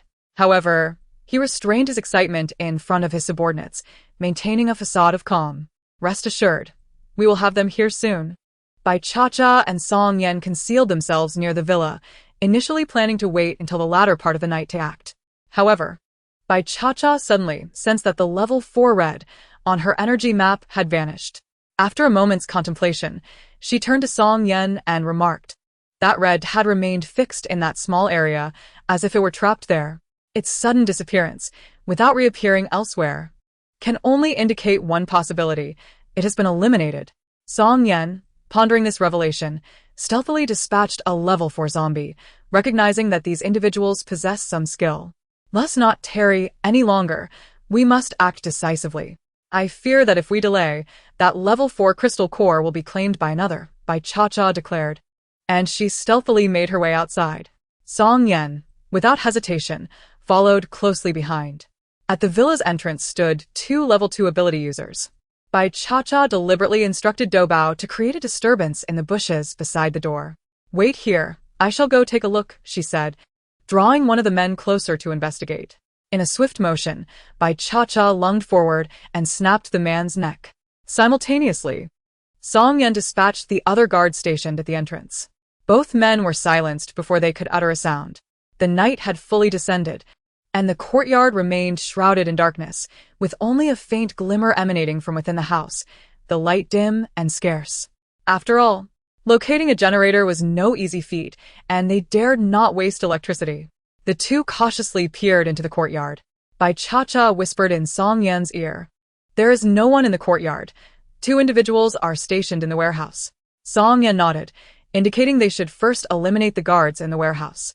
As they prepared to strike, a woman's piercing scream suddenly pierced the silence. Ah! The cry was brief, but jarring in the stillness of the night.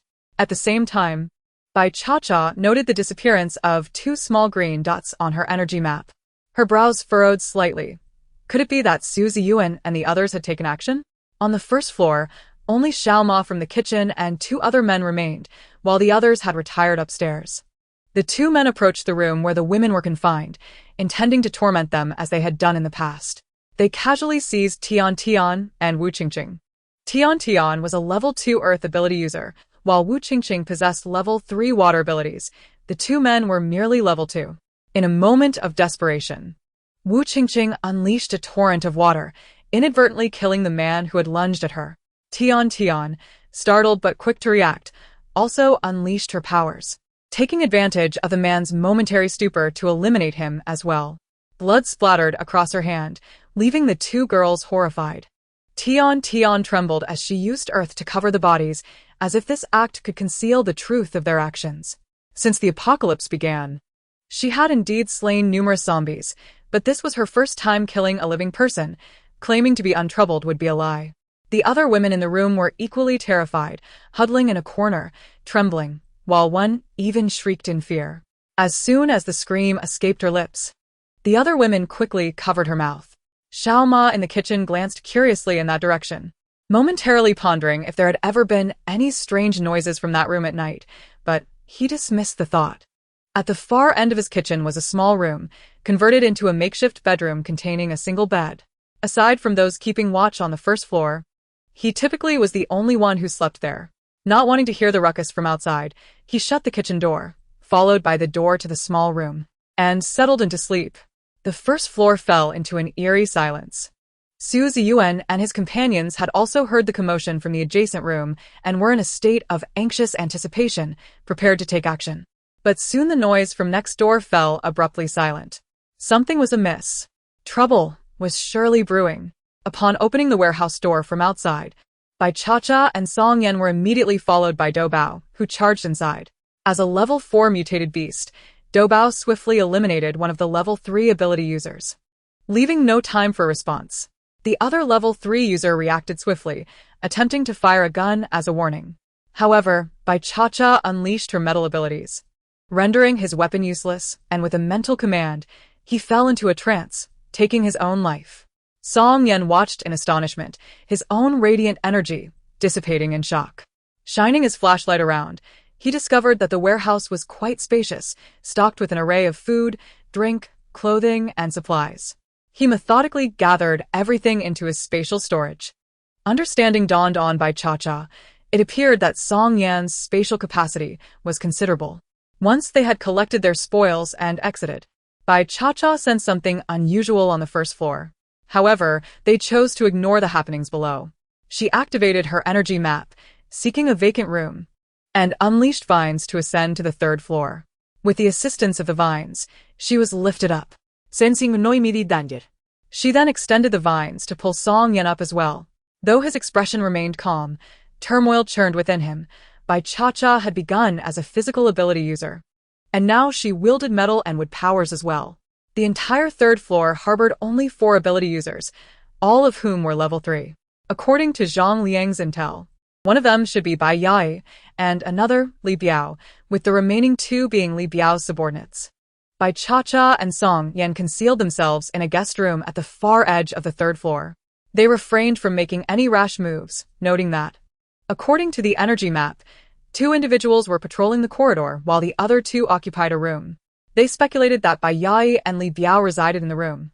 while the two patrolling were Li Biao's subordinates. The coveted level 4 crystal core must be in Li Biao's possession, so they needed to first eliminate the two subordinates outside. For level 3s posed a challenge, but they were two level 4s and a level 3, making it manageable. Just as they prepared to strike, a coarse male voice echoed from the corridor. It was Li Biao, instructing his two subordinates in a low tone, "You two go in and guard her. Do not let her escape. I need to level up." The two subordinates entered the room to guard Bai Yai, while Li Biao approached their location. Bai Cha-Cha and Song Yan exchanged startled glances. Could it be that fate smiled upon them? Was he truly coming to this room to level up? They remained hidden behind the door, their hearts racing with anticipation, gripping their weapons tightly, poised to deliver a fatal blow the moment Li Biao entered. Even Do Bao was on high alert, ready to spring into action. When luck arrives, it is unstoppable. That level 4 crystal core was destined for Song Yan. Li Biao indeed opened the door. In that instant, as he stepped inside, a jolt of pain shot through his head, rendering him momentarily disoriented. Bai Cha-Cha had become increasingly adept at her mental control. Initially intending to practice on Do Bao, she realized it was no longer necessary since Do Bao had leveled up. As Li Biao fell under her control, Song Yan swiftly shut the door behind him. With a flash of his blade, Li Biao's head was severed, his eyes wide open in death. Chapter 53. She is no longer who she once was. After searching Li Biao's pockets, Song Yan indeed discovered the coveted yellow crystal core. Tucking it into his pocket, he turned to Bai Cha-Cha and said, "Let us depart." Bai Cha-Cha nodded in agreement, and the two exited through the window, with vines aiding their escape. Once again, Song Yan marveled at Bai Cha-Cha's formidable abilities. In her heart, a subtle joy blossomed, as she perceived Bai Cha-Cha's use of her extraordinary abilities before him as a testament of trust. Returning to their afternoon hideout, Song Yan set about erecting two tents and laying out bedding, addressing Bai Cha-Cha. "You should rest. I will keep watch, and we shall depart at dawn." Bai Cha-Cha smiled lightly, her voice calm. "Allow me to take the night watch. You should seize this opportunity to absorb that level 4 crystal core and level up." Song Yan recalled that it had been Bai Cha-Cha who kept vigil the previous night as well, and he intended to say more, only to hear her continue. "Focus on upgrading your spatial abilities first." With that, she turned away and entered her tent. Initially, Song Yan had contemplated upgrading his electrical abilities first, believing their offensive power to be superior. However, he resolved to heed Bai Cha-Cha's counsel and prioritize his spatial abilities instead. Casting one last glance at her tent, he retreated into his own to commence his upgrade. Meanwhile, after entering her tent, Bai Cha-Cha placed Do Bao inside and stepped into her spatial realm. Reclining on the familiar chaise beneath the ability tree, she stared in astonishment at the fruits dangling above her head. Extending her finger, she counted the fruits on the tree, pinched herself and blinked. She wasn't mistaken. Her ability tree had indeed leveled up, doubling from 6 fruits to 12. Originally, there had been 6 distinct colors, each represented by a single fruit. Now, each color bore 2. Plucking one at random, she took a bite. The flavor had grown even sweeter and more delectable, and it contained a richer energy than the previous fruits. Bai Cha-Cha had initially intended to languish for a while before training, but upon tasting the ability fruit, she resolved to train first and indulge later. The energy from the fruit exploded within her, elevating her metal, wood, water, fire, and earth abilities from level 2 to level 3. Regrettably, her physical abilities remained stagnant at level 4. Indeed, as one ascends, the levels become increasingly challenging to enhance. The level 3 crystal core she had acquired that day was casually tossed beneath the ability tree. After fulfilling her daily spatial tasks, she took a brief rest in her realm before emerging to keep watch. In the villa, while Bai Cha-Cha and Song Yan were engaged in vanquishing Li Biao, Su Ziyuan and his companions broke through the door of their confinement and opened the door to the adjoining room. They finally uncovered the cause of the eerie silence on the first floor. Wu Qingqing and Tian Tian had unexpectedly dispatched the two captors. Observing that the pair appeared frightened but largely unharmed, everyone breathed a sigh of relief. Liao Xiaoyu waved his fist at the air, lowering his voice to Wu Qingqing and Tian Tian. "You two are impressive. You executed what I had wished to do. Absolutely exhilarating." Chen Wink shot him a disapproving glance and crouched down to offer reassurance. "Fear not, it's all over now." We will make our escape tonight. Su Ziyuan cast a glance at the trembling women huddled together in the corner, choosing silence. Li Xiang was comforting Tian. Uncle Hu said, Captain Su, let us first rescue the girl from your team, and then you can assist us in locating the members of our group who lack abilities. Su Ziyuan thought of Bai Yai, his mood growing somber, and nodded in agreement. He addressed the frightened women, instructing Wu Qingqing, you all stay here and await our return. Wu Qingqing, curled up against the wall with her arms around her knees, trembling and resting her head between her legs, remained motionless at Su Ziyuan's words. Tian, sitting beside her, felt considerably better thanks to Li Xiang's comfort. Noticing Wu Qingqing's continued fright, she gently patted her back, offering silent solace. Without waiting for Wu Qingqing's response, Su Ziyuan, accompanied by his team, prepared to leave when suddenly, Wu Qingqing ceased her trembling and stood up. Her eyes were red, clearly having just cried, and she fixed Su Ziyuan with a determined gaze, declaring, I'm going too. Liao Xiaoyu opened his mouth to dissuade her, but Chen Wenk intervened, insisting, let her go. Qingqing is not weak. Su Ziyuan nodded in acknowledgement of Wu Qingqing's resolve. Tian also expressed her desire to join, with Uncle Hu consenting as well. Su Ziyuan led the way, followed by the others as they ascended the stairs. It was not yet the early hours of the morning, and two burly men on the second floor had not yet succumbed to deep slumber. With keen ears, they detected the sound of footsteps ascending the stairs and immediately sprang into action. Spotting the group, one of them swiftly drew a handgun from his waistband and fired a shot. Instantly, all the burly men in the villa were roused, rushing out in alarm. Su Ziyuan and Chen Wenk moved with remarkable speed, making a beeline for the third floor while Liao Xiaoyu, along with Uncle Hu and the others, guarded the staircase leading from the second floor to the third, blocking the escape of several ability users emerging from the rooms. The trio of Liao Xiaoyu, Wu Qingqing, and Uncle Hu, each possessing level 3 abilities, proved sufficiently formidable. Together, the 7 managed to halt the advance of the 10 men from the second floor.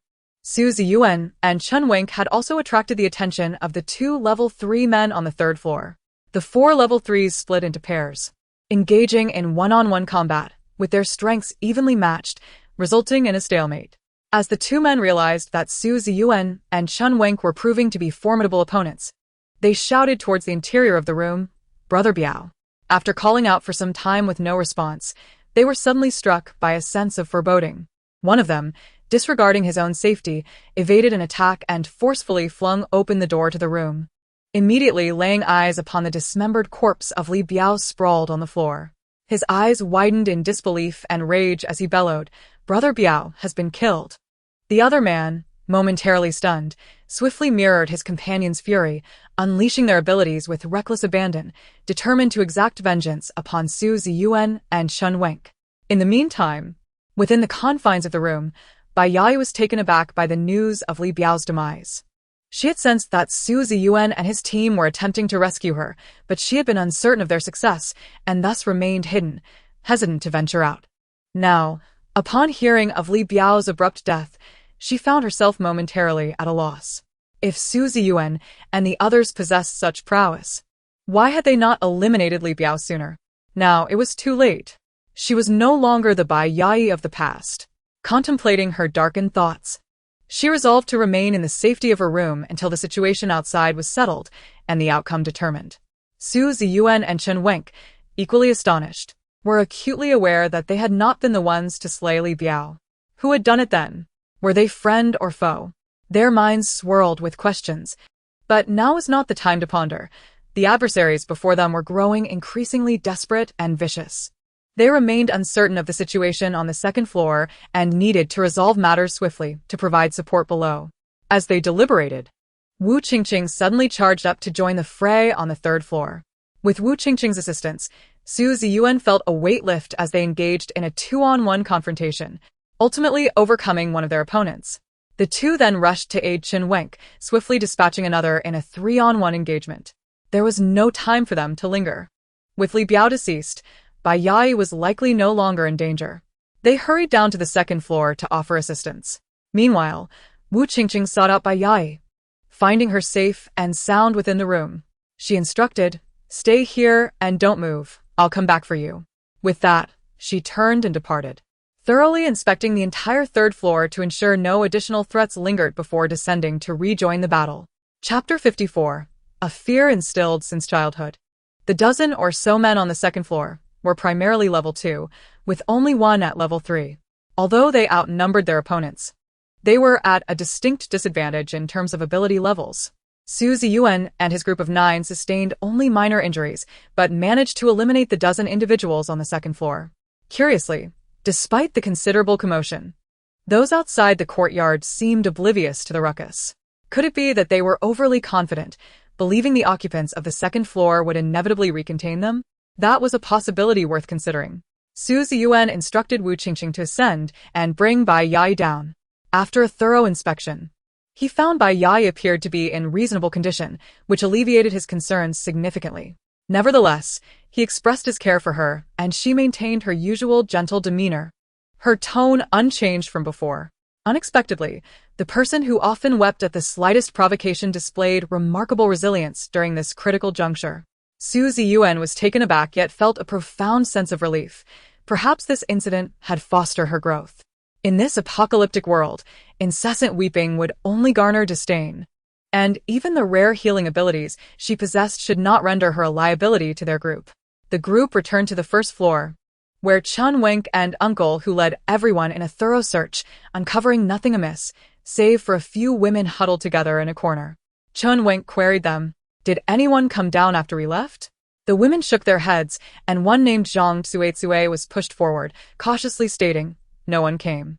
Chun Wenk found this peculiar and remarked to Su Ziyuan, "Ziyuan, something feels off." Su Ziyuan nodded, casting a wary glance at the darkened courtyard. It was conceivable that accomplices awaited their return. Regardless, they had to break out tonight and vacate the premises swiftly. Su Ziyuan turned to Uncle Hu, who had promised to assist in locating the few ordinary members of their team. Yet, after scouring all 3 floors, not a trace of them remained.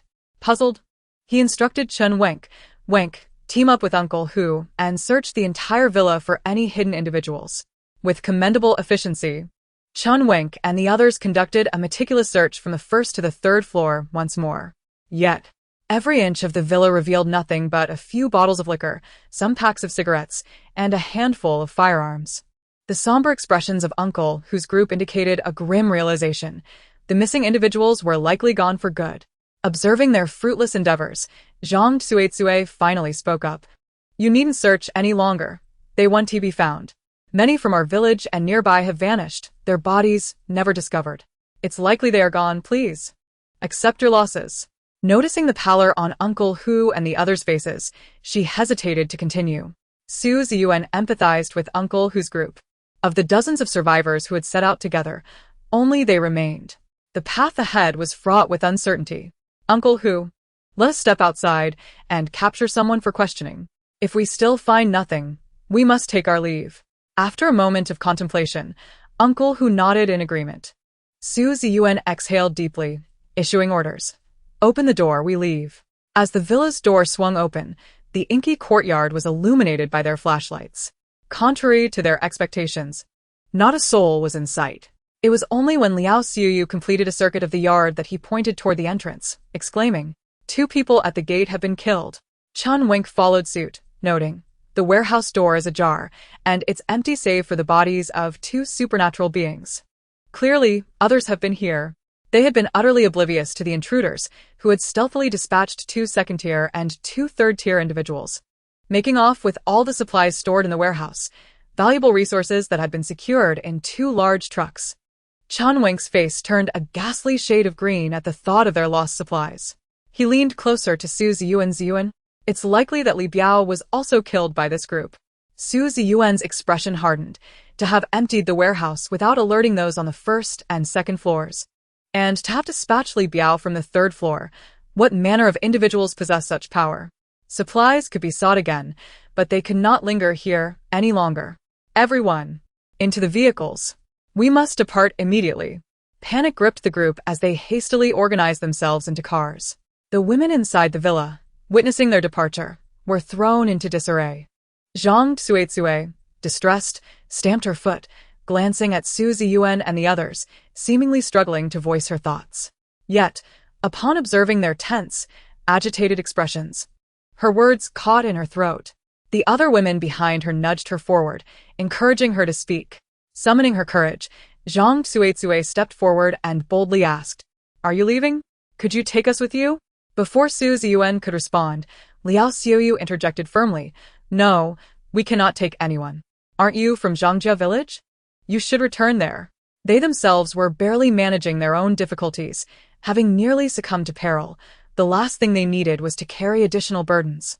In the early days of the apocalypse, he might have been inclined to assist them, but now, having traversed this treacherous path, he understood that the world had changed, and survival of the fittest prevailed. He could no longer afford to be a martyr. Zhang Xuetzue and her companions were taken aback by the abrupt refusal and hastily explained, "We were sold here by our families. We do not wish to return. Please take us with you. We can be of assistance." Their pleas were met only by the sound of exhaust from Liao Xiuyu's departing vehicle. Uncle Hu and the others lingered behind, unwilling to give up. Scouring the courtyard and even circling the villa's perimeter, yet they found nothing. No signs of life, not even a trace of remains. With no other option, they ultimately resigned themselves to follow Su Ziyuan, hastening to vacate this treacherous location. Left behind, Zhang Xuetzue and the other women huddled together, watching as the vehicles sped away, disappearing into the night. Faced with the oppressive darkness outside, they reluctantly retreated back into the villa. The once bustling residence now felt desolate and empty. A gust of wind swept through, sending shivers down their spines. They clung to one another, managing to fall into a fitful sleep only by the early hours of the morning. Not long after they succumbed to slumber, a figure peeked cautiously from the stairwell. After a brief survey, the individual retreated, only to return accompanied by two others, Kitchen Xiao Ma and the brothers Jin Hu and Jin Bao, who had narrowly escaped disaster. Damn it! Jin Bao seethed as he surveyed the lifeless bodies of their comrades, fury igniting within him. Jin Hu, however, maintained his composure, reasoning that rage would not resolve their plight. "We must elevate our strength swiftly and seek vengeance against those responsible." Jin Bao, irritated, retorted, "Brother, they've fled. How can we avenge them when we don't even know what they look like?" Jin Hu shot him a sharp glance before turning to Xiao Ma. "Xiao Ma, you've seen those individuals." Jin Bao remained silent, acquiescing to his brother's authority. Once he observed that Jin Bao had calmed, Jin Hu commanded, "Xiao Ma, take those women and bring them below. Baozi, since our brothers have perished, their deaths must not be in vain. Bring their bodies down as well." Jin Bao was taken aback. He comprehended his brother's intentions, but was astounded by the ruthlessness of his actions. After all, these were their comrades. He protested, "Brother, they are our brethren.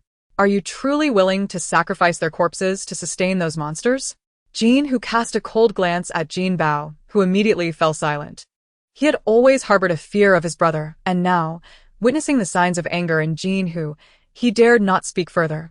Chapter 55. The basement. Xiao Ma and Jin Bao diligently followed Jin Hu's orders. Jin Hu ascended to the third floor at a leisurely pace, locating Li Biao's lifeless body. He stood silently beside the corpse for a moment before squatting down to search through Li Biao's pockets. He recalled that Li Biao had tucked the fourth-level crystal core into his trousers. After rummaging through the headless corpse multiple times without success, frustration surged within him. "Damn it!" Jin Hu exclaimed, slicing through the air with his hand, causing multiple golden blades to fly forth, instantly dismembering the headless body and leaving a pool of blood on the floor. This wastrel. He had painstakingly nurtured that fourth-level crystal core, only for it to be extracted without him having the chance to absorb it and elevate his powers before being killed. Now, he couldn't even find the crystal core. Had it not been for Xiao Ma's timely warning, they would likely be dead by now. Had he known this would be the outcome, he would have secretly kept that fourth-level crystal core for himself. With a contemptuous kick, he sent Li Biao's unseeing head flying out of the window, disdainfully snorting as he turned away from the dismembered body and descended the stairs. What brotherly affection was there? It was merely a mutual arrangement. Before the apocalypse, they had been a band of outlaws. Now that the world had crumbled, emotions were of little consequence. Only his foolish younger brother clung to such notions. After much effort, Zhang Xuetzue and her companions finally fell asleep, only to be abruptly awakened by a series of heavy slaps and brutal kicks. As they groggily opened their eyes, they were met with rows of foul-smelling monsters. Just as they were about to scream, their tongues fell lifelessly to the ground. Everyone was paralyzed with fear. Before they could react, a woman was yanked by her hair and thrown into a cage at the far end. The woman had no strength to resist. Within moments, a zombie had eviscerated her, and soon her body began to tremble violently, her eyes rolling back in her head, her half-mutilated face turning pale and mottled as she staggered to her feet. She had fully transformed into a zombie. Under Jean Hu's stern gaze, Xiao Ma swiftly confined Zhang Cuizue and the others into separate cages. Before long, the entire villa was devoid of life, save for the three of them. Everyone else had either turned into zombies or lay lifeless. Once the task was completed, Jean Hu instructed Xiao Ma, "The supplies in the warehouse are entirely gone. Tomorrow morning, you shall venture to Zhongjia village and inform them to send over more food. Complete this task, and I shall reward you with a third-level crystal core to elevate your abilities." Xiao Ma eagerly complied, respectfully agreeing, and returned to the small compartment in the kitchen to rest. In the morning, Bai Cha-Cha prepared 2 bowls of dumpling soup and steamed a basket of dumplings. Song Yan tidied up the dishes and the tent. The two prepared to revisit the villa. As they approached, they encountered Xiao Ma, who was on his way to Zhongjia village. After Bai Cha-Cha exercised her mental control over Xiao Ma, she gleaned much information she had been eager to know. Once she had satisfied her curiosity, Bai Cha-Cha and Song Yan followed the clues provided by Xiao Ma to discover an entrance to a basement within the stairwell. The entrance was indeed cleverly concealed, which explained why Su Ziyuan and his companions had failed to find it. The stairwell itself was quite narrow, typically used for storage or miscellaneous items. It was impeccably clean, extending out to reveal only a worn-out beanbag chair in the corner. Who would have thought that the entrance to the basement lay hidden beneath that old chair? Pushing the chair aside revealed a hole the size of a well. Descending the ladder, they found themselves in an empty room. Song Yan switched on his flashlight, illuminating a heavy security door at the far wall. Inputting the password given by Xiao Ma, the door swung open, revealing a chilling male voice calling out, "Xiao Ma, why have you returned so soon?" Before the other party could respond, Jin Bao, still in a daze, felt a sudden rush of cold wind sweep past his neck. Instinctively, he raised a hand to touch his throat, only to find it slick with blood. Trembling, he stammered, "Brother, brother, brother, help me." He hastily sat upright from the single bed, attempting to use his golden abilities to staunch the bleeding from his neck. Yet, his golden shield was once again rent asunder by an unseen force, as though an invisible blade was methodically slicing through his throat. Meanwhile, Jin Hu, who was inside nurturing a third-level zombie, rushed out upon hearing the commotion, only to witness in horror as his younger brother Jin Bao had his throat cut, without explanation, blood gushing forth like a fountain. No. Jin Bao. Jin Hu's fury reached its zenith as he fixed his gaze upon the unexpected intruders, a man and a woman. Despite his indifference toward brotherly bonds, this was, after all, his own flesh and blood, raised by his own hand. With a furious shout, he waved his hands, causing the walls to tremble and the entire basement to shake violently. Countless tiny golden blades surrounded by Cha-Cha and Song Yan like the spines of a durian. This skill was indeed spectacular. Had the two lacked sufficient strength, they would surely have been impaled like a porcupine. Alas, Jin, who was merely a third-level gold user. Had he reached the 4th level, he would have required significantly more effort. To make matters worse, he had encountered by Cha-Cha and Song Yan, especially Song Yan, who had recently ascended to the 4th level in the space element. Not only had he comprehended the space blade, but it was he who had slain Jin Bao moments ago. Furthermore, having grasped the concept of spatial exchange, he was perfectly positioned to practice his abilities against this adversary. Holding Bai Cha-Cha back from making a move, he carefully gauged the distance of the golden blades from the two intruders. With one hand gripping Bai Cha-Cha and the other snapping his fingers lightly at his side, a series of piercing sounds echoed as countless golden blades embedded themselves into flesh. Song Yan, along with Bai Cha-Cha, had astonishingly exchanged positions with Jin Hu. All of Jin Hu's golden blades had impaled his own body. The towering man, nearly 2 meters tall, was transformed into a sieve, drenched in his own blood. Jean, whose eyes widened in disbelief as he gazed at the composed man and woman before him, blood pouring from his mouth. What sorcery was this? He was on the brink of successfully nurturing a fourth-level being. Why, when he had only just turned the tide, had it all come to an abrupt end? Jean, who, filled with resentment, stared toward the innermost part of the basement before collapsing to the ground. Bai Cha felt a twinge of envy for Song Yan's spatial abilities. Lamenting that her own spatial powers were not true to the element and could not achieve such feats. Even if they were, the awakened skills would differ. Nevertheless, she felt elated that Song Yan, now her partner, was growing stronger. As Song Yan advanced to deliver the final blow to Jean, who, Bai Cha began to survey the basement and the multitude of zombies contained within the cages. Soon, she recognized several familiar faces among the zombies. They were the ordinary individuals from Uncle Hu's team, all having transformed into first-level zombies, their gaping mouths salivating at the scent of human flesh as they lunged toward her, attempting to gnaw through the cage after repeatedly ramming into it, only to resort to feasting on the remains scattered about. Behold those fresh corpses. A mere bite could yield a spurt of blood. The cages outside clearly contain first-level zombies, recently transformed into their grotesque forms. Delving deeper, we encounter cages harboring second-level zombies. Their contents markedly different from those of the first level.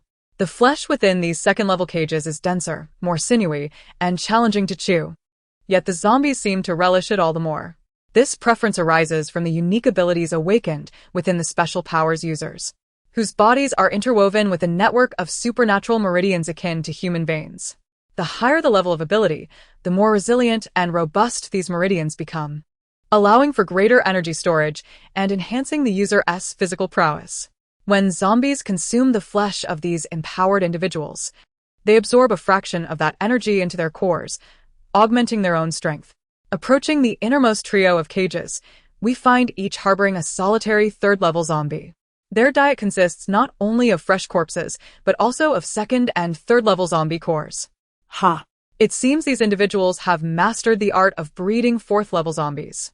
In the basement, every single zombie has been deprived of its tongue, its limbs severed, writhing on the ground, gnashing with their gaping maws. Methodically, they excavate cores and feast on flesh, while the walls and cages are fortified with metal alloy. It is sheer fortune for these individuals. Should they encounter a high-tier zombie endowed with formidable abilities, even dismembering it would not guarantee their safety. Doubao, it's time to work. The cores you excavate are your own little treats. Doubao yawned widely, shook its body, and vanished in an instant, reappearing within one of the zombie cages. Song Yan. Whoever excavates it owns it. Let us see who can extract more. With that, Bai Cha joined the fray, cleaving open one of the zombie cages with her axe. She swiftly subdued the third-level zombie before striking to extract its core. As for the first- and second-level zombies, she merely needed to send a vine through the gaps of their cages, piercing their skulls to retrieve the cores. The vines proved efficient and swift, sparing her from the foul, viscous liquids that spewed forth, making them ideal for long-range assaults and core extraction. Which ability allows for such remote core excavation? The answer is wood-based powers. Of course, Doubao could assist her as well. Regrettably, her 5-element ability is only at level 3, allowing her to act remotely only against zombies or mutated beasts beneath that threshold. When faced with those above level 3, she must confront them directly. For instance, that earlier physical-type third-level zombie had ensnared her vine, rendering it immobile. It was only her extraordinary strength that shattered the zombie's skull with a single blow. Despite being splattered with a thick, revolting liquid, she experienced an inexplicable thrill that surpassed the satisfaction of wielding an axe. Just moments earlier, Bai Cha had been lazily controlling her vines from a distance, but now she retracted her powers and approached the zombies using her brute strength. With a series of resounding blows, she unleashed her fury upon the zombies. Song Yan looked up just in time to witness the girl, brimming with excitement.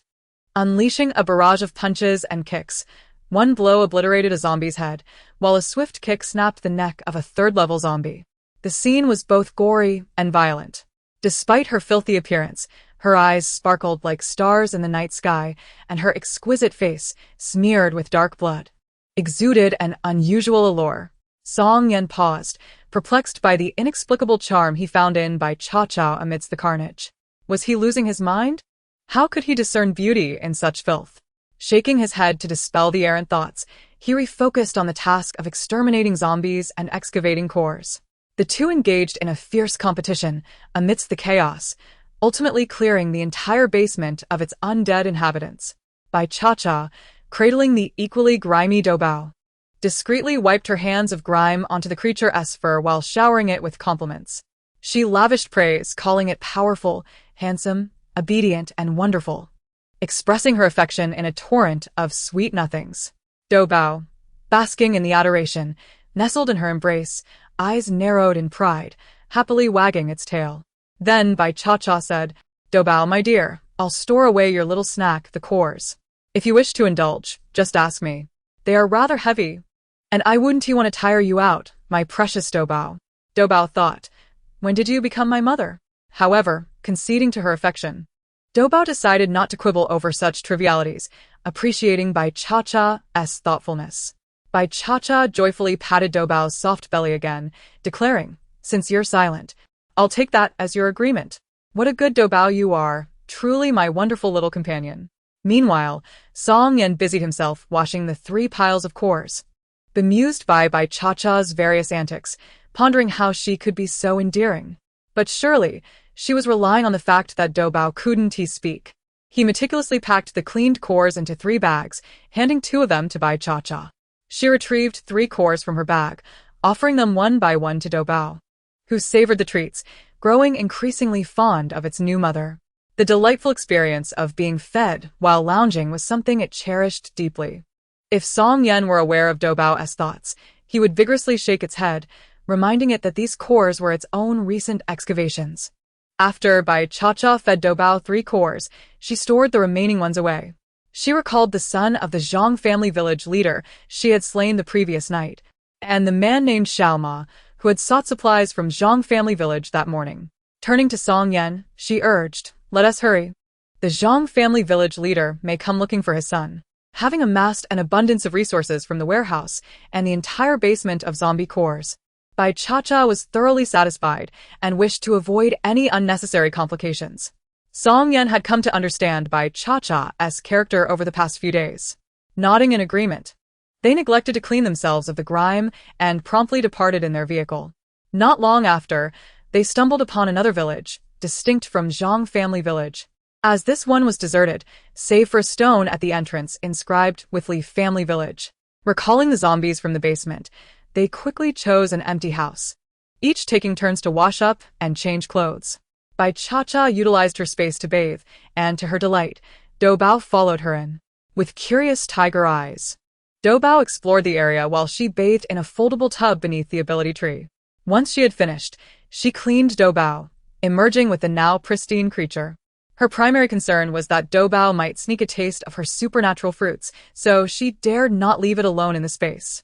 It was safer with her, and in crucial moments, it could assist her in battle.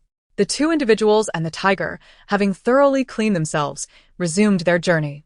Meanwhile, at another location, Su Ziyuan and his 5 companions, along with Uncle Hu and his 5 men, a total of 10 individuals, had also found an empty house to rest. Since the previous night, they had not consumed any food, and after having engaged in a skirmish with Li Biao and his group, they were now suffering from hunger, their stomachs growling painfully. Unfortunately, all their supplies had been depleted, leaving them without any food or drink.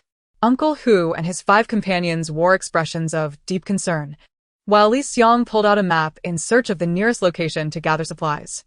Su Ziyuan's group remained somewhat at ease, as they were aware that Bai Ye's spatial storage was still filled with ample provisions.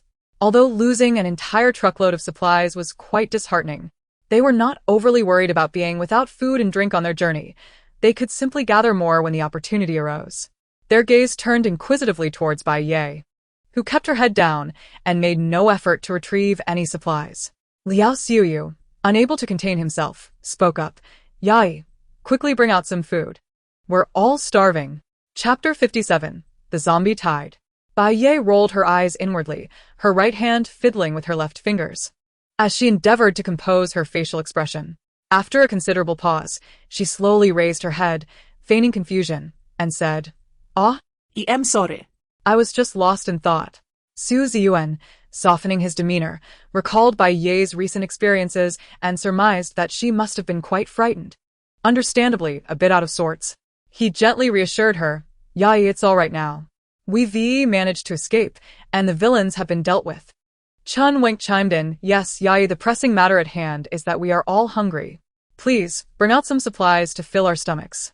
At that moment, Wu Qingqing's stomach audibly grumbled in agreement. She patted her flat belly, chuckling awkwardly, "I am really quite hungry."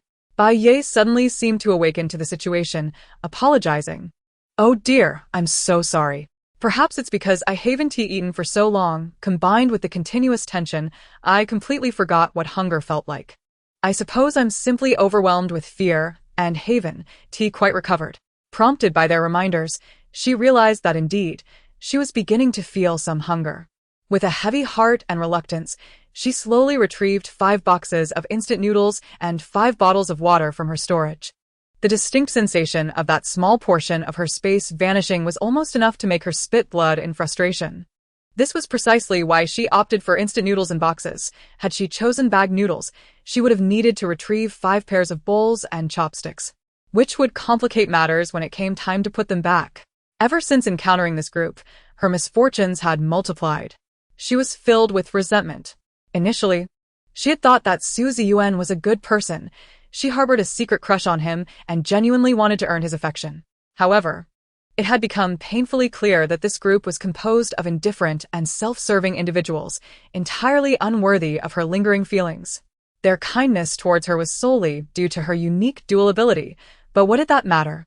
A bunch of useless people who couldn't even protect her, who could understand the grievances she had endured. She found herself yearning for the days spent with Bai Cha-Cha, that foolish friend who had listened to her. It was clear to her that remaining with this group would eventually lead to her supplies being completely depleted. She needed to find an opportunity to depart with her provisions. At this moment, Bai Ye had completely transformed her supplies into her own personal possessions. She deliberately chose to forget that these provisions had been collectively gathered by everyone and were meant for the group, merely stored temporarily within her space. As Bai Ye continued to drift in thought, Wu Qingqing approached her, saying, "Bring out a pot. I want to cook." Bai Ye smiled faintly, intending to gently decline. When she heard Liao Xiuyu echo, "Yes, Yai, I also want to cook," even Su Ziyuan and Chun Wink turned their gazes toward her. With no other choice, she reluctantly retrieved a pot and began to dig a hole to collect some firewood for cooking the noodles. Wu Qingqing had initially intended to ask her for a stove as well, but refrained. As long as they could cook, she wouldn't be picky. Liao Xiaoyu swiftly constructed an earthen stove, while Chun Wink gathered some twigs to toss in. Wu Qingqing utilized her powers to pour water into the pot. Su Ziyuan glanced over at Uncle Hu and his 5 companions, who were eagerly watching them set up the pot, and said, "Uncle Hu, could you help us start a fire? Let us all gather to eat noodles together." He then turned to Bai Ye and instructed Yai, "Bring out 5 more buckets of noodles." Liao Xiaoyu interjected, "And bring out 2 more packs. We're all starving. 1 pack per person, 1 to be sufficient. And we need some ham and bread as well to tide us over." Bai Ye truly felt the urge to kick Liao Xiaoyu away. How had she never noticed before how annoyingly talkative this person was? And Su Ziyuan, when she had liked him, had she not realized how eager he was to help? Fortunately, she was not lost in romantic notions. Her mind was clear, and the illusion had faded, allowing her to recognize issues she had previously overlooked. Despite her internal dissatisfaction, now was not the time to cause a rift. She had no choice but to endure the pain and extracted the bread, ham, and 7 more boxes of instant noodles, forcing a smile as she distributed them to everyone. Once again feeling that portion of her space vanish, Bai Ye was hit with a wave of dizziness from her anger. Having never experienced loss before was one thing, but losing something she had obtained and benefited from, piece by piece, was akin to having her flesh slowly sliced away with a dull knife, inflicting unbearable pain. Uncle Hu and his 5 companions were incessantly expressing their gratitude to Su Ziyuan, promising that they would collect supplies to return to them. Observing the joyful expressions on everyone's faces as they beheld the food, Bai Ye felt even more despondent. She casually took a few bites before retreating to the vehicle to rest. Su Ziyuan and the others paid her no mind. A assuming she was still recovering from her fear. Chun Wenk was busy discussing the next course of action with the group while examining the map. Ahead lay the high-tech industrial park. Once they traversed it, they would reach the territory of Base A in City A. "Let us keep moving," Su Ziyuan declared. Just as he finished speaking, a sudden roar of engines echoed from behind them. Li Xiang abruptly stood up, speaking rapidly. "Run. It's dangerous." He immediately pulled Uncle Hu and the others into the vehicle, flooring the accelerator to speed away. Su Ziyuan and his companions reacted swiftly, abandoning the pot and hastily following suit, hopping into their vehicle to catch up with Li Xiang. In the rearview mirror, two off-road vehicles, one black and one white, were rapidly closing in on them. Chun Wenk leaned out of the car window, binoculars in hand, and looked back. "Damn it, Ziyuan, accelerate. It's a zombie tide." Behind them, an overwhelming horde of zombies was relentlessly pursuing them. Su Ziyuan pressed the gas pedal to the floor, executing a drift and overtaking Li Xiang's vehicle with exceptional driving skill. Li Xiang, not to be outdone, closely followed behind. Wu Qingqing and Bai Ye turned pale, their heads spinning and nausea rising from the intense acceleration. The immense force pushed them back against their seats as they clung to anything within reach to stabilize themselves. Su Ziyuan suddenly jerked the steering wheel to the right, causing the weight of Wu Qingqing and Liao Xiuyu to crash onto Bai Ye, nearly making her vomit. Her face paled even further. Inside the black off-road vehicle, Bai Cha-Cha and Song Yan exchanged glances, perplexed by the white off-road vehicle behind them, which they did not recognize. As they drove normally along the road, a white off-road vehicle suddenly sped past from a side street, trailed closely by a swarm of zombies. Song Yan had no choice but to push the accelerator to the max, desperately trying to escape the impending danger.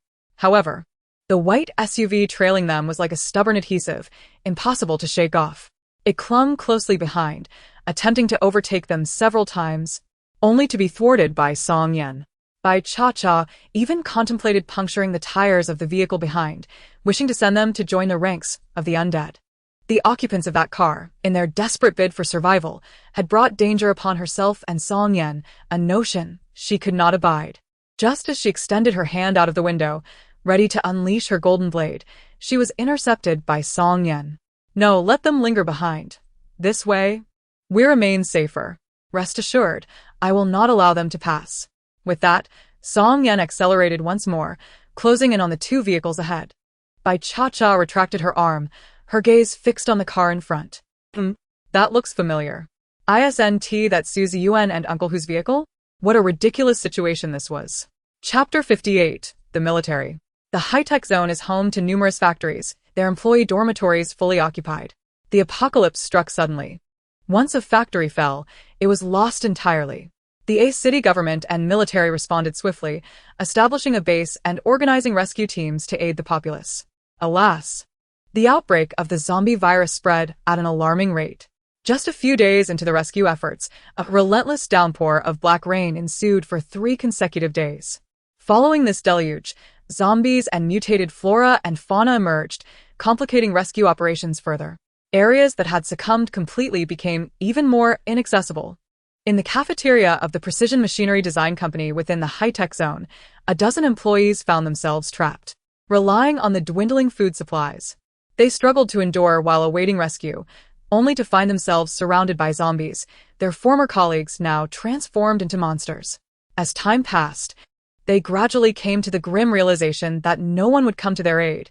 They could only rely on themselves. Fortunately, among the group, 7 or 8 had awakened special abilities, which they leveraged to support each other as they painstakingly transported the remaining food from the cafeteria, moving inch by inch toward the outside.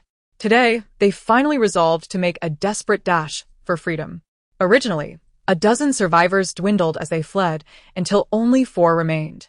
Zhu Wenwang, overly tense while driving, collided with another vehicle, producing a deafening crash that attracted an ever-increasing horde of zombies. The sheer number of zombies nearby was staggering. There were at least 1,000 trailing behind their vehicle. Zhu Wenwang wept as he drove, his voice trembling uncontrollably. "Engineer Liu, Engineer Deng, Engineer Li, everyone else is dead. Will we ever escape today?" Liu Baihong, panting heavily, conjured a wall of earth to halt the advancing zombies, followed closely by Deng Hailai, who summoned a similar earthen barrier for reinforcement. Both were second-level Earth abilities users. Behind the two walls of Earth, a metal barricade constructed from various metals appeared, erected by Li Jixin, who wielded second-level metal powers. The trio worked in unison, desperately holding off the zombies while fleeing, yet for some inexplicable reason, they could not shake off the relentless horde. Their abilities were nearly depleted. If this continued, today would mark their demise. No one answered Zhu Wenwang's question, as they too were uncertain of the answer. In a moment of panic, as they were pursued by the zombies, they spotted a black SUV ahead, and the four of them chased after it like it was a lifeline. However, they had not considered that with so many zombies, the vehicle ahead could only accommodate a limited number of people. No matter how formidable, how could 2 or 3 individuals contend with an overwhelming army?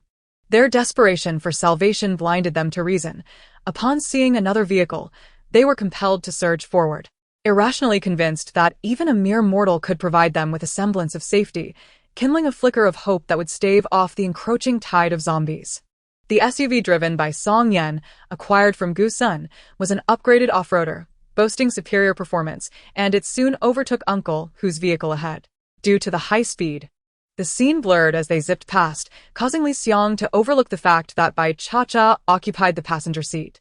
Zhu Wenwang, closely tailing behind, pressed the accelerator even harder upon realizing that instead of a single vehicle ahead, there were 3.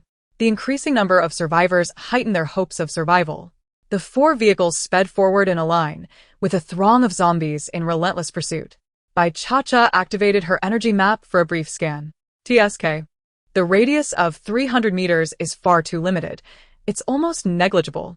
Though her psychic abilities were formidable, each skill came with its inherent limitations, preventing her from becoming invincible.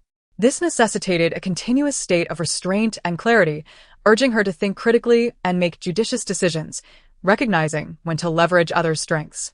Thus, despite reaching the 4th level, these constraints kept her vigilant. She was never formidable enough and needed to strive for greater strength. This journey had no endpoint. She glanced at Song Yan, who was intently focused on driving. Do you sense anything unusual about the zombies behind us? Indeed, it's peculiar. They have been pursuing us for too long without relenting. It's abnormal. Song Yan's expression was serious, his mock glasses now stowed away. His deep, piercing eyes narrowed slightly, unconsciously exuding an air of authority. Bai Cha-Cha felt that his refined demeanor was merely a facade. The true essence of him was revealed in this moment. She voiced her suspicion. I suspect there is at least 1 level 4 or higher zombie among them, directing and controlling the others. Song Yan swiftly glanced at her, affirming, I share your suspicion. Bai Cha-Cha nodded. It was highly plausible. TSK, maintaining this escape is not a sustainable strategy. It's indeed somewhat tricky. Song Yan responded with a soft hum. Wishing to alleviate Bai Cha-Cha's concerns, I've studied the map of a city. If we maintain this speed, we will soon enter the vicinity of the A city base. If luck is on our side, and we encounter military personnel on a mission, we may find salvation. Bai Cha-Cha raised an eyebrow, falling silent as she casually reached for milk candy to savor. The rich aroma of milk filled the cramped vehicle, allowing Song Yan to feel his previously taut nerves relax.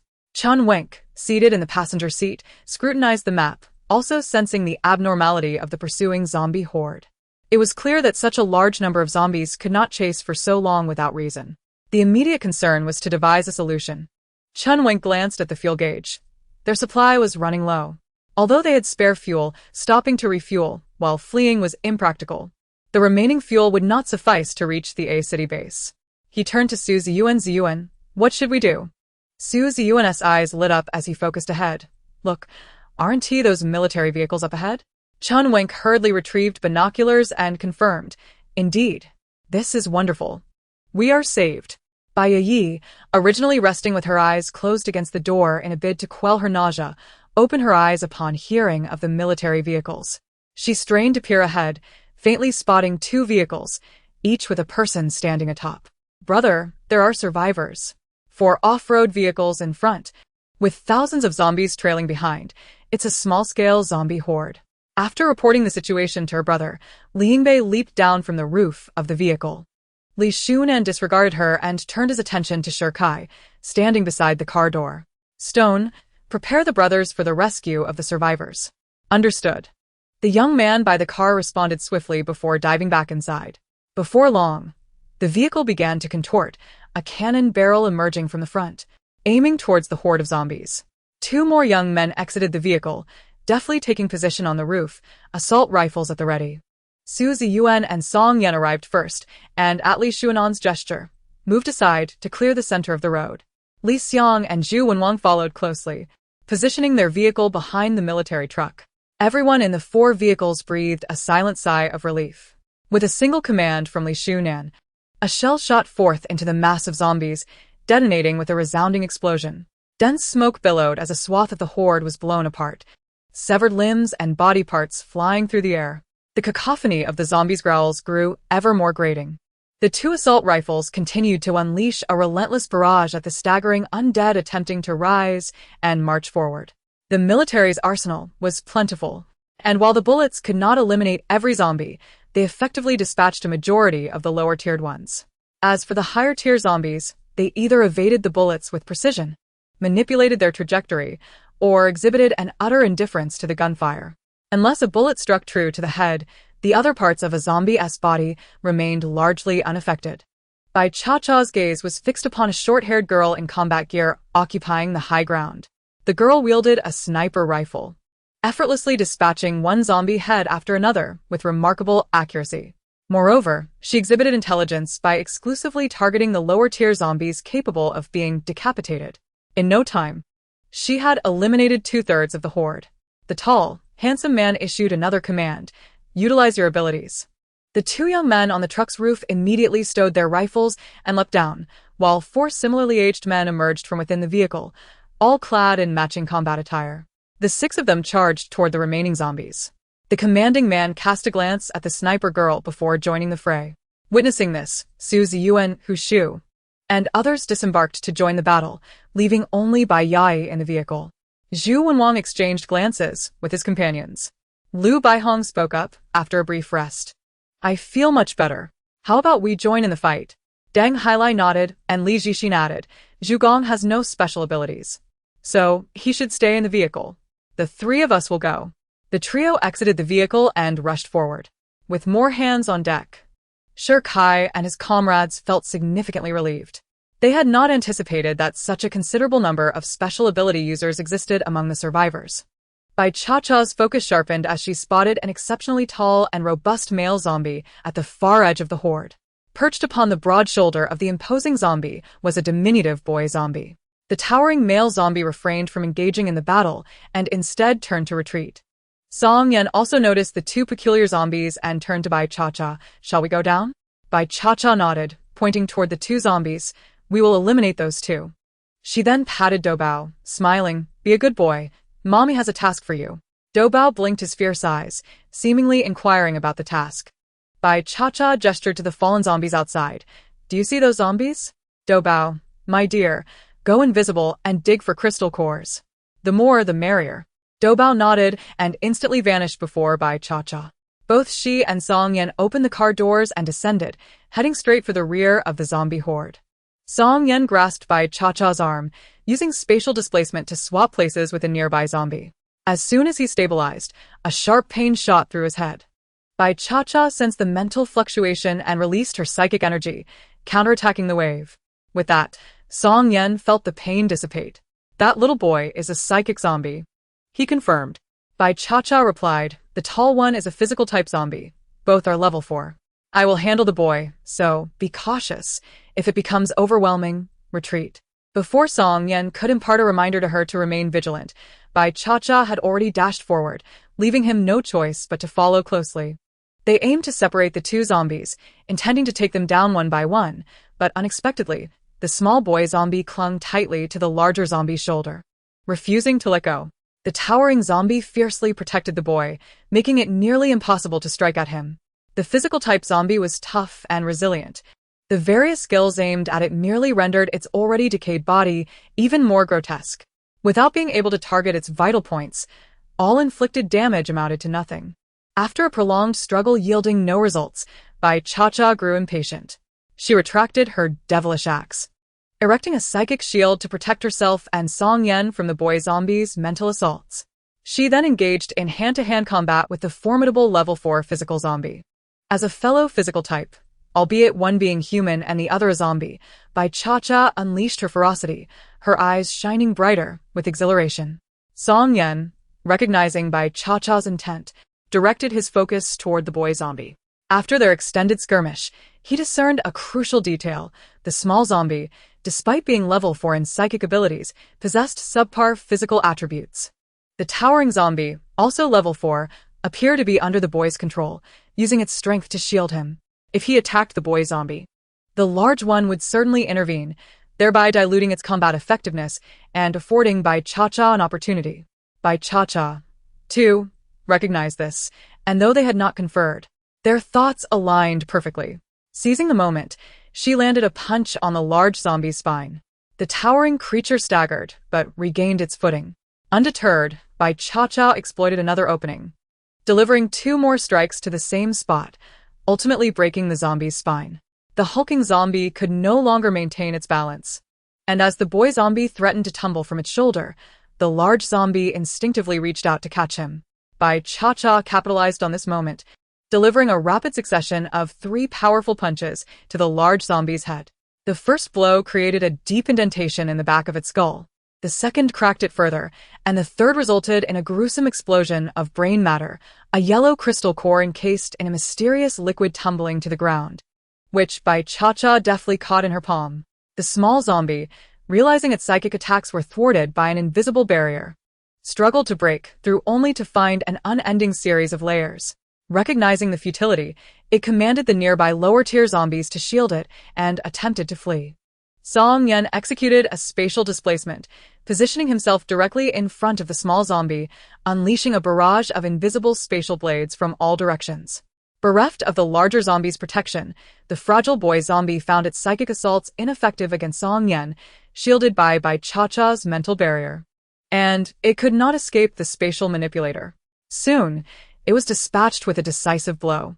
Song Yan handed the excavated yellow crystal core to Bai Cha-Cha. Bai Cha-Cha took the 4th-level psychic crystal core and handed over the 4th-level physical crystal core to Song Yan. Without a word of inquiry, Song Yan obediently accepted it and stored it away. With this 4th-level crystal core, his 3rd-level electric ability could ascend to the 4th level as well. As the battle concluded, the skirmishes of others were drawing to a close. Bai Cha-Cha and Song Yan had not participated, and while Li Shunan organized the others to excavate crystal cores, the two had already returned to the vehicle. Doubao had long since returned, its front paws filthy. Beneath the rear seat of the car lay a pile of crystal cores. A quick glance revealed that this little creature was quite discerning, having not a single 1st-level crystal core, mostly 2nd-level ones, interspersed with a few 3rd-level. Though not numerous, their quality was exceptional. She gleefully cleaned Doubao's soiled paws, bringing it close for a couple of affectionate kisses, showering it with praises. Then, before Song Yan, she stored all the crystal cores into her spatial domain. Chapter 60. You are a derivative. After the fight, Song Yan donned his glasses, which lacked any prescription, and his demeanor softened, as if the sharpness she had previously perceived was merely an illusion. In truth, Bai Cha-Cha was well aware that this appearance was but a facade. Unable to suppress her inner musings, she thought to herself how adept he was at feigning. Suddenly, Song Yan turned to her and asked, "Is your space large? May I store some items there? My own space is nearing its limits." Bai Cha-Cha regarded him thoughtfully. "Aren't you afraid I might abscond with your supplies?" Song Yan chuckled. "Have you forgotten? I owe you my life. I am yours now, and my supplies are yours as well. There's no need for you to steal what is already yours." She had indeed made such a promise when she agreed to his company, not expecting him to remember it so steadfastly. Regardless of whether her initial consent was given willingly or not, she understood that once a promise was made, it must be honored, or else it should not have been made at all. She genuinely admired such sincerity and integrity. Bai Cha-Cha nodded with pride, looking at Song Yan with a tone of a leader commending a subordinate. "Indeed, you possess awareness." "Excellent," Song Yan replied. "There's no need for such formality." Bai Cha-Cha regarded him with the expression of a mother-in-law surveying her son-in-law, growing increasingly satisfied. "You may store it here, but it's not convenient at the moment. We shall discuss it later when we find a suitable place." As they conversed, Shirkai knocked on their car window, signaling them to disembark. The minor zombie horde had been cleared, and they had amassed a considerable collection of crystal cores. Other survivors and Li Shunan were present, with only Bai Cha-Cha and Song Yan missing. Once everyone had gathered, Li Shunan first distributed the crystal cores, acknowledging their significant contributions in rescuing others, thus deserving a substantial share. Considering their assistance in the recent zombie hunt, Li Shunan decided to allocate the crystal cores based on effort. Li Yingbei observed that Bai Cha-Cha and Song Yan had only exited the vehicle to slay 2 zombies before retreating again. Those 2 zombies were of a higher level, and their cores had been extracted, which is why Li Shunan did not assign any additional cores to them. Bai Yai and Zhu Wenwang remained in the vehicle. Thus they received no cores. The other participating ability users each received 5 second-level crystal cores, with the remainder going to Li Shunan and his group. No one raised any objections, for it was clear that Li Shunan and his companions had saved them, even if they hadn't received a share of the crystal cores. They would not complain. Zhu Wenwang, lacking abilities, was simply grateful to be alive and didn't care about receiving cores. Even Lu Baihong, Deng Hailai, and Li Jixin were somewhat oblivious to the purpose of the crystal cores, having been trapped in the company cafeteria, cut off from information. Now, They were merely following the crowd, wanting what others desired, thinking they would figure out the usage later. Their ascension to the second level was solely due to their relentless encounters with zombies, pushing themselves to their limits and gradually strengthening their abilities. Among them, only Bai Yai seemed dissatisfied. She had grown weary of awakening a healing ability, wishing she had manifested a more offensive power. Even Wu Qingqing, the once spoiled young lady, had surpassed her in prowess. Frustrated yet unable to express her dissatisfaction, Bai Yai's countenance darkened. Yai, your complexion appears rather pallid. Are you still feeling car sick? Aren't you a healer? Why not heal yourself? Bai Yai felt Wu Qingqing's remark was a deliberate jab, shooting her a glare and abandoning her gentility, retorting coldly. Mind your own business. Wu Qingqing's face flushed with indignation as she turned away, wishing to erase the encounter from her mind. For the first time, she attempted to express concern for someone, only to be met with ungratefulness. Bah. After Li Shunan allocated the crystal cores, he briefly introduced himself. I am Li Shunan, captain of the ability team at the A City base. You all must be heading there as well? The crowd nodded in affirmation, and Bai Yai cast a thoughtful glance at Li Shunan. This man was quite handsome, and as the captain of the ability team, joining such a group would be advantageous. However, she reconsidered, deciding to wait until they reached the base to assess the situation. There might be even better opportunities. Li Shunan disregarded the varying gazes cast in his direction and continued, We are not far from the base. To enter, each person must submit 10 pounds of supplies and register personal information. We have tasks to attend to, so we shall take our leave. Take care. With that, Li Shunan and his group departed in their vehicle. The remaining individuals exchanged glances, initially expecting the captain of the military ability team to escort them all to the base, only to find he left without further ado. The mention of the 10 pounds of supplies required for entry into the base left Hu Shu and his group, along with Zhu Wenwang's 4 companions, feeling somewhat burdened. Zhu Wenwang's group stepped forward. We apologize, everyone. These monsters were brought in by us, nearly endangering you all. But thankfully, everyone is unharmed. Su Ziyuan replied, It's good that everyone is safe. Lu Baihong added, We plan to gather some supplies before heading to the A City base.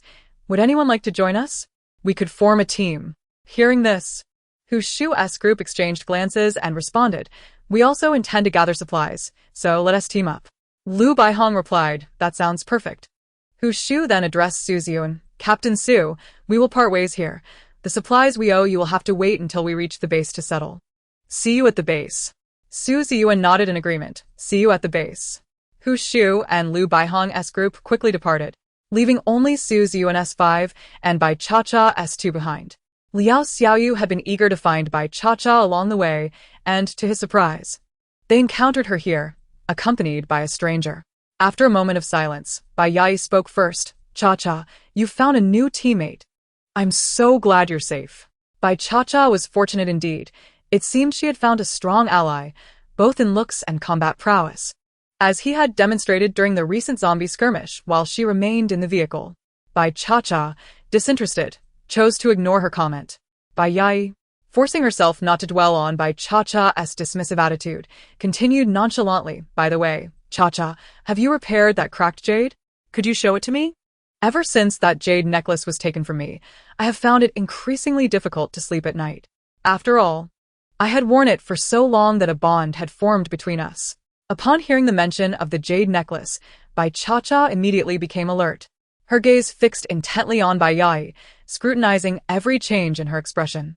"That necklace, which had been in your possession for so long, was shattered by you and is beyond repair now. I feel it is no longer wearable, so I discarded it without a second thought." "Where did you throw it?" Bai Yai's eyes blazed with fury. She opened her mouth to unleash a tirade at Bai Cha-Cha, but, upon meeting her probing gaze, she shuddered and abruptly held her tongue, lowering her head in silence. "What's the matter? Why have you stopped speaking?" Bai Cha-Cha retorted with a dismissive smirk. "It was my possession to begin with. So, why should I explain where I discarded it?" What are you to me? Bai Cha-Cha shrugged nonchalantly, responding with indifference. "I simply tossed it out of the car window. Perhaps it landed on some zombie? Who knows where that particular zombie has wandered off to?" Bai Yai trembled with indignation. Was Bai Cha-Cha truly unhinged? Not only had she failed to cherish the item after taking it, but she had also carelessly disposed of it. Wasn't that a family heirloom? Observing Bai Cha-Cha's nonchalant demeanor, it appeared she was indeed telling the truth. Ah. It infuriated her. If only she had refrained from orchestrating Wu Qingqing's mishap that led to the jade's destruction. Perhaps her spatial abilities would now be compromised. She truly wished never to lay eyes on Bai Cha-Cha again. Her presence was exasperating. Chapter 61. So you intended to deceive me. "I'm feeling a bit unwell. I'll head back to the car," Bai Yai stated hastily, avoiding eye contact and turning to leave. Su Ziyuan and the others paid her no mind, understanding that Bai Yai's emotions had been rather unstable of late. They empathized with her, believing that once she settled in the A City base, she would soon overcome the shadows of her recent troubles. Su Ziyuan glanced at the man beside Bai Cha-Cha and asked, "Cha-Cha, who is he?" Bai Cha-Cha disdained Su Ziyuan's tone of inquiry. She turned to Song Yan and said, "Song Yan, allow me to introduce you. I spent a few days with this group, but we aren't particularly familiar with one another." She then looked back at Su Ziyuan and the others, stating earnestly, "This is Song Yan, my teammate." This introduction clearly delineated their relationship. Su Ziyuan and the others were momentarily speechless. Although they felt a twinge of discomfort, they had to concede that Bai Cha-Cha's assertion was correct. They were indeed not well acquainted. Their interactions had been brief, and they had never shared personal histories or plans. Bai Cha-Cha had never voluntarily divulged anything about herself either. Their understanding of her was primarily derived from what Bai Yai had relayed and their limited interactions. They could hardly claim familiarity. Even when Bai Cha-Cha had bluntly expressed her intent to part ways, they had not grasped the true nature of their relationship, which was, in essence, nothing substantial. They had merely been companions for a few days, and in the beginning, before Bai Cha-Cha had awakened her abilities, she had been seen as nothing more than an attractive ornament and a burden, hardly a teammate in their eyes. Su Ziyuan finally recognized that he had overstepped by inquiring about Bai Cha-Cha's affairs. He rephrased, "We plan to head directly to the base. Would you care to join us?" Bai Cha-Cha shook her head. "You may go ahead. We have other plans." Su Ziyuan wished to inquire further about their plans, but, opening his mouth, ultimately refrained, nodding silently. "Then we shall take our leave. May our paths cross again." Bai Cha-Cha remained silent, and Song Yan said nothing either. Su Ziyuan and his companions turned and departed. Only Bai Cha-Cha and Song Yan remained. Upon returning to the car, Do Bao was soundly asleep in the back seat. Song Yan inquired, "What are your plans moving forward?" Bai Cha-Cha countered, "Do you know where is the safest place?" Song Yan pondered for a moment, choosing his words carefully. In this chaotic world, he could not confidently assert that any place was entirely safe. Bai Cha-Cha sighed, a hint of confusion in her tone. "I do not wish to go to the A City base. It is rife with chaos and conflict, but I am at a loss as to where else to turn. I seek a secure haven where I can live quietly. With zombies lurking everywhere, one cannot navigate without strength, and their evolution only makes them more formidable. Our current level 4 abilities are hardly sufficient. Perhaps I could initially seek out a densely populated area of zombies to enhance my strength. Once I am powerful enough, I can find a suitable location to establish a sanctuary for myself. But what constitutes a suitable place? What truly defines safety? When will this apocalypse end? Will it ever end? Must I live alone? Will I succumb to loneliness and despair? She longed to return to the world before the apocalypse, a time when she could graduate, secure a job, save for a down payment on a home, create a family, and live a life of contentment and tranquility. How precious were the peaceful days, where health and safety reigned, and none wished to witness war or live in perpetual fear. In truth, Bai Cha-Cha had contemplated retreating to her spatial realm to escape. However, time did not flow within her space. The moment she entered was the same as when she emerged. This meant that while she might temporarily evade reality, she would ultimately have to confront the harsh truth once she exited. She did not wish to deceive herself by pretending everything was idyllic within her sanctuary. Ignoring the existence of zombies and the apocalypse, it was simply impossible. Moreover, she was merely a mortal, not an immortal being capable of meditating for centuries. If she were to remain isolated in her space for years, devoid of any companionship, she would undoubtedly fall into despair. Song Yan was taken aback by the depth of thought and concern harbored by the girl who normally exuded strength and independence. As he observed the youthful maiden lost in her musings, a pang of sympathy washed over him. Indeed, she was still a university student, yet to graduate. No matter how resilient she appeared, her heart must harbor vulnerabilities. This apocalypse had struck unexpectedly. Even he, a grown man, had felt anxiety and fear, nearly perishing. Let alone a young woman who had lived in an ivory tower, untouched by significant hardships in a peaceful nation. Her rapid ascent to level 4, her proficiency in dispatching zombies with efficiency, and her ability to remain unflinching despite the grime on her face indicated that she had undoubtedly invested considerable effort. With these thoughts in mind, Song Yan felt an even stronger resolve to take her to the capital. Let us reacquaint ourselves, he proposed. Bai Cha-Cha regarded him with curiosity. She was intrigued to learn more about him, pleasantly surprised that he was willing to initiate a conversation. Please go ahead, she urged. Song Yan endeavored to be succinct. I hail from the capital. My parents are no longer with us. I was raised by my grandfather. I am indeed Song Yan, a virus expert from the Capital Research Institute. I initially came to a city university to visit a friend, but the zombie virus outbreak occurred unexpectedly, and I was suddenly incapacitated and captured. Of course, this is merely one aspect of my identity. In this new world, past identities hold little significance. So I shall refrain from elaborating further. You have rescued me, and I am indeed profoundly grateful. However, my insistence on accompanying you is driven by a compelling reason. At this juncture, Song Yan paused, earnestly scrutinizing Bai Cha-Cha's countenance. Bai Cha-Cha, feeling somewhat unnerved under his gaze, inquired with confusion, Is there something on my face? Song Yan shook his head and continued, I have a childhood friend, a brother with whom I grew up in the same compound, and we were neighbors, sharing a deep bond. My parents passed away early, and my uncle and aunt were like surrogate parents to me. They have a cherished daughter, my friend's younger sister, whom I held when she was just born, a tiny, adorable bundle. Yet, when she was a few months old, she vanished. Their entire family has been searching for her, but to no avail. Bai Cha-Cha interjected, So, am I that daughter? Song Yan replied, You do bear a striking resemblance to your mother, and a hint to your father, which raises my suspicions. However, it remains uncertain. After all, there are many individuals in the world who resemble one another without sharing blood ties.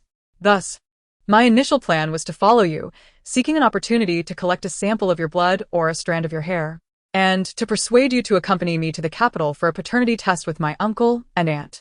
At this, Bai Cha-Cha fell silent, her expression one of incredulity as she regarded Song Yan. You are quite sincere, so your ulterior motive for insisting I accompany you is to trick me into this endeavor. After expressing his thoughts, Song Yan felt a twinge of guilt, yet this was genuinely his intent at the time. Bai Cha-Cha's earlier confusion and despondency dissipated, and she acknowledged, I understand. In truth, her previous conversation with Song Yan had been a mix of truth and pretense. Upon her arrival in this world, she had indeed felt disoriented, and her earlier words reflected her genuine feelings at that time. However, she was no longer the confused newcomer. She had grown stronger, both in capability and spirit. She merely sought to gauge Song Yan's intentions, for this man exuded an increasingly perilous aura, prompting her cautious inquiry. Little did she anticipate his earnestness. Even if Song Yan had not mentioned it, she had already intended to journey to the capital, as in the original narrative. Bai Yai's brother was the one she ultimately recognized in the capital. Previously, she had speculated that Bai Yai in the original story recognized her family through a jade necklace. Yet, she also believed that the original's parents should not be so naive. Even in the apocalypse, if they truly desired a paternity test, it was feasible. After all, throughout the apocalypse, the research institutes in various bases had been tirelessly working to discover a cure for the zombie virus. Although they ultimately failed by the conclusion of the story, it could not be denied that their facilities were relatively well-equipped. Given that Bai Yai's brother was a renowned powerhouse in the rankings of the apocalypse, securing a simple paternity test would pose no challenge for him. Unless, of course, Bai Yai had used the original's blood or hair for the test, which was not out of the realm of possibility. According to the plot's progression, the original character had perished during the recent zombie wave, as penned by the author. Prior to that, the original had placed immense trust in Bai Yai, who possessed a storage space wherein all the team's belongings were kept.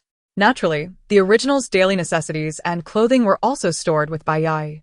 Girls are notoriously prone to hair loss, so it would be entirely normal for stray hairs to be found among the clothing, on brushes, or in hairpins.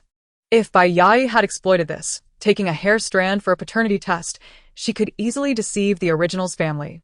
Moreover, the original Bai Cha-Cha had never mentioned the jade necklace, ensuring that no one knew it did not actually belong to Bai Yai. Under such double assurances, the mistaken identity of the daughter seemed inevitable. Thus, she was determined to travel to the capital to confirm the identity of that person. Of course, this was merely one of her motives for visiting the capital. Another reason was that, later in the story, the capital base emerged as the most formidable stronghold during the apocalypse. As other bases fell one by one, the capital not only remained unscathed but also expanded its influence. The capital base was undoubtedly the safest haven in the apocalypse. This was why the protagonists in the original narrative ultimately ventured to the capital. After serendipitously reuniting with her family, Bai Yai leveraged her brother's connections, ascending to prominence and solidifying her position in the capital base. Now that she had crossed into this world, she was determined to ascertain the true identity of this family member, ensuring that no one else reaped the benefits. Even if they were not her family, she could still establish a secure refuge near the capital base. As the saying goes, one benefits from the shade of a great tree. Song Yan's intention to deceive her into the capital for a paternity test was something she had never anticipated. However, for her, it was a delightful bonus. Since Song Yan had connections in the capital, it was undoubtedly preferable to navigating the unfamiliar terrain alone in search of someone. Yet, she needed to first confirm whether this childhood friend of Song Yan, who had lost his sister, was indeed the same as Bai Yai's brother. "What is your childhood friend's name?" Song Yan, though perplexed by Bai Cha-Cha's line of thought, answered honestly, "Wan Tingxiu." Bai Cha-Cha's pupils constricted, and she nodded emphatically. That name is indeed significant. Although she had not seen the events following the original character's demise, she had glimpsed the conclusion, which included this name, Wan Tingxiu, Bai Yai's brother. Recalling Song Yan's assertion that she resembled their Wan family's parents, she felt a sense of certainty. The original Bai Yai had truly usurped the original's life. Bai Cha-Cha raised her gaze to Song Yan, realizing that this man was a childhood friend of her biological brother. And she felt a surge of relief for having saved him. Suddenly, she recalled a scene from the conclusion, where Bai Yai and Su Ziyuan's wedding was taking place. And Wan Tingxiu sat among the guests, enveloped by the festive atmosphere, nostalgically remembering a good brother who had gone missing at the onset of the apocalypse. This was merely a fleeting mention, but could that brother be Song Yan? Clearing her throat, Bai Cha-Cha spoke, "You need not persuade me any further. I am willing to accompany you to the capital." Song Yan instinctively disregarded the awkward term persuade and cautiously inquired, "Are your parents still alive?" Bai Cha-Cha replied straightforwardly, "I grew up in an orphanage, taking the surname of the director. I have no parents or relatives." Song Yan's conviction regarding Bai Cha-Cha's identity solidified further. Since their shared objective was to head to the capital, that simplified matters. "Then let us depart. We shall reroute directly to the capital." Bai Cha-Cha fastened her seatbelt, cradling Doubao in her arms while waiting for Song Yen to start the vehicle. However, Song Yen remained still. She queried, "Is there something else? Why aren't we moving?" After a moment of contemplation, Song Yen replied, "Indeed, there is an issue. Speak. I cannot go to the capital just yet. I need to visit a city base to find someone. Would you accompany me?" Bai Cha-cha responded, "All right." It appeared that a trip to a city base was now unavoidable. Song Yen continued, "First, we need to find a place where I can transfer the items from my space to yours. Once we reach the base, it will be inconvenient." The two sought out a secluded courtyard, clearing it of zombies before relocating their supplies. They had firearms, ammunition, and boxes of goods, all neatly stacked. Bai Cha-cha noted that Song Yen seemed to possess a hint of obsessive-compulsive tendencies. The two individuals loaded various provisions and beverages onto the back seat and into the trunk of their vehicle, additionally extracting 20 pounds of supplies designated for submission to the base, specifically the A City Base. Towering walls encircled the area, adorned with layers of dense electrified fencing, and the imposing gates remained ajar, barely open to accommodate both pedestrians and vehicles. Flanking the entrance stood 2 rows of soldiers clad in military uniforms, armed and vigilant, while other military personnel managed the registration of incoming and outgoing individuals. A considerable number of survivors formed a lengthy queue, which included families laden with belongings, small groups traveling in vehicles, solitary wanderers, and companions alike. Among them were ordinary individuals clad in tattered attire, clearly struggling, alongside relatively respectable practitioners of abilities. Bai Cha-cha and Song Yen adhered to the protocol, patiently waiting at the end of the line. After enduring over 2 hours of waiting, it was finally their turn. Each person was required to submit 10 pounds of supplies to gain entry into the base. Those without supplies could work in the mines to earn their way in. Would they opt to submit supplies or work in the mines? Bai Cha-cha promptly responded, "Submit supplies." Song Yen handed over the pre-prepared 20 pounds of provisions. After the young soldier inspected the supplies, he presented them with 2 forms. They were instructed to fill out the forms first and, upon completion, to join the queue for inspection. Men on the left, women on the right. Provided they bore no infected wounds, entry was granted. Understood. Bai Cha-cha picked up the pen from the table and began to fill out the form. "Do you possess abilities?" Yes. "What type of abilities?" After a moment's contemplation, she designated it as physical enhancement. "What is your ability level?" Recalling the commanding officer of the military ability team she had encountered earlier that day, Li Shunan, who was a level 3 ability user, she decided to downplay her own status, lest she attract undue attention from the various factions within the base who might perceive her as a valuable asset and refuse to let her leave. She recorded it as level 2. Following her lead, Song Yen filled out his own form, also designating his abilities as level 2, specifically electric manipulation. They then proceeded separately to their inspections, confirming they bore no infected wounds, and subsequently drove into the base. Chapter 63. Renting a house. Shortly after entering, they were intercepted by a young man nonchalantly riding a bicycle. Uncertain whether he was apprehensive, he leaned against their car window, speaking in a hushed tone. "You two must be newcomers, right? Do you need a guide? Have you yet secured accommodation? Would you like to gain a faster, more comprehensive understanding of the A City Base? Don't miss this opportunity. Just a meal's worth of provisions will grant you access to invaluable information and a dedicated concierge to assist you throughout your stay. Would you care to consider?" Bai Cha-cha ignored him, curtly responding, "Drive." The vehicle surged forward, startling Zhang Yan, who hastily jumped back a couple of steps. "Humph. Trying to scare me, are you?" Frustrated, he spat at the car's rear before hastily pedaling away. The base strictly prohibited such antics, and he merely needed to exercise caution to avoid capture. Securing provisions could be accomplished with relative ease, without risking life and limb battling zombies. His initial failure was inconsequential. He would simply seek out another unsuspecting target for his ploys. Following the guidance of the individual from the health inspection, Bai Cha-cha and Song Yen made their way to the task hall. As the name suggests, the task hall served as the hub for task initiation, completion, and reward collection. Anyone within the base could post tasks, provided they had the means to offer appropriate compensation. Upon task completion, submissions could be made at the task hall to receive due rewards. The types of tasks varied widely, encompassing those requiring the retrieval of specific materials, locating individuals, hiring ability users for protection, and collecting crystal cores, among others. Bai Cha and Song Yan perused the task hall, marveling at the efficient management of the A City base. In such a brief span, they had established a comprehensive management system. It was no wonder that the A City base, led by the protagonists of the original narrative, ranked just behind the Imperial Capital base during the apocalypse. Its foundational work was undeniably commendable. However, their ability to supplant the existing management was a testament to their own prowess. Flies do not alight upon seamless eggs. Evidently, there were issues within the management. Yet, such matters were of no concern to her. Noticing Song Yan's intense focus on a missing persons task, she inquired, "Aren't you also searching for someone? Perhaps we should post a missing persons task ourselves." Song Yan shared the sentiment. With all the inhabitants of the base visiting the task hall, if anyone had seen Jiang Yiyun, he would be able to locate the individual swiftly. He paid with a box of instant noodles to submit the task in search of Jiang Yiyun, ensuring to clearly describe the individual's characteristics and accompany it with a sketch. After posting the task, they proceeded to the housing department adjacent to the task hall. Upon entering, they were greeted by a cacophony of anguished cries and desperate shouts. Heavens, is there no justice? A carport is not a place for people to live.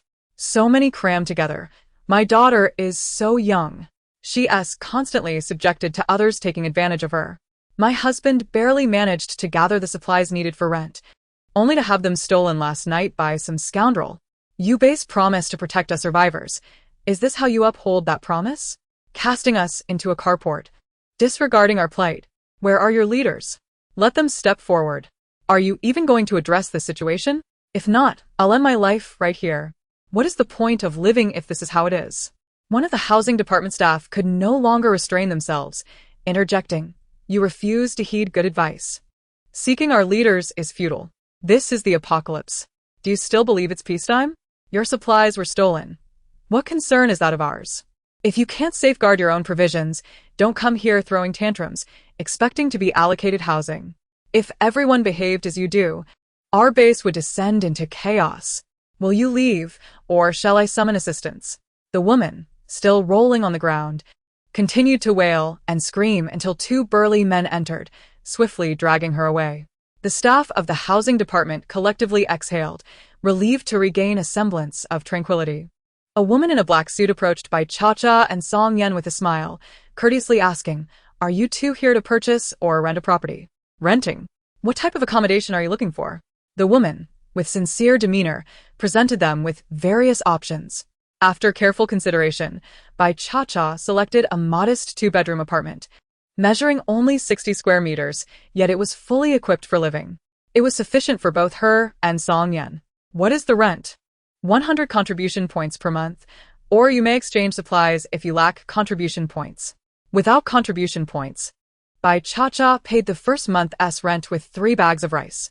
The woman enthusiastically facilitated their rental agreement, reminding them utilities are to be paid separately, also through us. She then handed over the contract and keys to Bai Cha, signaling a young boy of about 10 years to assist them. "Take them over." The boy nodded, glancing at the apartment number on Bai Cha's contract before exiting. Room 202. Once the boy departed, Bai Cha unlocked the door to find the apartment furnished simply, ready for immediate occupancy. Together with Song Yan, they proceeded to transfer their supplies from the vehicle into their new home. Numerous free parking spaces were available just downstairs, allowing Song Yan to park the vehicle with ease. The two individuals busily tidied their abode, ensuring that no surveillance cameras or listening devices were present. Once everything was in order, Song Yan prepared 2 bowls of egg noodles. The night had fallen, and the entire base had settled into a profound silence. The room was dimly lit as they silently consumed their meal. Suddenly, Bai Cha spoke. "I have an inexplicable feeling, as if we have returned to the world before the apocalypse." Song Yan responded softly, suggesting, "Shall we take a stroll outside later and see what the base looks like at night?" All right, she indeed wished to explore. Their building was somewhat secluded, and they wandered aimlessly. In an effort to conserve energy, the base kept the lights off wherever possible, rendering the surroundings shrouded in darkness, illuminated only by the faint glow of the moon. Fortunately, their enhanced vision as ability users served them well. They walked in silence, unfamiliar with their surroundings. until they unknowingly ventured further away. Just as they were about to retrace their steps, a cacophony of punches and kicks echoed from a nearby alley. "You filthy wench! Do you dare to cause a ruckus at the sales office again?" A pained, choking voice responded intermittently, I want to. I promise. I want to do it again. From now on, you shall remain in this slum, never to set foot in the sales office again. And you are forbidden from entering other residential areas. Do you understand? Otherwise, your daughter.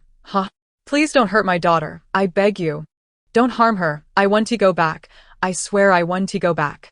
Another series of blows followed until the victim fell unconscious, and several figures departed from the other end of the alley. Bai Cha-Cha and Song Yen recognized the voice of the assaulted woman. It was the same one they had encountered earlier at the sales office, shouting and causing a scene. They were reluctant to interfere, knowing that saving her temporarily would not equate to a lasting solution. There were too many souls in need of salvation in this world, and it was impossible to save them all. This incident was evidently orchestrated by someone with intent, and their impulsive intervention could provoke further retaliation. As they contemplated leaving, they noticed an individual on a bicycle stop beside the woman. He first checked her breathing, confirming she was alive, then slipped something into her pocket before cycling away. Bai Cha-Cha, curious, stepped out from the shadows and retrieved the item from the woman's pocket. To her surprise, it was a bottle of trauma ointment. If she wasn't mistaken, that person was the guide who solicited customers. Chapter 64, Upgrades. Fate is indeed a curious thing. The peculiar guide happened to reside next door to them. Upon returning from their stroll, they coincidentally encountered him at the entrance of his home. You two are my neighbors now, he exclaimed. Hello. I am your ever-helpful neighbor, Zhang Yan. If you encounter any issues in the base, feel free to come to me. For just the price of a meal, you can enjoy the VIP services of your kind neighbor, Zhang Yan. Song Yan. Bai Cha-Cha. Are you the sales champion? Zhang Yan paused, then burst into laughter. Thank you for the compliment, my dear neighbors. Good night. With that, he flashed them a broad smile before closing the door. Bai Cha-Cha and Song Yan returned indoors. That night, Song Yan planned to elevate his electrical abilities to level 4, while Bai Cha-Cha cradled Do Bao and entered her space. She had accumulated quite a collection of crystal cores, including several level 3 and one level 4. Holding the level 4 core in her left hand and an ability fruit in her right, she asked Do Bao, which do you prefer, this one or that one? She raised her left hand, then her right, presenting both items to Do Bao. The little creature sniffed the air before decisively selecting the ability fruit from her right hand. Bai Cha-Cha smiled gently. So you and your mother share a fondness for ability fruits. That's wonderful. I'll tell you, Do Bao. If we diligently harvest crystal cores to nourish this ability tree, it will yield plenty of ability fruits for both of us to enjoy. Thus, she resolved to feed all her crystal cores to the ability tree, asking Do Bao if it had any objections. Do Bao, still the size of a small orange cat, stared with its round, tiger-like eyes, drooling at the sight of the fruits on the ability tree. Hearing Bai Cha-Cha's words, it nodded vigorously. She had initially worried Do Bao might wish to keep some cores for snacks, but the allure of the ability fruits proved too tempting. Without hesitation, Bai Cha-Cha cast all her crystal cores, including the level 4 one, at the base of the ability tree. Do Bao, you truly are my wonderful child. How can you be so understanding and charming? I adore you, my dear Do Bao. She kissed Do Bao's furry head and, with a flick of her wrist, summoned vines to harvest all the ability fruits, placing them in a bamboo basket to wash. Amused, she watched Do Bao gaze longingly at the basket of ability fruits, then added another rattan chair beside the small dining table, setting Do Bao atop it and slicing half a fruit for it. After Do Bao finished eating, she sent it out of her space. Each day, she had tasks to accomplish within her space, including mandatory physical training and harvesting materials. Yet, new ideas began to form in her mind. Bai Cha-Cha released a segment of vine into the ground, then swiftly severed it with a wave of her hand. Utilizing her wood abilities, she commanded the vine to grow and flourish. Soon, the vine spread out like an expansive net, growing longer and stronger. She began to direct the vine to assist her in harvesting materials. Vines in every direction sprang to life, swiftly returning with an assortment of fruits, vegetables, grains, poultry, livestock, fish, shrimp, and eggs. Bai Cha could hardly contain her excitement. This truly worked. Relaxing in her rattan chair, she orchestrated the vines to categorize the harvested goods neatly. These vines functioned like a harvesting machine, proving immensely convenient. After completing her daily harvesting task, the vine returned to a small segment, re-established at the base of the ability tree. Bai Cha nodded in satisfaction, leaving it there for future harvests. From now on, she would rely on it for gathering materials. Rising, she performed some warm-up exercises before commencing her essential daily training. She adjusted her training regimen, shifting from a singular focus on physical fitness to encompassing various elemental abilities. First, she conducted physical training while consuming ability fruits, followed by exercises for the 5 elemental abilities: metal, wood, water, fire, and earth, along with energy control training, consuming the corresponding fruits. She felt this targeted approach strengthen her abilities beyond those of her peers with similar powers and levels. After 4 hours of rigorous training, she completed her tasks, took a refreshing shower, and felt famished. Recalling an inspiration from her water training earlier, she took a small selection of the assorted fruits she had stored, sliced them, dehydrated them, and made fruit chips. Following a successful experiment, she prepared some vegetable chips, combining them with the fruit chips in a bamboo basket for future snacking. Once the vegetable and fruit chips were ready, Bai Cha placed a ceramic jar on the table. This was her first time preparing the chicken stew with potatoes in her space, and half of it had remained uneaten since then, still steaming as if freshly made. How convenient her space was. Subsequently, she had been dining on communal provisions alongside Su Ziyuan and the others, and thus had not cooked in her space again. However, she had amassed quite a stockpile of various supplies. After finishing the chicken stew, Bai Cha found herself cooking for the second time in her space. This time brewing a pot of marinated meats, braised pig trotters, and various offal, including the pig's head, tongue, heart, liver, stomach, and intestines, all meticulously cleaned and infused with rich flavors. The pig trotters and offal were particularly laborious to clean, but Bai Cha persevered, aided significantly by her water abilities. When the dish was ready, she felt every effort was worthwhile. She promptly served herself a generous plate of pig head meat, savoring the feast. After a hearty belch and cleaning up the cooking utensils, Bai Cha took a leisurely stroll in her picturesque space to digest before stepping out. She recalled having fed the ability tree numerous crystal cores, including a rare 4th-level core, and sensed that the ability tree was on the verge of upgrading. She decided to wait a few minutes and check again after midnight. The space reset daily at midnight. So Bai Cha almost always chose to enter a few minutes before this hour. She preferred this timing for training with the fruit of abilities, as she feared encountering danger during the day when her powers could deplete without the ability fruit to replenish her energy. Although she had attempted to absorb crystal cores for energy, they paled in comparison to the immediate restoration provided by the ability fruit. Now that she had grown stronger and accumulated more ability fruit, she resolved to keep a few in reserve, allowing her to train at any moment without being bound by time. Moments later, as the clock struck 12, Bai Cha eagerly re-entered her space. Standing beneath the ability tree, she counted and confirmed that it had indeed upgraded to 18 fruits. She casually plucked 6 fruits of different colors and placed them on the 8 Immortals table in her thatched roof house, alongside a jade necklace. Since she was already there, Bai Cha decided to take a nap in the space and resume her training upon waking. After consuming the remaining 12 fruits, her physical abilities surged to level 5, while her elemental powers, metal, wood, water, fire, and earth, each advanced to level 4. Elated, Bai Cha prepared breakfast for herself, and once her excitement subsided, she exited the space to await dawn. While Bai Cha and Song Yan rejoiced over their abilities upgrades, the villa area of the base was ablaze with lights, reminiscent of times before the apocalypse. Chapter 65. The Struggle for Power Among 3 Factions. In the villa area, a gathering convened at Su Ziyuan's home. Chen Weng's mother, Liao Xiuyi's father, and Wu Qingqing's father were all present. The Su family had long been the leading enterprise in City A, with Chen Weng's family company ranking just below it. The camaraderie among the younger generation stemmed from the amicable relations of their elders, as the main businesses of these 4 families did not conflict, allowing them to lend support during times of adversity. At the onset of the apocalypse, The four elders unitedly relocated to the base in City A, leveraging their formidable backgrounds and abundant resources to establish their foothold. Presently, the base was divided into three factions: the military, politicians, and the business community. Su Ziyuan's father, Su Wenba, was the leader of the business faction, with the four families rallying around the Su family. Among the younger generation, the Su family's prowess was evident, as Su Ziyuan distinguished himself once again, solidifying the family's elevated status.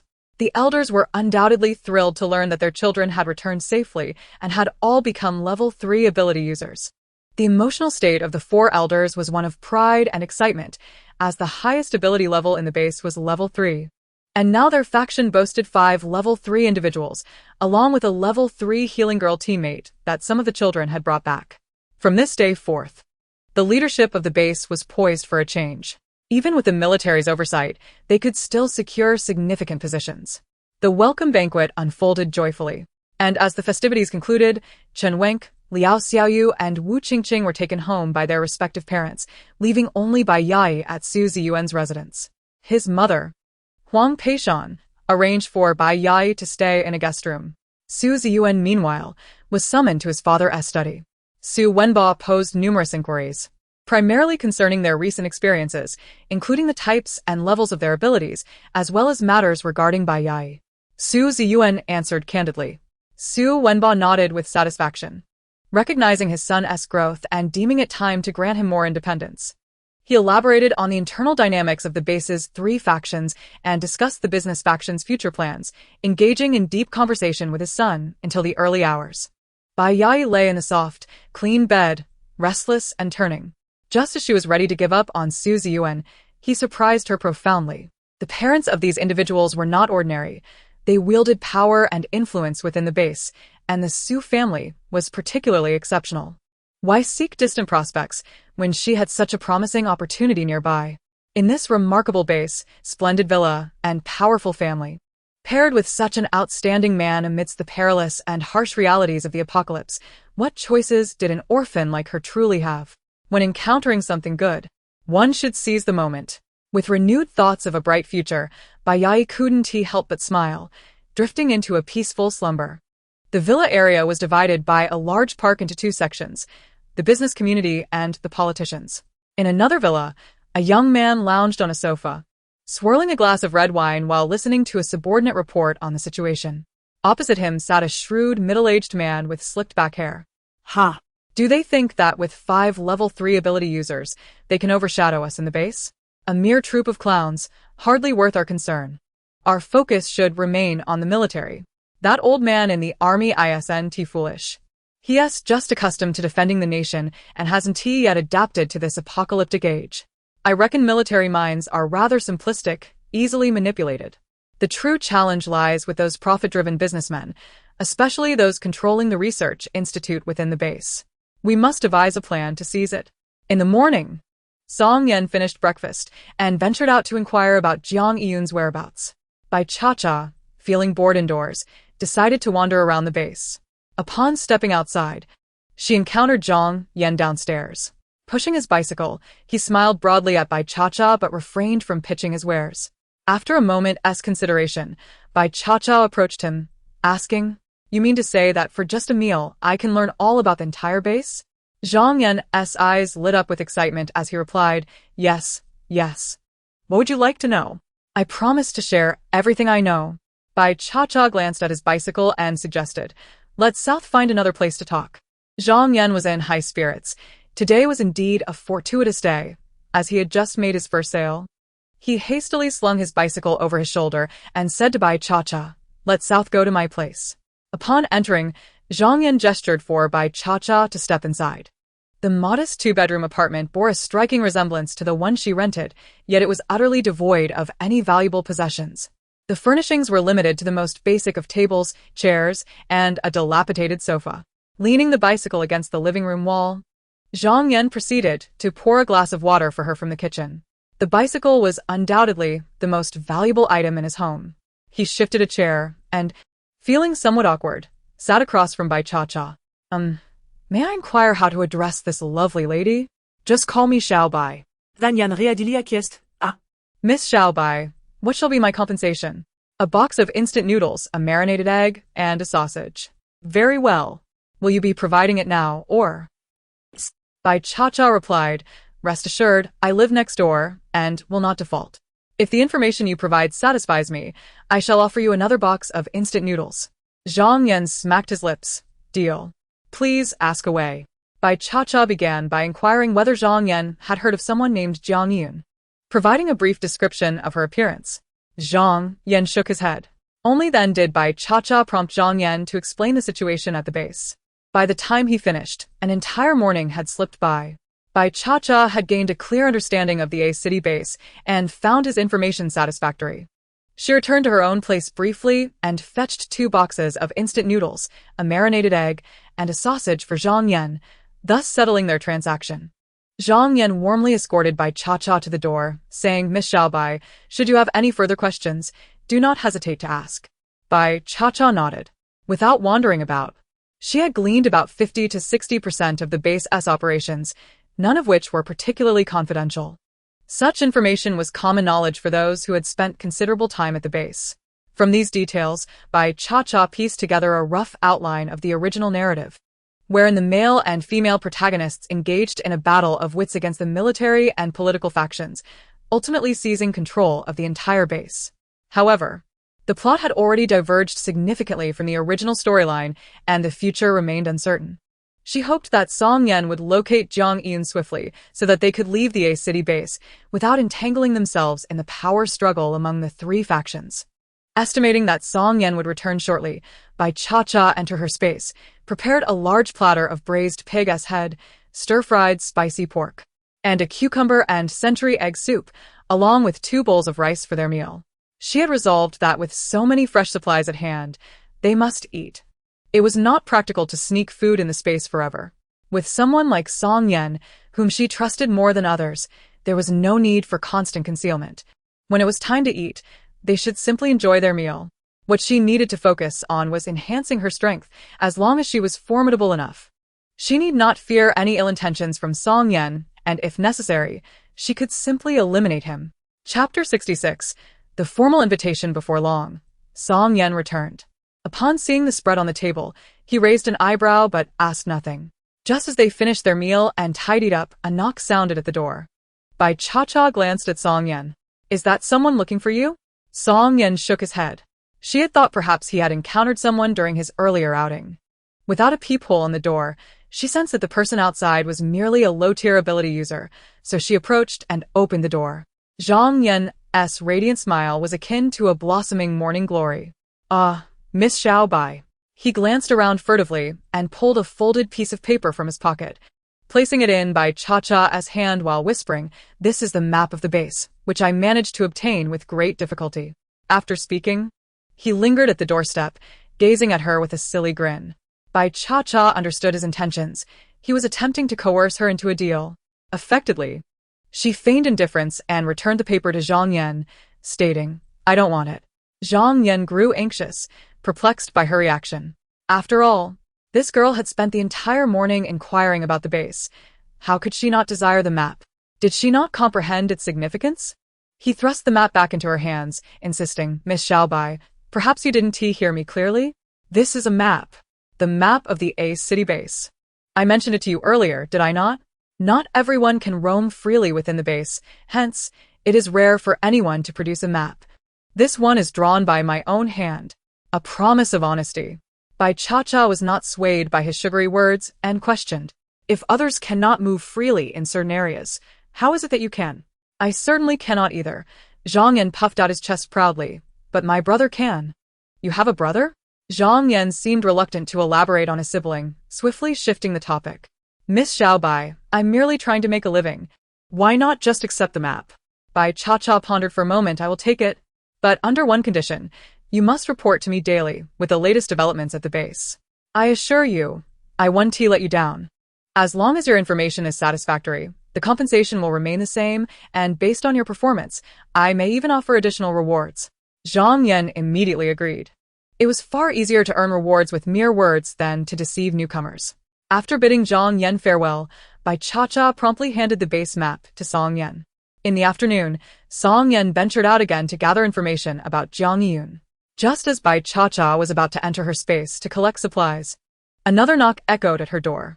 Furrowing her brow, she wondered who could be knocking again, especially since there were 5 ability users outside. She remained still, contemplating whether they had made a mistake. Then she heard someone calling from outside. Cha-Cha, Cha-Cha, are you there? Upon recognizing the voice, Bai Cha-Cha immediately knew it was Liao Xiuyu. The others were undoubtedly Su Ziyuan and his companions. Oh, dear. Is this never-ending? She and Song Yen had indeed filled out registration forms upon entering the base, and given their influence, it was not surprising that they could locate her. Yet, she could not fathom why they were seeking her out. Bai Cha-Cha decided to remain silent, hoping that their lack of response would lead them to leave. After knocking for some time, Liao Xiuyu, convinced that no one was home, turned to Su Ziyuan, saying, "Brother Ziyuan, Cha-Cha might not be in. Let us wait here at the door." "All right." Su Ziyuan nodded, and the 5 of them settled in front of Bai Cha-Cha's door, refusing to leave. Realizing their earnestness in wanting to see her, Bai Cha-Cha reluctantly opened the door. With an indifferent tone, she inquired, "What do you want?" Su Ziyuan glanced around at the passers-by in the corridor, noting their cautious and curious glances, and remarked, "This isn't the best place for a discussion. Let us go inside." Bai Cha-Cha noticed the probing eyes of the onlookers and, after a moment's contemplation, stepped aside to allow them entry. The interior of her home still bore the meager furniture left by the landlord, with nothing else to speak of. It was evident that her home was as impoverished as Zhang Yan's. The group, keen to avoid offending Bai Cha-Cha, refrained from wandering their eyes around and quietly settled on the sofa. Only Bai Yai's gaze darted around, eventually landing on Bai Cha-Cha, her lips curling in disdain before she quickly adopted a pitiful and sympathetic expression, which revolted Bai Cha-Cha. With a sharp tone, Bai Cha-Cha retorted, "If you have something to say, say it. If not, then leave." Su Ziyuan sat up straight, gazing earnestly at Bai Cha-Cha. Cha-Cha. "We are here to formally invite you to join my team. This morning, the 5 of us registered an ability squad in the mission hall, named the Hunting Squad. And Uncle Hu and the others have officially become members as well. Since you have arrived at Base A, you will inevitably have to choose one of the ability squads here. Why not join my team? We are already familiar with each other, and by joining, you will enjoy the best treatment our squad has to offer. Your friends are welcome to join us as well. Regardless of what has transpired in the past, it is behind us. I sincerely invite you and your friends to join my hunting squad, and together we shall strive to carve out our own destiny in this post-apocalyptic world." As Su Ziyuan spoke with increasing fervor, Bai Cha-Cha listened quietly until he finished, then replied with calm determination, "Thank you, but I must decline." Su Ziyuan and the others were momentarily taken aback, seemingly unprepared for Bai Cha-Cha's unequivocal rejection, which bore no hint of hesitation. Bai Yai stifled a laugh, feeling a surge of secret satisfaction. This Bai Cha-Cha was wholly unaware of the influence Su Ziyuan's family wielded within the base, a true frog at the bottom of a well, and she had no intention of enlightening her. Liao Xiuyu, however, felt anxious. He genuinely wished for Bai Cha-Cha to join the hunting squad. "Cha-Cha, please consider joining us. We can protect you, and you won't have to toil outside killing zombies and extracting crystal cores. You could move into the villa district, lacking for nothing in food, drink, or supplies. And you could do whatever you wish within the base." Wu Qingqing remained silent. After seeing her father yesterday, her heart finally found peace. Noticing the worry etched on his face, which had turned grayer, she felt herself mature significantly overnight. Now, she held no interest in anyone or anything other than enhancing her strength to protect herself and her father. Overnight, Chen Wenk had also become noticeably more taciturn. His family was different from others. His mother was the one in charge. His father had passed away when he was very young, and his gentle and virtuous mother had been compelled to transform herself into a shrewd and capable woman, managing the entire company and raising him alone. Her lifelong wish was to pass the company into his capable hands, to witness him establish a family and career before she could step back and enjoy her own life. However, with the advent of the apocalypse, survival had become increasingly arduous, and the complexities within the base, with 3 factions vying for power, placed immense pressure on him. He wished to fulfill his mother's dream, striving to establish himself quickly, but given the current circumstances, Rushing into marriage seemed premature. Thus, he resolved to focus on building a formidable ability squad, achieving notable results to demonstrate his strength to his mother, and then find a suitable partner to marry, ensuring she could enjoy a peaceful retirement even amidst the apocalypse. Bai Cha-Cha's abilities were indeed commendable, and should she join their hunting squad, their overall strength would undoubtedly be enhanced. Furthermore, her friend appeared to possess comparable abilities. Contemplating this, Chen Wenk also pledged, "If you join our hunting squad, we will impose no restrictions on your freedom. You will have unrestricted access to the base, and you will retain the privilege of keeping the crystal cores you hunt. Only you will have this advantage." The more Bai Yai listened to the promises being made, the angrier she became. Fortunately, Bai Cha-Cha smiled slightly, resolutely reiterating, "Thank you for the invitation, but it is unnecessary." This was the first time Su Ziyuan had encountered such persistent resistance from the same individual throughout his life. He took a deep breath and inquired, "Why? Is this sincerity not sufficient to sway you? Or perhaps you would like to share what it is you truly desire?" Bai Cha-Cha smiled gently. "I appreciate your sincere invitation, but each person has their own choices, and mine is to decline joining the hunting squad. I hope you all can respect my decision. I ask for nothing, merely that you cease to pursue me further." Her polite yet resolute refusal left Su Ziyuan feeling disheartened. He sighed softly, deciding not to press the matter any further. "Then may we be friends in the future?" Liao Xiuyu looked at her expectantly. After a moment of contemplation, Bai Cha-Cha replied softly, "As long as it is beneficial and harmless to me and those around me, we may cooperate." Su Ziyuan felt a twinge of disappointment. She had said they could cooperate, but had not agreed to be friends. Liao Xiuyu, however, remained optimistic. As long as Cha-Cha was willing to cooperate, there would still be opportunities for them to meet and act together. Wu Qingqing and Chen Wenk adopted a nonchalant attitude, indifferent to the outcome. Bai Cha-Cha was a valuable asset in combat. Her joining them would be ideal, but if not, cooperation was still a step in the right direction. Only Bai Yai rolled her eyes in exasperation, perceiving Bai Cha-Cha as overly pretentious and insincere, clearly yearning to join their hunting squad while feigning modesty, trying to draw Su Ziyuan's attention through this peculiar display. If Bai Cha-Cha were aware of her thoughts, she would likely deliver a sharp rebuttal. However, Bai Cha-Cha was currently preoccupied with the fact that these individuals still lingered. Clearing her throat, she spoke delicately, "Since we have covered everything that needed to be discussed, I shall not keep you any longer." She moved towards the door to usher them out. Su Ziyuan quickly stood, calling out to her, "Wait a moment." He had just scanned the area and realized it paled in comparison to their villa district. Suddenly, an idea struck him, and he saw this as the perfect opportunity to clarify matters. He continued, "You previously mentioned wanting to part ways with us, and I had thought you were jesting. Now that everything has been clarified, we should settle the matter of our supplies as well. The supplies were gathered collectively by us, and you contributed significantly, so they should be evenly divided among the 6 of us."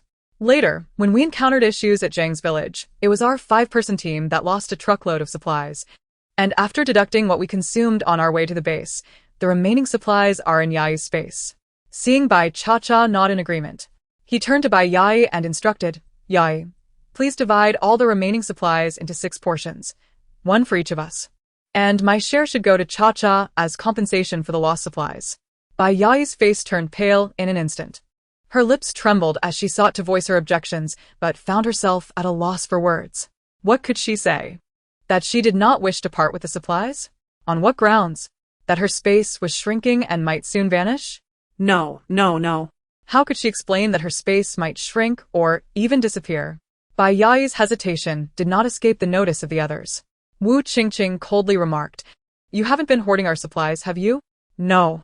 Bai Yai could not help but snap back at Wu Qingqing, her face paling further as she reluctantly retrieved Bai Cha-Cha's share of the supplies.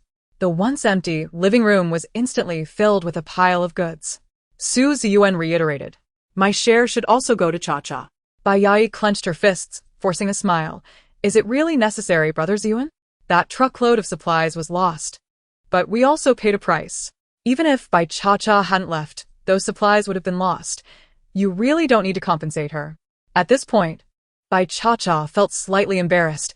She had taken an entire warehouse of supplies, including those from the truck, but she had acquired them through her own efforts. She remained silent, Indifferent to whether she received compensation or not, today's resolution regarding the supplies was an unexpected boon. If offered, she would accept, but she would not insist if refused. Su Ziyuan was displeased with Bai Yai's insubordination. If the team members continued to question and rebut their captain, what authority would he have left? He said curtly, "Bring the tea." Bai Yai's eyes brimmed with tears, and she wept, prompting the others to believe she had been frightfully reprimanded by Su Ziyuan. In truth, she was merely distressed by the constricting space around her. Nevertheless, she could only sniffle and retrieve Su Ziyuan's share as well. The supplies had filled both the bedroom and kitchen, and Bai Cha beamed with delight. Her demeanor towards them considerably softened. Wu Qingqing added, "Please ensure we receive our share too. We'll manage it ourselves." To Bai Yai, this felt like a cruel betrayal. Unable to endure any longer, she wiped her tears and fled, slamming the door behind her. Wu Qingqing felt perplexed. They had done nothing wrong, merely requesting their supplies. Was it truly necessary to react so dramatically? She simply could not comprehend it. Su Ziyuan, observing the beaming Bai Cha, so steady and composed, could not help but reflect on Bai Yai, who often wept and ran away. He regretted not having been more considerate and attentive towards Bai Cha when they had first met. Their spirits, too, had been dampened by Bai Yai's tears, and soon everyone departed. Bai Cha watched them leave, closed the door, and gazed at the bounty that filled the room, her heart soaring with joy. She eagerly began to gather the items into her space. In the dimly lit area downstairs, two imposing men emerged from the shadows. The man at the forefront, clad in immaculate white, exuded an air of sophistication, his gentle smile reminiscent of a warm spring breeze. He gazed after the departing figures of Su Ziyuan and his companions, inquiring, "Do you suppose that woman who just ran off in tears was brought back by those four?" His voice was bright and comforting. The man behind him, clearly a bodyguard with a scarred visage, replied respectfully, "Yes, young master." "Find a way to bring her to me," he commanded. "Yes, sir." The gentle voice paused momentarily as he lifted his gaze towards the upper floor, continuing, "Ascertain who resides upstairs." "Understood." On the second floor, Bai Cha stood behind the curtain, observing the two towering men as they retreated, her eyes narrowing. One was clad in white, the other in black. She recalled the information Zhang Yan had shared with her earlier that day, immediately recognizing their identities. What had Zhang Yan said? The mayor's son, Han Bingyu, is fond of wearing all white, always accompanied by a black-clad bodyguard with a scarred face, like the embodiment of yin and yang. If you happen to cross paths with them, keep your distance. That man is not to be trifled with. When Zhang Yan mentioned Han Bingyu, a rare seriousness had crossed his usually playful demeanor. At the time, she had found his description amusing and had developed a curiosity about the duo. Now, having encountered them, she understood the gravity of his words. Wasn't he had said that the highest rank in the base was level 3? Yet, this Han Bingyu was a level 4 ability user. Chapter 68. Disappearance. Song Yan spent the entire day seeking information about Jiang Yiyun, yet yielded no results. Even the missing person notice posted in the mission hall had garnered no interest. He inquired at the research institute. Jiang Yiyun was a stranger to them as well. Pondering his next steps, he resolved to search for another couple of days. If he still found no leads, he would prepare to leave. As dusk approached, Song Yan hastened his return. Instead of heading straight home, he took a few detours to shake off the person trailing him, ensuring he was no longer followed before returning to his residence. The individual behind him was an ordinary person devoid of any aura of ability. Initially, he had assumed it was coincidence, but after deliberately lingering at several spots, he confirmed the person had indeed been following him. Uncertain of their intentions, Song Yan chose to remain oblivious, avoiding alarming the stalker. Upon arriving home, Bai Cha was already seated at the table, awaiting his return. The spread included stir-fried beef, kung pao chicken, sweet and sour cabbage, seaweed egg drop soup, and rice. The dim light cast a soft glow on Bai Cha's bright face, lending it an air of gentleness. Forgetting the zombies and the apocalypse outside, the atmosphere almost felt homely. The simple home-cooked meal tasted far more delectable than any gourmet dish from before the end of the world. "Have you heard anything about Jiang Yiyun?" she inquired. "Nothing at all. Could it be hasn't he arrived at Base A?" "It's possible." Song Yan picked up a piece of stir-fried beef. If we still can't find him in a couple of days, we'll leave. Bai Cha-Cha nodded, mentioning the two individuals she had seen today. The pair resembling the embodiment of yin and yang. That Han Bingyu is a level 4 ability user, concealing his powers within the base, while his black-clad bodyguard is a level 3 ability user. Song Yan remarked, finding a level 4 crystal core is no easy feat. Their ability to secure one and reach level 4 speaks to their good fortune, though it comes with its own dangers. The higher the level, the more challenging the upgrade becomes. It's relatively easy to progress from level 1 to level 2. One can upgrade without the need for a crystal core, simply by consuming abilities or absorbing a few level 1 crystal cores. However, progressing from level 2 to level 3 necessitates a level 3 crystal core, and from level 3 to level 4 requires a level 4 core. The same principle applies to higher levels. Ability users do not hold the advantage when it comes to upgrades. Zombies tend to appear at higher levels before ability users do. Level 4 zombies or mutated beasts are formidable. They can command lower-level zombies and mutated beasts for protection, making them rarer and more difficult to hunt. Forming teams to hunt for zombie crystal cores is indeed meaningful. Lone wolves struggle to survive or upgrade in this apocalyptic setting. These insights stem from Song Yan's own experiences. Aside from her psychic abilities, which required crystal cores for upgrades, Bai Cha-Cha's other powers did not depend on them. She merely needed to consume enough ability fruits to absorb sufficient energy for her advancement. Thus, her upgrading process was significantly less arduous than relying on crystal cores. For instance, her physical abilities had already reached level 5. It was likely that zombies had yet to evolve to level 5, meaning her current level 5 capabilities were the peak combat power available. However, crystal cores offer the advantage of rapid upgrades, just as Song Yan had, with a level 3 and a level 4 crystal core, transformed swiftly from a bully novice into a formidable dual-type level 4 expert. This was why she had been consuming ability fruits daily. To upgrade quickly, she needed to voraciously consume them. Yet, the supply of ability fruits was limited, and she had no way of knowing how many were sufficient for a single level up. The quantity required varied greatly with numerous influencing factors. Eventually, she discovered that crystal cores could enhance her ability tree, leading to an increase in the quantity of ability fruits, which became richer in energy as well. Her upgrading speed was naturally proportional to the amount of ability fruits she acquired. Moreover, upgrading the ability tree did not impose strict requirements on the crystal cores. Any core would suffice, provided there were enough lower-level cores.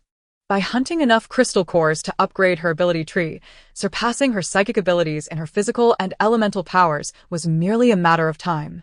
After all, lower-level zombies were abundant, while higher-level zombies required time to evolve and mutate. With these thoughts in mind, Bai Cha-Cha remarked, while level 4 zombies are indeed scarce, they are not entirely absent. Those unafraid of death might venture deep into zombie territory, and they could very well encounter a level 5. Song Yan casually asked, how did they come to know that crystal cores could facilitate upgrades? Previously, Bai Cha-Cha harbored similar doubts, but upon reflection, she realized the nation was replete with talent, and the individuals within the research institute were certainly not idle. She even inquired with Zhang Yan, who indeed corroborated this notion. Following the Black Rain, a biologist named Yun Yi, working at the institute, discovered crystal nuclei within the brains of zombies. Through his research on these nuclei, he unveiled the secret that they could enhance supernatural abilities. Instantly, Song Yan's expression turned cold and solemn. What did you say the name of the person who discovered the crystal nuclei was? Bai Cha-Cha, perplexed, repeated, Yunyi. Yunye, Jiang Yun. She seemed to grasp something. Indeed, Jiang Yun also goes by Yun Yi. Yun is his mother's surname. I had no idea he was using the name Yun Yi in City. No wonder we couldn't locate Jiang Yun. Subsequently, Song Yan expressed his confusion further. Even if I misremembered the name, I attached a character sketch of him when I issued the task. How is it that no one recognized him? Bai Cha-Cha was uncertain about the specifics, but felt compelled to respond truthfully. Zhang Yan said that after Yun Yi revealed the secret of the crystal nuclei's ability to upgrade to the leadership at the base, he suddenly vanished. Vanished from the base? Song Yan sensed that Jiang Yun's disappearance was far from straightforward. Bai Cha-Cha suggested, perhaps we should inquire further with Zhang Yan tomorrow. And then you could also gather information at the research institute. At the crack of dawn, Song Yan cornered Zhang Yan at his home. Zhang Yan was always amenable to conversation when it came to supplies. Song Yan handed him a biscuit, leaving Zhang Yan both surprised and flattered. Many people are actually aware of this matter. I feel somewhat undeserving of this biscuit. Zhang Yan smiled amiably, yet his hands honestly tucked the biscuit into his sleeve. Truth be told, we have never encountered Yun Yi. We only came to know of him because he researched the upgrade potential of the crystal nuclei. His disappearance is known to only a select few in upper management. My knowledge comes from my brother. Bai Cha-Cha could not help but ask, "What exactly does your brother do?" Zhang Yan touched the biscuit in his sleeve, sighed. One is beholden to favors, since we have become such close neighbors. It is permissible for me to share this with you. Speaking of his brother, Zhang Yan's demeanor shifted to one of melancholy, his playful expression fading to one of sorrow. My brother's name is Zhang Miao. He was a soldier before the apocalypse and has since become a formidable supernatural being, serving as the deputy captain of the military's supernatural team. Bai Cha-Cha and Song Yan had seen this team, led by Li Shunan, yet they could not identify Zhang Miao among them. Perhaps we have encountered your brother, but we only know Captain Li Shunan. Zhang Yan remained silent for a moment before responding. My brother is deceased. He was bitten by a zombie while on a mission. Stunned by the news of Zhang Miao's demise, Bai Cha-Cha offered her condolences. I am sorry. I did not mean to remind you of such sorrowful events. Zhang Yan smiled faintly, shaking his head. It is all right. Before he passed, my brother urged his comrades to convey to me the importance of living well. Thus, I have remained at the base, never venturing out again. I must live well. He had never even seen his brother's body, and often dreamt of the harrowing image of his brother being bitten by a zombie. Since his brother's death, he had not dared to leave the base, fearing he would meet the same fate as him, aware that he was, in truth, a coward. Zhang Yan quickly steadied his emotions, reverting to his usual playful self.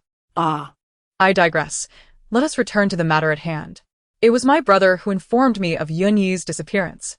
The research institute falls under the jurisdiction of the Su family, who demanded military cooperation for the investigation. My brother and his team assisted in the search, but ultimately, it yielded no results. There were no clues as to his whereabouts. In the following week, Song Yan retracted the tasks posted in the mission hall, opting instead to search for clues and individuals covertly. Bai Cha-Cha trained at home each morning, foraged for supplies, and prepared various dishes in her space for stockpiling. In the afternoons, she listened to Zhang Yan's reports on rumors circulating within the base. Evenings were spent with Do Bao, venturing outside the base to hunt crystal nuclei for upgrading supernatural trees. Each day proved to be quite fulfilling. Recently, numerous events had transpired within the base. The first major incident was the disappearance of the military's supernatural team. After Li Shunan and his teammates resolved a zombie tide, they set off on a mission and never returned. The highest-ranking military official, Li Shunan's father Li Hongru, dispatched several teams to search and even issued a missing persons task. Yet there was no word. The loss of 6 supernatural beings, including his own son Li Shunan and daughter Li Yingbei, was a devastating blow to the military. Even Li Hongru had fallen ill recently. The second significant event involved the increasingly overt factional struggles between politicians and businessmen. The most notable rivalry was between Su Ziyuan and Han Bingyu, who were embroiled in a tempestuous affair. Han Bingyu had a childhood sweetheart named Qiu Yan, a graceful and charming young lady of refined upbringing, well-versed in manners and a level-headed demeanor, and she was also a third-level supernatural being. Their parents had arranged a marriage between them, and even amidst the apocalypse, their affection remained largely unaffected. However, recently, Han Bingyu unexpectedly rescued a female team member from the hunting squad, Bai Yai, and fell head over heels for her, showering her with tender care. Qiu Yan, witnessing this, naturally felt jealousy arise. She initially attempted to win Han Bingyu back, but soon began to show interest in Su Ziyuan, likely aiming to incite Han Bingyu's jealousy. To her surprise, Han Bingyu remained unfazed, continuing to dote on Bai Yai. The entangled emotions of these 4 had become a popular topic of gossip among the base's residents. Of course, all this information was gleaned from Zhang Yan. Bai Cha-Cha perceived these rumors as a mixture of truth and exaggeration, likely concealing details unknown to outsiders. However, this was of little consequence. What truly mattered was that Song Yan had uncovered a lead on Jiang Yun. In the dead of night, when silence enveloped the surroundings, Song Yan, carrying a box of instant noodles, stealthily entered a dilapidated shack in a shantytown with Bai Cha-Cha. Inside sat a frail, stooped man with a hoarse, grating voice, as if his throat had been scorched by cigarette embers. "Did you bring it?" Song Yen handed over the box of instant noodles. The frail man accepted it, opened it to inspect, his hands trembling with excitement. He hurriedly took the box to the back of the shack, only to return after a considerable time. Good, good, good. You kept your word. I will share what I know with you." This frail man was the same individual who had trailed Song Yen but had been shaken off. He had seen the task posted by Song Yen in the mission hall and was drawn to the generous supplies on offer but lacked the courage to claim it openly. Thus, he chose to follow Song Yen, hoping for a chance to trade discreetly, yet he had been repeatedly outmaneuvered. Today, he could no longer restrain himself and confronted Song Yen, revealing his intentions. The frail man sat down once more and whispered, "That day, I had to relieve myself. And while hiding by the wall, I saw a man in black carrying a burlap sack exit through a small door of the research institute and toss the sack into a van before driving away." Bai Cha-Cha discreetly unleashed her psychic power to control the diminutive man, ensuring he would not deceive them regarding the supplies. She gently inquired, "How can you be certain that the sack contains yoni?" The man's eyes grew increasingly hazy as he stammered, I do not know who Yuni is, but I am certain there is a person inside that sack. What happened to the van? I don't know. Who is that man in black? He is young Master Han's bodyguard." Once Bai Cha-Cha retracted her abilities, she departed with Song Yen. Although the man bore suspicions of attempting to defraud them of supplies, his inadvertent revelations had surprisingly provided a crucial lead. This must be intricately linked to Han Bingyu. Furthermore, from my observations, Han Bingyu and his bodyguard have been venturing out every few days, yet their destinations and intentions remained shrouded in mystery. As they strolled and conversed, they devised their subsequent strategies. After a moment of contemplation, Bai Cha-Cha suggested, "Keep a close watch on him. When he ventures out next, we shall follow and investigate." Song Yen nodded in agreement. All right. The opportunity arrived sooner than anticipated. Within a few days, Han Bingyu exited the base accompanied by his bodyguard. Bai Cha-Cha and Song Yen casually accepted a task in the mission hall to collect secondary crystal cores and subsequently drove out. Once beyond the base, they initially maintained a safe distance, wary of alerting their quarry. Eventually, they stowed their off-road vehicle into their spatial storage, relying on their abilities to follow discreetly. Bai Cha-Cha moved swiftly, while Song Yen utilized spatial displacement, akin to teleportation. Doubao, too, effortlessly concealed itself and teleported onto the roof of Han Bingyu's vehicle. They trailed him to the largest pharmaceutical conglomerate in City A. The vicinity had evidently been deliberately cleared, with only a handful of low-tier zombies lingering about. Han Bingyu's car circumvented the front entrance and proceeded to the rear. Fearing detection, the pair hesitated to follow any further, leaving only Doubao to brazenly enter. Bai Cha-Cha concealed herself in the shadows, intently monitoring the rear entrance, planning to enter once Han Bingyu had departed. Song Yen, meanwhile, ventured to survey the surroundings before returning. A deep, melodious voice echoed nearby. "All the zombies are contained within. Listen, those creatures are howling behind the walls."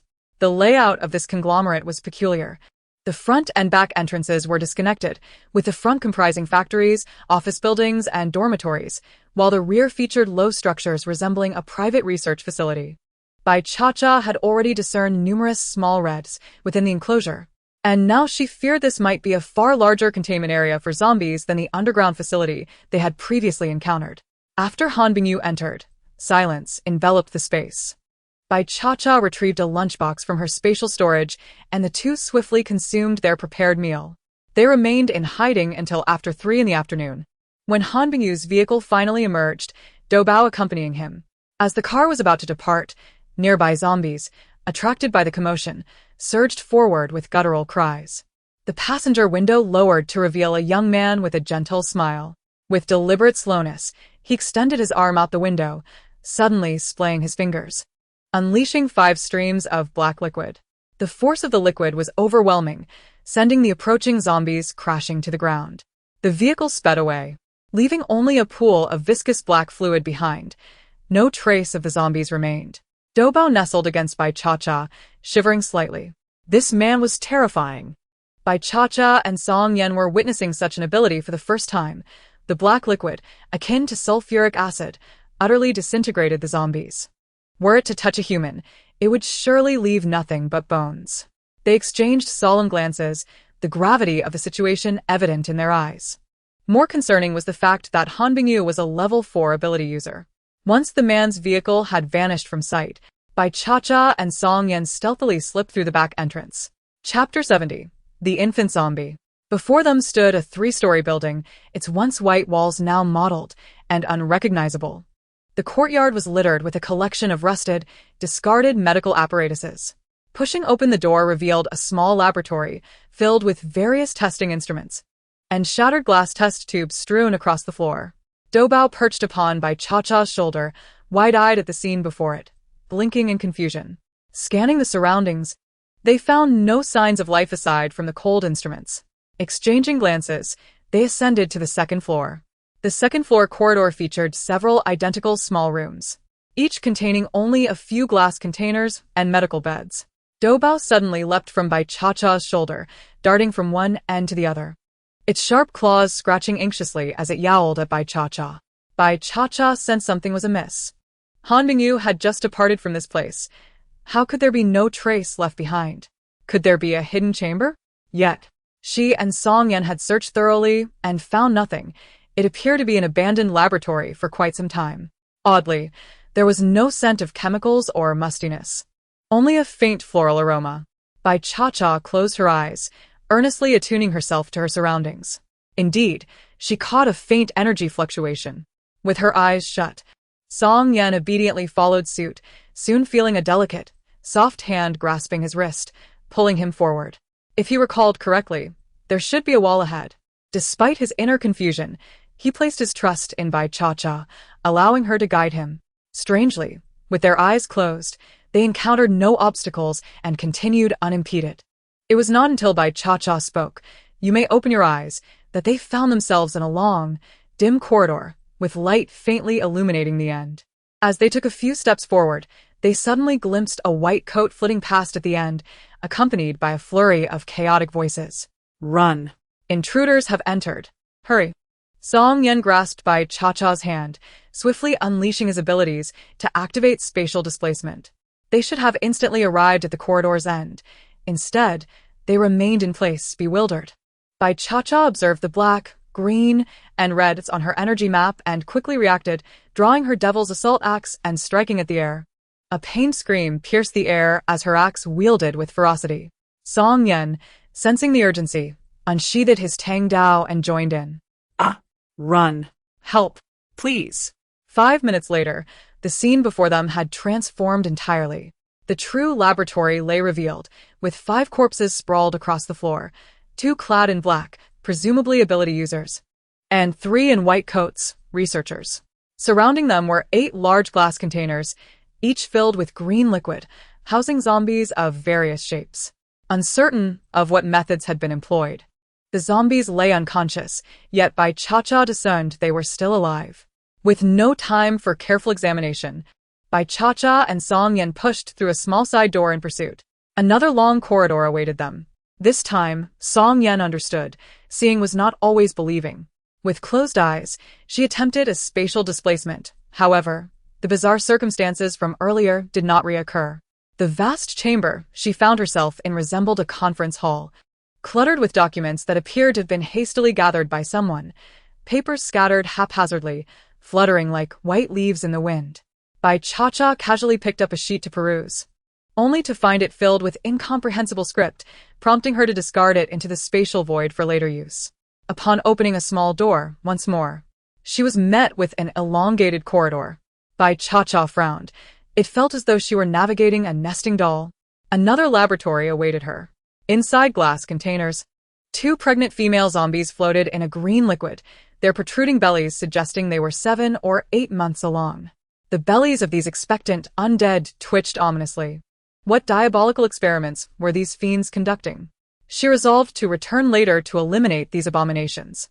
Traversing yet another corridor, she entered a room that was not a laboratory, but rather a prison cell. The left side was vacant, likely having housed a significant prisoner who had just been taken away. On the right, A woman lay unconscious on the floor. The final room revealed itself as an operating theater with 4 surgical tables, each occupied by a restrained individual. Tubes protruding from their bodies, while nearby instruments emitted a series of beeping sounds. Bai Cha-Cha and Song Yen had no time to spare for a thorough inspection. They pushed through the last small door, traversed the corridor, and opened a security door at its end, only to find themselves in front of the pharmaceutical group. A throng of zombies swarmed the open space in front of the corporate building. A rugged SUV had just driven out before their very eyes. Strangely, these zombies seemed possessed, parting to allow the vehicle passage, then closing ranks behind it. The pair could only watch helplessly as the vehicle departed, trapped within the horde of the undead. With a flash of inspiration, Bai Cha-Cha tossed the bundle on her shoulder into the zombie crowd, instructing, "Go, Doubao, stay close, and when you return, Mommy will give you your favorite fruits." Doubao, momentarily bewildered, arched through the air in a parabolic arc. Upon hearing the mention of fruits, it vanished in an instant. Bai Cha-Cha had no time to deal with a massive swarm of zombies. Those people were surely seeking Hanbingyu to sound the alarm. And it was likely they would soon retaliate. With only the 2 of them and the true strength of their adversaries still uncertain, they wisely decided to retreat. Bai Cha-Cha and Song Yen cleared a path back into the corridor, locking the security door behind them. Returning to the operating theater, they took a closer look. What they discovered startled them. The man on the surgical table was none other than Li Shunan, the missing captain of the military's ability team. The other 3 were his team members. They hesitated to free Li Shunan, as those vile individuals might have conducted some grotesque experiments on him, and he exhibited signs of a zombie transformation. Song Yen poised his dagger against Li Shunan's neck, ready to strike at the slightest hint of danger. The transformation was unstable. Li Shunan's complexion, which had been gradually turning ashen, suddenly regained a healthy hue. The zombie aura dissipated entirely, restoring him to a semblance of normalcy. The other 3 men were also in a precarious state, their faces fluctuating between pallid and rosy. With a swift motion, Song Yen severed the chains binding Li Shunan to the table and hoisted him over his shoulder. He then cut the restraints from another man. They would deal with the rest later. Bai Cha-Cha nodded in agreement. It was the only course of action. With a flourish, she bound Li Shunan securely with vines and did the same for the other 3 men. The woman in the cell turned out to be Li Shunan's sister, Li Yingbei. Bai Cha-Cha pried open the cell door and used vines to draw her out. Li Yingbei was merely unconscious, appearing to have suffered no serious harm. The 2 then retraced their steps, eliminating the creatures in the glass containers and extracting their crystal cores. The pregnant zombies yielded 2 level 4 cores upon termination. After the mother was slain, the 2 infant zombies crawled out, having bitten through their mother's belly. A viscous fluid pooled around them as the 2 newborn zombies, entirely green and still tethered by their umbilical cords, struggled to move. Seemingly hindered by the cords, they opened their mouths and bit through the connections themselves. Bai Cha-Cha felt a shiver of revulsion and, with swift precision, dispatched the 2 infant zombies, extracting their brains in the process. Remarkably, they yielded 2 level 3 cores. To be born at such a level, what potential they possessed. Chapter 71. You Cannot Return. The outermost glass container held 8 level 3 zombies. After exterminating every creature within this private laboratory, Bai Cha-Cha retrieved several timed explosives from her spatial realm and strategically placed them throughout the lab, gifts from Song Yen, who had previously seized them from Gu Senator once the explosives were set. Song Yen carried Li Shunan along with another man, while Bai Cha-Cha ensnared Li Yingbei with vines. They exited through the back door of the pharmaceutical group, and Song Yen produced an SUV from his spatial realm. He tossed Li Shunan and the other man into the back seat, then turned to Bai Cha-Cha, noting the lack of space. "I have a plan," she replied, producing another SUV from her space, securing Li Yingbei in the passenger seat while the remaining 2 men occupied the back. "Let us go." They each drove away in their respective vehicles. As they distanced themselves, a series of thunderous explosions erupted behind them. The entire private research facility of the pharmaceutical group was reduced to rubble. The zombies previously confined in the open space in front of the building erupted into chaos, surging toward the source of the commotion. Bai Cha-Cha and Song Yen found refuge on the outskirts of the A City base, in an area that had been cleared by the base's operatives. Once a sprawling supermarket, it had been stripped of supplies by the ability team. and the surrounding zombies had also been dealt with. Bai Cha-Cha deployed her psychic powers to scan the vicinity, discovering only a handful of wandering ordinary zombies. They brought the 5 unconscious individuals into the supermarket and secured the doors. Song Yan remarked in a low tone, "These 4 are burning up, their bodies radiating heat." Bai Cha-Cha rushed over to inspect. This did not appear to be a sign of awakening abilities. Rather, it seemed they were battling the virus. As the 4 began to tremble, their complexions growing increasingly pale, Song Yan tightened his grip on his dagger. They remained transfixed, watching Li Xunan and his companions quiver. Should any of them mutate, they were prepared to act swiftly. Better to perish at their hands than fall victim to those wretched beings. After more than 2 hours, darkness began to envelop the sky. Suddenly, Li Yingbei opened her eyes.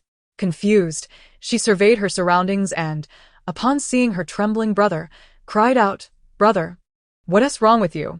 Recognizing her as a normal person, Bai Cha-Cha waved her hand, loosening the vines that bound her. Li Yingbei, now freed, lunged toward Li Xunan but was intercepted by Bai Cha-Cha. "Do not approach. Your brother is not himself right now." Taken aback, Li Yingbei realized her brother's condition was indeed troubling, which explained her earlier panic. Glancing at Bai Cha-Cha and Song Yan, she recognized them. Her emotions stabilizing as she stood still, staring at Li Xunan, refraining from advancing further. Bai Cha-Cha observed her fall into a tranquil silence and chose to refrain from further interference. After a brief interval, Li Xunan suddenly ceased trembling and opened his pale blue eyes. Bai Cha-Cha was taken aback, and Song Yan instinctively reached for his blade, only to be halted by Bai Cha-Cha's intervention. "Wait a moment, he appears to retain some semblance of humanity." No. The 2 voices echoed simultaneously. Upon awakening, Li Xunan was met with the intimidating sight of a glimmering tang sword descending toward him. Startled, he hurriedly spoke, his once pale blue eyes gradually returning to their normal hue.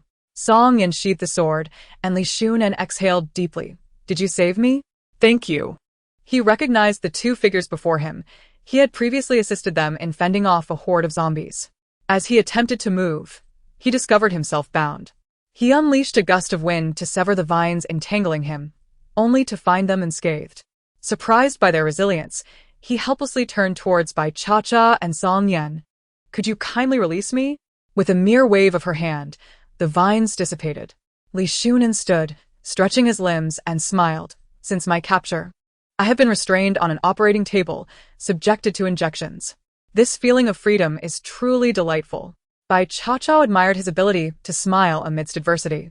Li Yingbei was already in tears, suddenly throwing herself into Li Xunan's embrace, choking out, "Brother, it's wonderful that you're all right." Li Xunan gently patted her back, reassuringly stating, "It's all right, as long as you're unharmed." Before they could exchange further words, another man ceased trembling, abruptly opening his pale blue eyes. Unlike Li Xunan, his hands and feet soon sprouted sharp black claws, accompanied by the ominous sounds of bones cracking. Li Xunan instinctively pushed Li Yingbei away and rushed forward. Shirtu. Shirtu. This young man named Shirtu had already succumbed to madness, transformed entirely into a zombie. Without waiting for Song Yan to act, Li Xunan swiftly unleashed a gust of wind, personally ending Shida's life. 2 more have succumbed to the zombie plague. Bai Cha-Cha's voice resonated from behind. With a heavy heart, Li Xunan granted the other 2 brothers a merciful end. "Why did I not transform into a zombie?" This puzzled both Bai Cha-Cha and Song Yan. "It suggests you are fortunate, yet your eyes just turned pale blue." Li Xunan paused, trembling lips confirming, "Did my eyes truly change to pale blue?" Bai Cha-Cha and Song Yan nodded affirmatively. Li Xunan then turned to his sister, Li Yingbei, seeking her confirmation. With tears in her eyes, she nodded gravely.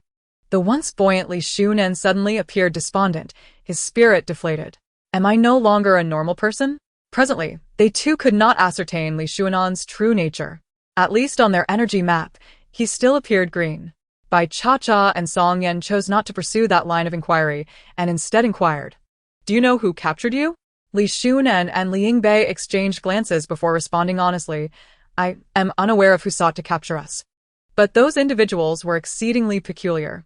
One possessed a unique ability that induced hallucinations, which ensnared us into their clutches. Bai Cha-Cha and Song Yen had already surmised that those odd phenomena were the result of certain extraordinary abilities, yet they were surprised by Han Bingyu's caution. As Li Xunan and his companions remained oblivious to their captors' identities. Reflecting on the ability that induced hallucinations, Li Xunan inquired, "How did you manage to rescue me?" Bai Cha-Cha succinctly explained their pursuit of Yunyi, which led them to track Han Bingyu and discover the location. Enlightened, Li Xunan realized. So it was Han Bingyu all along. He treated us well and appeared benevolent. Who would have thought he harbored such a treacherous heart? Truly, one cannot judge a book by its cover. Song Yen interjected, indeed. Bai Cha-Cha added, quite so. Suddenly, Li Yingbei asked, who were you searching for earlier? Yun-Yi? Li Xunan smacked his thigh, recalling, I vaguely heard them mention Yunyi's name while I was dazed on the operating table, saying he was disobedient and hard to manage. Li Yingbei pressed her lips together, frowning. Yun-Yi is being held in the cell directly opposite mine. He mysteriously vanished from the base. And we searched for him extensively, without success. Bai Cha-Cha cast a glance at the stern-faced Song Yen, realizing that Yun-Yi was indeed in Han Bingyu's grasp. By the time they arrived, Yun-Yi's cell had already been vacated. He had likely been taken away. Song Yen unexpectedly queried, what are your plans moving forward? Li Xunan pondered before responding earnestly, I intend to return and clarify the situation to my father, exposing Han Bingyu's true nature and ensuring they are apprehended to prevent further harm. Bai Cha-Cha shook her head. You cannot return. Confused, Li Xunan asked, why am I forbidden from going back? Song Yen fixed him with a cold gaze. Those individuals are unaware of the experiments conducted on you. Now that your three brothers have transformed into zombies, yet you remain unscathed, they will undoubtedly seek to capture you for further experimentation. Moreover, you currently exhibit some abnormalities. I suspect there is a substance within you that suppresses the zombie virus. If we can identify this substance, it may lead to the development of an antidote for the zombie virus. Chapter 72. A storm approaches. After deliberation, the four decided that Li Yingbei would return to inform her father. The military had their own means of contacting trusted individuals, alleviating their concerns. Bai Cha-Cha feigned retrieving supplies from the car, but in reality, she conjured food and drink from her spatial storage for Li Xunan, instructing him to hide nearby. They would return to retrieve him after apprehending Han Bingyu and his cohorts. Bai Cha-Cha and Song Yen drove back to the base first. They submitted their mission report for collecting second-level crystal cores at the task hall before returning to their residence. Shortly after their return, Do Bao also arrived. Bai Cha-Cha immediately rewarded the little hero with a supernatural fruit, delighting Do Bao immensely. She then produced a simple meal of 3 dishes and a soup from her spatial storage, sharing dinner with Song Yen. As night descended, the perfect time for mischief unfolded. After resting, the duo, led by Do Bao, ventured to the hideout of those individuals. It turned out to be concealed within the villa district of the base.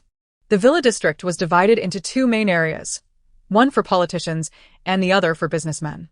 Do Bao guided them to the political section. They intuitively understood the implications. Song Yen consulted the map provided by Zhang Yen, and Do Bao indicated the largest and most opulently decorated building, which belonged to Han Bingyu. Even at this late hour, a light shone at the villa's entrance. Upon closer inspection, they saw a man and a woman standing beneath the light. The man was the suave and refined Han Bingyu, while the woman, who should have been in the other section, was Bai Yai. The two appeared to be engaged in conversation, with Bai Yai's laughter ringing out melodiously. Bai Cha-Cha could hear her delicate, high-pitched laughter from a distance. Sensing that the timing was unfavorable, they decided to retreat, recognizing that Han Bingyu was still awake and that the interior would undoubtedly be heavily guarded. At Su's villa, Su Ziyuan sat on the floor, leaning against the glass. Lost in thought, he felt something was amiss with himself lately. He meticulously recollected the journey thus far, from the moment he encountered Bai Yi to the present. The instant he awakened to his lightning-based abilities, the first sight that graced his eyes was that of Bai Yi. She was gentle and considerate, seemingly delicate, instantly igniting his instinct to protect. Furthermore, as his savior, he found himself harboring genuine affection for her. However, as time passed in the company of Bai Cha-Cha, his feelings for Bai Yi began to wane, evolving from fondness to treating her as an ordinary teammate, a gradual transformation that occurred almost imperceptibly. Upon arriving at the base, Baya E took residence in his home, and his mother grew quite fond of her. Their relationship appeared to flourish significantly compared to their earlier interactions. Yet, He continued to regard Baya E merely as a sister. It was only recently that Han Bingyu inexplicably began pursuing Baya E, an encounter he stumbled upon, igniting a tempest of jealousy within him, as if Han Bingyu were attempting to steal away the woman he cherished. Unable to tolerate the sight of Baya E standing beside Han Bingyu, he found himself obsessively attentive to her, forbidding her from approaching Han Bingyu and insisting she remain by his side at all times. He felt as though he were losing his sanity. Tien ven que escribico. Liao Xiaoyu, and even his mother perceived that he had fallen in love with Baya E, leading to suspicions of jealousy. Yet, deep within, he understood that he did not love her. There was no affection in his heart, yet he could not control his own actions. He observed himself engaging in behaviors that bewildered him, recognizing that something was amiss within him. For the past 2 days, he had secluded himself in his room, avoiding all interaction. Just moments ago, he experienced a sudden pang of anxiety, an uncontrollable urge to descend and seek out Baya E. As he wrestled with his own body, his peripheral vision caught a glimpse of her leaving, heading towards Han Bingyu's residence. In that instant, he comprehended that unsettling feeling had returned. In a desperate attempt to suppress his body from acting against his will, he gritted his teeth and unleashed his abilities upon himself, nearly incapacitating himself in the process. Allowing his body to slide down, he leaned weakly against the glass, feeling an unprecedented exhaustion wash over him. Han Bingyu was preoccupied with dealing with matters concerning Dr. Yu, and was taken aback that Baya E had chosen to visit him so late. Although he felt a flicker of impatience, he quickly recalled that Baya E's healing abilities greatly aided his toxic powers, which prompted him to muster additional patience in dealing with her. Initially, he sought to leverage Baya E's abilities to confront the business faction. That day, Scarface had orchestrated a heroic rescue scenario, and in a bid for authenticity, he pretended to be injured while saving her. Baya E, upon witnessing his plight, was genuinely moved and utilized her healing powers to mend his wounds. It was then that he joyfully discovered that the damage inflicted by his toxic powers had vanished, and he felt an inkling of a breakthrough in ability. This revelation exhilarated him. Although his toxic abilities were formidable, they bore a critical flaw. The poison harmed not only his enemies, but himself as well. Thus, he seldom deployed his powers. With Baya E's healing capabilities, however, he could wield his abilities without restraint. Naturally, he was willing to invest time and effort to coax her into providing him with more healing. Observing her foolishly infatuated demeanor, he couldn't help but smirk. Did she truly believe he could ever find her appealing? Foolish girl. So clingy. As for Su Ziyuan, he lamented his inability to keep his woman in check. Alas, he needed to devise a strategy to ensure that she willingly devoted herself to him. Liang Bei cautiously evaded the watchful eyes of rival factions, finally returning to the base under the cover of her father's trusted aide. Li Hongru had indeed fallen ill, but upon seeing his daughter, his spirit revived significantly. After listening to her recount the events, his expression darkened considerably. He had always been aware of the ambitions of politicians and the business faction, but as long as they possessed the strength to benefit the populace, he could accept them. Thus, he had been accommodating towards these two factions, allowing them to cultivate their influence within the base. Yet, he had never anticipated that their ambitions would extend to inhumanity. Particularly Han Bingyu, who appeared refined and cultured, but was, in reality, the most malevolent of them all. His intent was to annihilate their military faction and seize control of the entire base. They had nearly succeeded, with his children abducted for experimentation. His son was on the verge of becoming a zombie. Even he himself nearly succumbed to despair, allowing his power to slip away. Li Hongru was filled with regret. He had come perilously close to becoming a traitor to the military. Realizing this, he understood that it was not too late. That very night, he convened a meeting with his trusted aides to discuss their forthcoming plans. The A-City base was on the brink of turmoil, yet room 202 remained unaffected. Song Yan was in his quarters practicing martial arts, honing his physique with electrical abilities to enhance his muscle strength and flexibility, thereby augmenting his power and speed. He was not an endurance type. He relied solely on his tenacity and willpower to fortify his body. Bai Cha-Cha was training within her space. Do Bao gazed longingly at the ability fruits adorning the ability tree, thirsting for them. Today. Bai Cha-Cha made a new discovery. The fruits could only be harvested by her. Do Bao had leaped about the tree for an eternity, yet returned empty-handed. Undeterred, it transformed into a massive tiger, continuing its acrobatics, still unable to reach the fruits. Seeing Do Bao's pitiful expression as it stared longingly at the fruits brought by Cha-Cha great amusement.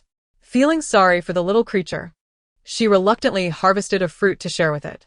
After enjoying a good laugh, Bai Cha-Cha retrieved the 10 third-level and 2 fourth-level crystal cores she had unearthed at the private research institute, casting them beneath the ability tree. She intended to share them with Song Yan that evening, yet he adamantly insisted on giving them all to her. Eventually, he proposed that she assist him in hunting 5th-level crystal cores in the future, prompting her to pocket the cores. In truth, she would have aided him in hunting 5th-level cores regardless, for they were teammates. With only him and Do Bao as her allies, she was determined to support their ascension. Chapter 73. The Trap. Zhang Yan continued to visit Bai Cha-Cha daily to report on the latest developments at the base. Every couple of days, Song Yan and Bai Cha-Cha would embark on a mission, either to eliminate zombies and collect crystal cores, or to check on Li Shunan. They had yet to encounter higher-level zombies suitable for their advancement, with 3rd level being the highest they had faced. They were in dire need of 5th-level crystal cores. Li Shunan had not exhibited any signs of transformation into a ghoul, appearing unchanged. Bored from hiding, he insisted on accompanying the duo on their missions. Since the private research institute had been destroyed, Han Bingyu and his dark-clad bodyguards had not ventured outside. Bai Cha-Cha and Song Yan awaited an opportunity to explore the Han family villa. According to the information brought back by Do Bao, those individuals were hiding within Han Bingyu's residence. One day, as Do Bao napped on the sofa, Bai Cha-Cha watched Song Yan practice martial arts. Zhang Yan suddenly burst through the door, brimming with enthusiasm. "Miss Bai, I have brought back monumental news today."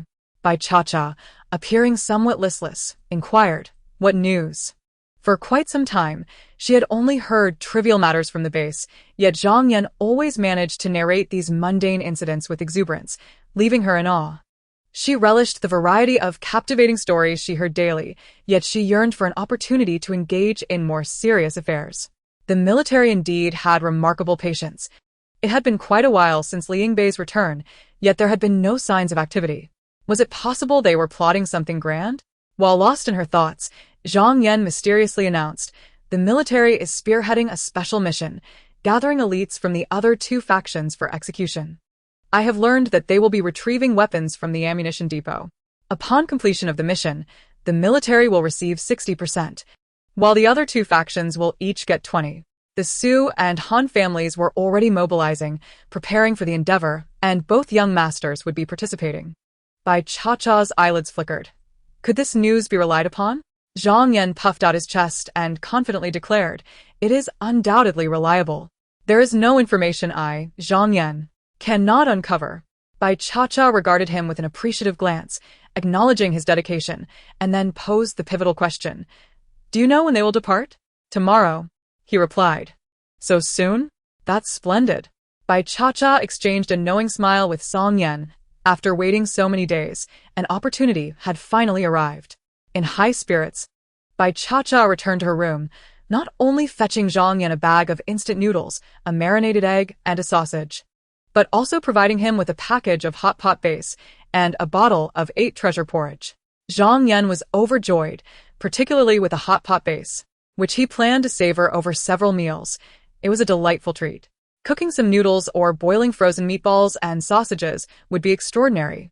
He intended to keep half for himself and trade the other half on the black market for various supplies. With a cheerful demeanor, Zhang Yan departed. Bai Cha-Cha couldn't help but chuckle. Zhang Yan was quite entertaining. If she had such a teammate, their journey would undoubtedly be amusing. However, she quickly shook her head. He was thriving at the base with ample food and drink and, most importantly, safety. Why would he want to follow her into the zombie-infested wilderness? The A-City base remained relatively safe, and once the military secured power, its conditions would only improve. Bai Cha-Cha and Song Yan then met with Li Shunan, where they indeed received more concrete details regarding the plan. The ammunition depot was real, though it had been relocated by the military, leaving behind merely an empty shell. The following morning, the military selected a group of elites, organizing Su Ziyuan's hunting team and Han Bingyu along with his dark-clad bodyguards for the mission. Li Yingbei quietly trailed behind the group, as Han Bingyu, despite being a level 4, could not deter the military, which had privately reached an understanding with the merchant faction to eliminate these politicians first. The arms were genuine, but the military and merchant faction would split them 60-40, leaving no share for the Han family. They had already set traps in advance, waiting for the fish to bite. Su Ziyuan, Bai Yaoi, and the others were all present. Bai Yaoi, somewhat distracted, gazed towards the Han family's vehicle. Just days prior, Su Ziyuan had isolated himself in his room, disregarding her. Yet suddenly, he had begun to watch her closely again, making it impossible for her to approach Han Bingyu. After laying the groundwork for several days, she had hoped Han Bingyu would procure a level 4 crystal core for her. Having treated Han Bingyu several times, she had already discovered that he was a level 4 ability user. Although she did not understand why he concealed his power, it was undeniable that Han Bingyu was the strongest man in the base, since he could become a level 4 ability user. Assisting her in acquiring a level 4 crystal core should not be a challenge. Yet now, Su Ziyuan had complicated matters. She wondered if there would be an opportunity to speak with Han Bingyu alone during the mission. She no longer wished to remain in the hunting team. Every time she saw Su Ziyuan and Wu Qingqing, she was reminded of her space, which had shrunk to less than 50 cubic meters. The more she thought about it, the angrier she became. It was all due to these individuals. Despite having ample resources at home, they insisted on taking from her limited space, causing it to dwindle. Moreover, she had to endure Su Ziyuan's unpredictable moods, sometimes treating her like a venomous snake, and at other times displaying an overwhelming possessiveness. It was utterly maddening. She had long reached her limit. Since Han Bingyu was so fond of her, she might as well let him take her away from Su Ziyuan. Bai Cha and Song Yan concealed themselves among the crowd, watching as a convoy departed the base. Han Bingyu was not accompanied by the black-clad bodyguard with a scarred face. He must have remained at the base. Bai Cha shrugged nonchalantly. It mattered little who stayed behind, with Han Bingyu, the unique level 4 ability user, having left.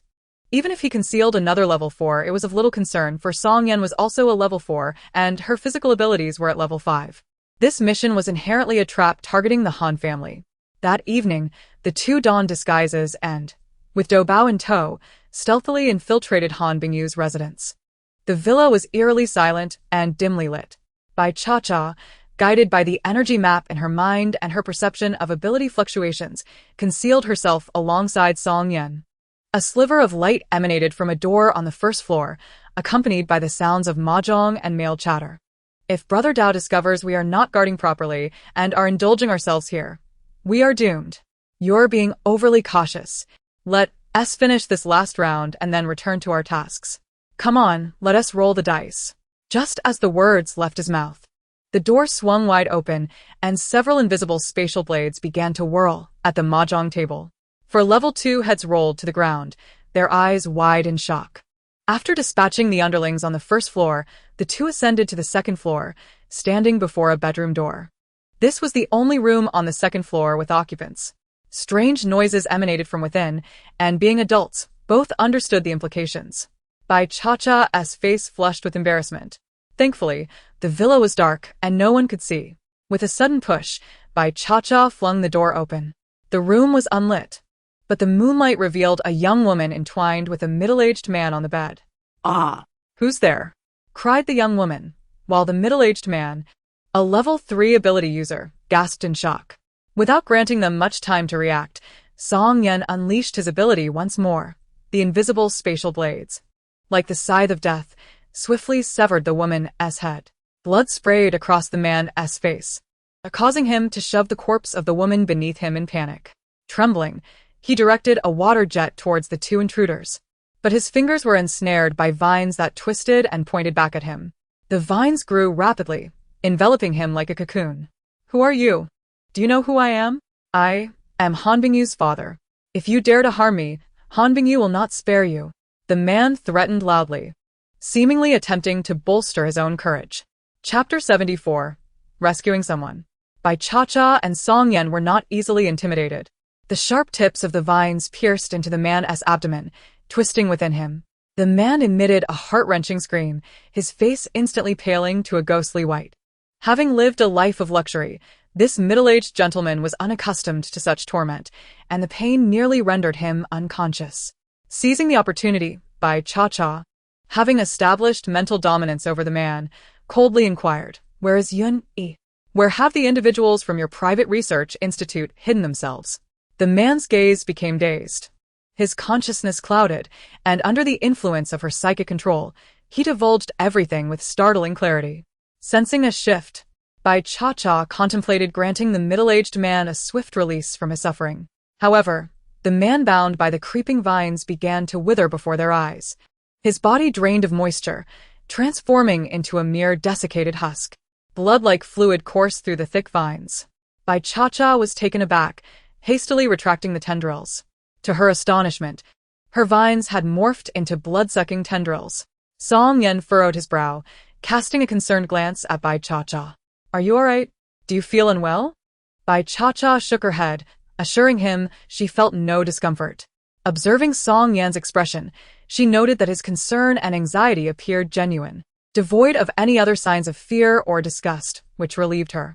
Although her blood vines seemed sinister, she could sense their benevolence and harmlessness towards her, and that sufficed. They ascended to the third floor, where Han Bingyu resided. The duo rummaged through every nook and cranny, but unearthed little of value. Bai Cha-Cha, however, did manage to confiscate the cigarettes from his drawer, several bottles of fine liquor from the display cabinet, and the contents of the study's safe. They then descended to scavenge the lower floors, collecting every usable resource from each room, especially raiding the kitchen and pantry for provisions without leaving a trace behind. Upon completing their thorough search of all 3 floors, they arrived at the nanny's room on the first floor. According to the middle-aged man's earlier revelations, this room belonged to the scar-faced man and also served as the entrance to the underground lair. The scar-faced man was currently in the basement, alongside the few who had fled that day, seemingly engaged in some form of experimentation. Only Han Bingyu possessed the knowledge of the specifics, though he himself was not fully informed. This underground chamber had been discreetly excavated by Han Bingyu's trusted aide since his arrival at the base, intended for the gradual relocation of his private research institute. Little did he anticipate that this underground facility would be put to use so swiftly. The nanny's room was sparsely furnished, containing merely a bed and a wardrobe. Upon opening the wardrobe, they found it filled with men's clothing. Song Yen pushed the garments aside, revealing a large poster of a beautiful woman emerging from a bath. Bai Cha-Cha reached out, peeling back the poster to uncover a passageway behind it. She marveled at the ingenuity of the design, reminiscent of the hidden entrance beneath the shabby sofa they had encountered previously. Each entryway was astutely concealed. Song Yen retrieved a flashlight from his spatial storage and ventured in first, with Bai Cha-Cha following closely behind. The passage was long and shrouded in darkness, evoking memories of the private research facility behind the pharmaceutical conglomerate. Was Han Bingyu a rat? Why was he so fond of burrowing? The meticulousness of the excavation clearly indicated the handiwork of an Earth-based ability user. No wonder she had sensed no other energy fluctuations in the villa, nor detected any signs of life on her energy map. After walking for approximately 10 minutes, they finally reached the end of the passage, which did not lead to a basement but rather another opening concealed behind yet another poster, this time an elegant landscape painting. Bai Cha-Cha felt the energy fluctuations intensifying. As she lifted the poster, she discovered another wardrobe. Pushing the doors open, they emerged to find a man in black, his expression wary, demanding, "Who are you? Why have you come out from there?" Bai Cha-Cha, uninterested in his prattle, swiftly delivered a powerful punch, shattering the man's skull. The man's earlier shout had, however, alerted the others outside. A flurry of hurried footsteps approached. The two exchanged a glance before bolting out. Outside awaited 5 second-level ability-wielding black-clad bodyguards. No match for Bai Cha-Cha and Song Yen. In a single confrontation, they subdued all 5, leaving them sprawled on the ground. Emerging from the previous room, they realized they were in an aging apartment building. Before they could fully absorb their surroundings, an elderly man wearing a lab coat and spectacles emerged from a nearby room. Clutching a stack of documents, he walked while reading, his voice gruff as he bellowed, "What's all the racket? Are you trying to get yourselves killed?" A robust vine. Like a serpent, slithered toward the old man, swiftly ensnaring him into a ball, leaving only his head exposed. Ah. Scarface. Save me. The old man's face drained of color as he hollered towards the room behind him. Suddenly, as if struck by a thought, he paused and shouted, Yun-i. Yun-i, save me. Song Yen was taken aback, echoing Yun-i. It's Song Yen. The room fell deathly silent, with no response. Impatient, Song Yen rushed inside. Bai Cha-cha leisurely followed, tugging at the vine. Just then, she caught a whiff of a delightful floral scent, reminiscent of the fragrance she had encountered at the pharmaceutical group's private research institute, though the aroma dissipated almost as quickly as it appeared. The old man continued to rant and rave, prompting Bai Cha-cha to impatiently stuff a nearby towel into his mouth. The room revealed itself as a small laboratory, equipped with an operating table, a hospital bed, oxygen tanks, ECG monitors, and ventilators, alongside various instruments and test tubes she could not name. The operating table and the hospital bed each held a man. Bai Cha-cha swiftly bound both men with her vines, securing them to their respective beds before scrutinizing them closely. One man on the hospital bed was familiar to her. He was the scar-faced bodyguard who had served Han Bingyu. Now his eyes were tightly shut, lying there in a state of unconscious tremor, his green dot on the map flickering ominously, gradually expanding and brightening, an unmistakable sign of impending advancement to the 4th level. Bai Cha-cha had no intention of allowing him to succeed in his breakthrough. Seizing the opportunity, she delivered a swift axe blow, severing his head from his body. Han Bingyu's most capable aide was thus slain during what should have been a moment of ascension. The old man, now whimpering, had shifted from bravado to sheer terror. This girl was utterly ruthless, daring to kill the scar-faced man without a hint of fear regarding Han Bingyu's retaliation. After dispatching the scar-faced bodyguard, Bai Cha-cha turned her gaze to the man on the operating table. His countenance was ashen, clearly the result of severe blood loss. Nearby, a glass container brimmed with his blood. He was beyond her intervention, already lifeless, having been drained to death. Not only that, but his thighs and arms were stripped of flesh, the remnants meticulously arranged on the adjacent glass panels. Bai Cha-cha averted her gaze, unable to bear the sight any longer, and shifted her attention to the corner of the room. There, she discovered a large iron cage, within which sat a disheveled young man, his eyes vacant, staring blankly ahead. This scene is strikingly familiar. Is this not reminiscent of her initial rescue of Song Yen, reflecting the tribulations he faced? She gazes at Song Yen, who crouches beside the large iron cage, his fists clenched tightly, evidently restraining his emotions. So, this is Yun-i. These two unfortunate souls are indeed kindred spirits. Song Yen breaks open the cage and pulls Yun-i out, and at last, the vacant expression on Yun-i's face shows a flicker of change. As the saying goes, a man seldom sheds tears unless he is deeply moved.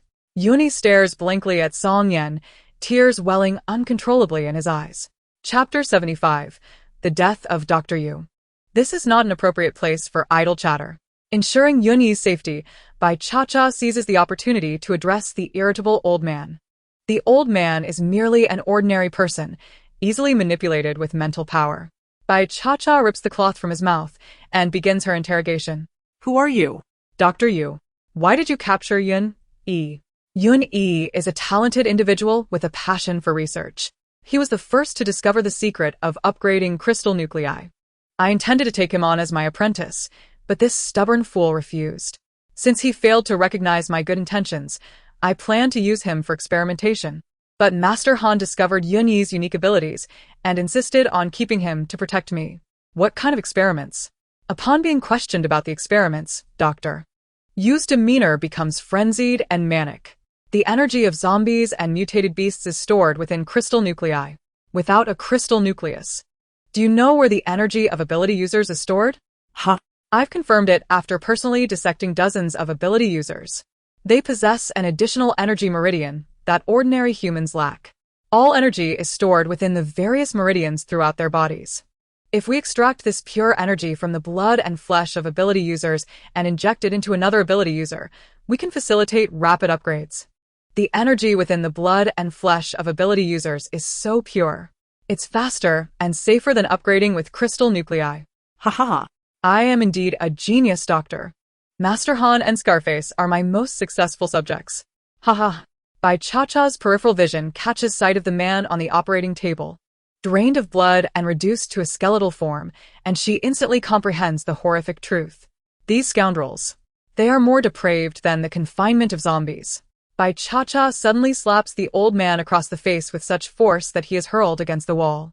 With a resounding crash, he leaves a bloodstain upon impact, and she uses vines to pull him back for further questioning.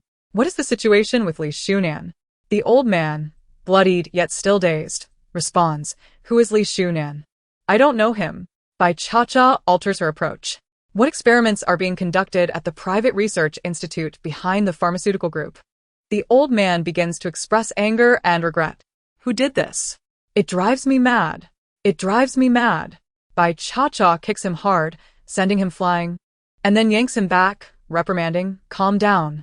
Answer me. What experiments?" In a frenzied state, the old man exclaims, "What experiments? Of course. It's to cultivate a zombie king. Ha ha ha. Immortal and unyielding, commanding all zombies." What did you inject those people with? Diluted zombie virus. We could observe the changes in the subjects immediately, but all of that was ruined by those bastards. The changes in the subjects are so slow. It seems ability users indeed possess a certain immunity to the zombie virus. What else do you know? Tell me everything. It turns out that after the apocalypse, this old man, Dr. Yu, made a deal with Han Bingyu. He would assist Han Bingyu in researching ways to enhance abilities, aiding in his rapid enhancement. In return, Han Bingyu provided him with experimental subjects and facilities to study and cultivate the zombie king. Although their objectives differed, the two perverts found common ground in their depravity. Bai Cha-Cha refrains from inquiring about Yun Yi's unique abilities, considering that Yun Yi and Song Yan are present and that Yun Yi would speak if he wished. Since he is a friend of Song Yan's, she deems it respectful to allow him that choice. After concluding her questioning, she looks at Song Yan and Yun Yi, asking, "Do either of you have any questions?" Both shake their heads in unison. With no further inquiries needed, such a menace cannot be allowed to live. Dr. Yu, still under mental control, has yet to regain consciousness, and with one swift swing of her axe, Bai Cha-Cha ends his life. With Dr. Yu deceased, Yun Yi's complexion visibly brightens. Song Yan surveys the various equipment in the room and, before Yun Yi's gaze, collects it all into his spatial storage, thinking it may prove useful in the future. Bai Cha-Cha pushes open the door to look outside, only to realize they are currently in the dormitory of the base's power plant. The entire A-City base was actually constructed upon the foundation of a prison. Adjacent to the prison are a mining site and a power plant. The former inmates were routinely forced to descend into the mines to extract resources. A portion of what they mined was sold off, while the remainder was retained for power generation. When the apocalypse struck, the government acted swiftly, executing the majority of the inmates and clearing the area surrounding the prison to transform it into the current base. Remaining at the power plant and mining site were ordinary people living in shanty towns, along with a small number of the former inmates. Han Bingyu took advantage of the chaos here, digging a tunnel that led to the power plant. There are likely still many of Han Bingyu's remnants inside, making it unwise for the three of them to linger. She turns to Song Yan and says, "You take him. We shall return the way we came." Song Yan nods, instructing Yun Yi to follow Bai Cha-Cha, while he brings up the rear. As the three of them crawl into the tunnel through the wardrobe, Bai Cha-Cha once again catches a whiff of that floral scent wafting in through the slight breeze created by the lifted poster.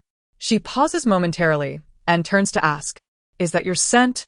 Yun Yi is taken aback, not expecting Bai Cha-Cha to notice it, as the fragrance is so faint it is almost imperceptible. The ability users guarding him, including Han Bingyu, only know of his power but are unaware of the source of its hallucinatory effects. Bai Cha-Cha halts, prompting the two behind her to stop as well. Hearing her question, Song Yan sniffs the air vigorously and indeed detects a very faint floral scent, almost imperceptible. Were it not for Bai Cha-Cha's mention, he would have overlooked it entirely. Song Yan then glances at Yun Yi, with a slight smile. Yun Yi does not conceal the truth, stating, "Yes, it's my ability, which is rather unique. It can induce hallucinations, affecting both humans and zombies or mutated beasts, by emitting a scent similar to flowers, thereby causing unsuspecting beings to experience illusions. I released some of the hallucinatory scent earlier in the room, which hasn't dissipated yet. allowing those who entered the room to believe everything was normal. Bai Cha-Cha understands now. It all makes sense. The experiences she and Song Yen faced at the private research institute can be explained. Those individuals had relied on Yun Yi's hallucinatory abilities to deceive the zombie horde outside the pharmaceutical group, allowing them to escape. Even she and Song Yen were initially misled by the hallucinatory powers, wasting time before entering. Bai Cha-Cha resumes her forward motion, while Yun Yi chatters away behind her. Hey, wasn't it you two who raided their private research institute? I was coerced by them under the threat of my life, and had no choice but to help them escape. Had I known it was you two, I would have waited right there for your rescue. The malevolent old man has perpetually threatened me, insisting that I safeguard him. Otherwise, he would have me restrained upon an operating table to be bled and dissected for his research. The scoundrel has finally met his demise. By the way, what is your name, and what is your relationship with Song Yen? I am Yun Yi, a close brother to Song Yen. We became acquainted during our university days, sharing a dormitory, though we pursued different fields of study as I changed my major midway. Has Song Yen mentioned any of this to you? Why are you silent? Bai Cha-Cha was taken aback. She never anticipated that Yun Yi would turn out to be such a chatterbox. It was uncertain who among him and Zhang Yen was more loquacious. I am Bai Cha-Cha, a teammate of Song Yen. Oh, Cha-Cha, are you merely teammates? I see. Perhaps you harbor feelings for Song Yen, yet he remains oblivious to them. Bai Cha-Cha, in silence, embodied the stillness of the evening's Cambridge. Observing her reticence, Yun Yi mistakenly believed he had deduced the truth, turning to Song Yen with a tone of exasperation. You mustn't be so excessive. When the right opportunity arises, seize it swiftly. If you continue in this manner, you shall surely be destined for solitude. Veins throbbing upon his forehead, Song Yen was incensed by Yun Yi's remarks. Silence. If you persist with your foolishness, I shall return you to your cage. Yun Yi, recognizing the gravity of the situation, complied but continued to ponder. Song Yen had once been a figure of renown at their school, the aloof idol revered by all the female students. Throughout their years of acquaintance, he had never witnessed Song Yen engage closely with any girl. It was always the girls who endeavored to win his attention, yet he remained oblivious to their affections. He had unknowingly collected countless love letters intended for Song Yen. This junior, named Bai Cha-Cha, though somewhat naive, possessed an undeniable beauty and formidable wood-based abilities. She seemed to complement Song Yen perfectly, perhaps embodying the type he would be drawn to. This was the first time Yun Yi observed Song Yen displaying such patience in the company of a girl.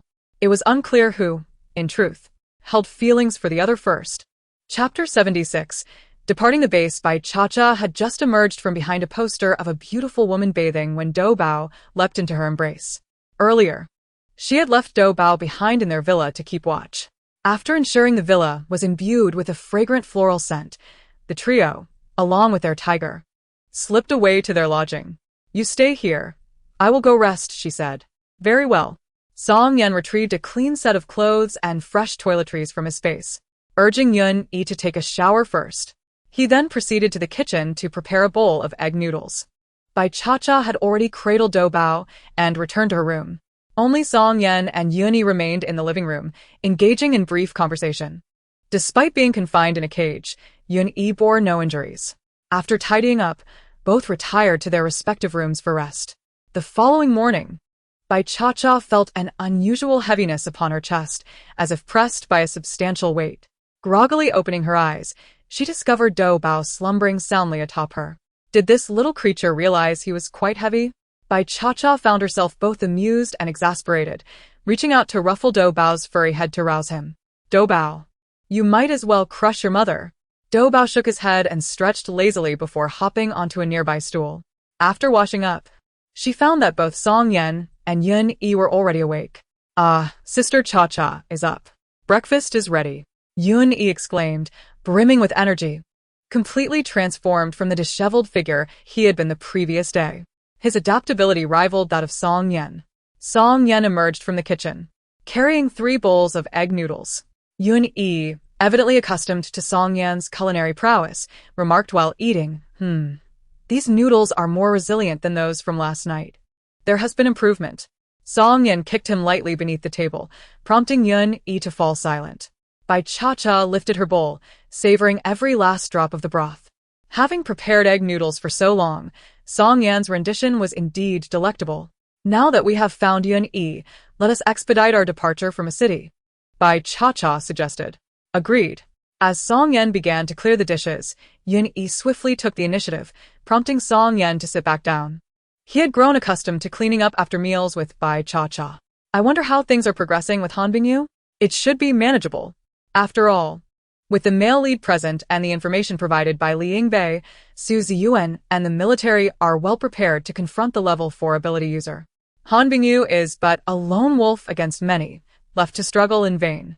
Before we depart, I wish to find Li Shunan once more to collect some of his blood and ascertain his condition. Yun-Yi, peeking from the kitchen, chimed in, indeed. It is strange that he has not turned into a zombie. As a virus expert and a biologist, Bai Cha-Cha had no reason to decline. She sincerely hoped these two could prove their worth, ideally discovering a cure for the zombie virus to bring an end to this apocalypse. Unbeknownst to them, they had resided at the A City base for nearly a month, with their lease due to expire in just a few days. After packing their belongings, they resolved to leave. Upon opening the door, they encountered Zhang Yan, who was preparing to ride his bicycle out. Zhang Yan paused upon seeing Bai Cha-Cha and the others, exclaiming, Miss Bai, are you leaving? Surprised by Zhang Yan's perceptiveness, Bai Cha-Cha nodded. Yes. You take care of yourself. Zhang Yan's face broke into a broad smile. Miss Bai, do not worry. I will take good care of myself. My brother has instructed me to do so, and you have too. Indeed. After bidding farewell to Zhang Yan, Bai Cha-Cha descended the stairs. Zhang Yan, watching her retreating figure, solemnly advised, Miss Bai, safe travels. Without pausing, Bai Cha-Cha merely raised her arm in a wave. Song Yan and Yun-Yi were already waiting for her in the vehicle. Yun-Yi sat in the back seat, while Song Yan took the wheel, and Bai Cha-Cha settled into the passenger seat. The security checks at the base were somewhat stringent, aimed at preventing anyone with infected wounds from entering. However, the exit was more lenient, allowing their departure to proceed smoothly. Bai Cha-Cha glanced back at the A City base one last time, realizing that this departure was likely permanent. Whether they would ever reunite with those within the base was left to fate. The trio made their way directly to find Li Shunan at the temporary residence previously arranged by Bai Cha-Cha and Song Yan. Upon their arrival, they found Li Shunan idly performing push-ups.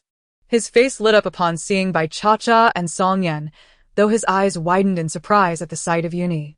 You rescued Yun-Yi? Indeed. Before Bai Cha-Cha or Song Yan could speak, Yun-Yi eagerly began recounting the entire saga of his rescue, embellishing details with fervor. Yun-Yi was quite the storyteller, captivating Li Shunan with his animated narration.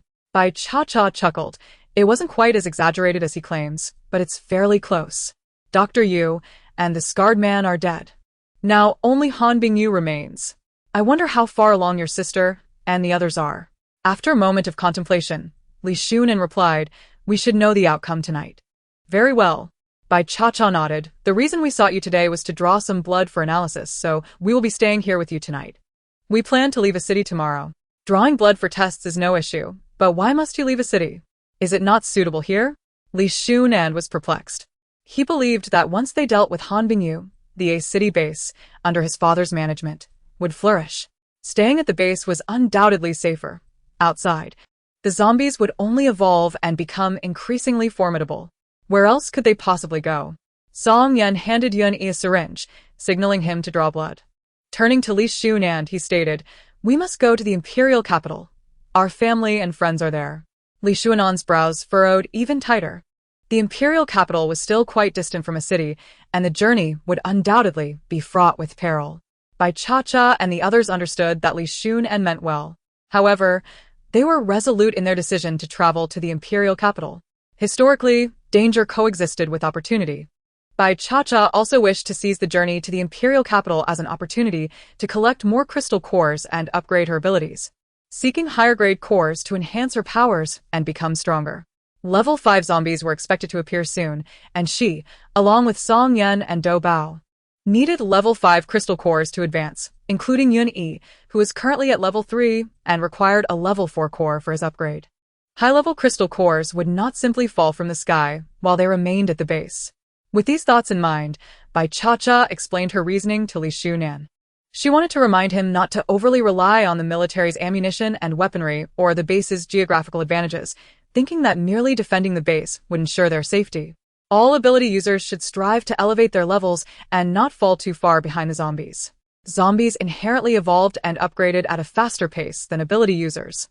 Once a higher-level zombie king emerged, leading the horde to besiege humanity, and if the base lacked the absolute strength to retaliate, it would inevitably become fodder for the zombies.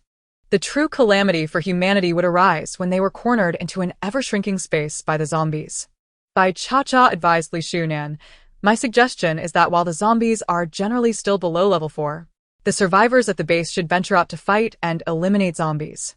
Ordinary people should also train in combat skills and enhance their physical fitness, creating a populace ready for battle. Ability users must expedite their upgrades, continuously striving for improvement. Furthermore, we should compile a comprehensive inventory of all ability types among the base's users, enabling them to maximize their potential. Earth types can fortify walls, construct buildings, and dig tunnels. Metal types can reinforce defenses or craft weapons. Wood types can cultivate crops, and so forth. Humanity can only overcome adversity through unity, with shared intentions and collective effort. If we could discover a cure for the zombie virus, that would be ideal. If not, we must endeavor to eliminate all zombies, using formidable force to bring an end to this apocalypse." Li Shunan gazed at Bai Cha-cha with bright eyes, a sense of admiration swelling within him. The girl's simple words painted a vibrant picture of a promising future, invigorating him and providing newfound purpose and direction in life. No longer did he voice concerns about the dangers of leaving the base. Instead, he genuinely believed that this girl feared no danger and would only grow stronger in adversity. He realized he had much to catch up on and resolved to work harder in slaying zombies and collecting crystal cores to upgrade his abilities. Chapter 77, D-City. Song Yen perceived that Bai Cha-cha radiated brilliance. Even Yun-yi felt a twinge of shame and remained silent, recognizing that his level 3 abilities were quite inadequate. As a researcher, he had not previously prioritized the enhancement of his abilities. Achieving level 3 was largely due to that detestable Dr. Yu, who, fearing for his life, insisted on providing him with an energy serum extracted from ability users to boost his level. He had vehemently refused, preferring to forgo power gained through such sordid methods. The old man, in desperation, had procured a level 3 crystal core from Han Bingyu for his upgrade. Now, he had come to a revelation. He too must strive to enhance his abilities and grow stronger. He absolutely could not lag behind Bai Cha-cha and Song Yen on their journey. Bai Cha-cha and Li Shunan further delved into discussions on managing the base to counter the zombies. Meanwhile, Song Yen and Yun-yi took Li Shunan's blood to a clean, spacious room for testing. The instruments belonging to Dr. Yu were in Song Yan's space, and he promptly set them up for use alongside Yun-yi. At mealtime, Bai Cha-cha retrieved 4 self-heating rice meals, a pack of dehydrated vegetables, a bag of hot pot base, and a package of assorted fish balls, tofu, and other ingredients from the trunk. She set up a pot and prepared a delightful hot pot to accompany the rice, relishing the meal. Throughout the afternoon, Song Yen and Yun-yi inundated Li Shunan with questions about his bodily changes. By evening, the results were in. Li Shunan was completely normal, showing no signs of infection. He would not transform into a zombie. His cells were highly active, and his immune system robust enough to eradicate the diluted zombie virus entirely. This reminded Bai Cha-cha of Su Ziyuan. Previously, Su Ziyuan had been bitten by a zombie but had not transformed. Instead, he awakened his lightning abilities. Li Shunan's situation bore a striking resemblance to Su Ziyuan's. Both had been infected with the zombie virus, yet remained human. The key difference lay in Su Ziyuan being an ordinary person who awakened his powers post-infection, while Li Shunan was already an ability user. However, all 3 of Li Shunan's ability user brothers had been infected. There were no unique cells or genetic sequences within Li Shunan. He was merely exceptionally fortunate. Song Yen and Yun-yi felt a tinge of disappointment, having hoped to uncover some clues about countering the zombie virus from Li Shunan, only to find it was mere luck. Upon hearing that he had no issues, Li Shunan felt a surge of excitement.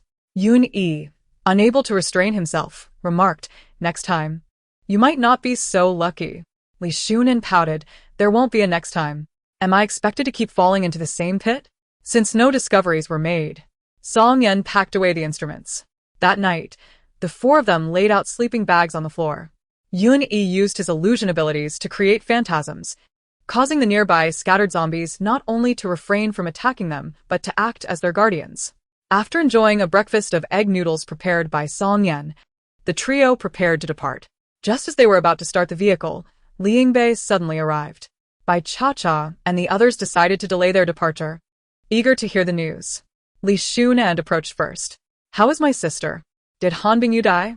Li Yingbei's expression was grave as he nodded and then shook his head. "He died," but Li Shunan sighed in relief at the news of his death, but then inquired, "But what?" Li Yingbei looked frustrated, but he transformed into a level 4 zombie and escaped. Everyone's faces resembled a palette, displaying expressions of sheer disbelief. "Please, elaborate on what transpired." Taking a deep breath, Li Yingbei recounted the events from start to finish. Originally, Han Bingyu had been surrounded and, having exhausted his abilities, was on the verge of surrender. Unexpectedly, Bai Yai from the hunting team hurled a healing light ball at him. Han Bingyu regained some of his powers and swiftly broke free to escape. In the chaos, he was inadvertently bitten by a zombie. Initially, no one noticed his injury as he did not immediately transform. Later, after pursuing him for several kilometers, they discovered that he had completely transformed into a zombie. Upon his metamorphosis, his powers were restored, allowing him to summon lower-tier zombies to protect him. Meanwhile, everyone else's abilities had long since been depleted, which enabled his escape. Subsequently, Bai Yai explained that she had originally intended to throw her healing orb to their captain, Su Ziyuan, but miscalculated and inadvertently struck Han Bingyu instead. In the end, she tearfully apologized. Although everyone was furious, they felt it inappropriate to chastise her further, considering she was a member of the hunting team. Additionally, with Han Bingyu's transformation into a zombie, one could argue that he had, in a sense, already met his demise. Li Shuanan's face darkened with anger. "What do you mean he is dead? What if he becomes a zombie king, possessing human memories or intelligence?" Li Yingbei was at a loss for words, well aware that her brother would be infuriated upon learning this. No one had anticipated that a liability would exist within their ranks. Bai Yai sighed. It was too late for regret. The priority was to devise a plan to eliminate him as swiftly as possible. Though Li Shunan felt a tempest of emotions, he could only suppress his fury and resignedly state, "It must be this way." Bai Yai and her companions bid farewell to the Li siblings. "We shall take our leave now. May we meet again by fate." "Farewell," they replied. With Han Bingyu transformed into a zombie, the military would undoubtedly find a way to address the situation. The A city base was situated on the outskirts of the city, and the trio quickly departed from a city. Li Shunan accompanied Li Yingbei back to the base. After cleansing the remnants, loyal to Han Bingyu, the military's standing within the A city base became unassailable. The Su family could only claim the position of the second-largest faction within the base.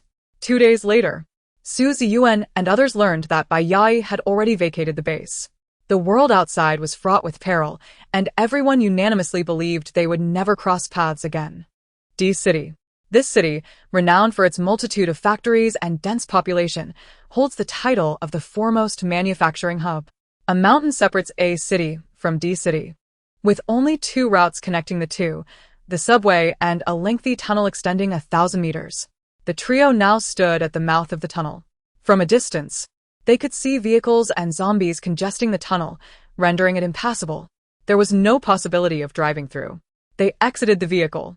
Song Yen stored the car in his spatial realm, drawing out his tang knife and performing a flourish. Bai Yai began her warm-up exercises as soon as she stepped out, eager to prepare for action. Noticing Yun-yi standing aside, seemingly at a loss, Bai Yai retrieved 2 silenced guns and a pack of bullets from her spatial realm, handing them to him. Both she and Song Yen possessed formidable abilities, unless faced with a horde of zombies. They preferred to conserve their powers and eliminate lower-tier zombies, using firearms instead. As zombie levels escalated, the effectiveness of firearms diminished correspondingly. Unlike them, Yun-yi was only at the 3rd level of abilities, and his power did not focus on offense. Should a zombie breach his illusionary defense, having firearms for protection would indeed be safer. Song Yen glanced at Yun-yi, instructing, "Stay close to us." Yun-yi nodded eagerly. Despite having reached the 3rd level, he had spent most of his time at the research facility and had never truly engaged in battle with zombies. This was his first direct confrontation with zombies, and the sheer number of them in the tunnel, hundreds, naturally made him feel somewhat anxious. Bai Yai patted the small head of Doubao on her shoulder, saying, "Be good, Doubao. Help mommy dig for crystal cores." In Chapter 78, All for You, Bai Yai and Song Yan had fought alongside each other before, cultivating a certain synergy. Song Yan wielded his electric abilities with precision, skillfully employing spatial blades and spatial displacement. Bai Yai, on the other hand, was more brute force-oriented, smashing zombie heads with her fists, delivering powerful kicks, and sending heads rolling with her axe. They forged ahead, with Yun-Yi closely trailing behind, scavenging for resources. Occasionally, a few zombies would spring forth, and Yun-Yi would use his illusionary powers to incite them to turn on one another, occasionally supplementing with gunfire. He also took the opportunity to extract a couple of crystal cores with his dagger. The tunnel had been the site of a catastrophic traffic accident, with countless vehicles rear-ended and overturned. Some zombies were trapped inside the cars, frantically howling and struggling to escape upon catching the scent of fresh human flesh wafting in from outside. Bai Yai and Song Yan left these particular zombies for Yun-Yi to handle. When encountering vehicles with decent performance, Bai Yai would store them in her spatial realm, knowing that resources would only grow scarcer with time. Throughout their journey, she collected every worthwhile vehicle, even designating a section of her spatial realm as a parking lot. The array of vehicles included SUVs, vans, RVs, trucks, and motorcycles, creating a dazzling spectacle. For the already scrapped vehicles, Bai Yai utilized her metal abilities to extract the fuel tanks, storing them in her realm. Fuel was indeed a vital resource. In times of need, these salvaged fuel tanks would prove invaluable. Fortuitously, she also found a cargo truck laden with boxes of tissues. Numerous vehicles contained supplies of food and drink, likely belonging to families who had attempted to escape but met their demise in the tunnel. Such resources should not go to waste. Bai Yai understood the principle of accumulation from a young age, so she collected everything. The trio advanced, with Doubao energetically trailing behind, darting about to extract crystal cores. Doubao had grown to the size of a leopard, munching on the cores as if they were candy, the crunching sound echoing delightfully. Its sharp claws and teeth startled Yun-Yi, who had always thought Bai Yai was merely cradling a pet cat. He was astonished to discover it was a mutated beast. He marveled at Bai Yai's audacity in keeping such a ferocious creature as a pet. Shrinking his neck, he endeavored to slay zombies with even greater fervor. He couldn't allow himself to be outdone by a mutated beast. Traversing the kilometer-long tunnel, the trio and Doubao emerged after half an hour. Song Yan retrieved the vehicle once more. Upon exiting the tunnel, they found themselves on a lengthy road flanked by trees. Doubao reverted to its small orange cat form, lazily curling up in Bai Yai's embrace. As Bai Yai sat in the passenger seat, counting the crystal cores, she remarked, "We need to stay in D City for a few days. This place is rich in factories and resources. Furthermore, given its high population density, the zombie threat is considerable, making it conducive for high-tier zombies to appear. We will gather supplies while hunting, aiming to elevate our abilities to level 5. Song Yan concurred wholeheartedly. Sounds good. Yun-Yi nodded in agreement. No problem. Bai Yai used her water abilities to cleanse the crystal cores, dividing them into 3 equal shares for the trio. Yun-Yi hesitated to accept his portion, pushing the cores back toward Bai Yai. Most of the zombies were taken down by you too. I merely followed along and picked up the scraps. I can't just reap the rewards without contributing. You two should keep them." Bai Cha-Cha once again tucked the crystal cores into his embrace, nonchalantly stating, "Take these. Although these low-tier crystal cores cannot elevate you to level 4, they can serve to replenish energy when your abilities are exhausted. It is prudent to be prepared. Furthermore, we are now a team, and you exerted yourself to the fullest just now. This is rightfully yours. Once you upgrade and become more formidable, there will be ample opportunities for you to contribute." Yun-Yi, somewhat flustered, scratched his head and glanced at Song Yan for assistance. Song Yan, engrossed in driving, cast a fleeting glance at Yun-Yi through the rearview mirror and remarked, "If Cha-Cha has asked you to take them, then take them. Upgrade quickly, and you can slay more zombies in the future." Realizing the wisdom in this, Yun-Yi resolved to accept the crystal cores, understanding that he could later share his findings with the team. This was Cha-Cha's goodwill, and to persistently refuse would seem ungracious. After coming to this conclusion, he ceased to demur and stowed the crystal cores into his bag.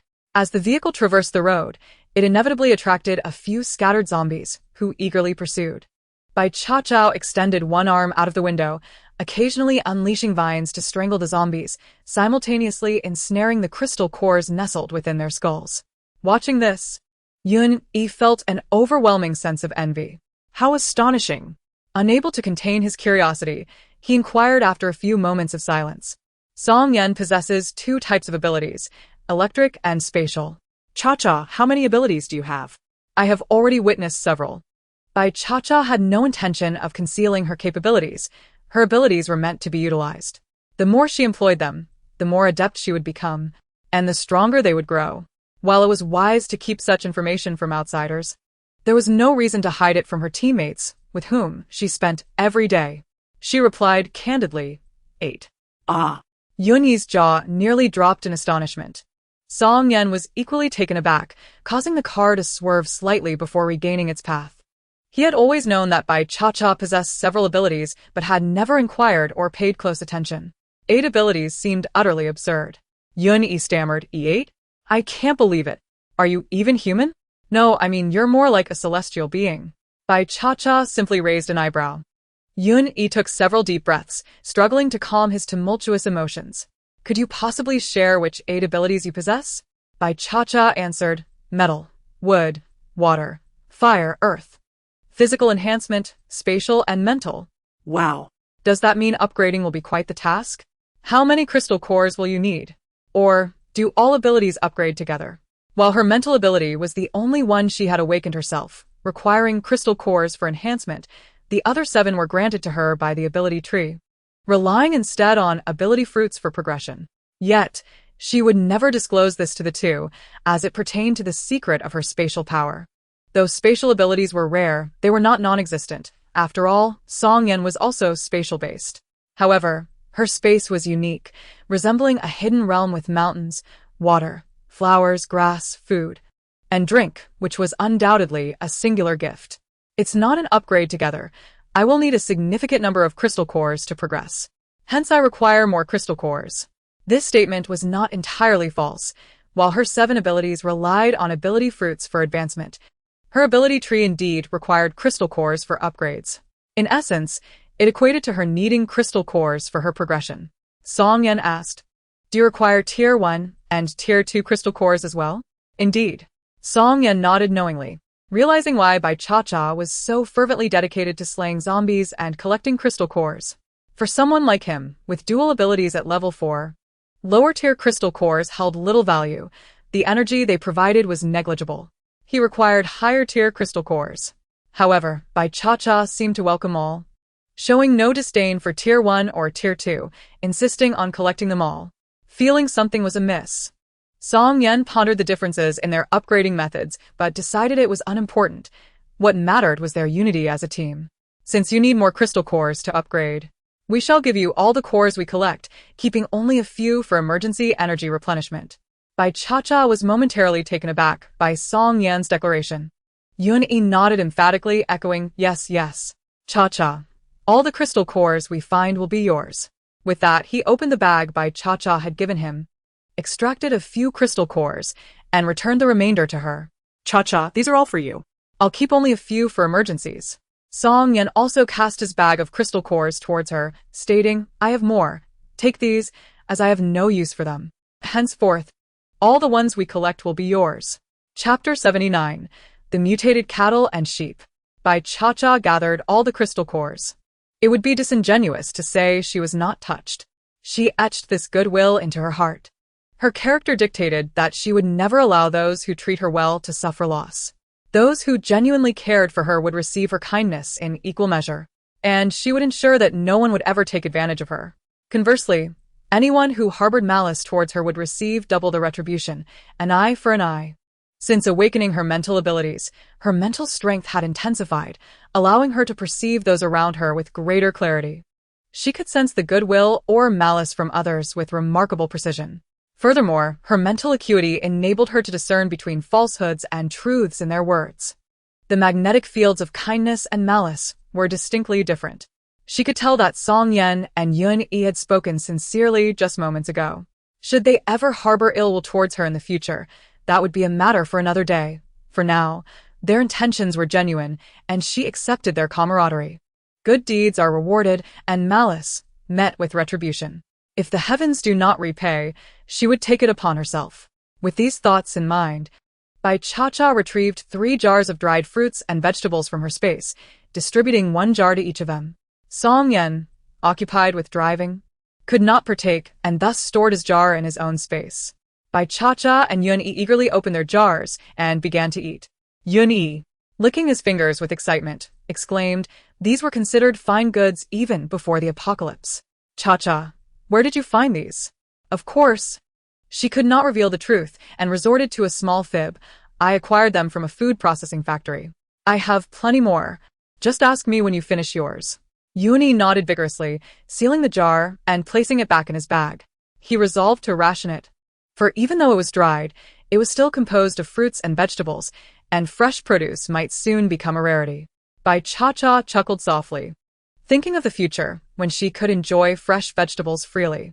She continued to tease, "Have you forgotten that I possess what abilities? They can accelerate the growth of plants.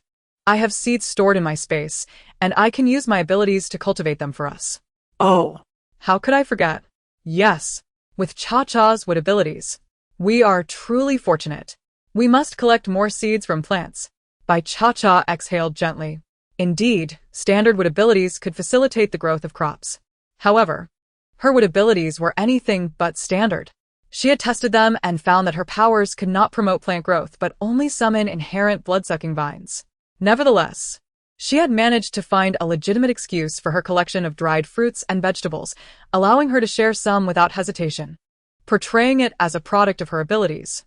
Yun Yi was already poring over the map in search of a seed market when the vehicle suddenly came to a screeching halt, causing his head to collide with the front seat. Rubbing his forehead, he lifted his gaze inquiringly. In front of the car, a woman in her 60s was chasing after a mutated sheep that had darted into the middle of the road. The mutated goat was of a low level, merely a first tier, and with Song Yan's swift speed, he could not brake in time, resulting in the car striking the creature and sending it flying.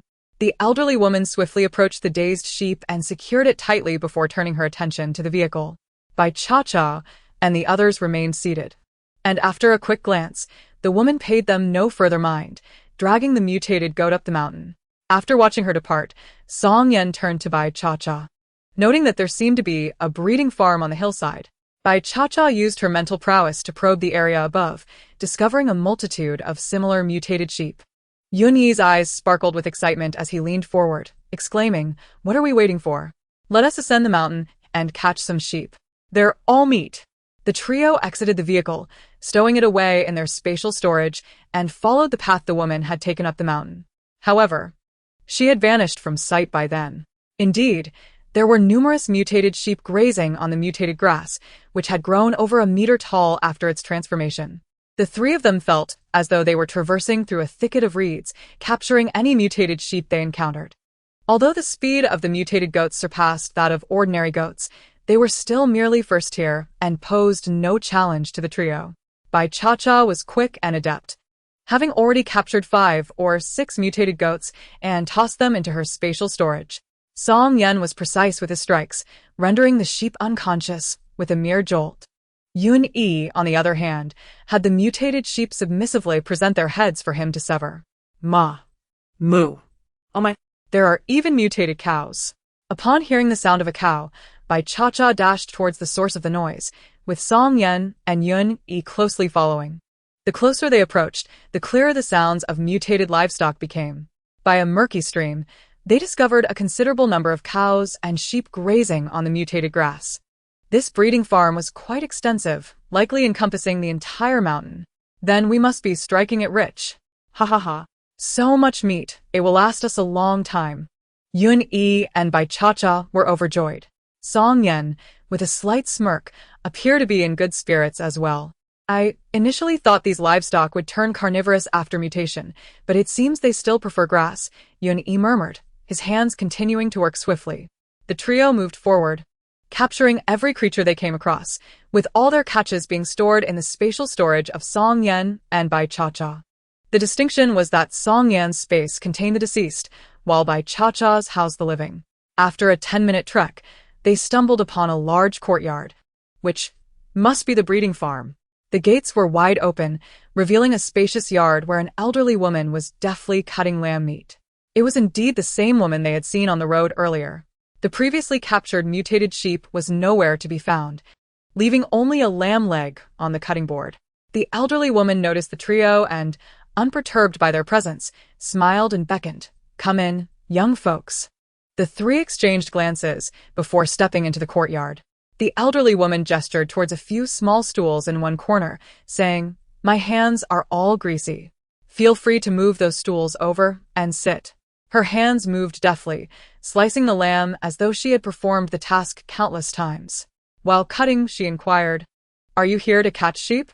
Before they could respond, she continued, "If you wish to catch them, go ahead. This is my breeding farm, and the cows and sheep on this mountain are raised by my husband and me. We can't possibly consume them all." Yun-E peered into the house, asking Granny, "Why don't I see your husband?" The woman's hand paused, a glimmer of tears appearing in her eyes. After a sniffle, she replied, "My husband is resting inside. He is unwell, having fallen gravely ill." Yun-E was about to inquire about the nature of his illness when the woman waved her hand dismissively, interrupting him. Let us not talk about that, old man. Let us discuss you instead. You're eager for the cows and sheep on the mountain, right? If you agree to help me with a small task, I'll give you all the livestock on the mountain." Yun-E thought to himself that they didn't need her to give them anything, as they had already captured plenty. However, considering that those sheep had belonged to her before the apocalypse, he hesitated to voice such an ungracious sentiment. Meanwhile, Bai Cha-Cha was fixated on a nearby room. Lost in thought, she gently stroked the small dumpling in her arms and asked, "Granny, what sort of task?" The elderly woman smiled mysteriously. "You'll stay here tonight, and tomorrow I'll tell you all about it. Don't worry. It's a small and simple task that won't take much of your time nor cause you any harm." Yun-E, puzzled, asked, "Why do you want us to help? Can anyone else do it?" "Haha, young man, there's no one else around here, just me, my husband, and our livestock. I haven't seen another soul in ages. Today, I was fortunate to encounter all of you. Are you not afraid we might be bad people?" The young man inquired. Unfazed, the elderly woman responded, "With this mountain full of livestock, why would I fear you?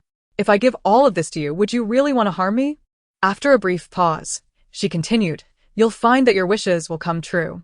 Standing up, the woman carried the freshly sliced lamb to cook a soup. "I'll prepare lamb soup for you. My lamb soup is exceptional and truly delicious. You mustn't refuse." The lamb soup she prepared was rich and flavorful, and the remaining broth was used to cook lamb noodles that were simply divine. The elderly woman's eyes sparkled with warmth as she watched the trio enjoy her cooking, feeling a joy she hadn't experienced in a long time. "Xiao Bai, Xiao Song, Xiao Yun, I'll make breakfast for you tomorrow morning," she said, bringing out a large tent and setting it in the yard. "The house is messy and unsuitable for young folks like you to stay in. You'll have to make do with sleeping outside tonight." The three had no objections. After the meal, they eagerly volunteered to wash the dishes, and the elderly woman did not stop them, instead retreating to her room with her hands behind her back. Together, the trio set up the large tent in the yard, which resembled a Mongolian yurt. Song Yan also retrieved a small single tent from his space, placing it in a corner of the larger one for Bai Cha-Cha. As summer was drawing to a close, the weather remained somewhat sultry. Bai Cha-Cha spread cool mats over both tents and fetched 3 summer quilts and pillows. Finally, she produced a battery and a fan, completing their makeshift accommodation for the night. The forest was tranquil, occasionally interrupted by the distant bleating of sheep and mooing of cows. The courtyard was equally serene, with no sounds emanating from the house. The trio opened the tents and sat on the cool mats, gazing vacantly at the mutated grass outside the gate. Yun-E couldn't help but exclaim, "This is truly a wonderful place. I don't want to leave." Bai Cha-Cha nodded in agreement and asked Song Yan, "Is there anywhere like this in the capital?"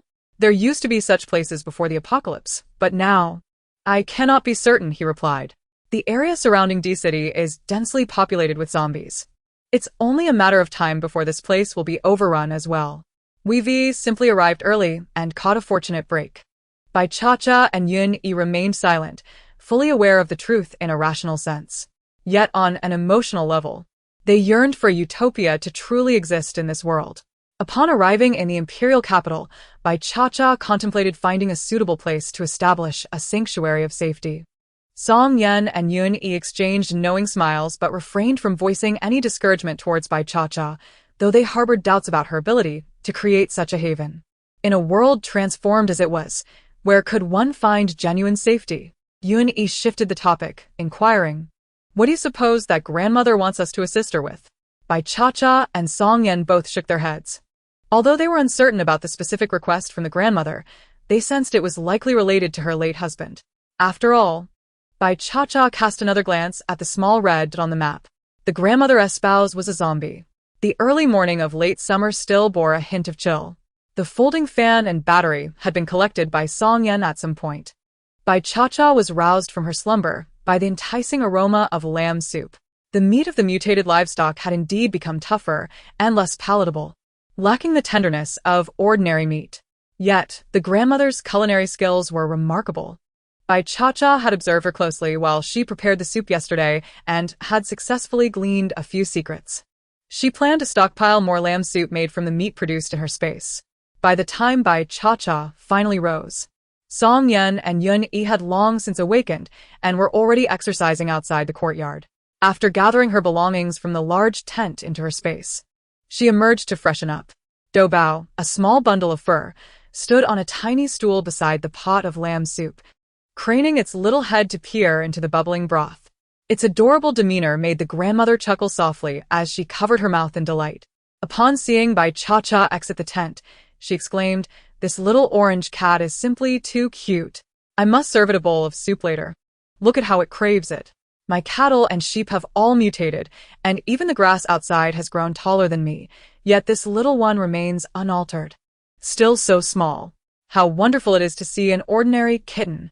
Bai Cha smiled, choosing not to reveal that Do Bao was a mutated tiger. Its uniqueness allowed it to change size. She had researched and discovered that not all mutated creatures could do as Do Bao did.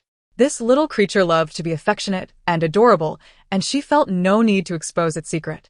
Let the grandmother continue to believe as she wished. The three of them, along with the little tiger, enjoyed a hearty meal, and with plenty of lamb and broth still remaining in the pot. The grandmother produced 2 thermos containers and filled them with the soup. Handing a container to Bai Cha, she said, "Xiao Bai, you all keep this to drink." After pondering for a moment, Bai Cha expressed her gratitude and accepted it, noting that the grandmother did not intend for them to stay for lunch. As usual, the three of them washed the pot and the dishes. After washing her hands, the grandmother retreated into the house. Shortly thereafter, she emerged in a fresh outfit. "Xiao Bai, Xiao Song, Xiao Yun, are you curious about what I need your help with?" The three nodded, drying their hands as they gathered around her. Energized after a good meal, Yun-yi was the first to approach the grandmother. "What is it you need from us, grandmother?" The grandmother, who had been so forthright until now, displayed a rare moment of embarrassment. Taking a deep breath, she slowly said, "Come with me inside." Yun-yi, confused, followed her into the house, with Bai Cha and Song Yan closely behind. The interior was dimly lit and sparsely furnished. They arrived at a locked door, through which they could see inside. An elderly man, his hair white as snow, lay on the ground with his hands and feet bound behind him with ropes. A metal muzzle restrained his mouth, and his eyes appeared hollow and lifeless, his nails long and grimy. Bai Cha had long been aware of the presence of a level 1 zombie within the room, so she was not particularly shocked. However, Yun-yi gasped in astonishment, covering his mouth as he stared at the grandmother. Her loving gaze pierced through the glass towards the elderly man. "You have not misjudged. This is my husband. He was unfortunate enough to become a zombie. But do not fear, he has never harmed a human. Before he mutated, I had him locked away like this. Whenever he was hungry or thirsty, I would catch mutated cattle and sheep from the mountains to feed him. He does not consume human flesh." Turning to the three young people, the grandmother continued, "My request is simple. I would like you to help me cremate my husband and bury us together on the mountain. All the cattle and sheep on this mountain will be yours. Is that acceptable?" The trio was taken aback by the nature of the grandmother's request. Yet they found no reason to refuse. The grandmother unlocked the door and led them to the mountain. At the summit, there was a square pit. The grandmother stood before it, expressing her relief. "This is the grave I have dug for us. After we pass, we shall be interred here." Her eyes lingered on the old zombie as she murmured, "It is essential that we are cremated. My husband was always concerned with his appearance. He cannot leave this world in such a state." The grandmother meticulously arranged the clothing for both herself and her husband. At this point, she no longer feared being harmed by him, grasping his wrist and guiding him into the pit. She gently laid him down, then retrieved a knife from one corner of the earthen grave. Cha-cha, realizing her intentions, suddenly spoke, "Grandmother." Her voice quivered slightly. "Please lie down with Grandpa, and leave the rest to us." The grandmother looked silently at Cha-cha, then nodded. Together, she and the elderly zombie lay down in the pit. Cha-cha, with her eyes glistening, turned to Yun-yi, signaling for them to help the grandmother and grandfather find peace in their dreams. Understanding her intent, Yun-yi immediately recalled that his power was to create illusions. A floral fragrance wafted through the air as Cha-cha unleashed her fire abilities, casting a great blaze into the pit. The flames soared high, yet they remained contained within the square earthen grave. Soon, the fire subsided, leaving only a heap of ashes and a crystal core. Vines coiled around the crystal core and presented it to Cha-cha. Clenching her fist, she crushed the core into powder, scattering it within the pit. She chose not to absorb the energy contained within it, instead using her 5th-level brute strength to pulverize it. This crystal core must accompany the grandmother to the afterlife. Finally, she employed her earth powers to construct a mound, ensuring the two were laid to rest together, fulfilling the grandmother's last wish. After bidding farewell to the elderly couple, the 3 young people and the little tiger resumed their quest to capture mutated cattle and sheep. Exhausted, Yun-yi collapsed onto the ground, gasping for breath. He glanced at the composed Song Yan, feeling a twinge of envy. "You know, those who have served in the military are quite different from us mere researchers." Hearing this, Cha-cha looked up in surprise. "Song Yan has served in the military?" Oh. "Cha-cha, you didn't know? His grandfather is the commander of the Eastern Theater." Cha-cha gazed at Song Yan in astonishment, realizing she had never guessed this about him, especially since he had been in a worse state than Yun-yi when she had rescued him. Truly, each generation seems to be less capable than the last. Seeing that Cha-cha was genuinely unaware, Yun-yi felt invigorated. However, he had a strained relationship with his grandfather, having rebelled against his plans by refusing to attend a military academy in favor of pursuing a degree in biology. Song Yan shot daggers at Yun-yi, but Yun-yi remained unfazed. Yet this individual possesses extraordinary talents, seemingly not of this world. Whatever they undertake, they excel.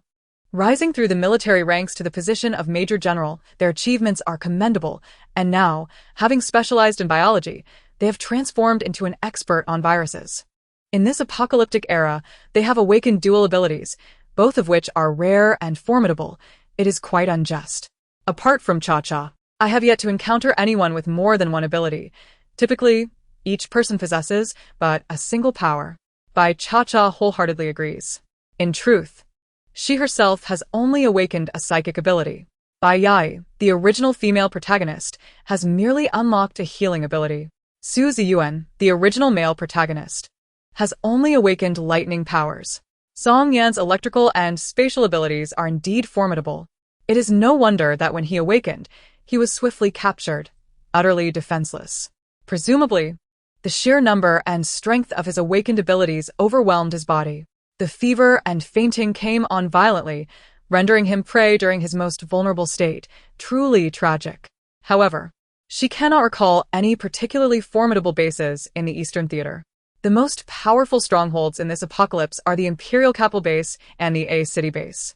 The Imperial Capital Base is formidable due to Wan Tingxiu, while the A City Base boasts the prowess of Su Ziyuan and Bai Yai. Other smaller bases have also produced some remarkable individuals, but ultimately, they have sought refuge with these 2 major bases alongside the survivors. Perhaps her lack of knowledge about subsequent events accounts for her confusion. Rather than dwell on the incomprehensible, she redirects her focus to capturing mutated cattle and sheep. The trio toiled throughout the morning, finally scouring the entire mountain peak. For lunch, they savored the lamb soup prepared by her grandmother. And Bai Cha-Cha retrieved several buns from her space. After breaking them apart and adding them to the soup, a delectable lamb palma was created. After casting a final glance at the mountain, the three, along with a tiger, returned to the road. Song Yen produced a vehicle, and they continued their journey. As they ventured further into the city, the number of zombies increased. The substantial quantity of crystal cores required for upgrading their abilities necessitated by Cha-Cha's relentless extermination of zombies along the way to procure these cores, thereby slowing their pace. Thus far, they have encountered zombies no higher than level 3 and none above that threshold. During Bai Cha-Cha's descent from the vehicle to slay zombies, Doubao had mysteriously vanished. Throughout the afternoon, Bai Cha-Cha felt her psychic power intensifying. Moreover, she finally grasped the advantages of possessing multiple abilities, while others, with only a single power, must find ways to replenish their energy through rest or by absorbing crystal cores. She is distinctly different. She can seamlessly switch between her various abilities. This equates to her energy reserves being 8 times that of an ordinary ability user. This explains why Yun-Yi had long since succumbed to exhaustion in the back seat, while Song Yen silently drove in her wake. Only she continued her relentless assault throughout the afternoon. This is indeed remarkable. Even if she exhausts her energy, she can outlast her opponents. Not to mention, she possesses an ability fruit that can instantaneously restore her powers to their full capacity. Initially, her psychic ability upgraded rapidly through crystal cores, but she now has a premonition that her other 6 abilities, which will upgrade via ability fruits, will progress even more swiftly. Presently, she has amassed 24 ability fruits. In the evening, Doubao returned, covered in dirt. The trio sought refuge in a bank. Bai Cha-Cha efficiently cleared the premises of 5 or 6 zombies clad in work uniforms. They secured the KFC entrance and the external shutter for added protection. Song Yen retrieved a battery, lighting apparatus, and 3 tents. Bai Cha-Cha produced pre-prepared boxed meals and water from her space, distributing 1 to each. The meals included vegetables, braised meat, and stir-fried rabbit. Cha-Cha, when did you prepare this? I made it while at the A City base and stored it. Delicious. Indeed. Truth be told, she believed her cooking to be quite exquisite. They had not encountered any level 4 zombies today. Perhaps tomorrow, as they venture further in, they might. Yun-Yi felt deeply moved that Bai Cha-Cha remained concerned about his upgrade. MHM, Song Yen remarked thoughtfully, what we encounter may not necessarily be level 4. It could also be level 5. Bai Cha-Cha found merit in Song Yan's words. They would need at least 3 level 4 ability users to dare hunt a level 5 zombie. Currently, they comprised 1 level 3 and 2 level 4. While 1 was level 5, it would be prudent for Yun-Yi to first upgrade to level 4. Her psychic ability allows her to sense the levels of nearby zombies. Should they encounter a level 5, they will flee, but if they face a level 4, they will engage. After elevating Yun-Yi to level 4, they could tackle a level 5 zombie together, which would be more secure. Song Yen shared this sentiment. The more cautious, the better. They must avoid hasty decisions. Yun-Yi was nearly overwhelmed with emotion, realizing that both individuals were mindful of him and prioritized his upgrade due to his relative weakness. After their meal, the 3 set up their tents and retreated inside to rest. Before entering his tent, Yun-Yi laid down a layer of illusionary powers at the entrance, just in case. Bai Cha-Cha tightened the tent flap and took Doubao into her space. After an afternoon of hunting several hundred level 1 and 2 zombie crystal cores, she meticulously cleaned them and placed them beneath the ability tree. Training, gathering supplies, and cooking kept Bai Cha-Cha thoroughly engaged.